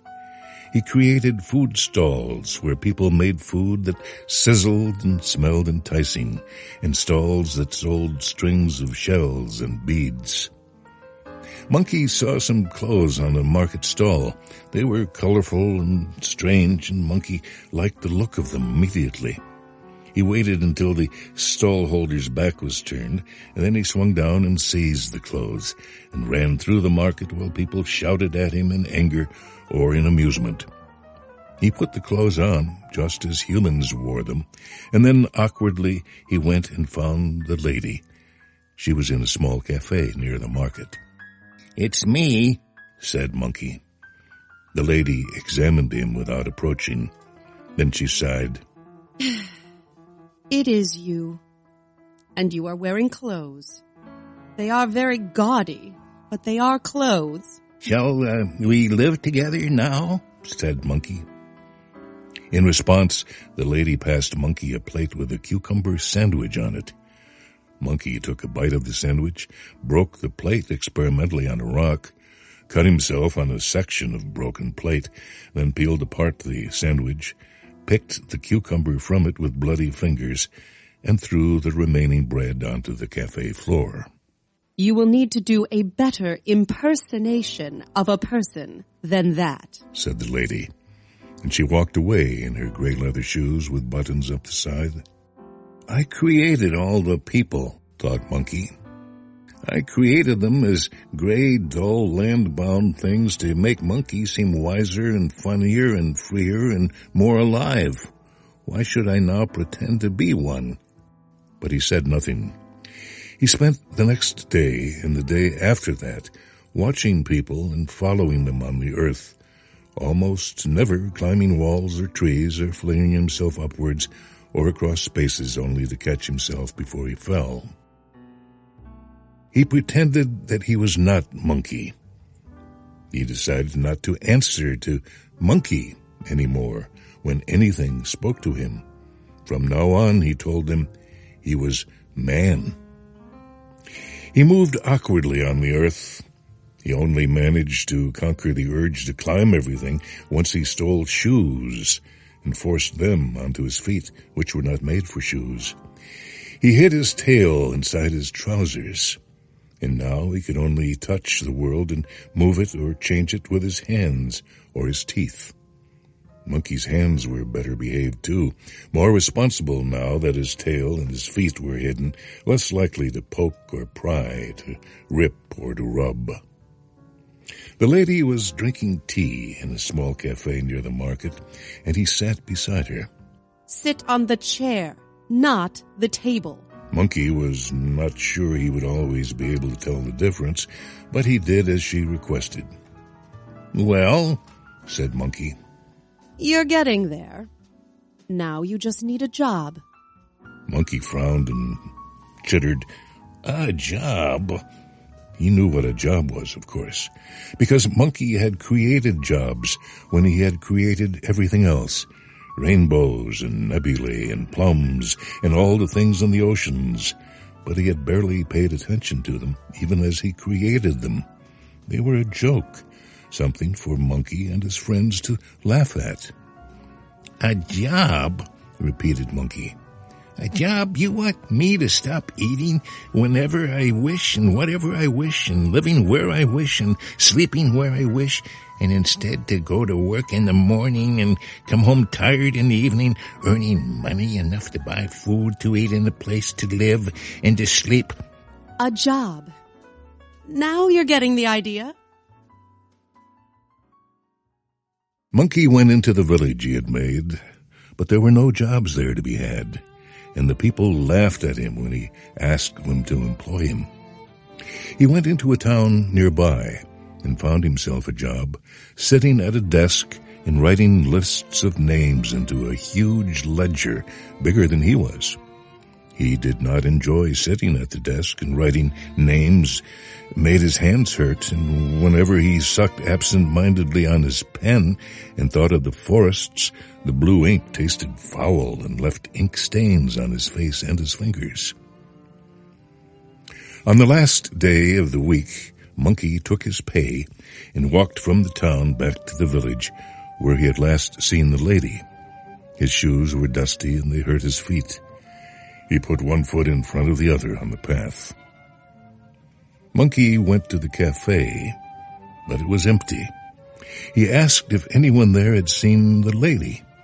The owner shrugged her shoulders, but said that, on reflection, she thought she had seen the lady in the rose garden on the edge of the village the previous day, and perhaps Monkey should look there. "Man," corrected Monkey.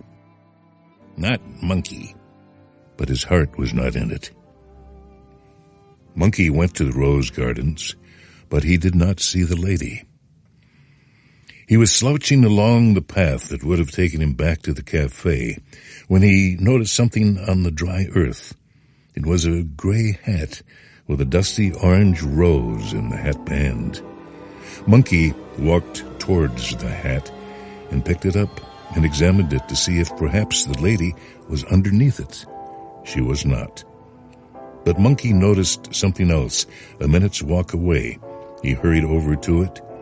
It was a gray shoe with buttons up the side.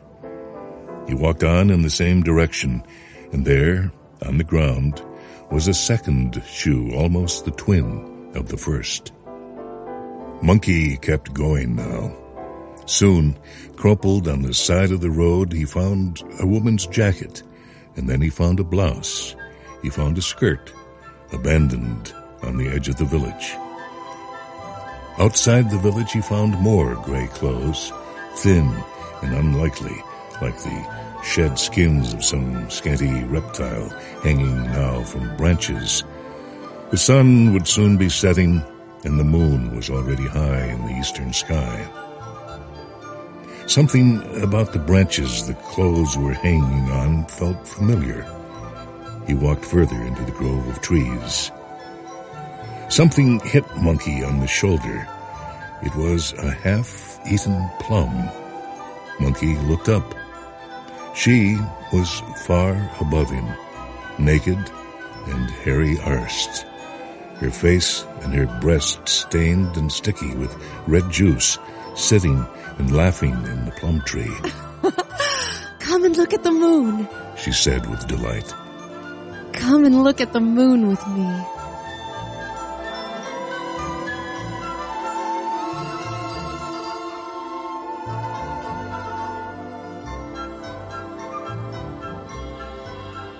That story is titled Monkey and the Lady, written by Neil Gaiman. Reading with me was Sarah Settler. The story comes from the volume The Weight of Words, edited by Dave McKean and William Schaefer, and copyright 2017 by the Subterranean Press.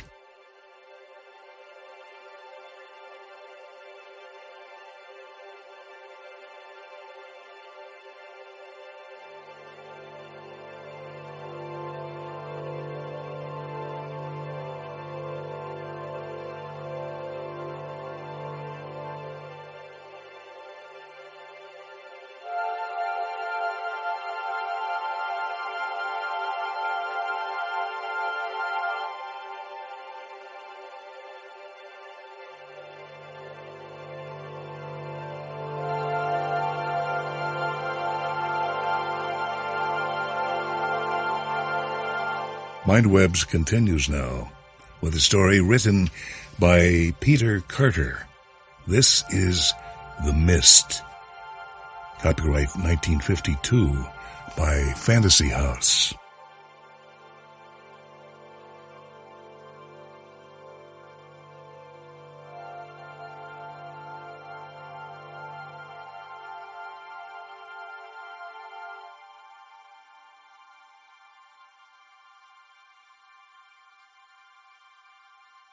The little man on the porch was trembling as he leaned forward, trying to catch the words above the noise of the hounds baying in the side yard. His small, alert face was pale, drawn, his eyes too eager. He gave the appearance of being smaller somehow than he should be, as though he were shrunken. His clothes hung on him too large. His eyes were tired, lost-looking. Mr. Brown, please listen. If this is real, this time not a rumor, please. Brown shook his head slowly, his eyes careful. But it's what I've searched for, Mr. Brown. You've seen it. Others have. You've sworn to the truth of it. Sure. Brown spat, nodded his head. Sure. And then, well, Them that says we ain't are liars, for sure. I know, Mr. Brown. I'm an investigator of psychic phenomena, of ghosts and things. I must see that apparition tonight. The shrunken man closed his eyes for an instant, leaned against the porch post. Saturday night. But, Mr. Brown, this will be the last night. Might be right along now. I don't know. I know, Mr. Brown. The little man rubbed at his finger with the big golden ring on it. I know. Another 10 minutes at the most, and I've got to... He stopped, let his eyes beg for him. Well, I reckon it's worth looking at right enough. You're sure of what it looks like? I know what I've seen. Golden and glowing it is. You gotta have dark to see it real dark. You don't move exactly, just stays still, but sort of shimmies like. That's it, Mr. Brown. I've got to see it. Well, reckon that's out, mister. I'm going to town. Brown watched the little man's eyes, saw the pain in them. Of course, if it's worth something, reckon it'd have to be for me to stay home Saturday night. It would take a minute, a moment. I gotta be getting along. It's worth everything to me, Mr. Brown. Everything. Well, how much? I don't have money. Huh? What? I begged rides for 700 miles to get here. Brown shook his head. Nice ring you got. Well, I really gotta be getting to town. The little man dropped his hand to his side, then he raised it again. His eyes, too, moved to the curiously shaped ring on his finger. I can't let you have that. Brown shrugged his big shoulders, stepped back, and fingered the inside doorknob. Well, I gotta lock up now and let out the hounds. Don't be hanging around the yard when I let out the hounds. No, wait. You can have the ring. Brown closed his eyes. I don't know. You can have it?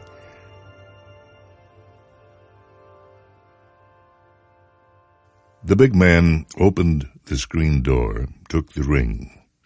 He stepped back so the little man could come through the doorway. Brown struck a match, lit the lamp on the table, and turned the ring over and over, very slowly, in his thick fingers. His eyes squinted shrewdly. Golden, but not gold. Too heavy for gold, or any other metal. Much too large for the little man's fingers. Brown pushed it on his last finger, felt it grip the flesh. The little man, moving nervously, found the bedroom door. Brown gave him a rough shove. Go ahead, you paid, and it ain't nothing to hurt a man. But the little man stood aside and let Brown lead the way. It was a golden blot in the air, shimmering in the center of the bedroom. 8 feet high, perhaps, and about 4 wide. Brown laughed coarsely. Not a spook, is it, mister? I know it wasn't. Reckon you was paying for a spook. Of course, I didn't say it was a spook. The little man's face hardened. He looked at Brown appraisingly, sadly, then he shrugged. I can't quite believe you really walked through that, Brown. Sure. Well, sure I did. Watch. Wait. I'll walk with you. Wait. The little man stepped forward, then, as though still uncertain, put his fingers on Brown's arm. "All right." Together, they moved forward into the golden mist. It was different for the big man this time. As they entered the mist, he felt sharp tingles dance over his skin. Before, there had been nothing but the feel of air. He started to step back, was stopped by surprising strength from the little man. Brown was forced forward. The tingling was almost unbearable. It seemed to come in hot flashes now from the finger that wore the ring. Brown hurried, trying to get back to the familiar bedroom. They stepped out of the mist. There was no familiar bedroom. The house was gone, and with it, the night.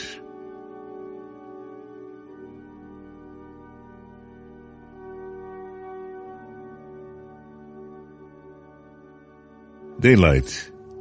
Daytime on a countryside where the grass was blue as Brown had never seen it, and where trees were slender, unbranched needles reaching for an orange sky. A sky in which Brown could see 3 gigantic suns. The big man ripped free, swore, spun back to face the mist. The little man shook his head. "We just made it, Brown. The mist is gone." The little man was changing. He seemed to grow, fill out his clothes. I'm sorry, Brown. I couldn't get through except with the ring, or with someone wearing the ring. That meant it had to be you." "This is crazy. Where—" The big man stopped, looked again at the suns. He rubbed his forehead. "Home. My home. Find another mist while you wear the ring, and then go home, to your home." "But a mist? Yeah, you'll hear rumors, wild tales. We have stories of ghosts here, too. Be an investigator. Track down those rumors. But good luck, Brown." The little man turned quickly, began walking across the strange blue grass. Once he looked back, saw Brown staring helplessly after him. He hesitated for an instant, then hurried on. In a moment, he was among the needle trees, then out of Brown's sight.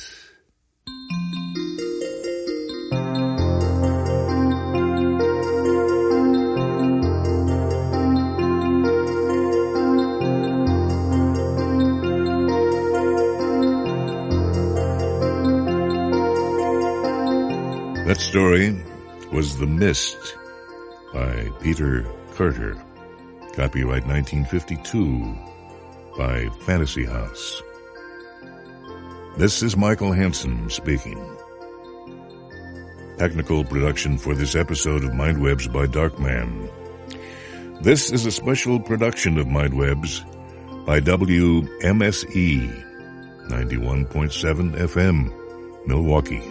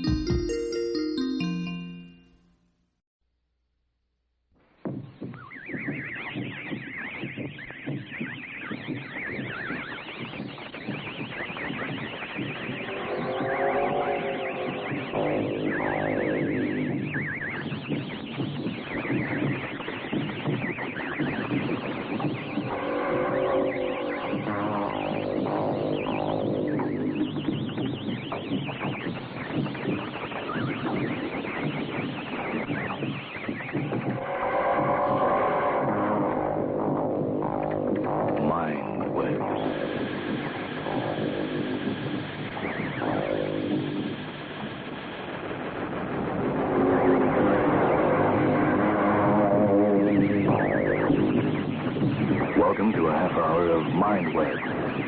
Short stories from the world of speculative fiction.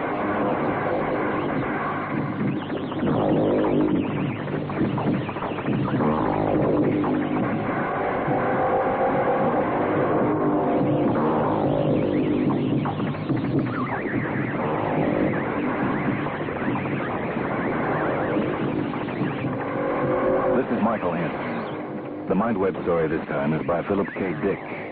Copyright January of 1953 by Amazing Magazine. This is The Builder. E.J. Elwood, Liz said anxiously. You aren't listening to anything we're saying, and you're not eating a bite. What in the world is the matter with you? Sometimes I just can't understand you. For a long time, there was no response. Ernest Elwood continued to stare past them, staring out the window at the semi-darkness beyond, as if hearing something they did not hear. At last he sighed, drawing himself up in his chair, almost as if he were going to say something, but then his elbow knocked against his coffee cup, and he turned instead to steady the cup, wiping spilled brown coffee from its side. Sorry, he murmured. Sorry, what were you saying? Eat, dear, his wife said. She glanced at the two boys as she spoke to see if they had stopped eating also. You know, I go to a great deal of trouble to fix your food. Bob, the older boy, was going right ahead, cutting his liver and bacon carefully into bits. But sure enough, little Toddy had put down his knife and fork as soon as E.J. had, and now he, too, was sitting silently, staring down at his plate. See? Liz said. See? You're not setting a very good example for the boys. Eat up your food. It's getting cold. You don't want to eat cold liver, do you? There's nothing worse than liver when it gets cold and the fat all over the bacon hardens. It's harder to digest cold fat than anything else in the world, especially lamb fat. They say a lot of people can't eat lamb fat at all. Dear, please eat. Elwood nodded. He lifted his fork and spooned up some peas and potatoes, carrying them to his mouth. Little Toddy did the same, gravely and seriously, a small addition of his father. Say, Bob said. We had an atomic bomb drill at school today. We lay under the desks. Is that right? But Mr. Pearson, our science teacher, says that if they drop a bomb on us, the whole town will be demolished. So I can't see what good getting under the desk will do. I think you ought to realize what advances science has made. There are bombs now that'll destroy miles, leaving nothing standing. You sure know a lot, Toddy muttered. Shut up. Boys, Liz said. That's true. Yeah, a fellow I know is in the Marine Corps Reserve, and he says they'll have new weapons that'll destroy wheat crops and poison water supplies with some kind of crystals. Heavens! But they didn't have things like that in the last war. Atomic development came almost at the end, without there really being an opportunity to make use of it on a full scale. Dad, isn't that right? I'll bet when you were in the Army you didn't have any of the fully atomic... Elwood threw down his fork. He pushed his chair back and stood up. Liz stared up in astonishment at him, her cup half raised. Bob's mouth hung open, his sentence unfinished. Little Toddy said nothing. Liz said, Dear, what's the matter? I'll see you later. They gazed after him in amazement as he walked away from the table out of the dining room. They heard him go into the kitchen and pull open the back door. A moment later, the back door slammed behind him. He went out in the backyard, Mom. Mom, was he always like this? Why does Dad act so funny? It isn't some kind of war psychosis he got in the Philippines, is it? You know, in the First World War, they called it shell shock, but now they know it's a form of war psychosis. Is it something like that, Mom? Eat your food. Oh, darn that, man. I just can't imagine. The boys ate their food. It was dark out in the backyard. The sun had set, and the air was cool and thin, filled with dancing specks of night insects. And in the next yard, Joe Hunt was working, raking leaves from under his cherry tree. He nodded to Elwood. Elwood walked slowly down the path across the yard toward the garage. He stopped, his hands in his pockets. By the garage, something immense in white loomed up, a vast pale shape in the evening gloom. As he stood gazing at it, a kind of warmth began to glow inside him. It was a strange warmth, something like pride, a little pleasure mixed in, and excitement. Looking at the boat always made Elwood excited. Even when he was first starting on it, he had felt the sudden race of his heart, the shaking of his hands, sweat on his face. His boat. He grinned, walking closer. He reached up and thumped the solid side. What a fine boat it was, and coming along damn well. Almost done. A lot of work had gone into that. A lot of work and time. Afternoons off from work Sundays, and even sometimes early in the morning before work. That was best, early in the morning, with the bright sun shining down in the air, good smelling and fresh, everything wet and sparkling. He liked that time best of all, and there was no one else up to bother him and ask him questions. He thumped the solid side again. A lot of work in material, all right. Lumber and nails, sawing and hammering and bending. Of course, Toddy had helped him. He certainly couldn't have done it alone. No doubt of that. If Toddy hadn't drawn the lines on the boards and...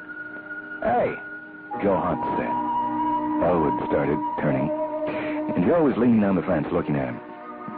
Sorry, what did you say, Joe? Your mind was a million miles off, Elwood. He took a puff on his cigar. Nice night, isn't it? Yes. That's really some boat you got there, Elwood. Thanks. Elwood walked away from it, back toward the house. Good night, Joe. How long is it you've been working on that boat? You know, it seems like about a year and all, don't it? About 12 months? You sure put a lot of time and effort into it. Seems like every time I see you, you're carting lumber back there and sawing and hammering away. Elwood nodded, moving toward the back door. You even got your kids working on it. Now, at least a little tyke. Yeah, it's quite a boat. Here, you sure must be going to go quite a way with it by the size of it. Now, Elwood, just exactly, where was it you told me you were going? I forget. There was silence. I can't hear you, Elwood. Speak up. A boat that big, you must be... Lay off. What's the matter, Elwood? I'm just having a little harmless fun pulling your leg. But seriously, where are you going with it? You going to drag it down to the beach and float it? I know a guy had a little sailboat. He, fits onto a trailer cart, hooks it up to his car. He drives down to the yacht harbor every week or so. But my God, Elwood, you can't get that big thing onto a trailer. I heard about a guy built a boat in his cellar once. He got it done, You know what he discovered? Well, he discovered the boat was so big when he tried to get it out the door. Liz Elwood came to the back door, snapping on the kitchen light, and pushing the door open, she stepped out onto the grass, her arms folded. Good evening, Mrs. Elwood. Sure, a nice night. Good evening. E.J., for heaven's sake, are you going to come in? Sure.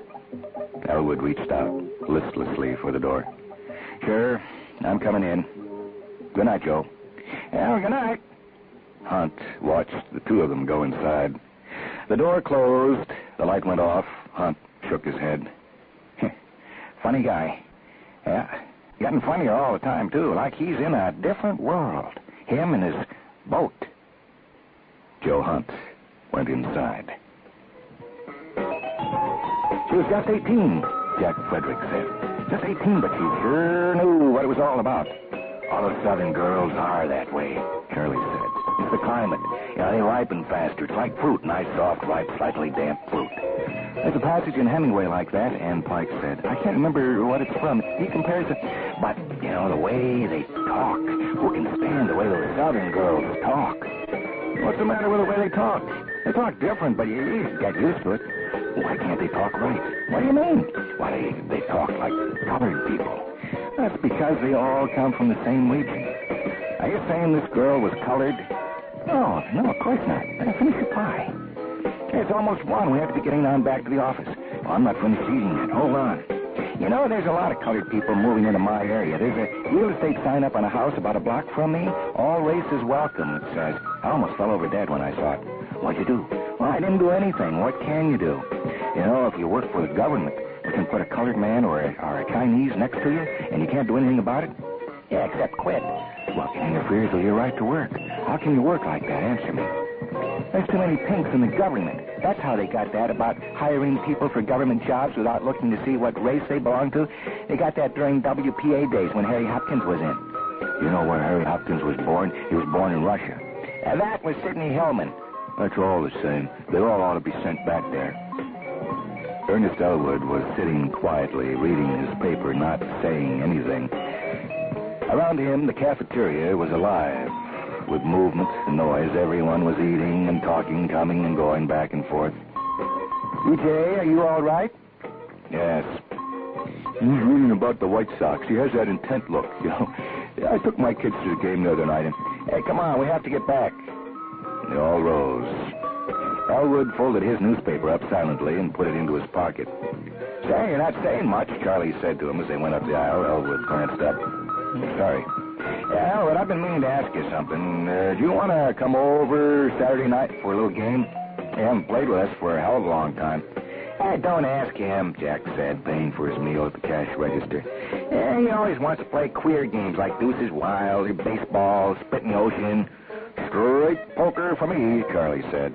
Come on, Elwood. The more the better. Have a couple of brews and chew the fat. Get away from the wife, huh? One of these days we're going to have a good old steak party, Elwood. He winked at Elwood. You know the kind I mean. We get some gals together, have a little show. He made a motion with his hand. Elwood moved off. Yeah, maybe I'll think it over. He paid for his lunch, then he went outside, out onto the bright sidewalk. The others were still inside, waiting for Anne. Suddenly, Elwood turned and walked hurriedly down the sidewalk away from the cafeteria. He turned the corner quickly and found himself on Cedar Street, in front of a television store. Shoppers and clerks out in their lunch hour pushed and crowded past him, laughing and talking, bits of their conversations rising and falling around him like waves of the sea. He stepped into the doorway of the television shop and stood, his hands in his pockets, like a man hiding from the rain. What was the matter with him? Maybe he should see a doctor. The sounds, the people, everything bothered him. Noise and motion everywhere. He wasn't sleeping enough at night. Maybe it was something in his diet. And he was working so damn hard out in the yard. By the time he went to bed at night, he was exhausted. Elwood rubbed his forehead. People and sounds, talking, streaming past him, endless shapes moving in the streets and stores. In the window of the television shop, a big television set blinked and winked a soundless program, the images leaping merrily. Elwood watched passively. A woman in tights was doing acrobatics, first a series of splits, then cartwheels and spins. She walked on her hands for a moment, her legs waving above her, smiling at the audience, and then she disappeared. A brightly dressed man came on, leading the dog. Elwood looked at his watch. 5 minutes to 1. He had 5 minutes to get back to the office. He went back onto the sidewalk and looked around the corner. Anne and Charlie and Jack and the others were no place to be seen. They had gone on. Elwood walked slowly along, past the stores, his hands in his pockets. He stopped for a moment in front of the 10-cent store, watching the milling women pushing and shoving around the imitation jewelry counters, touching things, picking them up, examining them. In the window of the drugstore, he stared at an ad for athlete's foot, some kind of powder being sprinkled between two cracked and blistered toes. He crossed the street. On the other side, he paused to look at a display of women's clothing, skirts and blouses and wool sweaters. In a color photograph, a handsomely dressed girl was removing her blouse to show the world her elegant bra. Elwood passed on. The next window was suitcases, luggage, and trunks. Luggage. He stopped, frowning. Something wandered through his mind, some loose, vague thought, too nebulous to catch. He felt suddenly a deep inner urgency. He examined his watch. 1:10. He was late. He hurried to the corner and stood waiting impatiently for the light to change. A handful of men and women pressed past him, moving out to the curb to catch an oncoming bus. Elwood watched the bus. It halted, its doors opening. The people pushed into it, and suddenly Elwood joined them, stepping up the steps of the bus. The doors closed behind him as he fished out change from his pocket. A moment later, he took his seat next to an immense old woman with a child on her lap. Elwood sat quietly, his hands folded, staring ahead and waiting as the bus moved off down the street, moving toward the residential district. When he got home, there was no one there. The house was dark and cool. Elwood went to the bedroom and got his old clothes from the closet. He was just going out into the backyard when Liz appeared in the driveway, her arms loaded with groceries. EJ, what's the matter? Why are you home? I don't know. I took some leave. It's all right. Liz put her packages down on the fence. Now, for heaven's sake. You frightened me, Elwood. She stared at him intently. You took leave? Yes. How much does that make this year? How much leave have you taken and all? I don't know. You don't know? Well, is there any left? Left for what? Liz stared at him. Then she picked up her packages and went inside the house, the back door banging after her. Elwood frowned. What was the matter?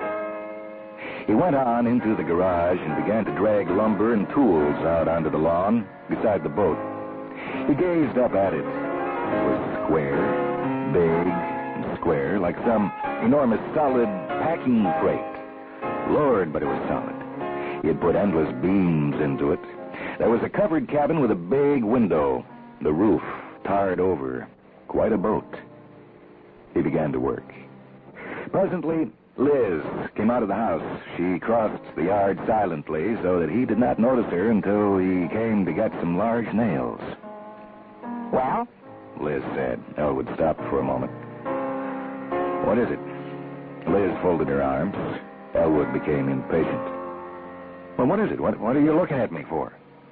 Did you really take more leave? I can't believe it, Elwood. You really came home again to work on that?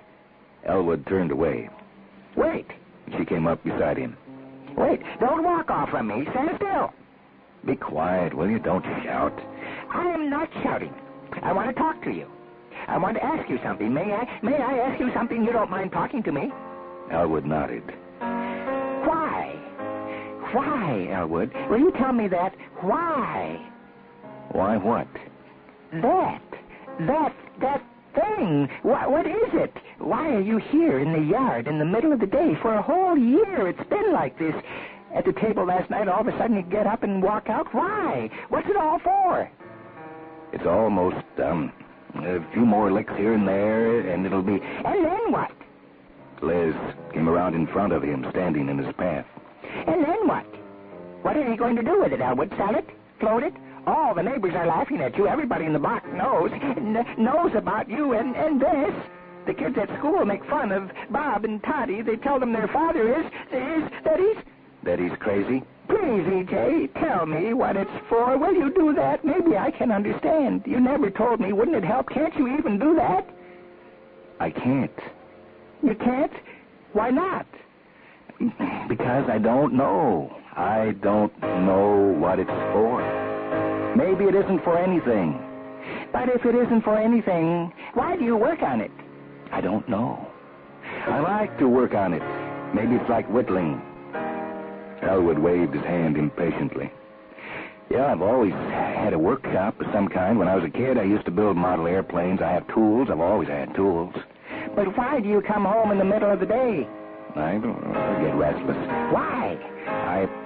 I hear people talking, and it makes me uneasy. I want to get away from them. There's something about it all, about them, their ways. Maybe I have claustrophobia. Shall I call Dr. Evans and make an appointment? No. I'm all right. Please, Liz. Just get out of the way so I can work, will you? I want to finish. And you don't even know what it's for. So, all this time you've been working without knowing why, like some animal that goes out at night and fights like a cat on the back fence. You leave your work and ask to... Get out of the way. Listen to me. Listen, you put down that hammer and come inside. You're putting your suit on and going right back to the office, Elwood. Do you hear? If you don't, I'm never going to let you inside the house again. You can break down the door if you want with your hammer, but it'll be locked for you from now on if you don't forget that boat and go back to work. There was silence. Get out of the way, Elwood said. I have to finish. Liz stared at him.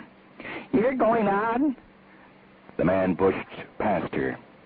You're going to go ahead? There's something wrong with you. Something wrong with your mind. You're... Stop, Elwood said, looking past her. Liz turned.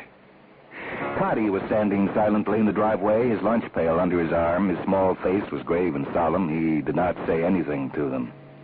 Todd, is it that late already? Toddy came across the grass to his father. Oh, boy, how was school? Fine. I'm going in the house.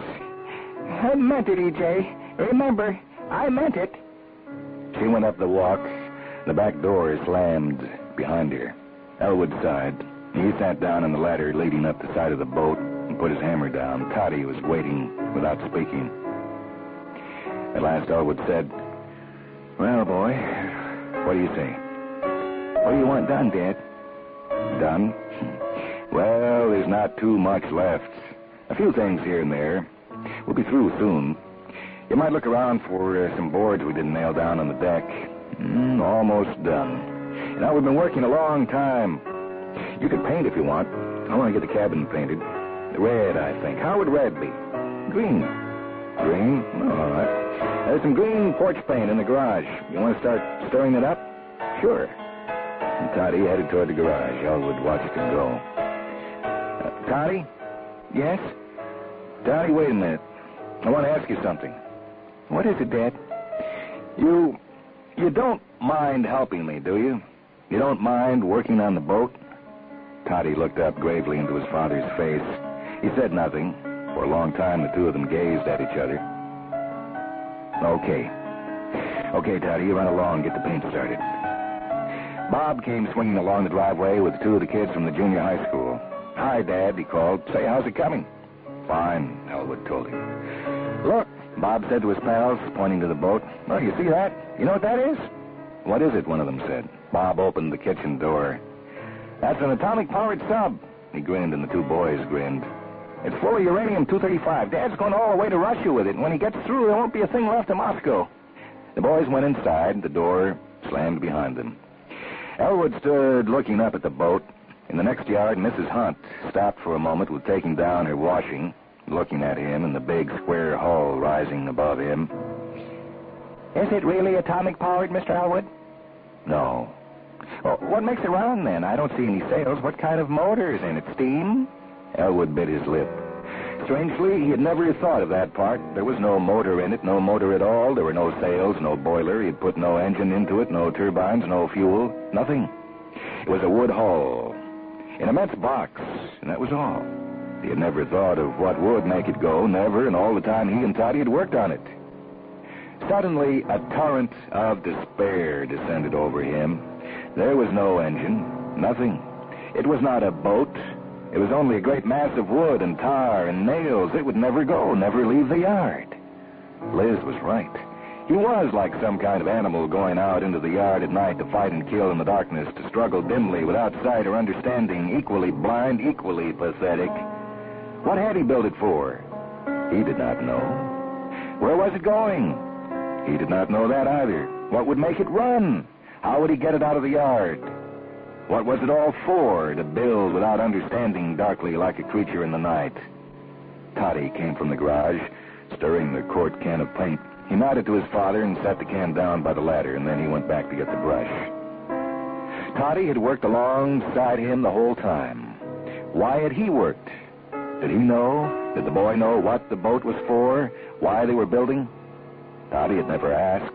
The boy had never asked because he trusted his father to know. But he did not know. He, the father, he did not know either, and soon it would be done, finished, ready, and then what?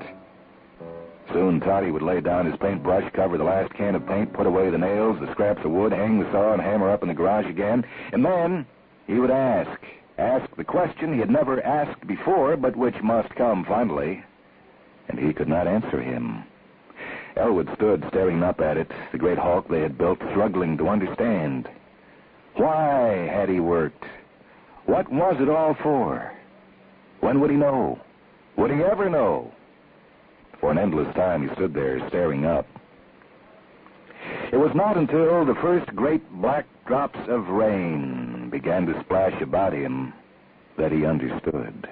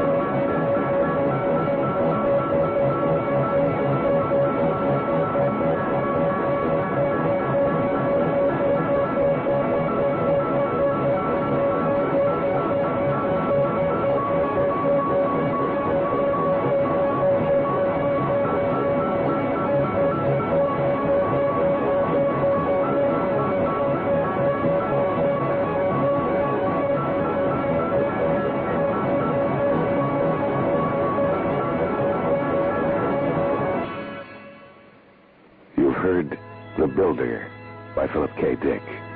Copyright 1953 by Amazing Magazine. This is Michael Hansen.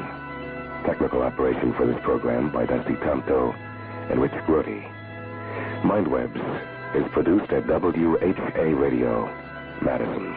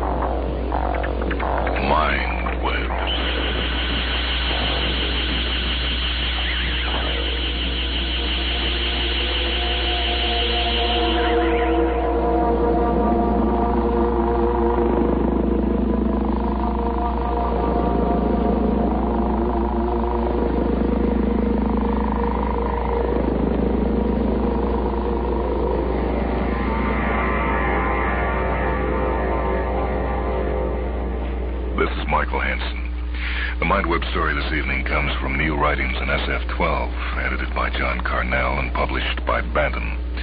This is Lee Harding's story, The Liberators. They tumbled blindly through the endless twilight of the tunnel, under the world, pallid little creatures with faces like polished pebbles washed smooth by time, pursued by a growing sense of guilt. Mallow wondered if it was because they were leaving the city, and if their sudden exodus could be construed as a gross betrayal. But the poet had said, "Your responsibility is to yourselves, not to a machine, and least of all, to the city." And this much they believed, this much they had come to accept, that the city was no master, but a servile mechanism corrupted by a strange megalomania, and that their destinies had been founded ages ago upon individual human liberty and not upon integration with a non-organic entity. But the ties of centuries were not easily broken, and that explained her uneasiness. It seemed likely now that the poet had, by the very stealth of his movements, offended the great city and aroused the antagonism she could sense in the dank air about them. The city did not wish them to go. There were 5 of them, a straggling line of limbless ovoids spun out like a necklace behind the poet, moving swiftly down the ancient passageways towards an unimaginable destination, far removed from the false fabrications the city had thrust into their weak and willing minds. Ah, how strange, Mallow thought. How very, very strange life had become since the arrival of the poet. Existence had been a simple matter for Mallow, unencumbered by the need for decisions. Her function as the city's biological memory was supreme above all others. All that mankind had ever been lay buried in the rich darkness of her racial memory. And while the city nursed and nurtured her frail little body, her mind dwelt forever in a cycloramic past which somehow provided sustenance for the vast machine. For without Mallow's gift, there would have been no purpose. It would lie abandoned and lifeless like so many of its kind. Had it not been wise beyond the capabilities of those other desolated machines, it too might have sundered and collapsed under the burden of no purpose. But some savage quest kept it alive and functioning and growing. That was the most important facet of its existence.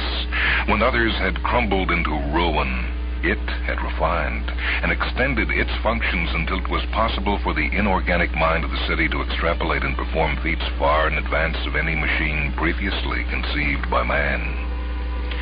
Not all of the people had left. For some time, it had been aware of a few faint candles of organic life flickering pitifully in forgotten corners of the incredibly complex machine. They slept in their cells like pale, moist little moths, their minds made weak and flimsy by centuries of dwelling and drifting through the bright lands of their fashioning. For the dreamers were the dead, the ones who had traded a rich and full life for the tempting fantasies of their own subconscious. And the dreamers, the immortal slumberers, slept on through the ages. At first, the city probed warily about its discovery.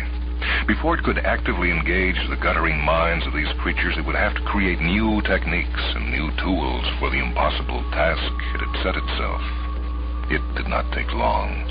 Seemingly unsurmountable problems fell one after the other beneath the battering ram of the city's remorseless logic. And when, for the first time, it entered the world of the dreamers, it was as a gently moving breeze that fails to disturb even the most frail grasses.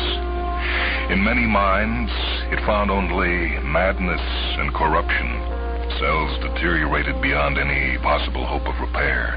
And there were others whose minds existed only as pale, grayish clouds in the awful stillness of their tombs. But there was eventual reward. From the moment the city first crept into the rich darkness of Malo's thoughts, it knew that here was something beyond even its wildest imaginings. Here was a mind that was not only whole and undamaged by the centuries spent dreaming, but one capable of recalling the entire history of a race. The concept was staggering, and the implications equally endless. And it was from this vast tapestry the city forged a plan of development it would have once thought impossible. With the help of this and other minds it had found, it hoped to find some way of bridging the gap between organic life and its own. In the beginning there was much confusion and much pain. A machine has no use for emotions. A machine has no soul, and a machine cannot dream. Yet it coveted these things that it found in the mind of Malo. The race had deserted it without bestowing the ultimate gift of life upon their creation. Now it would finish a clumsy effort by uniting itself with flesh and mind and soul. Before the awakening, it spun a subtle and cruel web to ensnare the captive minds. One by one it roused them and fastened their thoughts to its snare, so that although they had left their own dreams behind, they now shared a new one created for them by the city. They had never been alive. It had merely traded them, one dream for another. Only in this case it was a dream with a purpose, the city's. And so it crept into their minds and enslaved them and sucked at the rich juice of their thoughts and became a parasite. Malo never knew the meaning of loneliness. She had many companions in mind. There was Baal, who bred for the city, and Antar, who slept, ate, and excreted in the manner of his ancestors and to the satisfaction of the city. And there were others whose functions were not quite important. Through Anita, the eager machine could enjoy the delight of the human bloodstream, and by entering the feeble mind of Primo, could explore the fascinating world of insanity, the concept of not sane being of particular interest to the city. And by integrating these helpless little human relics into its cybernetic heart, it imagined itself something better than the machines which had preceded it, something that was not a complex structure of metals and electricity, and something not quite human either. It was simply a city, only different. Malo had been dreaming when the poet arrived. Bewildered, she sought explanation from the city and watched with alarm a milky translucence begin to spread throughout her mind, swallowing the dark wonder of her thoughts and leaving her head full of no thoughts. And then she felt something grotesque move into her mind. Something with the form and sense of a man, and yet not quite so. A giant, large and gross of feature, like something from the primeval past. She moved suddenly away from the intruder and studied him curiously. He stretched out a hand and with his fingertips gently pierced her silver shell of comfort, and the giant caught her in his arms and smiled down upon her. Come with me, little one, and I will teach you to walk. The first words to sunder the dreadful darkness that had overtaken her. It was like waking from a long and unpleasant dream to find the truth waiting patiently to be grasped by her unsteady mind. She had thought that within her mind rested all that mankind had ever been, because the city had told her so. But now she saw how the city had bled her memories and fed back only those which it thought necessary for its purposes, and that the accumulated information of millennia had become outdated in this one blinding instant of real awareness. She felt as if she was being made over again, her tiny body tingling with unfamiliar sensations and her eager mind buzzing with extraordinary impatience. Then the images faded and the darkness returned. Finally, Mallow opened her eyes. Focus came gradually, and then she saw the grotesque shape looming over her. She beheld the poet outside her world.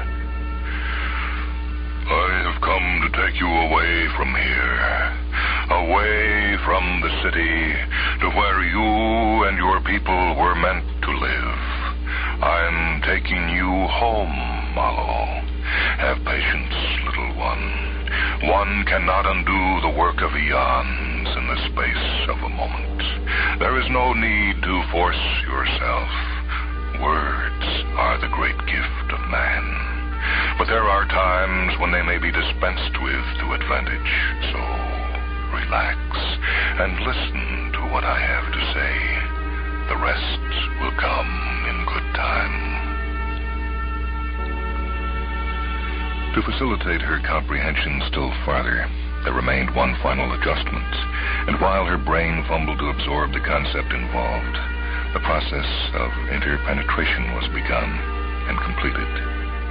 Mallow felt a soft, warm splinter of the poet slide smoothly into her mind, and when this was done, she hung frail and helpless on the gigantic loom of the giant psyche. The brightness and the sense of power was breathtaking, and now there was no longer any difficulty in communication. I will show you freedom. A vast plain filled her being, stretched as far away as her eyes could see.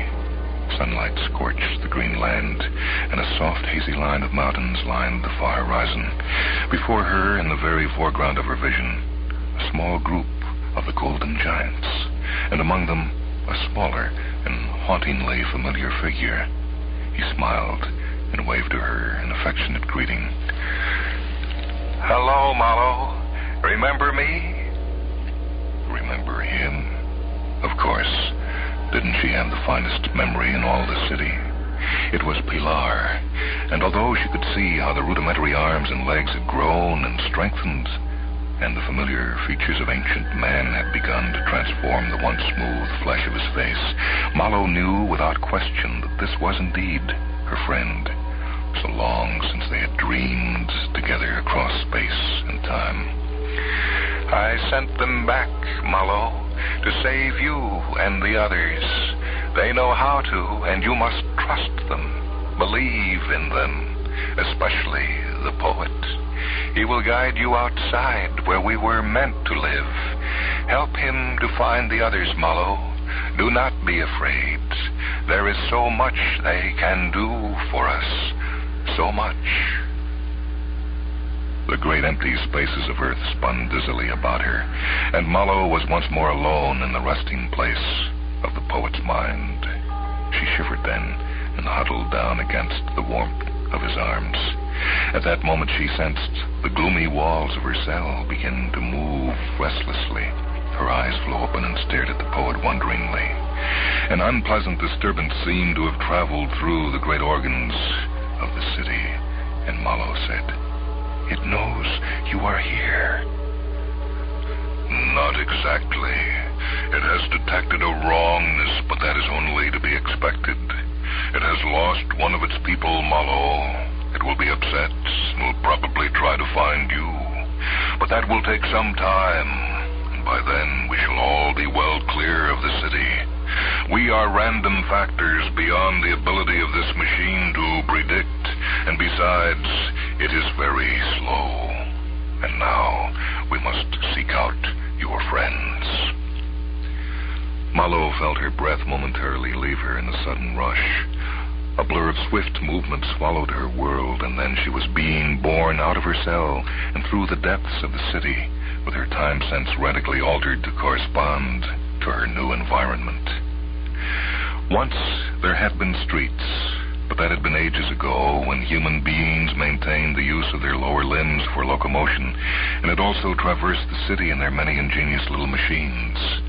But the highways had been gradually swallowed by the encroaching structures which made up the metropolis, and the bald sky had been dutifully robbed of its delicate tracery of freeways and passovers.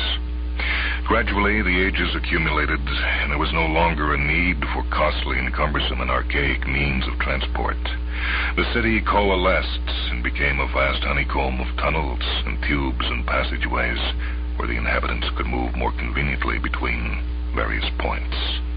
It was down one of those great tunnels they now sped. They entered Antar's chamber first and penetrated that gloomy womb until they found him dreamily hammocked by the city, floating pale and weak inside his translucent sphere. The poet plucked him free like a lifeless fruit, and after a moment, it was a small eternity in her companion's mind while he learned all that she had learned of the truth, released his pale body so that it drifted lightly beside her own. They spent an idle moment studying each other, sharing this new and terrifying experience before the poet moved out of the chamber. They felt a gentle tug as from an unseen thread, and they were whisked off after him and trailed his flying body at a respectable distance as they fled farther into the complex maze of the city's interior. Almost as they departed, an uneasy susurrus trembled the empty silence of the chamber. Bael's cell was much larger than theirs had been, so huge that the walls faced away into murky gloom. In the very center of the unpleasant room was a great vat, and behind the transparent plastic something vaguely human dreamed on. The poet left them by the doorway, and he alone approached the strange vat. He could see that something clearly moved within, something huge and monstrous that might have once been human, undulated, unaware. How many, many tons of flesh held the guttering spark of consciousness he could only just detect. And for how long had this creature suffered such abuse? Only then did the monstrous design of the city become clear to Mallow. She thought of Bael as the city had pictured her, and then stared again at the sickening sight in the vat. There could be no greater treachery than this. "She feels no pain, Mallow. We must see what we can do for her." Only then did they sense his defeat. The task was hopeless from the very beginning. As each successive layer of flesh was probed to find the faint spark of intelligence he knew was there came only an increasing desperation, for there were some things still beyond the power to heal. Bael had been conditioned as a breeding mechanism, and the city had seen that sufficient consciousness remained to keep them out in the flesh alive, but nothing beyond that. This was a mind beyond salvation. Nothing more than the most primitive accumulation of nerves and muscles necessary. A billion candle-power brain reduced to the merest flicker. There was nothing that could be done. So he withdrew and wondered in what dark chamber rested the monstrous miscarriages of this dark union. Had the city sought to perpetuate the race, or something more sinister than that? Reluctantly, he stepped back and seemed to wait, hesitantly for a moment. There was a mutter in the air between them and a golden shimmer as a shadow moved towards the poet. Only then did Malo realize that their giant was not alone in the city. The air vibrated eerily with their communication. The golden shimmer moved towards the vat, and the walls of the chamber bulged and screamed like a beast. The poet in the shadow froze. The poet spun around, and what happened next was much too swift for Malo to follow. But when the breathlessness had passed, they were elsewhere, and burrowing down, down, down into the bowels of the city in search of more of her companions. And all in that blurred instant of time, the golden shimmer remained behind in the chamber and moved over and into the terrible vat and did that which was necessary. Then it also fled to another part of the city to continue the urgent work. The dim light of consciousness sputtered and winked out within the great mountain of flesh. Death had returned to the city. Within the vast metropolis, there was movement where once there had been only unbroken stasis. There was activity where before there had been only a pervading emptiness and flickering shadows flitting furtively through the multicellular structure of the city. As a machine, it had only an indirect knowledge of the nature of pain. And deprived of emotions, there was no way of registering grief, but a loss could be felt. A certain indignation could be generated when it sensed a violation of its being. Any direct damage to any one of its parts, however small, could provoke an anger comparable to that most terrible of human emotions. At first, there was only a sudden shock at the abrupt removal of one of its vital organic components. Now only a raw and ragged emptiness where once had glowed the bright and brilliant mind of the one called Malo. For too long had the city dreamed. Its movements were sluggish, reactions incredibly slothful. As it fought to shrug off the blanket of lethargy from its feeble mind, it could feel the bright segments of its newly found consciousness slowly winking out one after another, so that gradually it was returning to its original state, a machine of metal and plastic shot through the pseudo-life of electricity and fusion power, and becoming less and less of the grand and noble creature it had envisioned, a cybernetic mind bound irrevocably to the tissue of human energy. The dream was ending. A fierce rage welled up within the city, and the struggle began.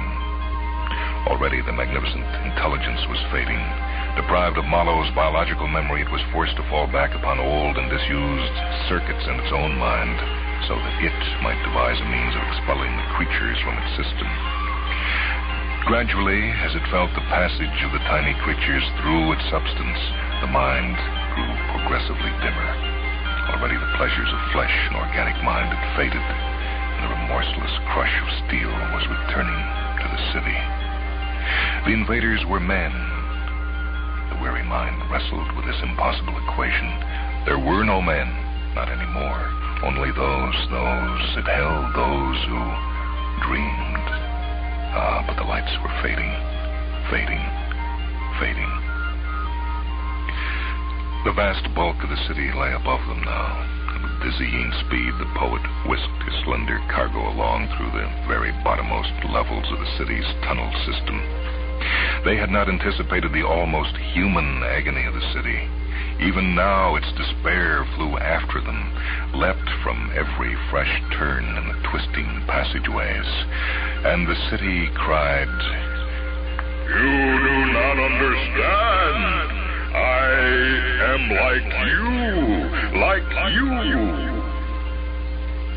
Then the voice had faded away and died, so that only this dreadful susurrus traveled through the walls, following them as they probed deeper and darker and closer to the world until the last spark of humanity guttered and died within the dark mind of the machine, and only an aching and intolerable hatred remained.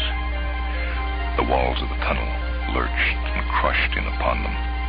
For Malo and her companions, there was not even time for terror. They realized that the city had sought to destroy them. It would rather have killed them than have lost. But now they were outside. The world burst open with incredible splendor. The great blue sky held a promise of boundless infinity. Already she could sense a tingling excitement through the stubs of her rudimentary limbs. They sped over a rich carpet of green, and the mad cry of the city became only a faint annoyance in the background of color that invaded her senses. It was even more beautiful than the poet had promised. His blazing aura was gone, as she saw, and he now found time to turn around and smile reassuringly. By carefully understating the real world, the poet had left the wonder for herself to unravel. They swung up a gentle slope of a small knoll, where another group of giants stood waiting. With a gentle puff, they were dropped to the ground, and the sweet smell of grass captured the air. She looked back the way they had come. There were other convoys of giants and their charges making towards the hill. And it was incredible how much the city had kept from her. Why, there must have been many, many more people imprisoned than she had thought. But all that was over. It was strange to see the city from the outside. It lay huddled against the land like a monstrous scab, several miles high and groping out greedily towards the near horizons, a vast wedge of tumbling matter.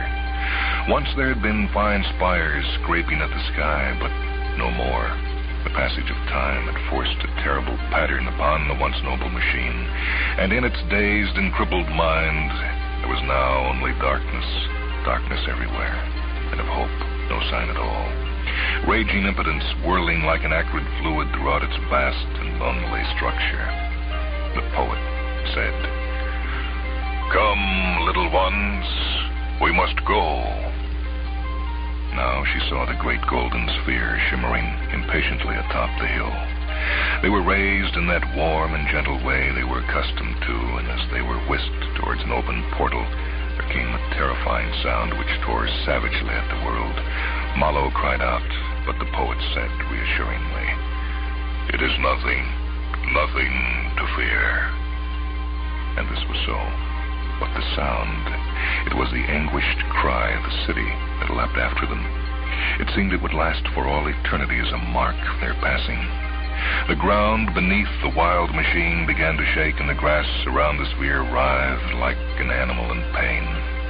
Silently they turned and watched the agony of the city. It rose very slowly into the sky and hovered, uncertain, senses wildly gyrating. Only one thought was dominant. It had slumbered too long at the benevolent breast of the earth. It had dreamed a dream, and now that dream had ended. There would always be existence, but now it would once more be without purpose.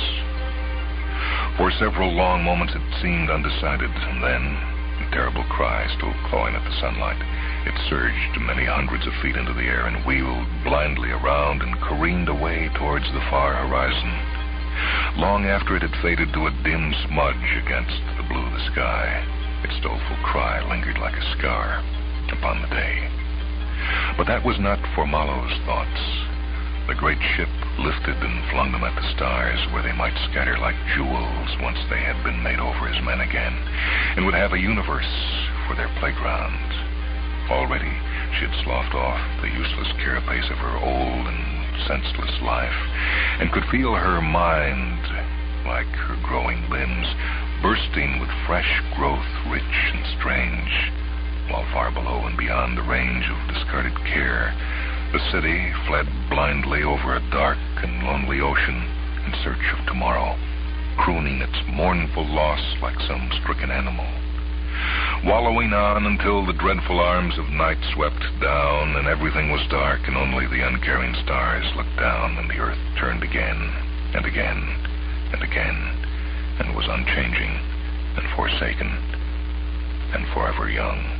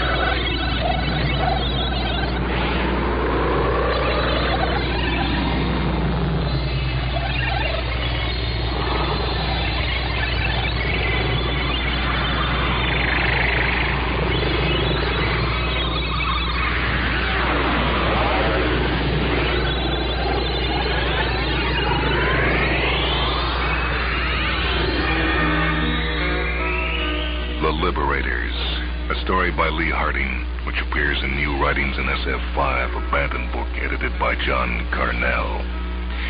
This is Michael Hansen. Technical operation for this program by Rich Grody. Mindwebs is a presentation of WHA Radio in Madison, a service of University of Wisconsin Extension.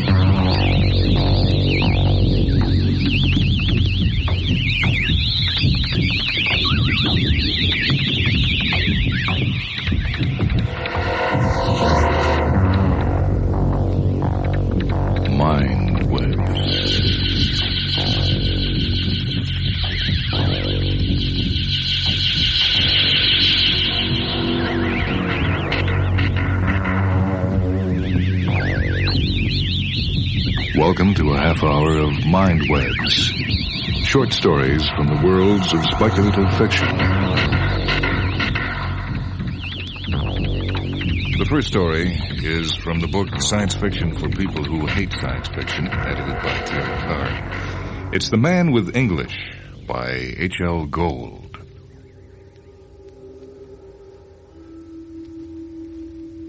Lying in the hospital, Edgar Stone added up his misfortunes as another might count blessings.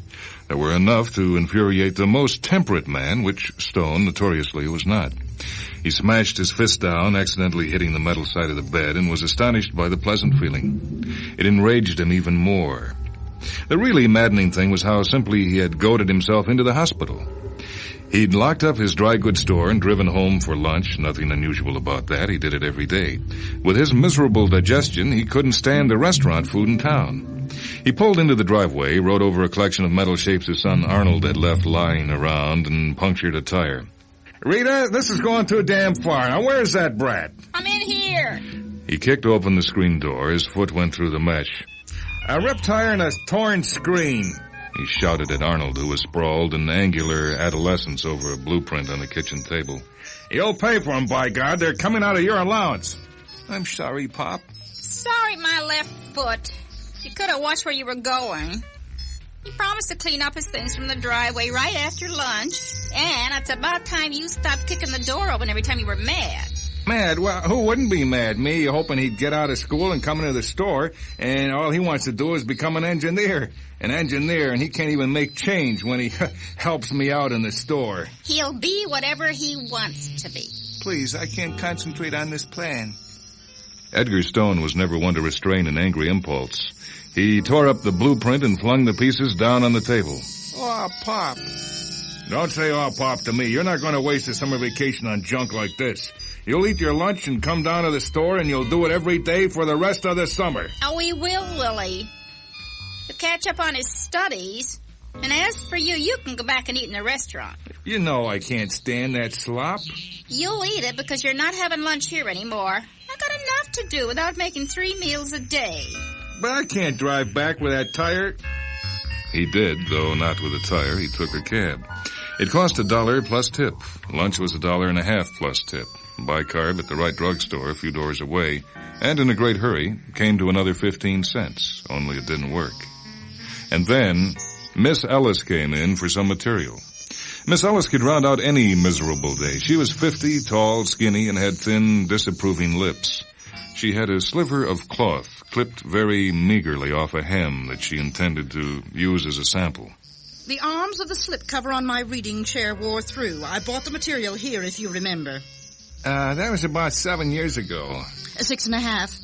I paid enough for it. You'd expect anything that expensive to last. The style was discontinued. I have something here, Miss Ellis. I do not want to make an entire slipcover, Mr. Stone. All I want is enough to make new panels for the arms. 2 yards should do very nicely. 2 yards, Miss Ellis? At the most. I sold the last of that material years ago. I want this same pattern. Well, then I'll have to order it and just hope that one of my wholesalers still has some of it in stock. Not without looking for it first right here. You won't order it for me. You can't know all the materials you have on these shelves. Stone felt all the familiar symptoms of fury, the sudden pulsing of the temples, the lurch and bump of his heart as adrenaline came surging in like the tide at the Firth of Forth, the quivering of his hands, the angry shout pulsing at his vocal cords from below. I'll take a look, Miss Ellis. She was president of the Ladies' Cultural Society and dominated it so thoroughly that the members would go clear to the next town for their dry goods rather than deal with him if he offended this sour stick of stubbornness. If Stone's life insurance salesman had been there, he would have tried to keep Stone from climbing the ladder that ran around the 3 walls of the store. He probably wouldn't have been in time. Stone stamped up the ladder to reach the highest shelves where there were scraps of bolts. One of them might have been the remnant of the material Miss Ellis had bought 6.5 years ago. But Stone never found out. He snatched one, glaring down meanwhile at the top of Miss Ellis's head, and the ladder skidded out from under him. He felt his skull collide with the counter. He didn't feel it hit the floor. God damn it, you could at least turn on the lights. There, Edgar. Everything's gonna be fine. Just fine. What's wrong with me? Am I blind? How many fingers am I holding up? Stone was peering into the blackness. All he could see before his eyes was a vague blot against a darker blot. None. Who are you? Dr. Rankin. That was a nasty fall you had, Mr. Stone. A concussion, of course, and a splinter of bone driven into the brain. I had to operate to remove it. Well, then you cut out a nerve. You did something to my eyes. There doesn't seem to be anything wrong with him. I'll take a look, though, and see. Now, dear, you're going to be all right. Sure you will, Pop. Is that young stinker here? He's the cause of all this. Temper. Accidents happen, Mr. Stone. Stone heard him lower the Venetian blinds. As if they had been a switch, light sprang up and everything in the hospital became brightly visible. Well, that's more like it. It's night, and you're trying to save electricity, right? It's broad daylight, Edgar, dear. All Dr. Rankin did was lower the blinds and... Please, if you don't mind, I'd rather take care of any explanations that have to be made. He came at Stone with an ophthalmoscope. And when he flashed it into Stone's eyes, everything went black, and Stone let him know it vociferously. Black? Are you positive? Not a sudden glare? Black. And what's the idea of putting me in a bed filled with breadcrumbs? Why, it was freshly made. Crumbs. That's right, you heard me, and the pillow's got rocks in it. What else is bothering you? It's freezing in here. It was summer when I fell off the ladder. Don't tell me I've been unconscious clear through the winter. No, Pop, that was yesterday. I'll take care of this. I'm afraid you and your son will have to leave, Mrs. Stone. I have to do a few tests on your husband. Will he be all right? Oh, yes, of course. Shock, you know. Gosh, Pop, I'm sorry all this happened. I got the driveway all cleaned up. And we'll take care of the store, Ed, till you're better. Don't you dare. You'll put me out of business. The doctor hastily shut the door on them and came back to the bed. Stone was clutching the light summer blanket around himself. He felt colder than he'd ever been in his life. Can't you get me more blankets? You don't want me to die of pneumonia, do you? Dr. Rankin opened the blinds and asked, What's this like? Night. What is it, a new idea to save electricity, hooking up the blinds to the light switch? The doctor closed the blinds and sat down beside the bed. He was sweating as he reached for the signal button and pressed it. A nurse came in, blinking in their direction. Why don't you turn on the light? Huh? They are. Nurse, I'm Dr. Rankin. Get me a piece of sandpaper, some cotton swabs, let's see, and an ice cube and Mr. Stone's lunch. Is there anything he shouldn't eat? That's what I want to find out, nurse. Now hurry, please. And some blankets. Blankets, Doctor? Half a dozen will do, I think. It took her 10 minutes to return with all the items.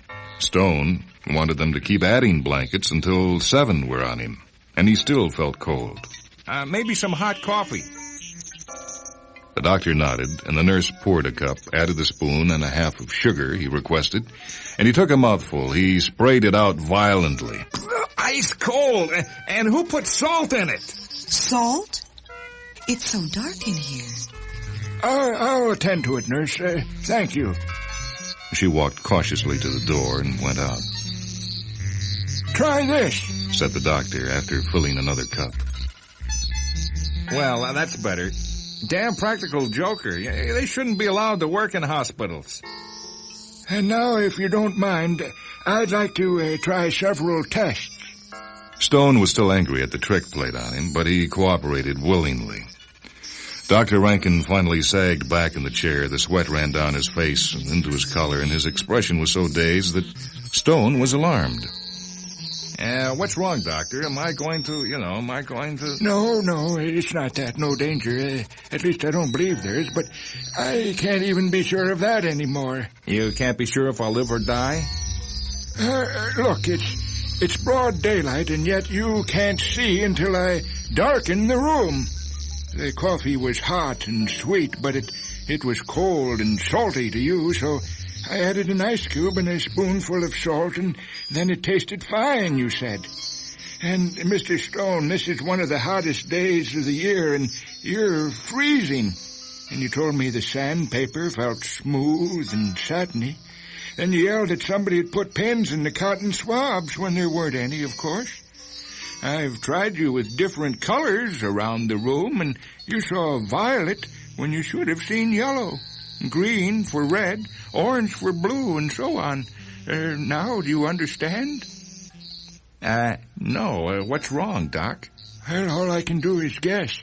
I had to remove that sliver of bone from your brain, and, well, it apparently shorted your sensory nerves. And what happened?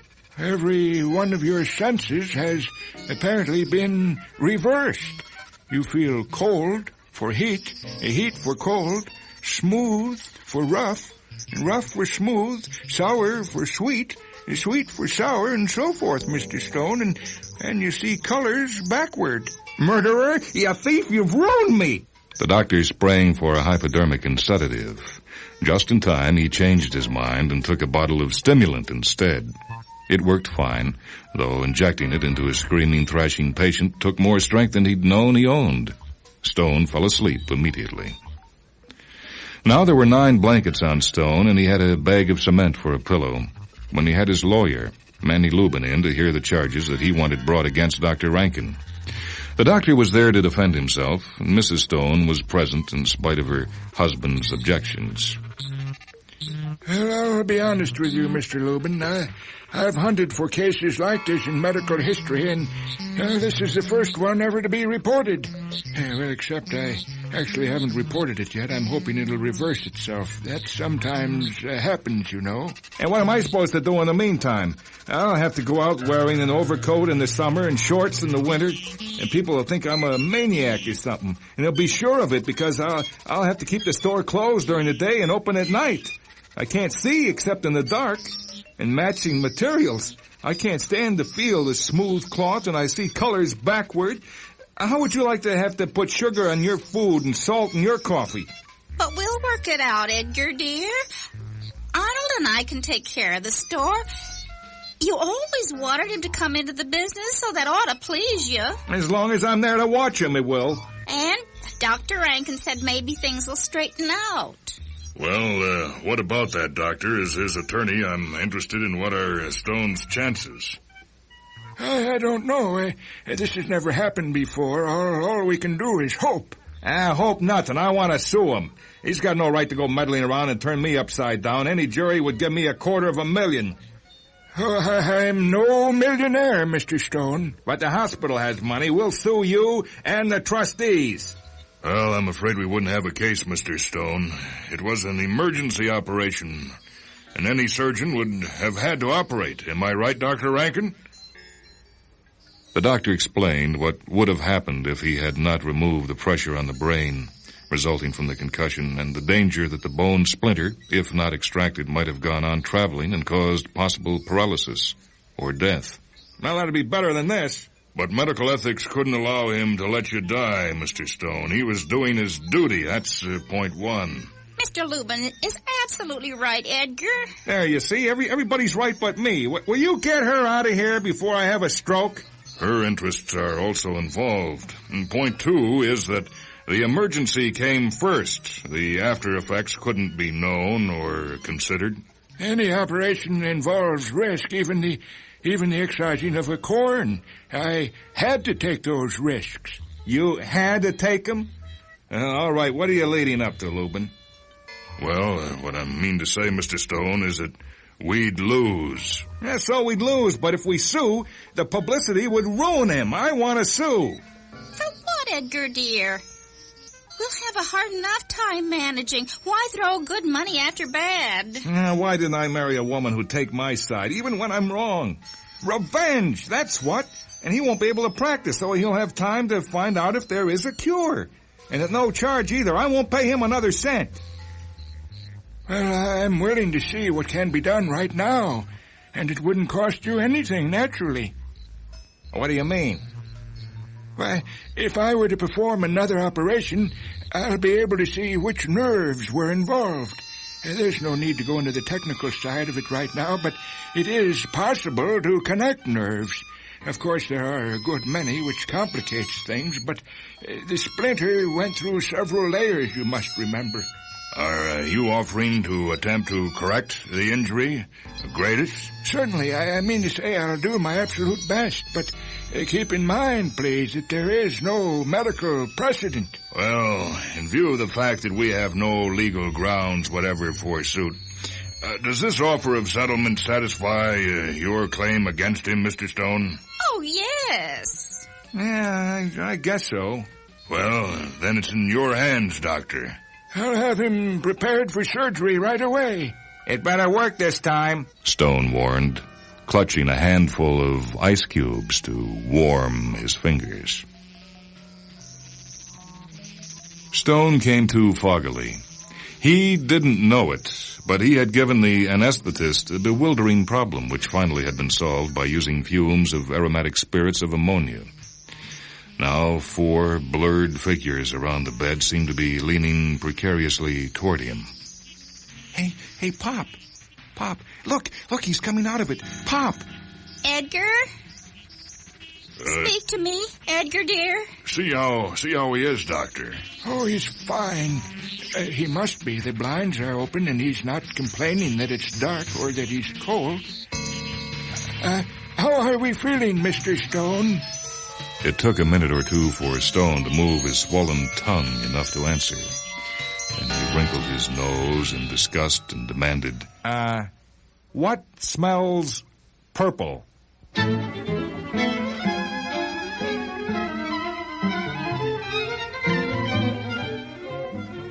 That story was titled The Man with English, written by H.L. Gold. One of the places it appears is in Terry Carr's book, Science Fiction for People Who Hate Science Fiction. Joining me in the reading and providing the women's voices were Jay Fitz, Carol Cowan, and Mindy Ratner. The second story this time comes from Roger Zelazny's book, The Doors of His Face, The Lamps of His Mouth, and Other Stories. The title is Lucifer. Carlson stood on the hill in the silent center of the city whose people had died. He stared up at the building, the one structure that dwarfed every hotel grid, skyscraper needle, or apartment cheese box packed into all the miles that lay about him. Carlson suddenly felt that he should not have come back. It had been over 2 years, as he figured it, since last he had been here. He wanted to return to the mountains now. One look was enough. yet still he stood before it transfixed by the huge building, by the long shadow that bridged the entire valley. He shrugged his thick shoulders then in an unsuccessful attempt to shake off memories of the days 5, or was it 6, years ago when he had worked within the giant unit. Then he climbed the rest of the way up the hill and entered the high, wide doorway. His fiber sandals cast a variety of echoes as he passed through the deserted offices and into the long hallway that led to the belts. The belts, of course, were still. There were no thousands riding them. There was no one alive to ride. Their deep belly rumble was only a noisy phantom in his mind as he climbed onto the one nearest him and walked ahead into the pitchy insides of the place. It was like a mausoleum. There seemed no ceiling, no walls, only the soft pat-pat of his soles on the flexible fabric of the belt. When he reached the lift, he set off to the right of it until his memory led him to the maintenance stairs. Shouldering his bundle, he began the long, groping ascent. He blinked at the light when he came into the power room. Filtered through its 100 high windows, the sunlight trickled across the dusty acres of machinery. He brushed his hair from his eyes and advanced down the narrow metal stair to where the generators stood, row on row, like an army of dead black beetles. It took him 6 hours to give them all a cursory check. He selected 3 in the second row and systematically began tearing them down, cleaning them, soldering their loose connections with the auto iron, greasing them, oiling them, and sweeping away all the dust, the cobwebs, and pieces of cracked insulation that lay at their bases. Finally, he put down his broom, remounted the stair, and returned to his parcel. He removed one of the water bottles and drank off half its contents. He ate a piece of dried meat and finished the bottle. He allowed himself 1 cigarette then and returned to work. It took him 2 more days to get the generators ready. Then he began work on the huge broadcast panel. It was in better condition than the generators because it had last been used 2 years ago, whereas the generators, save for the 3 he had burned out last time, had slept for over 5, or was it 6, years.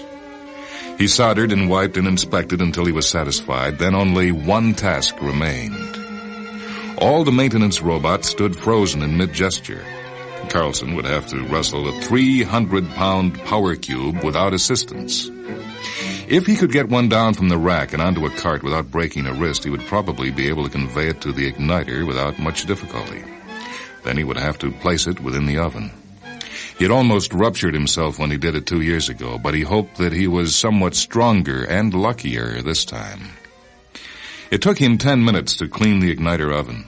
Then he located a cart and pushed it back to the rack. 1 cube was resting at just the right height, approximately 8 inches above the level of the cart's bed. He kicked down anchor chocks and moved around to study the rack.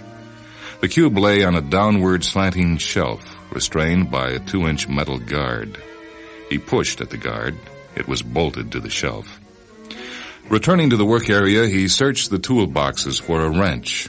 Then he moved back to the rack and set to work on the nuts. The guard came loose as he was working on the 4th nut. He heard a dangerous creak and threw himself back out of the way, dropping the wrench on his toes. The cube slid forward, crushed the loosened rail, teetered a bare moment, and then dropped with a resounding crash onto the heavy bed of the cart.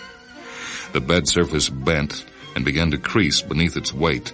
The cart swayed toward the outside. The cube continued to slide until over half a foot projected beyond the edge. And then the cart righted itself and shivered into steadiness. Gingerly, he guided it up the aisle and between the rows of generators until he stood before the igniter.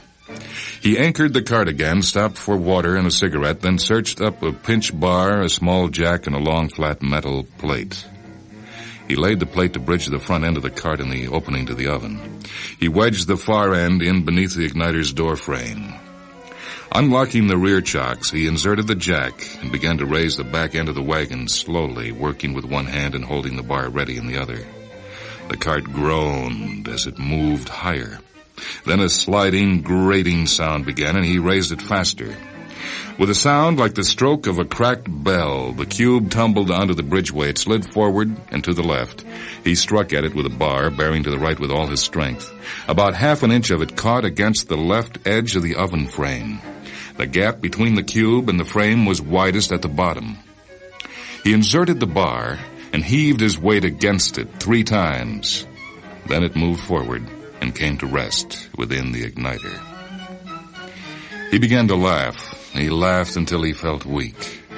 He sat on the broken cart, swinging his legs and chuckling to himself until the sounds coming from his throat seemed alien and out of place. He stopped abruptly and slammed the door. The broadcast panel had 1,000 eyes, but none of them winked back at him. He made the final adjustments for transmit, then gave the generators their last checkout. After that, he mounted a catwalk and moved to a window. There was still some daylight to spend, so he moved from window to window, pressing the open button set below each sill.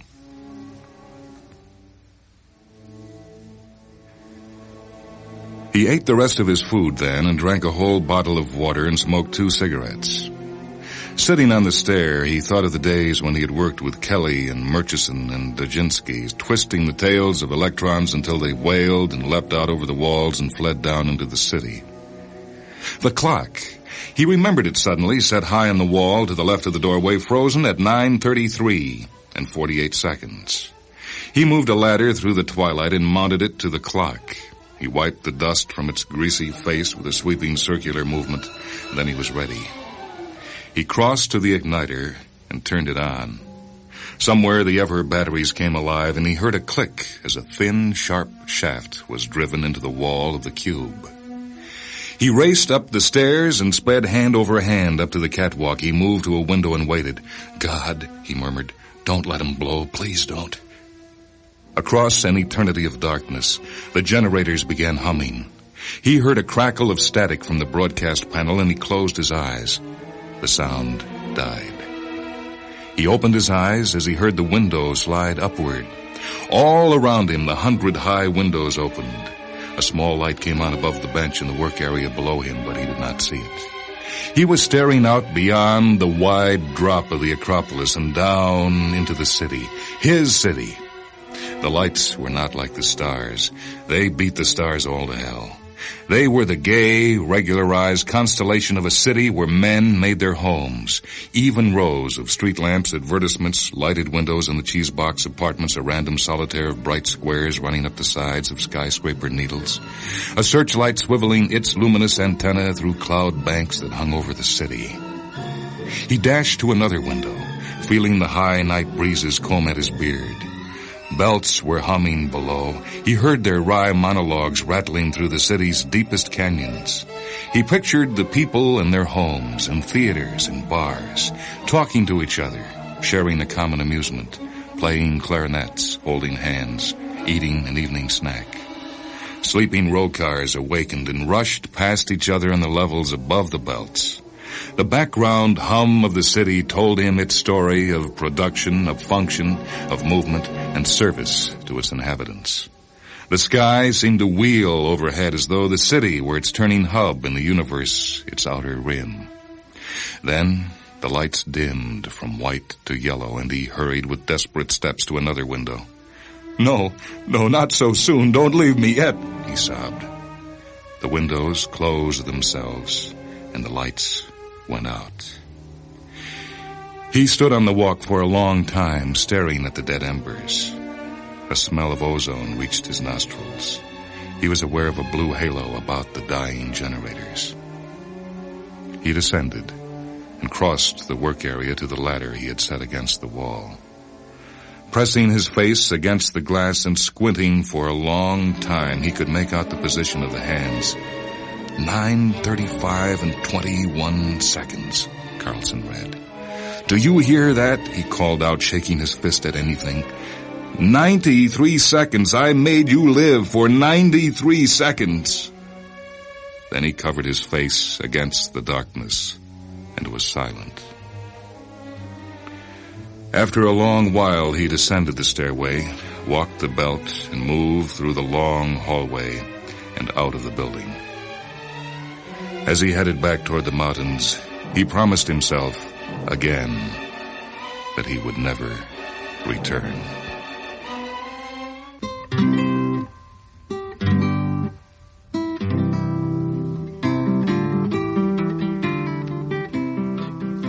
That story was titled Lucifer. It comes from the book The Doors of His Face, The Lamps of His Mouth, and Other Stories by Roger Zelazny. This is Michael Hansen speaking.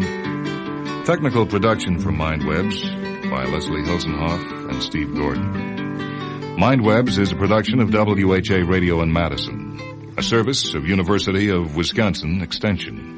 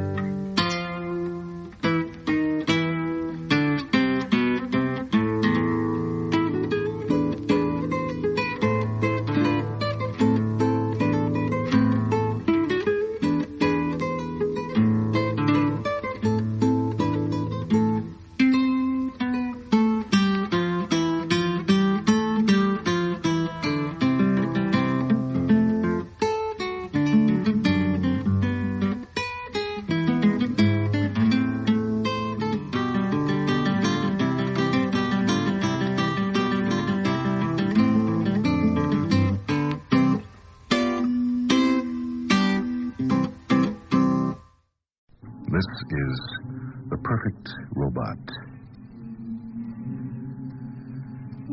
As Professor Fontaine came into the boardroom, the eyes of all the directors converged on the corrugated and voluminous cranium that housed the company's most precious assets. The board anxiously inquired, "Well?" And a flame of triumph glittered in the old scientist's eyes. "Eureka, gentlemen," was all he said. A tremor of relief went down the green baize table, and the Prince of Science was asked to report on his findings.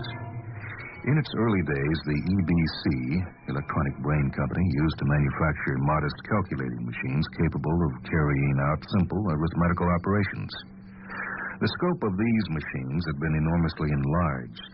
Their ingenuity had reached a degree of perfection unequaled by any rival concern ever since the EBC had obtained the full-time services of Professor Fontaine, one of the most expert and enthusiastic pioneers of the young science of cybernetics. After the directors had voted him a princely salary and installed him in a laboratory equipped with the latest research apparatus, the scientist, sheltered from all material worry, had devoted himself to the study of robots, with a combination of patience, audacity, lucidity, and imagination of which his genius was composed. He had first concentrated on improving the old calculating machines. As a result of his endeavors, these had contrived to carry out simultaneously and with absolute accuracy a multitude of complicated operations involving thousands of figures and in a progressively shorter space of time. At this heroic period, there had been fierce rivalry in the field, and competitions were held every year at which the company's various models came to grips. Thanks to Professor Fontaine's ingenuity, the EBC had always outclassed its rivals, and its machines had established records which were expressed in millions of figures worked out in a fraction of a second. In fact, there appeared to be no theoretical limit to the performances accomplished by the professor's machines.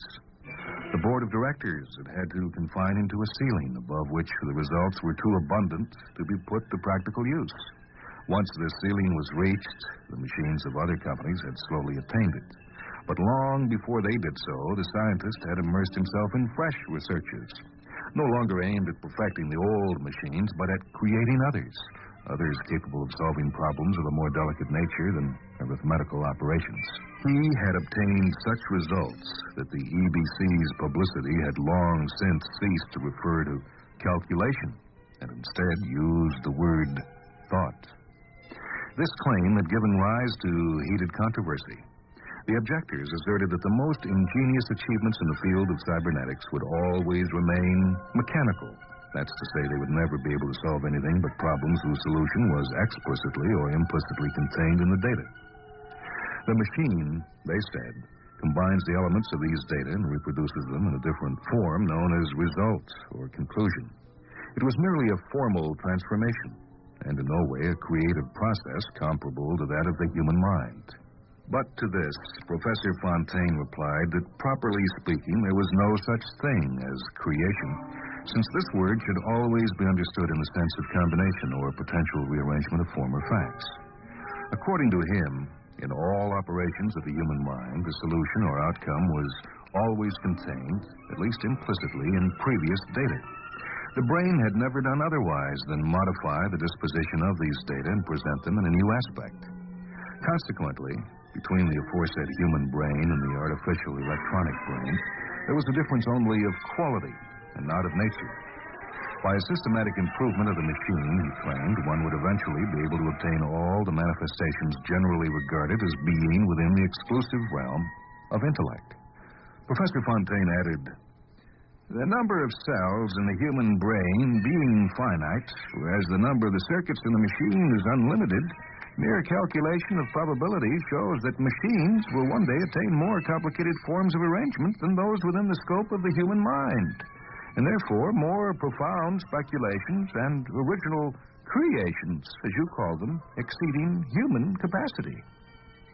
This postulate being acknowledged, he had set to work both to verify his theories by practical experiment and to satisfy the demands of the board of directors of the EBC. His first robot, superior to the calculating machine, was a scientific curiosity which gave him intense personal satisfaction, but which enjoyed only mediocre success with the customers. It was a mathematician, not a mere calculator. It was furnished by means of a series of knobs and levers with the fundamental postulates, the definition of the numbers, and the symbols of analysis.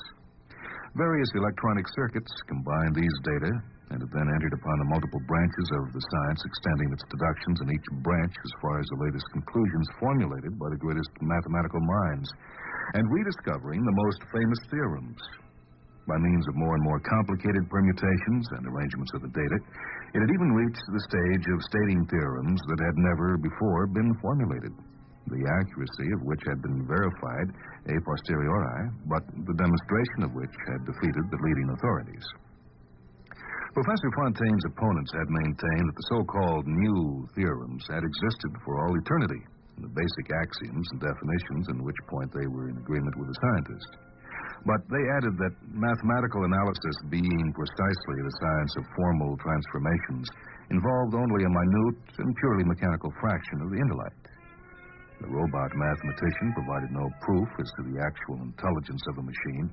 The professor had shrugged his shoulders and pursued his research. Since his employers wanted models capable of rousing widespread interest by means of spectacular demonstrations, he had concentrated his prodigious faculties on the game of chess. Several authorities on cybernetics had already been drawn to the subject, and some special situations carefully prepared, which were played out with only 3 or 4 chessmen in a succession of well-defined moves, had already been solved successfully by machines, and this was obviously elementary. The genius of Professor Fontaine lay in tackling the problem as a whole. Addressing his inner demon of contradiction, which permanently haunted him as it haunts all scientific minds, Professor Fontaine had said, "Consider a game of chess at a given stage, which I call the initial moment. It is white to play. The sum total of possible moves is high, I don't deny, but you must agree with me that it is finite and perfectly determined. To verify this, you need only take each white chessman one after the other and number the squares to which they can move according to the rules of the game. You must admit there's nothing simpler than to visualize a machine designed to carry out this purely mechanical operation. It is now black to play. As several possible moves of the black chessman correspond to each possible move of the white, it's obvious that the number of possible combinations after the second move is considerable. It is nonetheless obvious, however, that being the product of 2 perfectly determined factors, this number is likewise finite. Progressing by degrees, let's pass straight on, if you don't mind, to the nth move.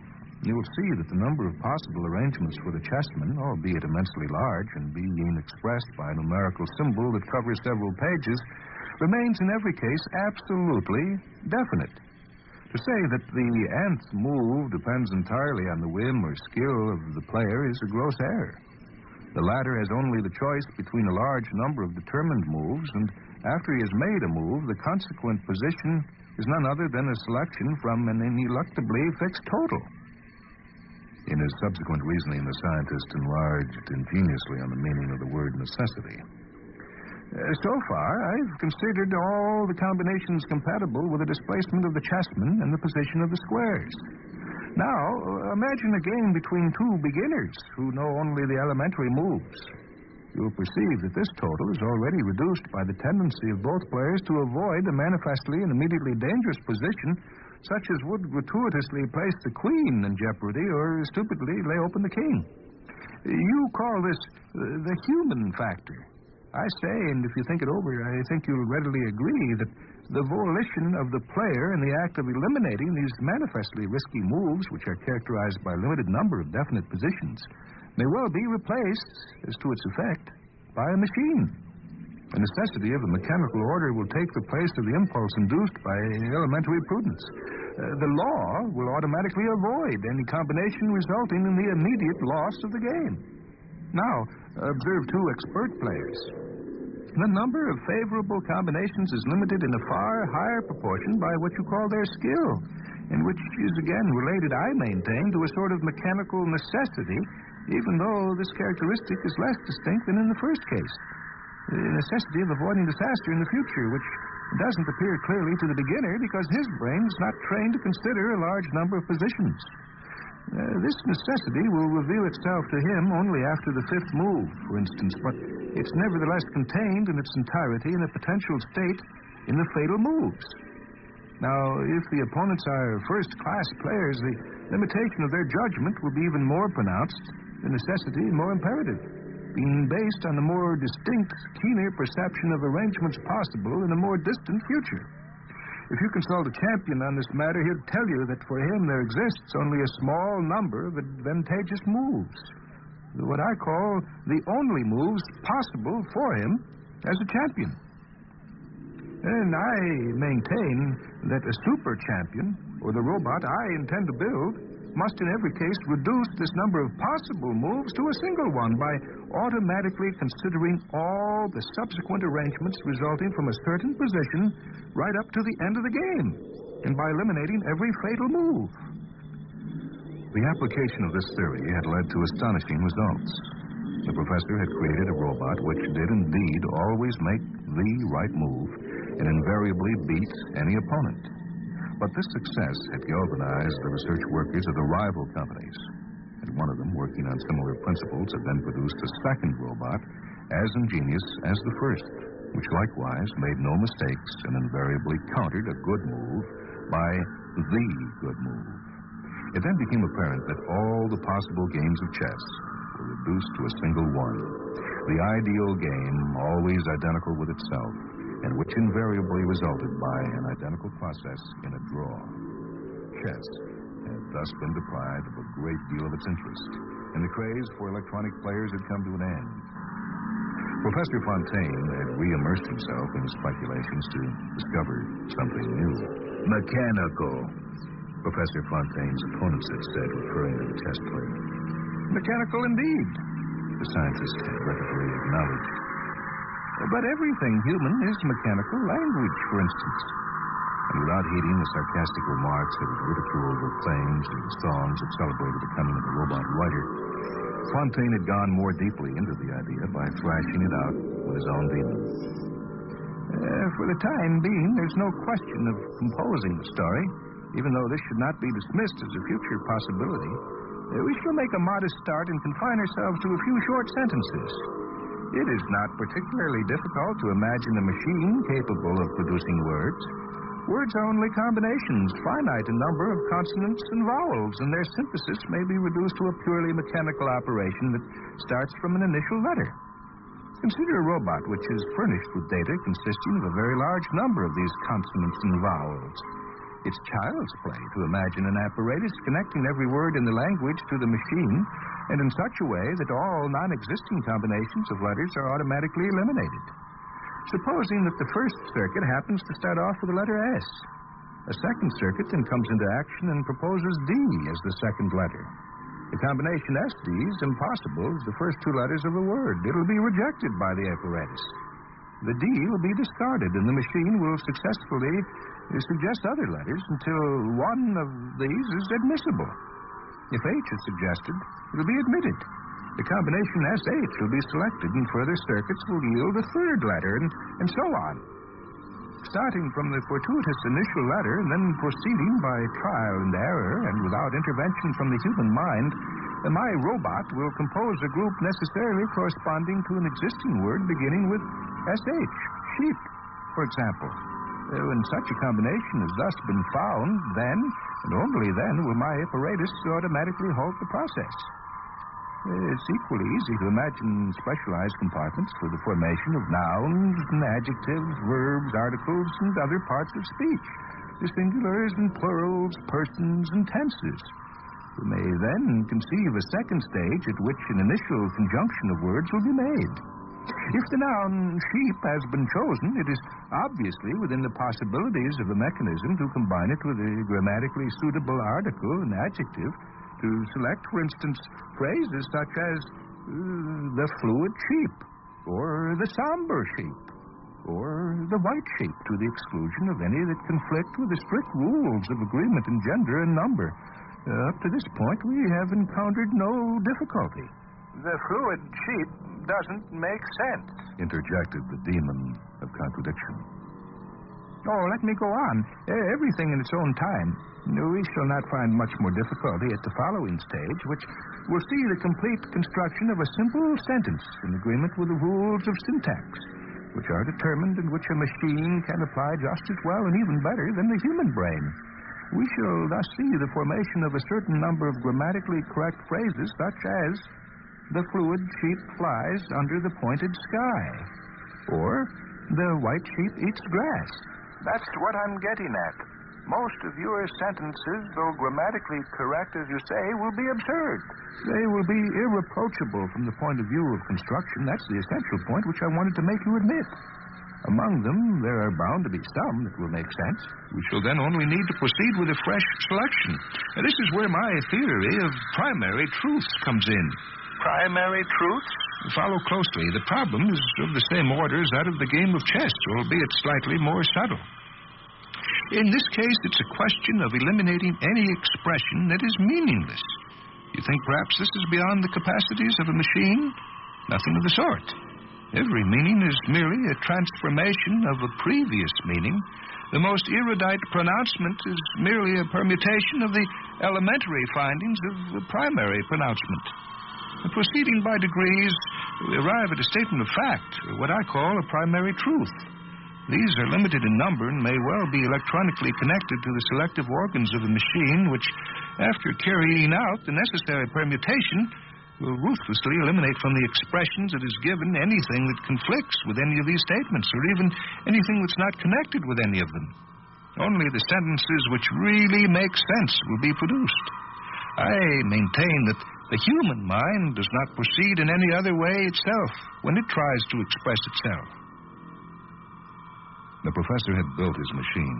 The construction of his sense selector seemed a tricky business at first, but in the process of determining the primary truths, he had noticed that their number was less great than he had supposed.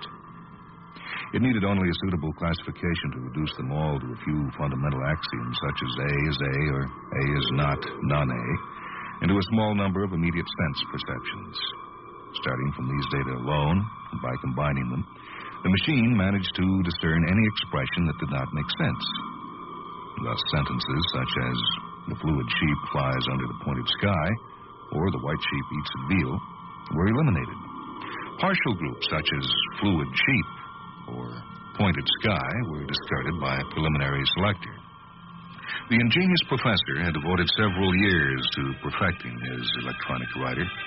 He explained, progress in the field consists in obtaining expressions which, even though being transformations of primary truths as they all are, carefully conceal this fact under the complexity or the originality of their construction, thereby demanding a lengthy process of unraveling to arrive at the source. Thus it was that having started from statements of fact, such as the white sheep is white, then after being given the translation of the various data in several languages, the robot writer had gradually elaborated its expressions and managed to produce more complex statements. It had produced, the cat eats the mouse. Nevertheless it turns. I think, therefore I am. And one day, which was a red-letter day for Professor Fontaine, to be or not to be, that is the question. The scientists' rivals, having likewise contrived to build robot writers in the EBC, still wishing to maintain its lead in the field, Professor Fontaine had attempted to reproduce other features of human activity by mechanical means. Since circulation, respiration, alimentation, and digestion had long since been achieved by machines, he had aimed higher and made an intensive study of the laws of sexual attraction, the biological factors considered as initial data, which had as their outcome the carnal act. He had concluded that there was nothing to prevent robots from having sexual intercourse. He had given an experimental demonstration of this. Several male and female automata, which he had constructed, had been placed at random in a room. At first they had wandered about aimlessly, then after a certain length of time appeared to be attracted one to another as though by a magnetic force. The attraction always occurred between robots of the opposite sex, and the couples went through the movements of sexual intercourse with a realism which caused intense emotion among the directors of the EBC when they first witnessed the spectacle.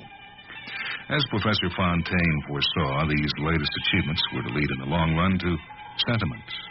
But above all, they gave him the idea for a new machine, which would mark one of the most important stages of cybernetics by reducing to naught the objections of its everlasting detractors.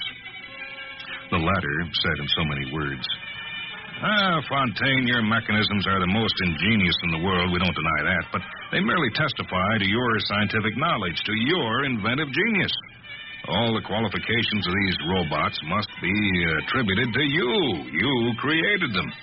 As we've always maintained, they prove the power of human intellect and nothing more.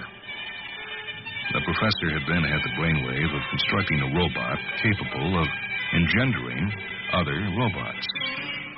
He had succeeded, as in everything else he had so far attempted. Combining this new invention with the previous one, he had constructed a machine in the depths of which, after sexual intercourse, there developed a cell which grew and multiplied by a mechanical process. It became the fetus of a robot and was born and grew up, eventually appearing as a machine similar to its parents. When he had verified this marvel, the professor had intoned a hymn of victory, but his opponents had not declared themselves beaten. They had said, That's all very well, but the creator of this uterus is still you, Professor. You, a human being. Then the scientist had constructed a machine capable itself of engendering a uterus. And to save time and forestall a lot of pointless argument, Professor Fontaine had straightway created a robot capable of perpetuating itself indefinitely through an unlimited series of descendants. After which, at a conference which had made history, he had demonstrated beyond all shadow of doubt that any term in this series was strictly equivalent to zero in relation to the infinite succession of future creatures. That since his own role could not be eliminated, the creative spirit should consequently be attributed to the robot considered as an eternal entity. Well, his detractors had been unable to think of any reasonable objection to this demonstration. They had not admitted defeat, however, and had taken refuge behind the inexpressible. They had shaken their heads and stubbornly declared, Well, call them anything you like, but your robots are not human. They lack some element or other which we are unable to define, but which we sense the absence. At this, Professor Fontaine had been deeply disturbed. His own demon of contradiction, never so powerful as at this time, kept repeating over and over again. They're right. Your robots are not human. They lack some indefinable characteristic.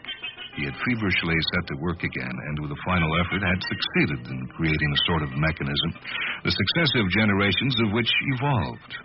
This evolution, which followed a strict course, was slow but nevertheless perceptible, thanks to the extreme speed of reproduction which the scientist had bestowed on the species. In this way, he artificially obtained robot birds from robot reptiles, robot mammals from robot fish, robot men from robot primates, without any intervention on his part other than the initial regulation of the mechanism. Professor Fontaine went further, starting from robot men, and by combining the organs in two different ways, he produced two species which evolved in a clear-cut manner, on the one hand towards good, on the other towards evil. After performing these miracles, the professor once again questioned his inner demon. You're not there yet. It then looked as though the genius of Professor Fontaine had reached its limits. Several years went by, during which he exhausted himself in fruitless endeavors to take a step forward and eliminate the subtle difference which still separated, as he was now convinced, his machines from human beings. The board of directors of the EBC were worried at not seeing any fresh marvels emerge from his laboratory, which was once so fecund. And some of them began to mutter that he was somewhat too old to hold such an important position. Then at last, breaking a long silence this year, the scientist had declared he had an announcement of the greatest importance to make. The board had met. Eureka! I have found the ideal machine, the human machine. The solution was there all the time, gentlemen, staring me in the face within the reach of the veriest ignoramus, but it escaped me. Listen, gentlemen, no one can have any further objections to raise against my robots.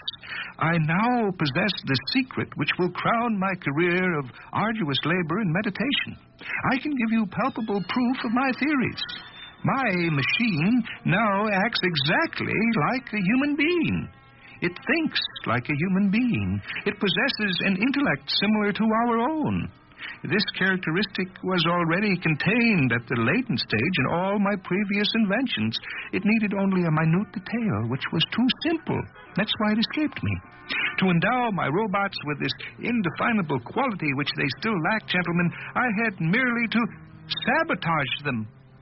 Sabotage them, exclaimed the board, dreadfully disillusioned and convinced that their great man had taken leave of his senses.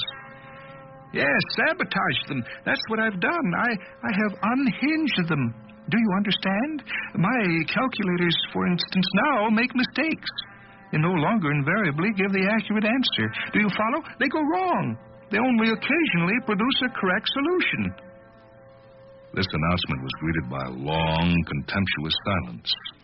Then the board thought it over and asked to see the prototypes. Professor Fontaine produced them. He first of all showed his calculating machines, which gave wrong results. At this sight, the more sensitive directors experienced an incipient pang of emotion. But the enthusiasm grew general and turned to delirium when the scientist exhibited his other models, which he had built according to the same principle. So much so that when he had revealed the prodigiously human characteristics with which they had been endowed, the board, ashamed of ever having doubted him, apologized profusely to Professor Fontaine and unanimously voted the necessary funds for the mass production of the perfect robots. The mathematician went astray in a maze of contradictions and only exceptionally arrived at an answer. The chess player lost most of the games it played. The robots in love confused the sexes. The evolutive species oscillated between incoherent states, so it was impossible to tell if they tended towards good or evil. And as for the electronic writer, Professor Fontaine had merely had to do away with its primary truth mechanism, its sense selector, for it to produce to its heart's content such sentences as, "The fluid sheep flies under the pointed sky," or, "The white sheep eats veal." Manifestations to which the fiercest detractors were obliged to yield, acknowledging at last the appearance of the final human characteristics that were still lacking: an artistic sense and a sense of humor.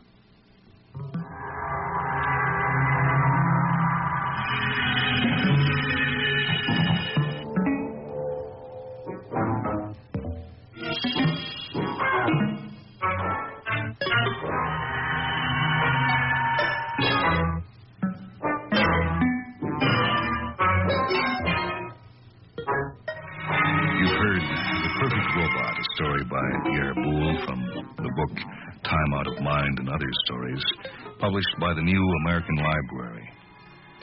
I'm Michael Hansen. Technical operation for this program by Marcia Phillips. MindWebs is the production of WHA Radio in Madison, a service of University of Wisconsin Extension. Welcome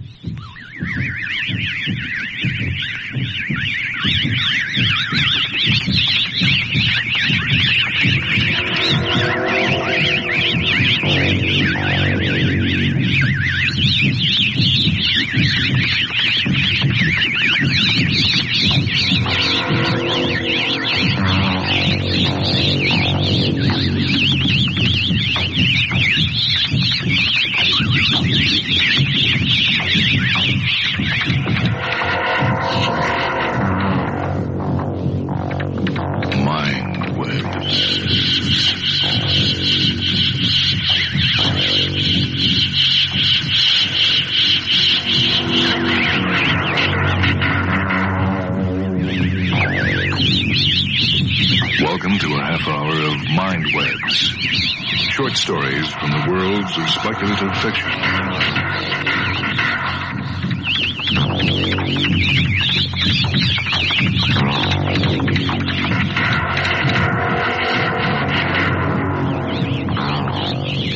This is Michael Hansen with a Mind Web story that appeared originally in the magazine Fantasy and Science Fiction for June of 1953. This is The Preserving Machine by Philip K. Dick.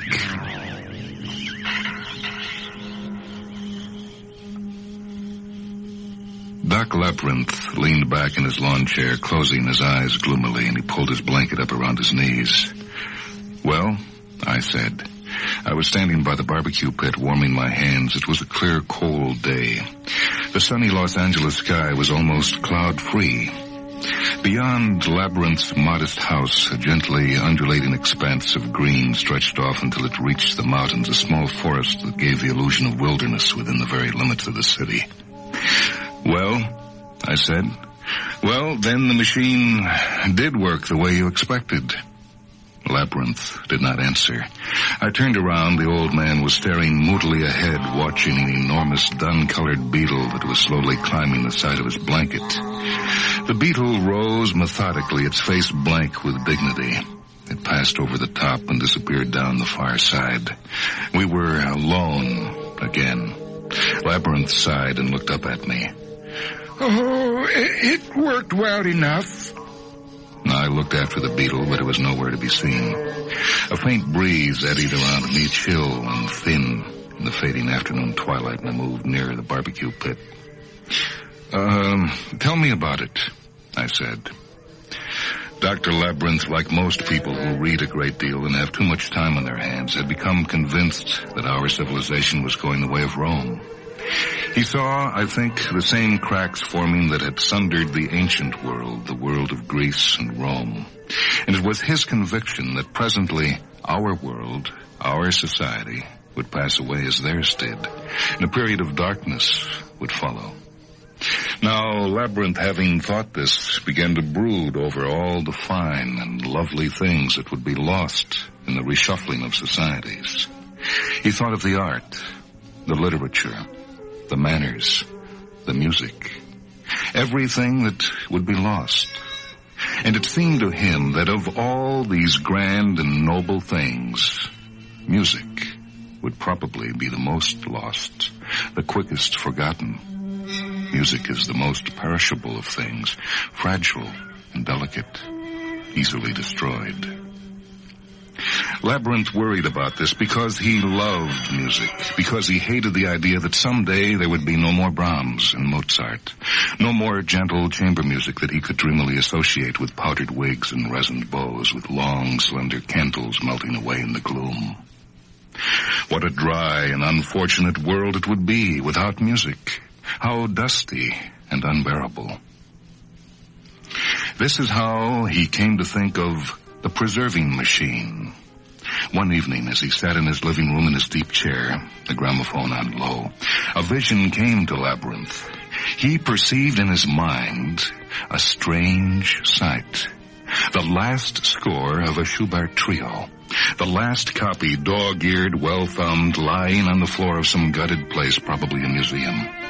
A bomber moved overhead and bombs fell, bursting the museum into fragments, bringing the walls down in a roar of rubble and plaster.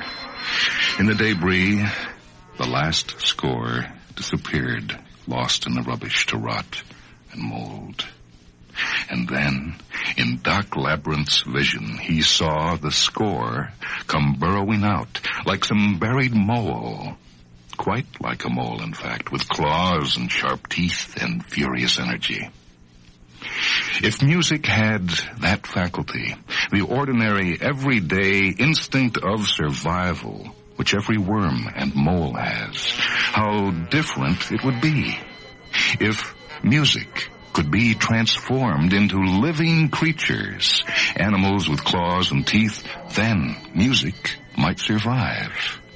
If only a machine could be built. A machine to process musical scores into living forms. But Doc Labyrinth was no mechanic. He made a few tentative sketches and sent them hopefully around to research laboratories. Most of them were too busy with war contracts, of course. But at last he found the people he wanted. A small Midwestern university was delighted with his plans, and they were happy to start work on the machine at once. Weeks passed. At last, Labyrinth received a postcard from the university. The machine was coming along fine. In fact, it was almost finished.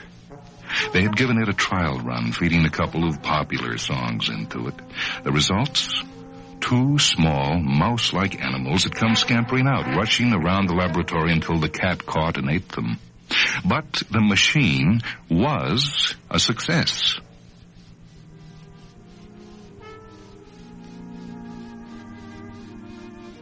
It came to him shortly after, packed carefully in a wood crate, wired together and fully insured. He was quite excited as he set to work, taking the slats from it. Many fleeting notions must have coursed through his mind as he adjusted the controls and made ready for the first transformation. He had selected a priceless score to begin with, the score of the Mozart G minor quintet. For a time he turned the pages, lost in thought, his mind far away. At last, he carried it to the machine and dropped it in. Time passed. Labyrinth stood before it, waiting nervously, apprehensive, and not really certain what would greet him when he opened the compartment. He was doing a fine and tragic work, it seemed to him, preserving the music of the great composers for all eternity. What would his thanks be? What would he find? What form would this all take before it was over? There were many questions unanswered. The red light of the machine was glinting even as he meditated. The process was over. The transformation had already taken place. He opened the door and said, Good Lord, it's very odd. A bird, not an animal, stepped out. The Mozart bird was pretty, small, and slender, with the flowing plumage of a peacock. It ran a little way across the room and then walked back to him, curious and friendly. Trembling, Doc Labyrinth bent down, his hand out. The Mozart bird came near. Then all at once, it swooped up into the air. Amazing! And he coaxed the bird gently, patiently, and at last it fluttered down to him. Labyrinth stroked it for a long time, thinking. What would the rest of them be like? He could not guess. He carefully gathered up the Mozart bird and put it into a box. He was even more surprised the next day when the Beethoven beetle came out, stern and dignified. That was the beetle I saw myself, climbing along his red blanket, intent and withdrawn on some business of its own. And after that came the Schubert animal. The Schubert animal was silly, an adolescent sheep creature that ran this way and that, foolish and wanting to play. Labyrinth sat down right then and there and did some heavy thinking. Just what were survival factors? Was a flowing plume better than claws? Better than sharp teeth? Labyrinth was stumped. He had expected an army of stout badger creatures equipped with claws and scales, digging, fighting, ready to gnaw and kick. Was he getting the right thing? Yet who could say what was good for survival? The dinosaurs had been well armed, but there were none of them left. In any case, the machine was built. It was too late to turn back now. Labyrinth went ahead. feeding the music of many composers into the preserving machine one after another until the woods behind his house was filled with creeping, bleating things that screamed and crashed in the night. There were many oddities that came out, creations that startled and astonished him. The Brahms insect had many legs sticking in all directions, a vast platter-shaped centipede. It was low and flat with a coating of uniform fur. The Brahms insect liked to be by itself when it went off promptly, taking great pains to avoid the Wagner animal who had come just before. The Wagner animal was large and splashed with deep colors. It seemed to have quite a temper, and Doc Labyrinth was a little afraid of it, as were the Bach bugs, the round ball-like creatures, a whole flock of them, some large, some small, that had been obtained for the 48 preludes and fugues. And there was the Stravinsky bird, made up of curious fragments and bits, and many others besides.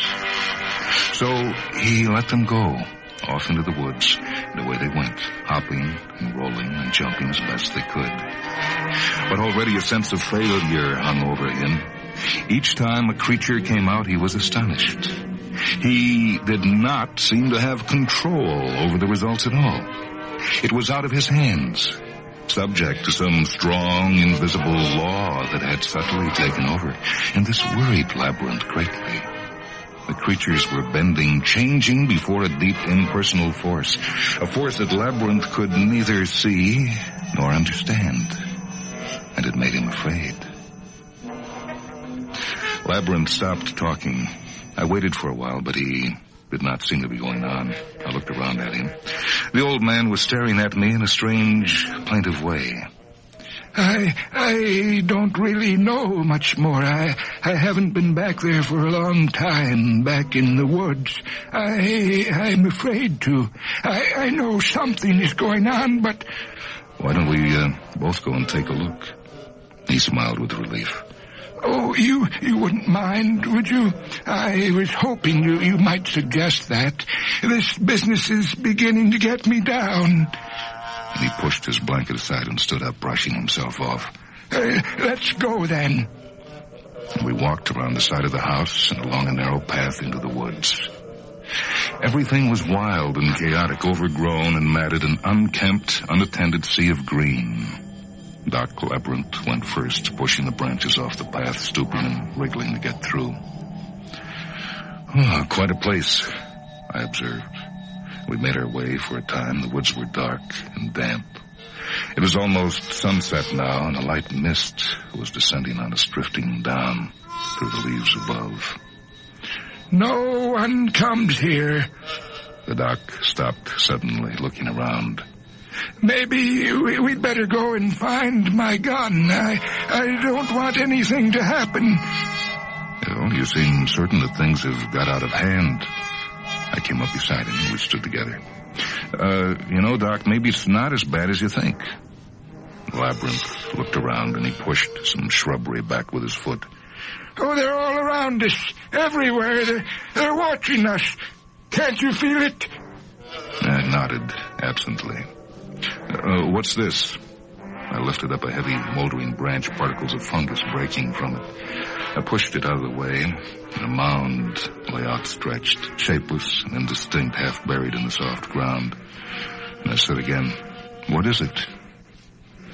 Labyrinth stared down, his face tight and forlorn. He began to kick at the mound aimlessly, and I felt uncomfortable. What is it? What is it, for heaven's sakes? Do you know? Labyrinth looked slowly up at me. It's the Schubert animal. Or it was once. There isn't much left of it anymore. The Schubert animal. That was the one that had run and leaped like a puppy, silly and wanting to play. I bent down, staring at the mound, pushing a few leaves and twigs from it. It was dead, all right. Its mouth was open, its body had been ripped wide. Ants and vermin were already working on it, toiling endlessly away. It had begun to stink. But what happened? What could have done it? There was a sound, and we turned quickly. For a moment we saw nothing, then a bush moved, and for the first time we made out its form. It must have been standing there watching us all the time, The creature was immense, thin, and extended with bright, intense eyes. To me, it looked something like a coyote, but much heavier. Its coat was matted and thick. Its muzzle hung partly open as it gazed at us silently, studying us as if astonished to find us there. The Wagner animal, but it's changed. It's changed. I hardly recognize it. The creature sniffed the air, its hackles up. Suddenly it moved back into the shadows. A moment later it was gone. We stood for a while, not saying anything. At last, Labyrinth stirred. So that's what it was. I can hardly believe it, but why? What? Well, adaptation. When you toss an ordinary house cat out, it becomes wild, or a dog. Yes, a dog becomes a wolf again to stay alive. The law of the forest. I should have expected it. It happens to everything. I looked down at the corpse on the ground, then around at the silent bushes.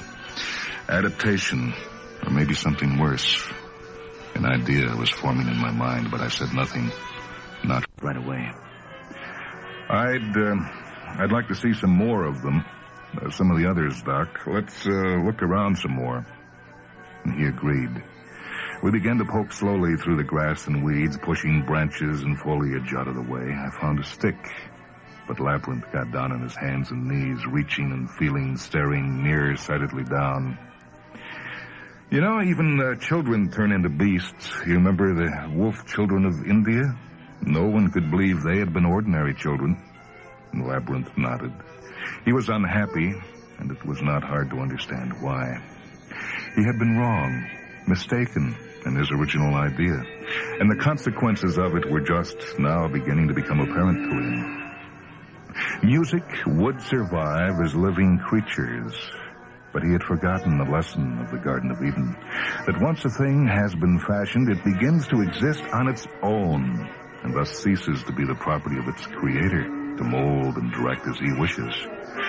God, watching man's development, must have felt the same sadness and the same humiliation as Labyrinth, to see his creatures alter and change to meet the needs of survival. That his musical creatures should survive could mean nothing to him anymore, for the very thing he had created them to prevent, the brutalization of beautiful things, was happening in them before his eyes. Doc Labyrinth looked up at me suddenly, his face full of misery. He had ensured their survival, all right, but in so doing, he had erased any meaning, any value in it. I tried to smile a little at him, but he promptly looked away again. Don't worry so much about it, I said. It wasn't much of a change for the Wagner animal. Wasn't it pretty much that way anyhow? Rough and temperamental? Didn't it have a proclivity towards violence? I broke off. Doc Labyrinth had leaped back, jerking his hand out of the grass. He clutched his wrist, shuddering with pain. What is it? And I hurried over, trembling. He held his little old hand out to me. What is it? What happened? I turned the hand over. All across the back of it were marks, red cuts that swelled even as I watched. He had been stung or bitten by something in the grass. I looked down, kicking the grass with my foot. There was a stir. A little golden ball rolled quickly away, back towards the bushes. It was covered with spines like a nettle. Catch it! Quick! I went after it, holding out my handkerchief, trying to avoid the spines of the sphere, rolled frantically, trying to get away, but finally I got it into the handkerchief. Labyrinth stared at the struggling handkerchief as I stood up. I can hardly believe it. We'd better go back to the house. What is it? One of the Bach bugs, but it's changed. We made our way back along the path towards the house, feeling our way through the darkness. I went first, pushing the branches aside, and Labyrinth followed behind, moody and withdrawn, rubbing his hand from time to time. We entered the yard and went up the back steps of the house onto the porch. Labyrinth unlocked the door, and we went into the kitchen. He snapped on the light and hurried to the sink to bathe his hand. I took an empty fruit jar from the cupboard and carefully dropped the Bach bug into it. The golden ball rolled testily around as I clamped the lid on. I sat down at the table. Neither of us spoke. Labyrinth at the sink, running cold water over his stung hand. I at the table, uncomfortably watching the golden ball in the fruit jar, trying to find some way to escape. "Well," I said at last. "No, there's no doubt." Labyrinth came over and sat down opposite me. "There's no doubt now it's undergone some metamorphosis. It certainly didn't have poisoned spines to start with. You know, it's a good thing that I played my Noah role so carefully." What do you mean? "Oh, I made them all neuter. They cannot reproduce. There will be no second generation. When these die, that will be the end of it." Well, I gotta say, Doc, I'm glad you thought of that. I wonder how it would sound now, this way." What do you mean? "The sphere, the Bach bug, that's the real test, isn't it? I could put it back through the machine. We could see. Do you want to find out?" Well, whatever you say, Doc. It's up to you, but... look, don't get your hopes up too far. He picked up the fruit jar carefully, and we walked downstairs, down the steep flights of steps to the cellar. I made out an immense column of dull metal rising up in the corner by the laundry tubs. A strange feeling went through me. It was the preserving machine. So this is it, I said. "Yes, this is it." Labyrinth turned the controls on and worked with them for a time. At last he took the jar and held it over the hopper. He removed the lid carefully, and the Bach bug dropped reluctantly from the jar into the machine. Labyrinth closed the hopper after it. "Here we go." And he threw the control, and the machine began to operate. Labyrinth folded his arms, and we waited. Outside, the night came on, shutting out the light, squeezing it out of existence. At last, an indicator on the face of the machine blinked red. The doc turned the control to off, and we stood in silence, neither of us wanting to be the one who opened it. Finally, I said, "Well, which one of us is going to look?" Labyrinth stirred. He pushed the slot piece aside and reached into the machine. His fingers came out grasping a slim sheet, a score of music. He handed it to me. This is the result. We can go upstairs now and play it." We went back up to the music room. Labyrinth sat down before the grand piano, and I passed him back the score. He opened it and studied it for a moment, his face blank, without expression. Then he began to play. I listened to the music. It was hideous. I have never heard anything like it. It was distorted, diabolical, without sense or meaning, except perhaps an alien, disconcerting meaning that should never have been there.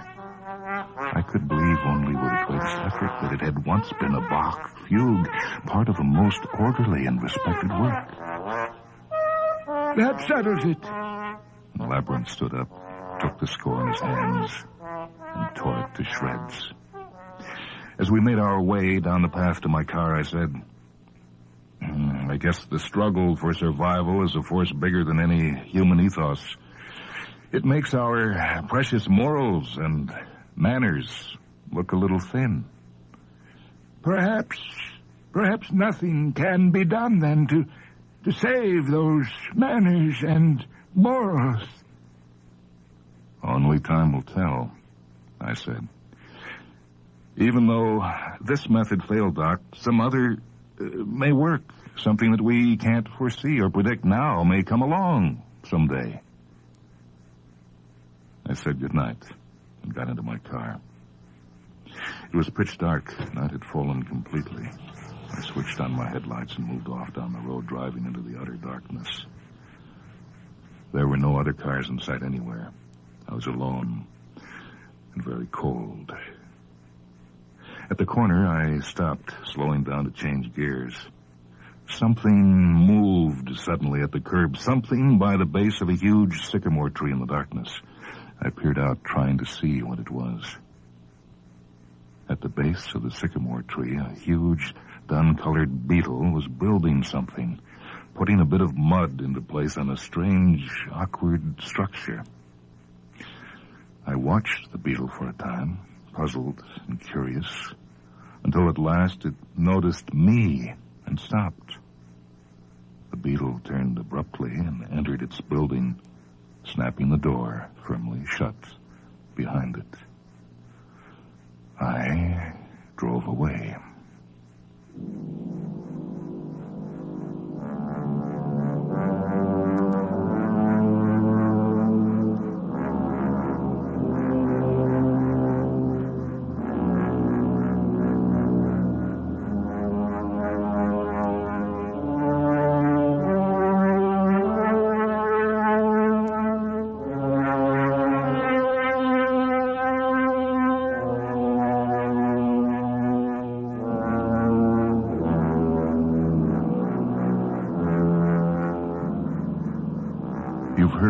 The story The Preserving Machine by Philip K. Dick, which appeared originally in Fantasy and Science Fiction for June of 1953. I'm Michael Hansen. Technical operation for this broadcast by Phil Corriveau. Mindwebs is a production of WHA Radio in Madison, a service of University of Wisconsin Extension.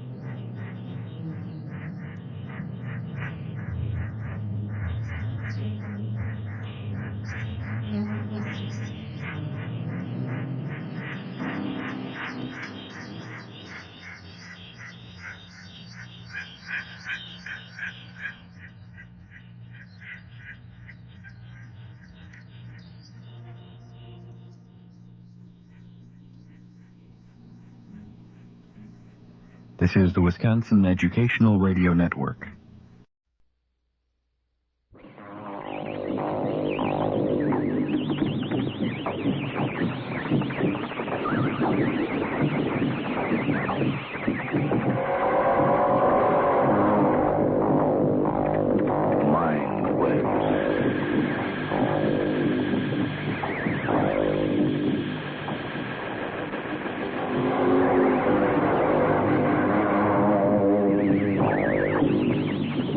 Welcome to a half hour of Mind Web.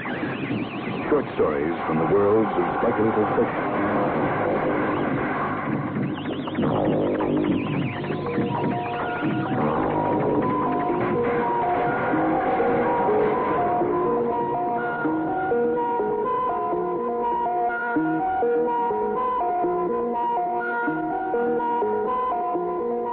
This is Michael Hansen. The Mind Web story this time is by William Sansom, The Vertical Ladder, copyright 1960, from The Stories of William Sansom. As he felt the first watery eggs of sweat moistening the palms of his hands, as with every rung higher his body seemed to weigh more heavily, this young man, Flegg, regretted in sudden desperation, but still in vain, the irresponsible events that had thrust him up into his present precarious climb. Here he was, isolated on a vertical iron ladder, flat to the side of a gasometer, a huge storage tank, and bound to climb higher and higher until he should reach the vertiginous skyward summit. How could he ever have wished this on himself? How easy it had been to laugh away his cautionary fears on the firm ground. Now he would give the very hands that clung to the ladder for his safe conduct to solid earth. It had been a strong spring day, abruptly as warm as midsummer. The sun flooded the park, streets with sudden heat, and Flegg and his friends had felt stifled in their thick winter clothes. The green glare of the new leaves everywhere struck the eye too fiercely, and the air seemed almost sticky from the exhalations of buds and swelling resins. They had wandered out from the park by a back gate into an area of back streets.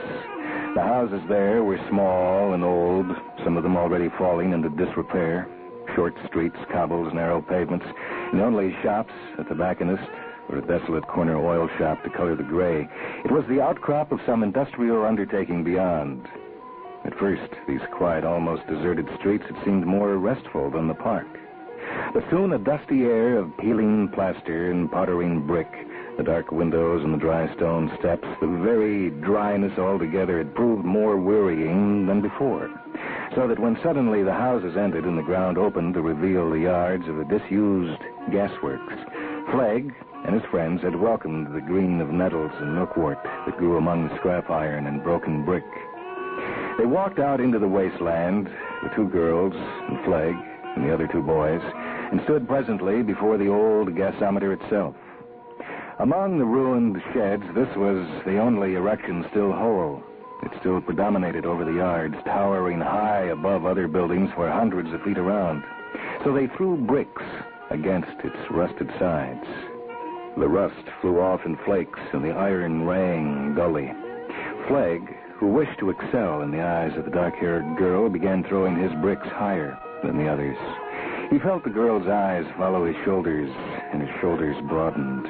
Bet you can't climb as high as you can fall. Flegg turned around, scoffing, so that the girl had quickly shouted again, laughing shrilly and pointing upward. Climb to the top of the gasworks, then.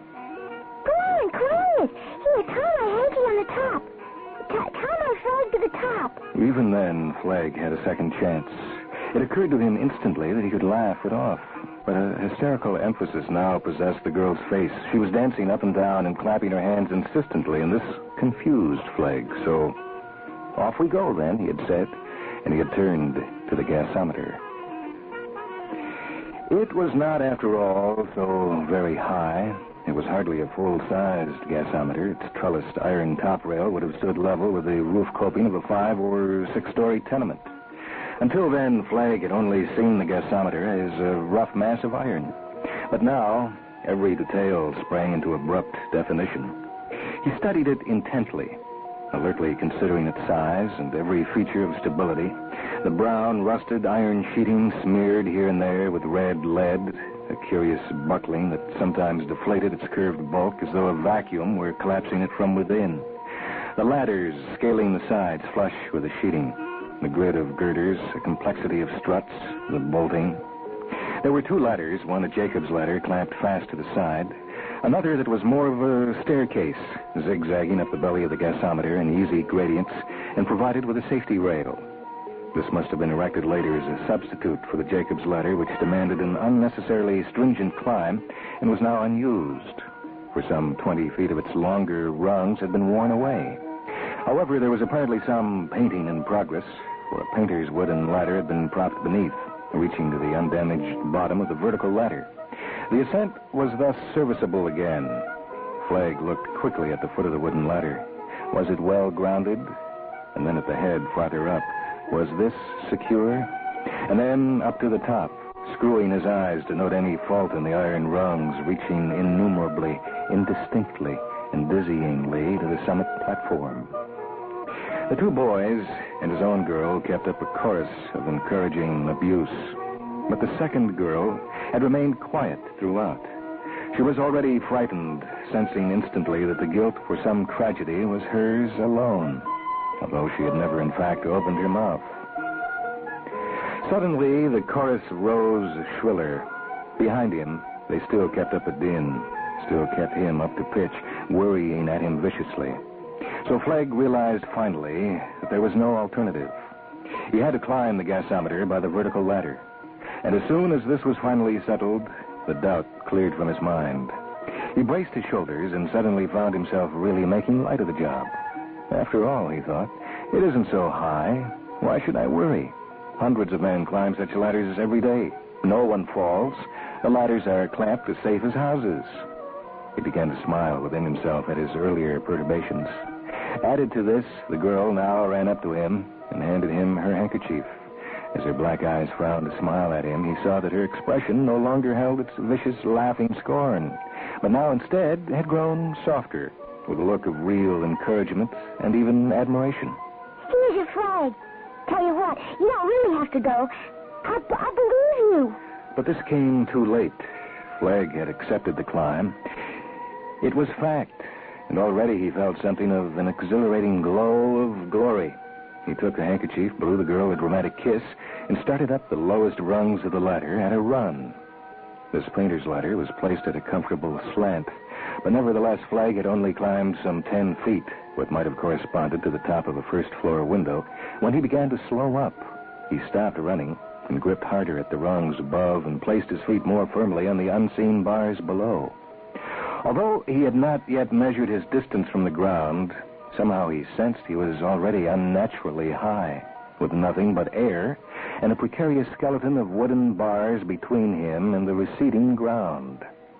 He felt independent of solid support, yet, according to his eyes, which stared straight forward at the iron sheeting beyond, he might have been standing on the lowest rungs by the ground.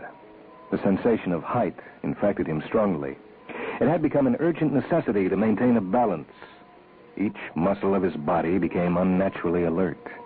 This was not an unpleasant feeling. He almost enjoyed a new athletic command of every precarious movement. He climbed methodically until he reached the ladder head and the first of the perpendicular iron rungs. Here, for a moment, Flagg had paused. He had rested his knees up against the last 3 steps of the safely slanting wooden ladder. He had grasped the 2 side supports of the rusted iron that led so straightly upward. His knees then clung to the motherly wood. His hands felt the iron cold and gritty. The rust powdered off and smeared him with its red dust. One large scrap flaked off and fell on his face as he looked upward. He wanted to brush this away from his eyes, but the impulse was, to his surprise, much less powerful than the vice-like will that clutched his hands to the iron support. His hands remained firmly gripping the iron. He had to shake off the rust flake with a jerk of his head. Even then, this sharp movement nearly unbalanced him, and his stomach gulped coldly with sudden shock. He settled his knees more firmly against the wood, Though he forced himself to laugh at his sudden feat, so that in some measure his poise did really return, nevertheless he did not alter the awkward knock-kneed position of his legs, clinging for safety. With all this, he had scarcely paused. Now, he pulled at the stanchions of the iron ladder. They were as firm as if they had been driven into rock. He looked up, following the dizzying rise of the rungs to the skyline. From this angle, flat against the iron sheeting, the gasometer appeared higher than before. The blue sky seemed to descend and almost touch it. The redness of the rust dissolved into a deepening gray shadow. The distant, curved summit loomed over black and high. Although it was immensely stable, as seen in rounded perspective from a few yards away, there against the side it appeared top-heavy, so that this huge segment of sheet iron seemed to have lost the support of its invisible complement behind, a support that was now unseen and therefore unfelt. And Flagg imagined, despite himself, that the entire erection had become unsteady, that quite possibly the gasometer might suddenly blow over like a gigantic top-heavy sail. He lowered his eyes quickly and concentrated on the hands before him. He began to climb. He looked down. His friends appeared shockingly small. Their bodies had disappeared, and he saw only their upturned faces. He wanted to wave, to demonstrate in some way a carefree attitude, but then instantly he felt frustrated as his hands refused to unlock their grip. He turned to the rungs again with a smile dying on his lips.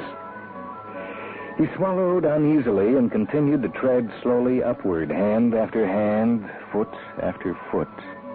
He'd climbed 10 rungs of the iron ladder when his hands first began to feel moist, when suddenly, as though a catastrophe had overtaken him, not gradually, but in one overpowering second, he realized that he was afraid, incontrovertibly. He could cover it no longer. He admitted it all over his body. His hands gripped with pitiable eagerness. They were now alert to a point of shivering, as though the nerves inside them had been forced taut for so long that now they had burst beyond their strained tegument. His feet no longer trod firmly on the rungs beneath, but first stepped for their place timorously, and then glued themselves to the iron. In this way, his body lost most of its poise. These nerves and muscles in his 2 legs and 2 arms seemed to work independently, no longer integrated with the rhythm of his body, but moving with a dangerous, unwilled jerk of crippled limbs. His body hung slack away from the ladder, with nothing beneath it but a 30-foot drop to the ground. Only his hands and feet were fed with the security of an attachment. Most of him lay off the ladder, hanging in space. His arms revolted at the strain of their familiar angle, as though they were flies' feet denying all natural laws. For the first time, as the fear took hold of him, he felt that what he had attempted was impossible. He could never achieve the top. If at this height of only 30 feet, as if it were 3 stories of a building, he felt afraid, what would he feel at 60 feet? Yet, he trod heavily up. He was afraid, but not desperate. He dreaded each stop, yet forced himself to believe that at some time it would be over. It could not take long. A memory crossed his mind. It occurred to him vividly, then flashed away, for his eyes and mind were continually concentrated on the rusted iron bars and the white knuckles of his hands. But for an instant, he remembered waking up long ago in the nursery and seeing that the windows were light, as if they reflected a coldness of moonlight. Only they were not so much lit by light as by a sensation of space. He had crawled out of bed and climbed onto a chair that stood beneath the window. It was as he had thought. Outside, there was space, nothing else, a limited area of space. Yet this was not unnatural, for soon his logical eyes had supplied for what had at first appeared an impossible infinity, the later image of a perfectly reasonable flood, a vast plain of still water, as far as his eyes could see. It lapped silently at the sides of the house, and in the light of an unseen moon, winked and washed darkly, concealing great beasts of mystery beneath its black, calm surface. This water attracted him. He wished to jump into it from the window and immerse himself in it and allow his head to sink slowly under.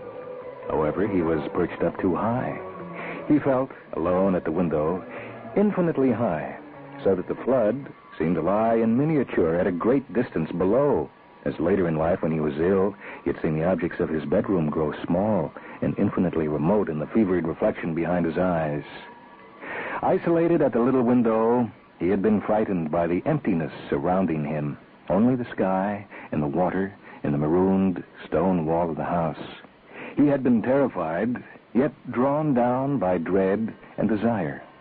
Then a battleship had sailed by. He had wakened up, saved by the appearance of the battleship.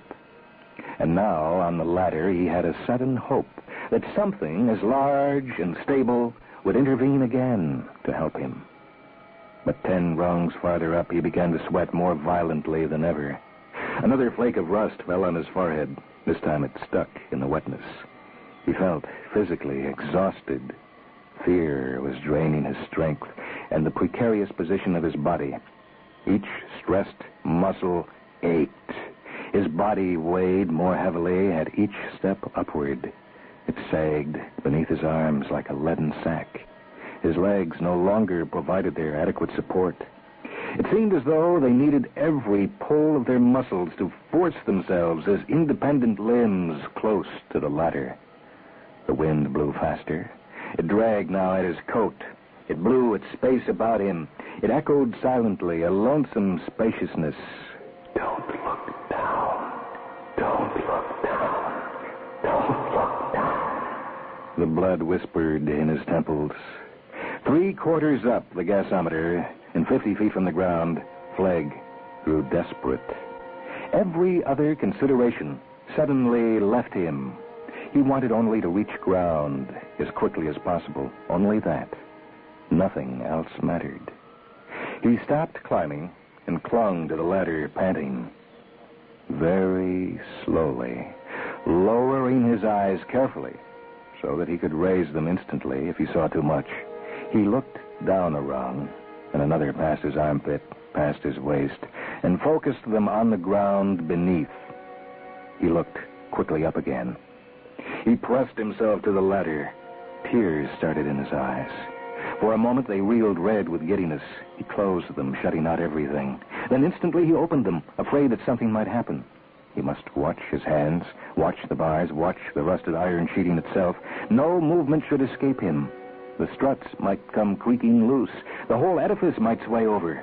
Although a fading reason told him that the gasometer had remained firm for years and was still as steady as a cliff, his horrified senses suspected that this was the one moment in the building's life when a wind would blow that was too strong for it, and some defective strut would snap, and the whole edifice would heel over and crash to the ground.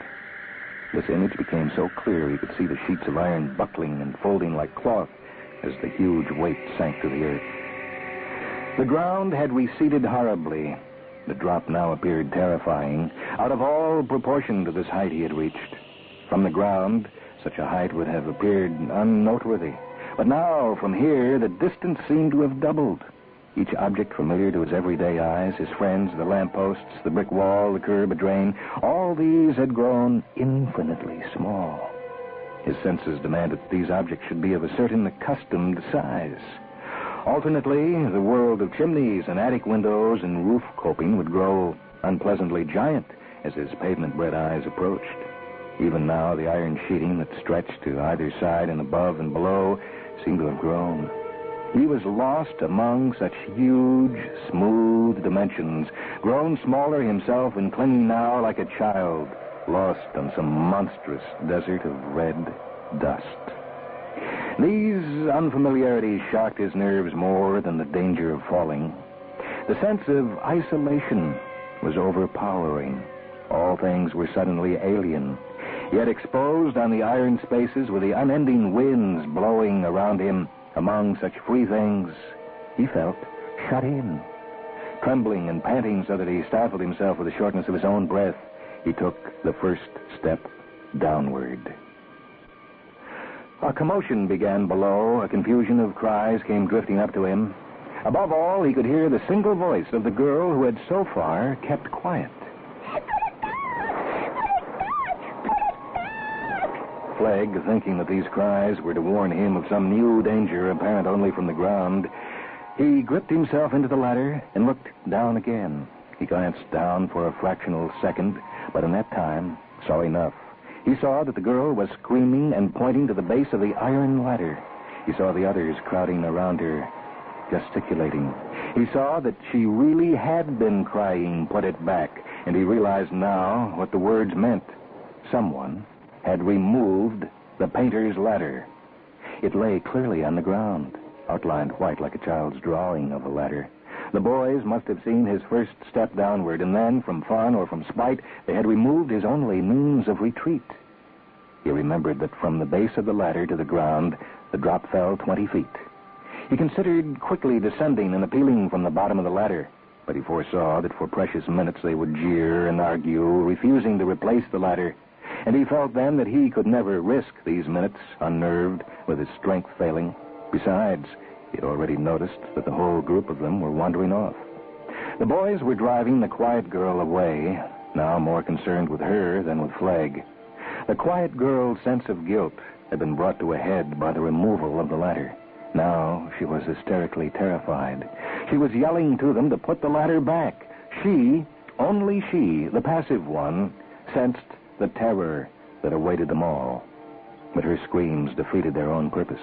They had altogether distracted the attention of the others. Now it was fun to provoke more screams, to encourage this new distraction, and they forgot about Flegg far up and beyond them. They were wandering away.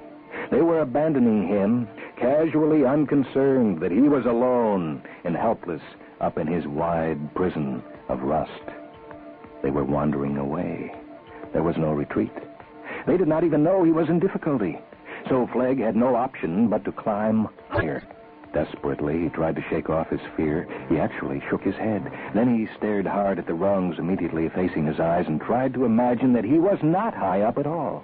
He lifted himself tentatively by one rung and by another, and in this way dragged himself higher and higher until he must have been some 10 rungs from the top over the 5th story of a house, with now perhaps only one more story to climb. He imagined that he might then be approaching the summit platform, and to measure this last distance, he looked up. He looked up, and he felt for the first time panicked beyond desperation. He almost let go. His senses screamed to let go, yet his hands refused to open. The nerves left his hands so that they might have been dried bones of fingers gripped around the rungs. He shivered, grew giddy, and flung himself frog-like onto the ladder. The sight of the top of the gasometer had proved endemically more frightful than the appearance of the drop beneath. There lay about it a sense of material danger, not of the risk of falling, but of something removed and unhuman, a sense of appalling isolation. It echoed its elemental iron aloofness. A wind blew round it that had never known the warmth of flesh nor the softness of green fibers. Its blind eyes were raised above the world. It was like the eyeless iron visor of an ancient god. It touched against the sky, having risen an awful perpendicular to this isolation, solitary as the gray granite cliffs that marked the end of the northern world. It was immeasurably old, outside the connotation of time. It was nothing human, only washed by the high weather, echoing with wind, visited never, alone. And in this summit, Flegg measured clearly the full distance of his climb. This close skyline emphasized the whirling space beneath him. He clearly saw a man fall through this space, spread-eagling to smash with the sickening force of a locomotive on the stone beneath. The man turned slowly in the air, yet his thoughts raced faster, and he fell. Flegg, clutching his body close to the rust, made small weeping sounds through his mouth. Shivering, shuddering, he began to tread up again, working his knees and elbows outward like a frog, so that with a hot roaring, he hurried himself. He began to scramble up, wrenching at his last strength, whispering urgent, meaningless words to himself like the swift whispers that close in on a nightmare. A huge weight pulled at him, dragging him to drop. He climbed higher. He reached the top rung and found his face staring still at a wall of red dust. He looked wild with terror. It was the top rung. The ladder had ended, yet no platform. The real top rungs were missing. The platform jutted 5 impassable feet above. Flag stared dumbly, encircling his head like a lost animal. Then he jammed his legs in the lower rungs and his arms to the armpits in through the top rungs. And there he hung, shivering, past knowing what more he could ever do.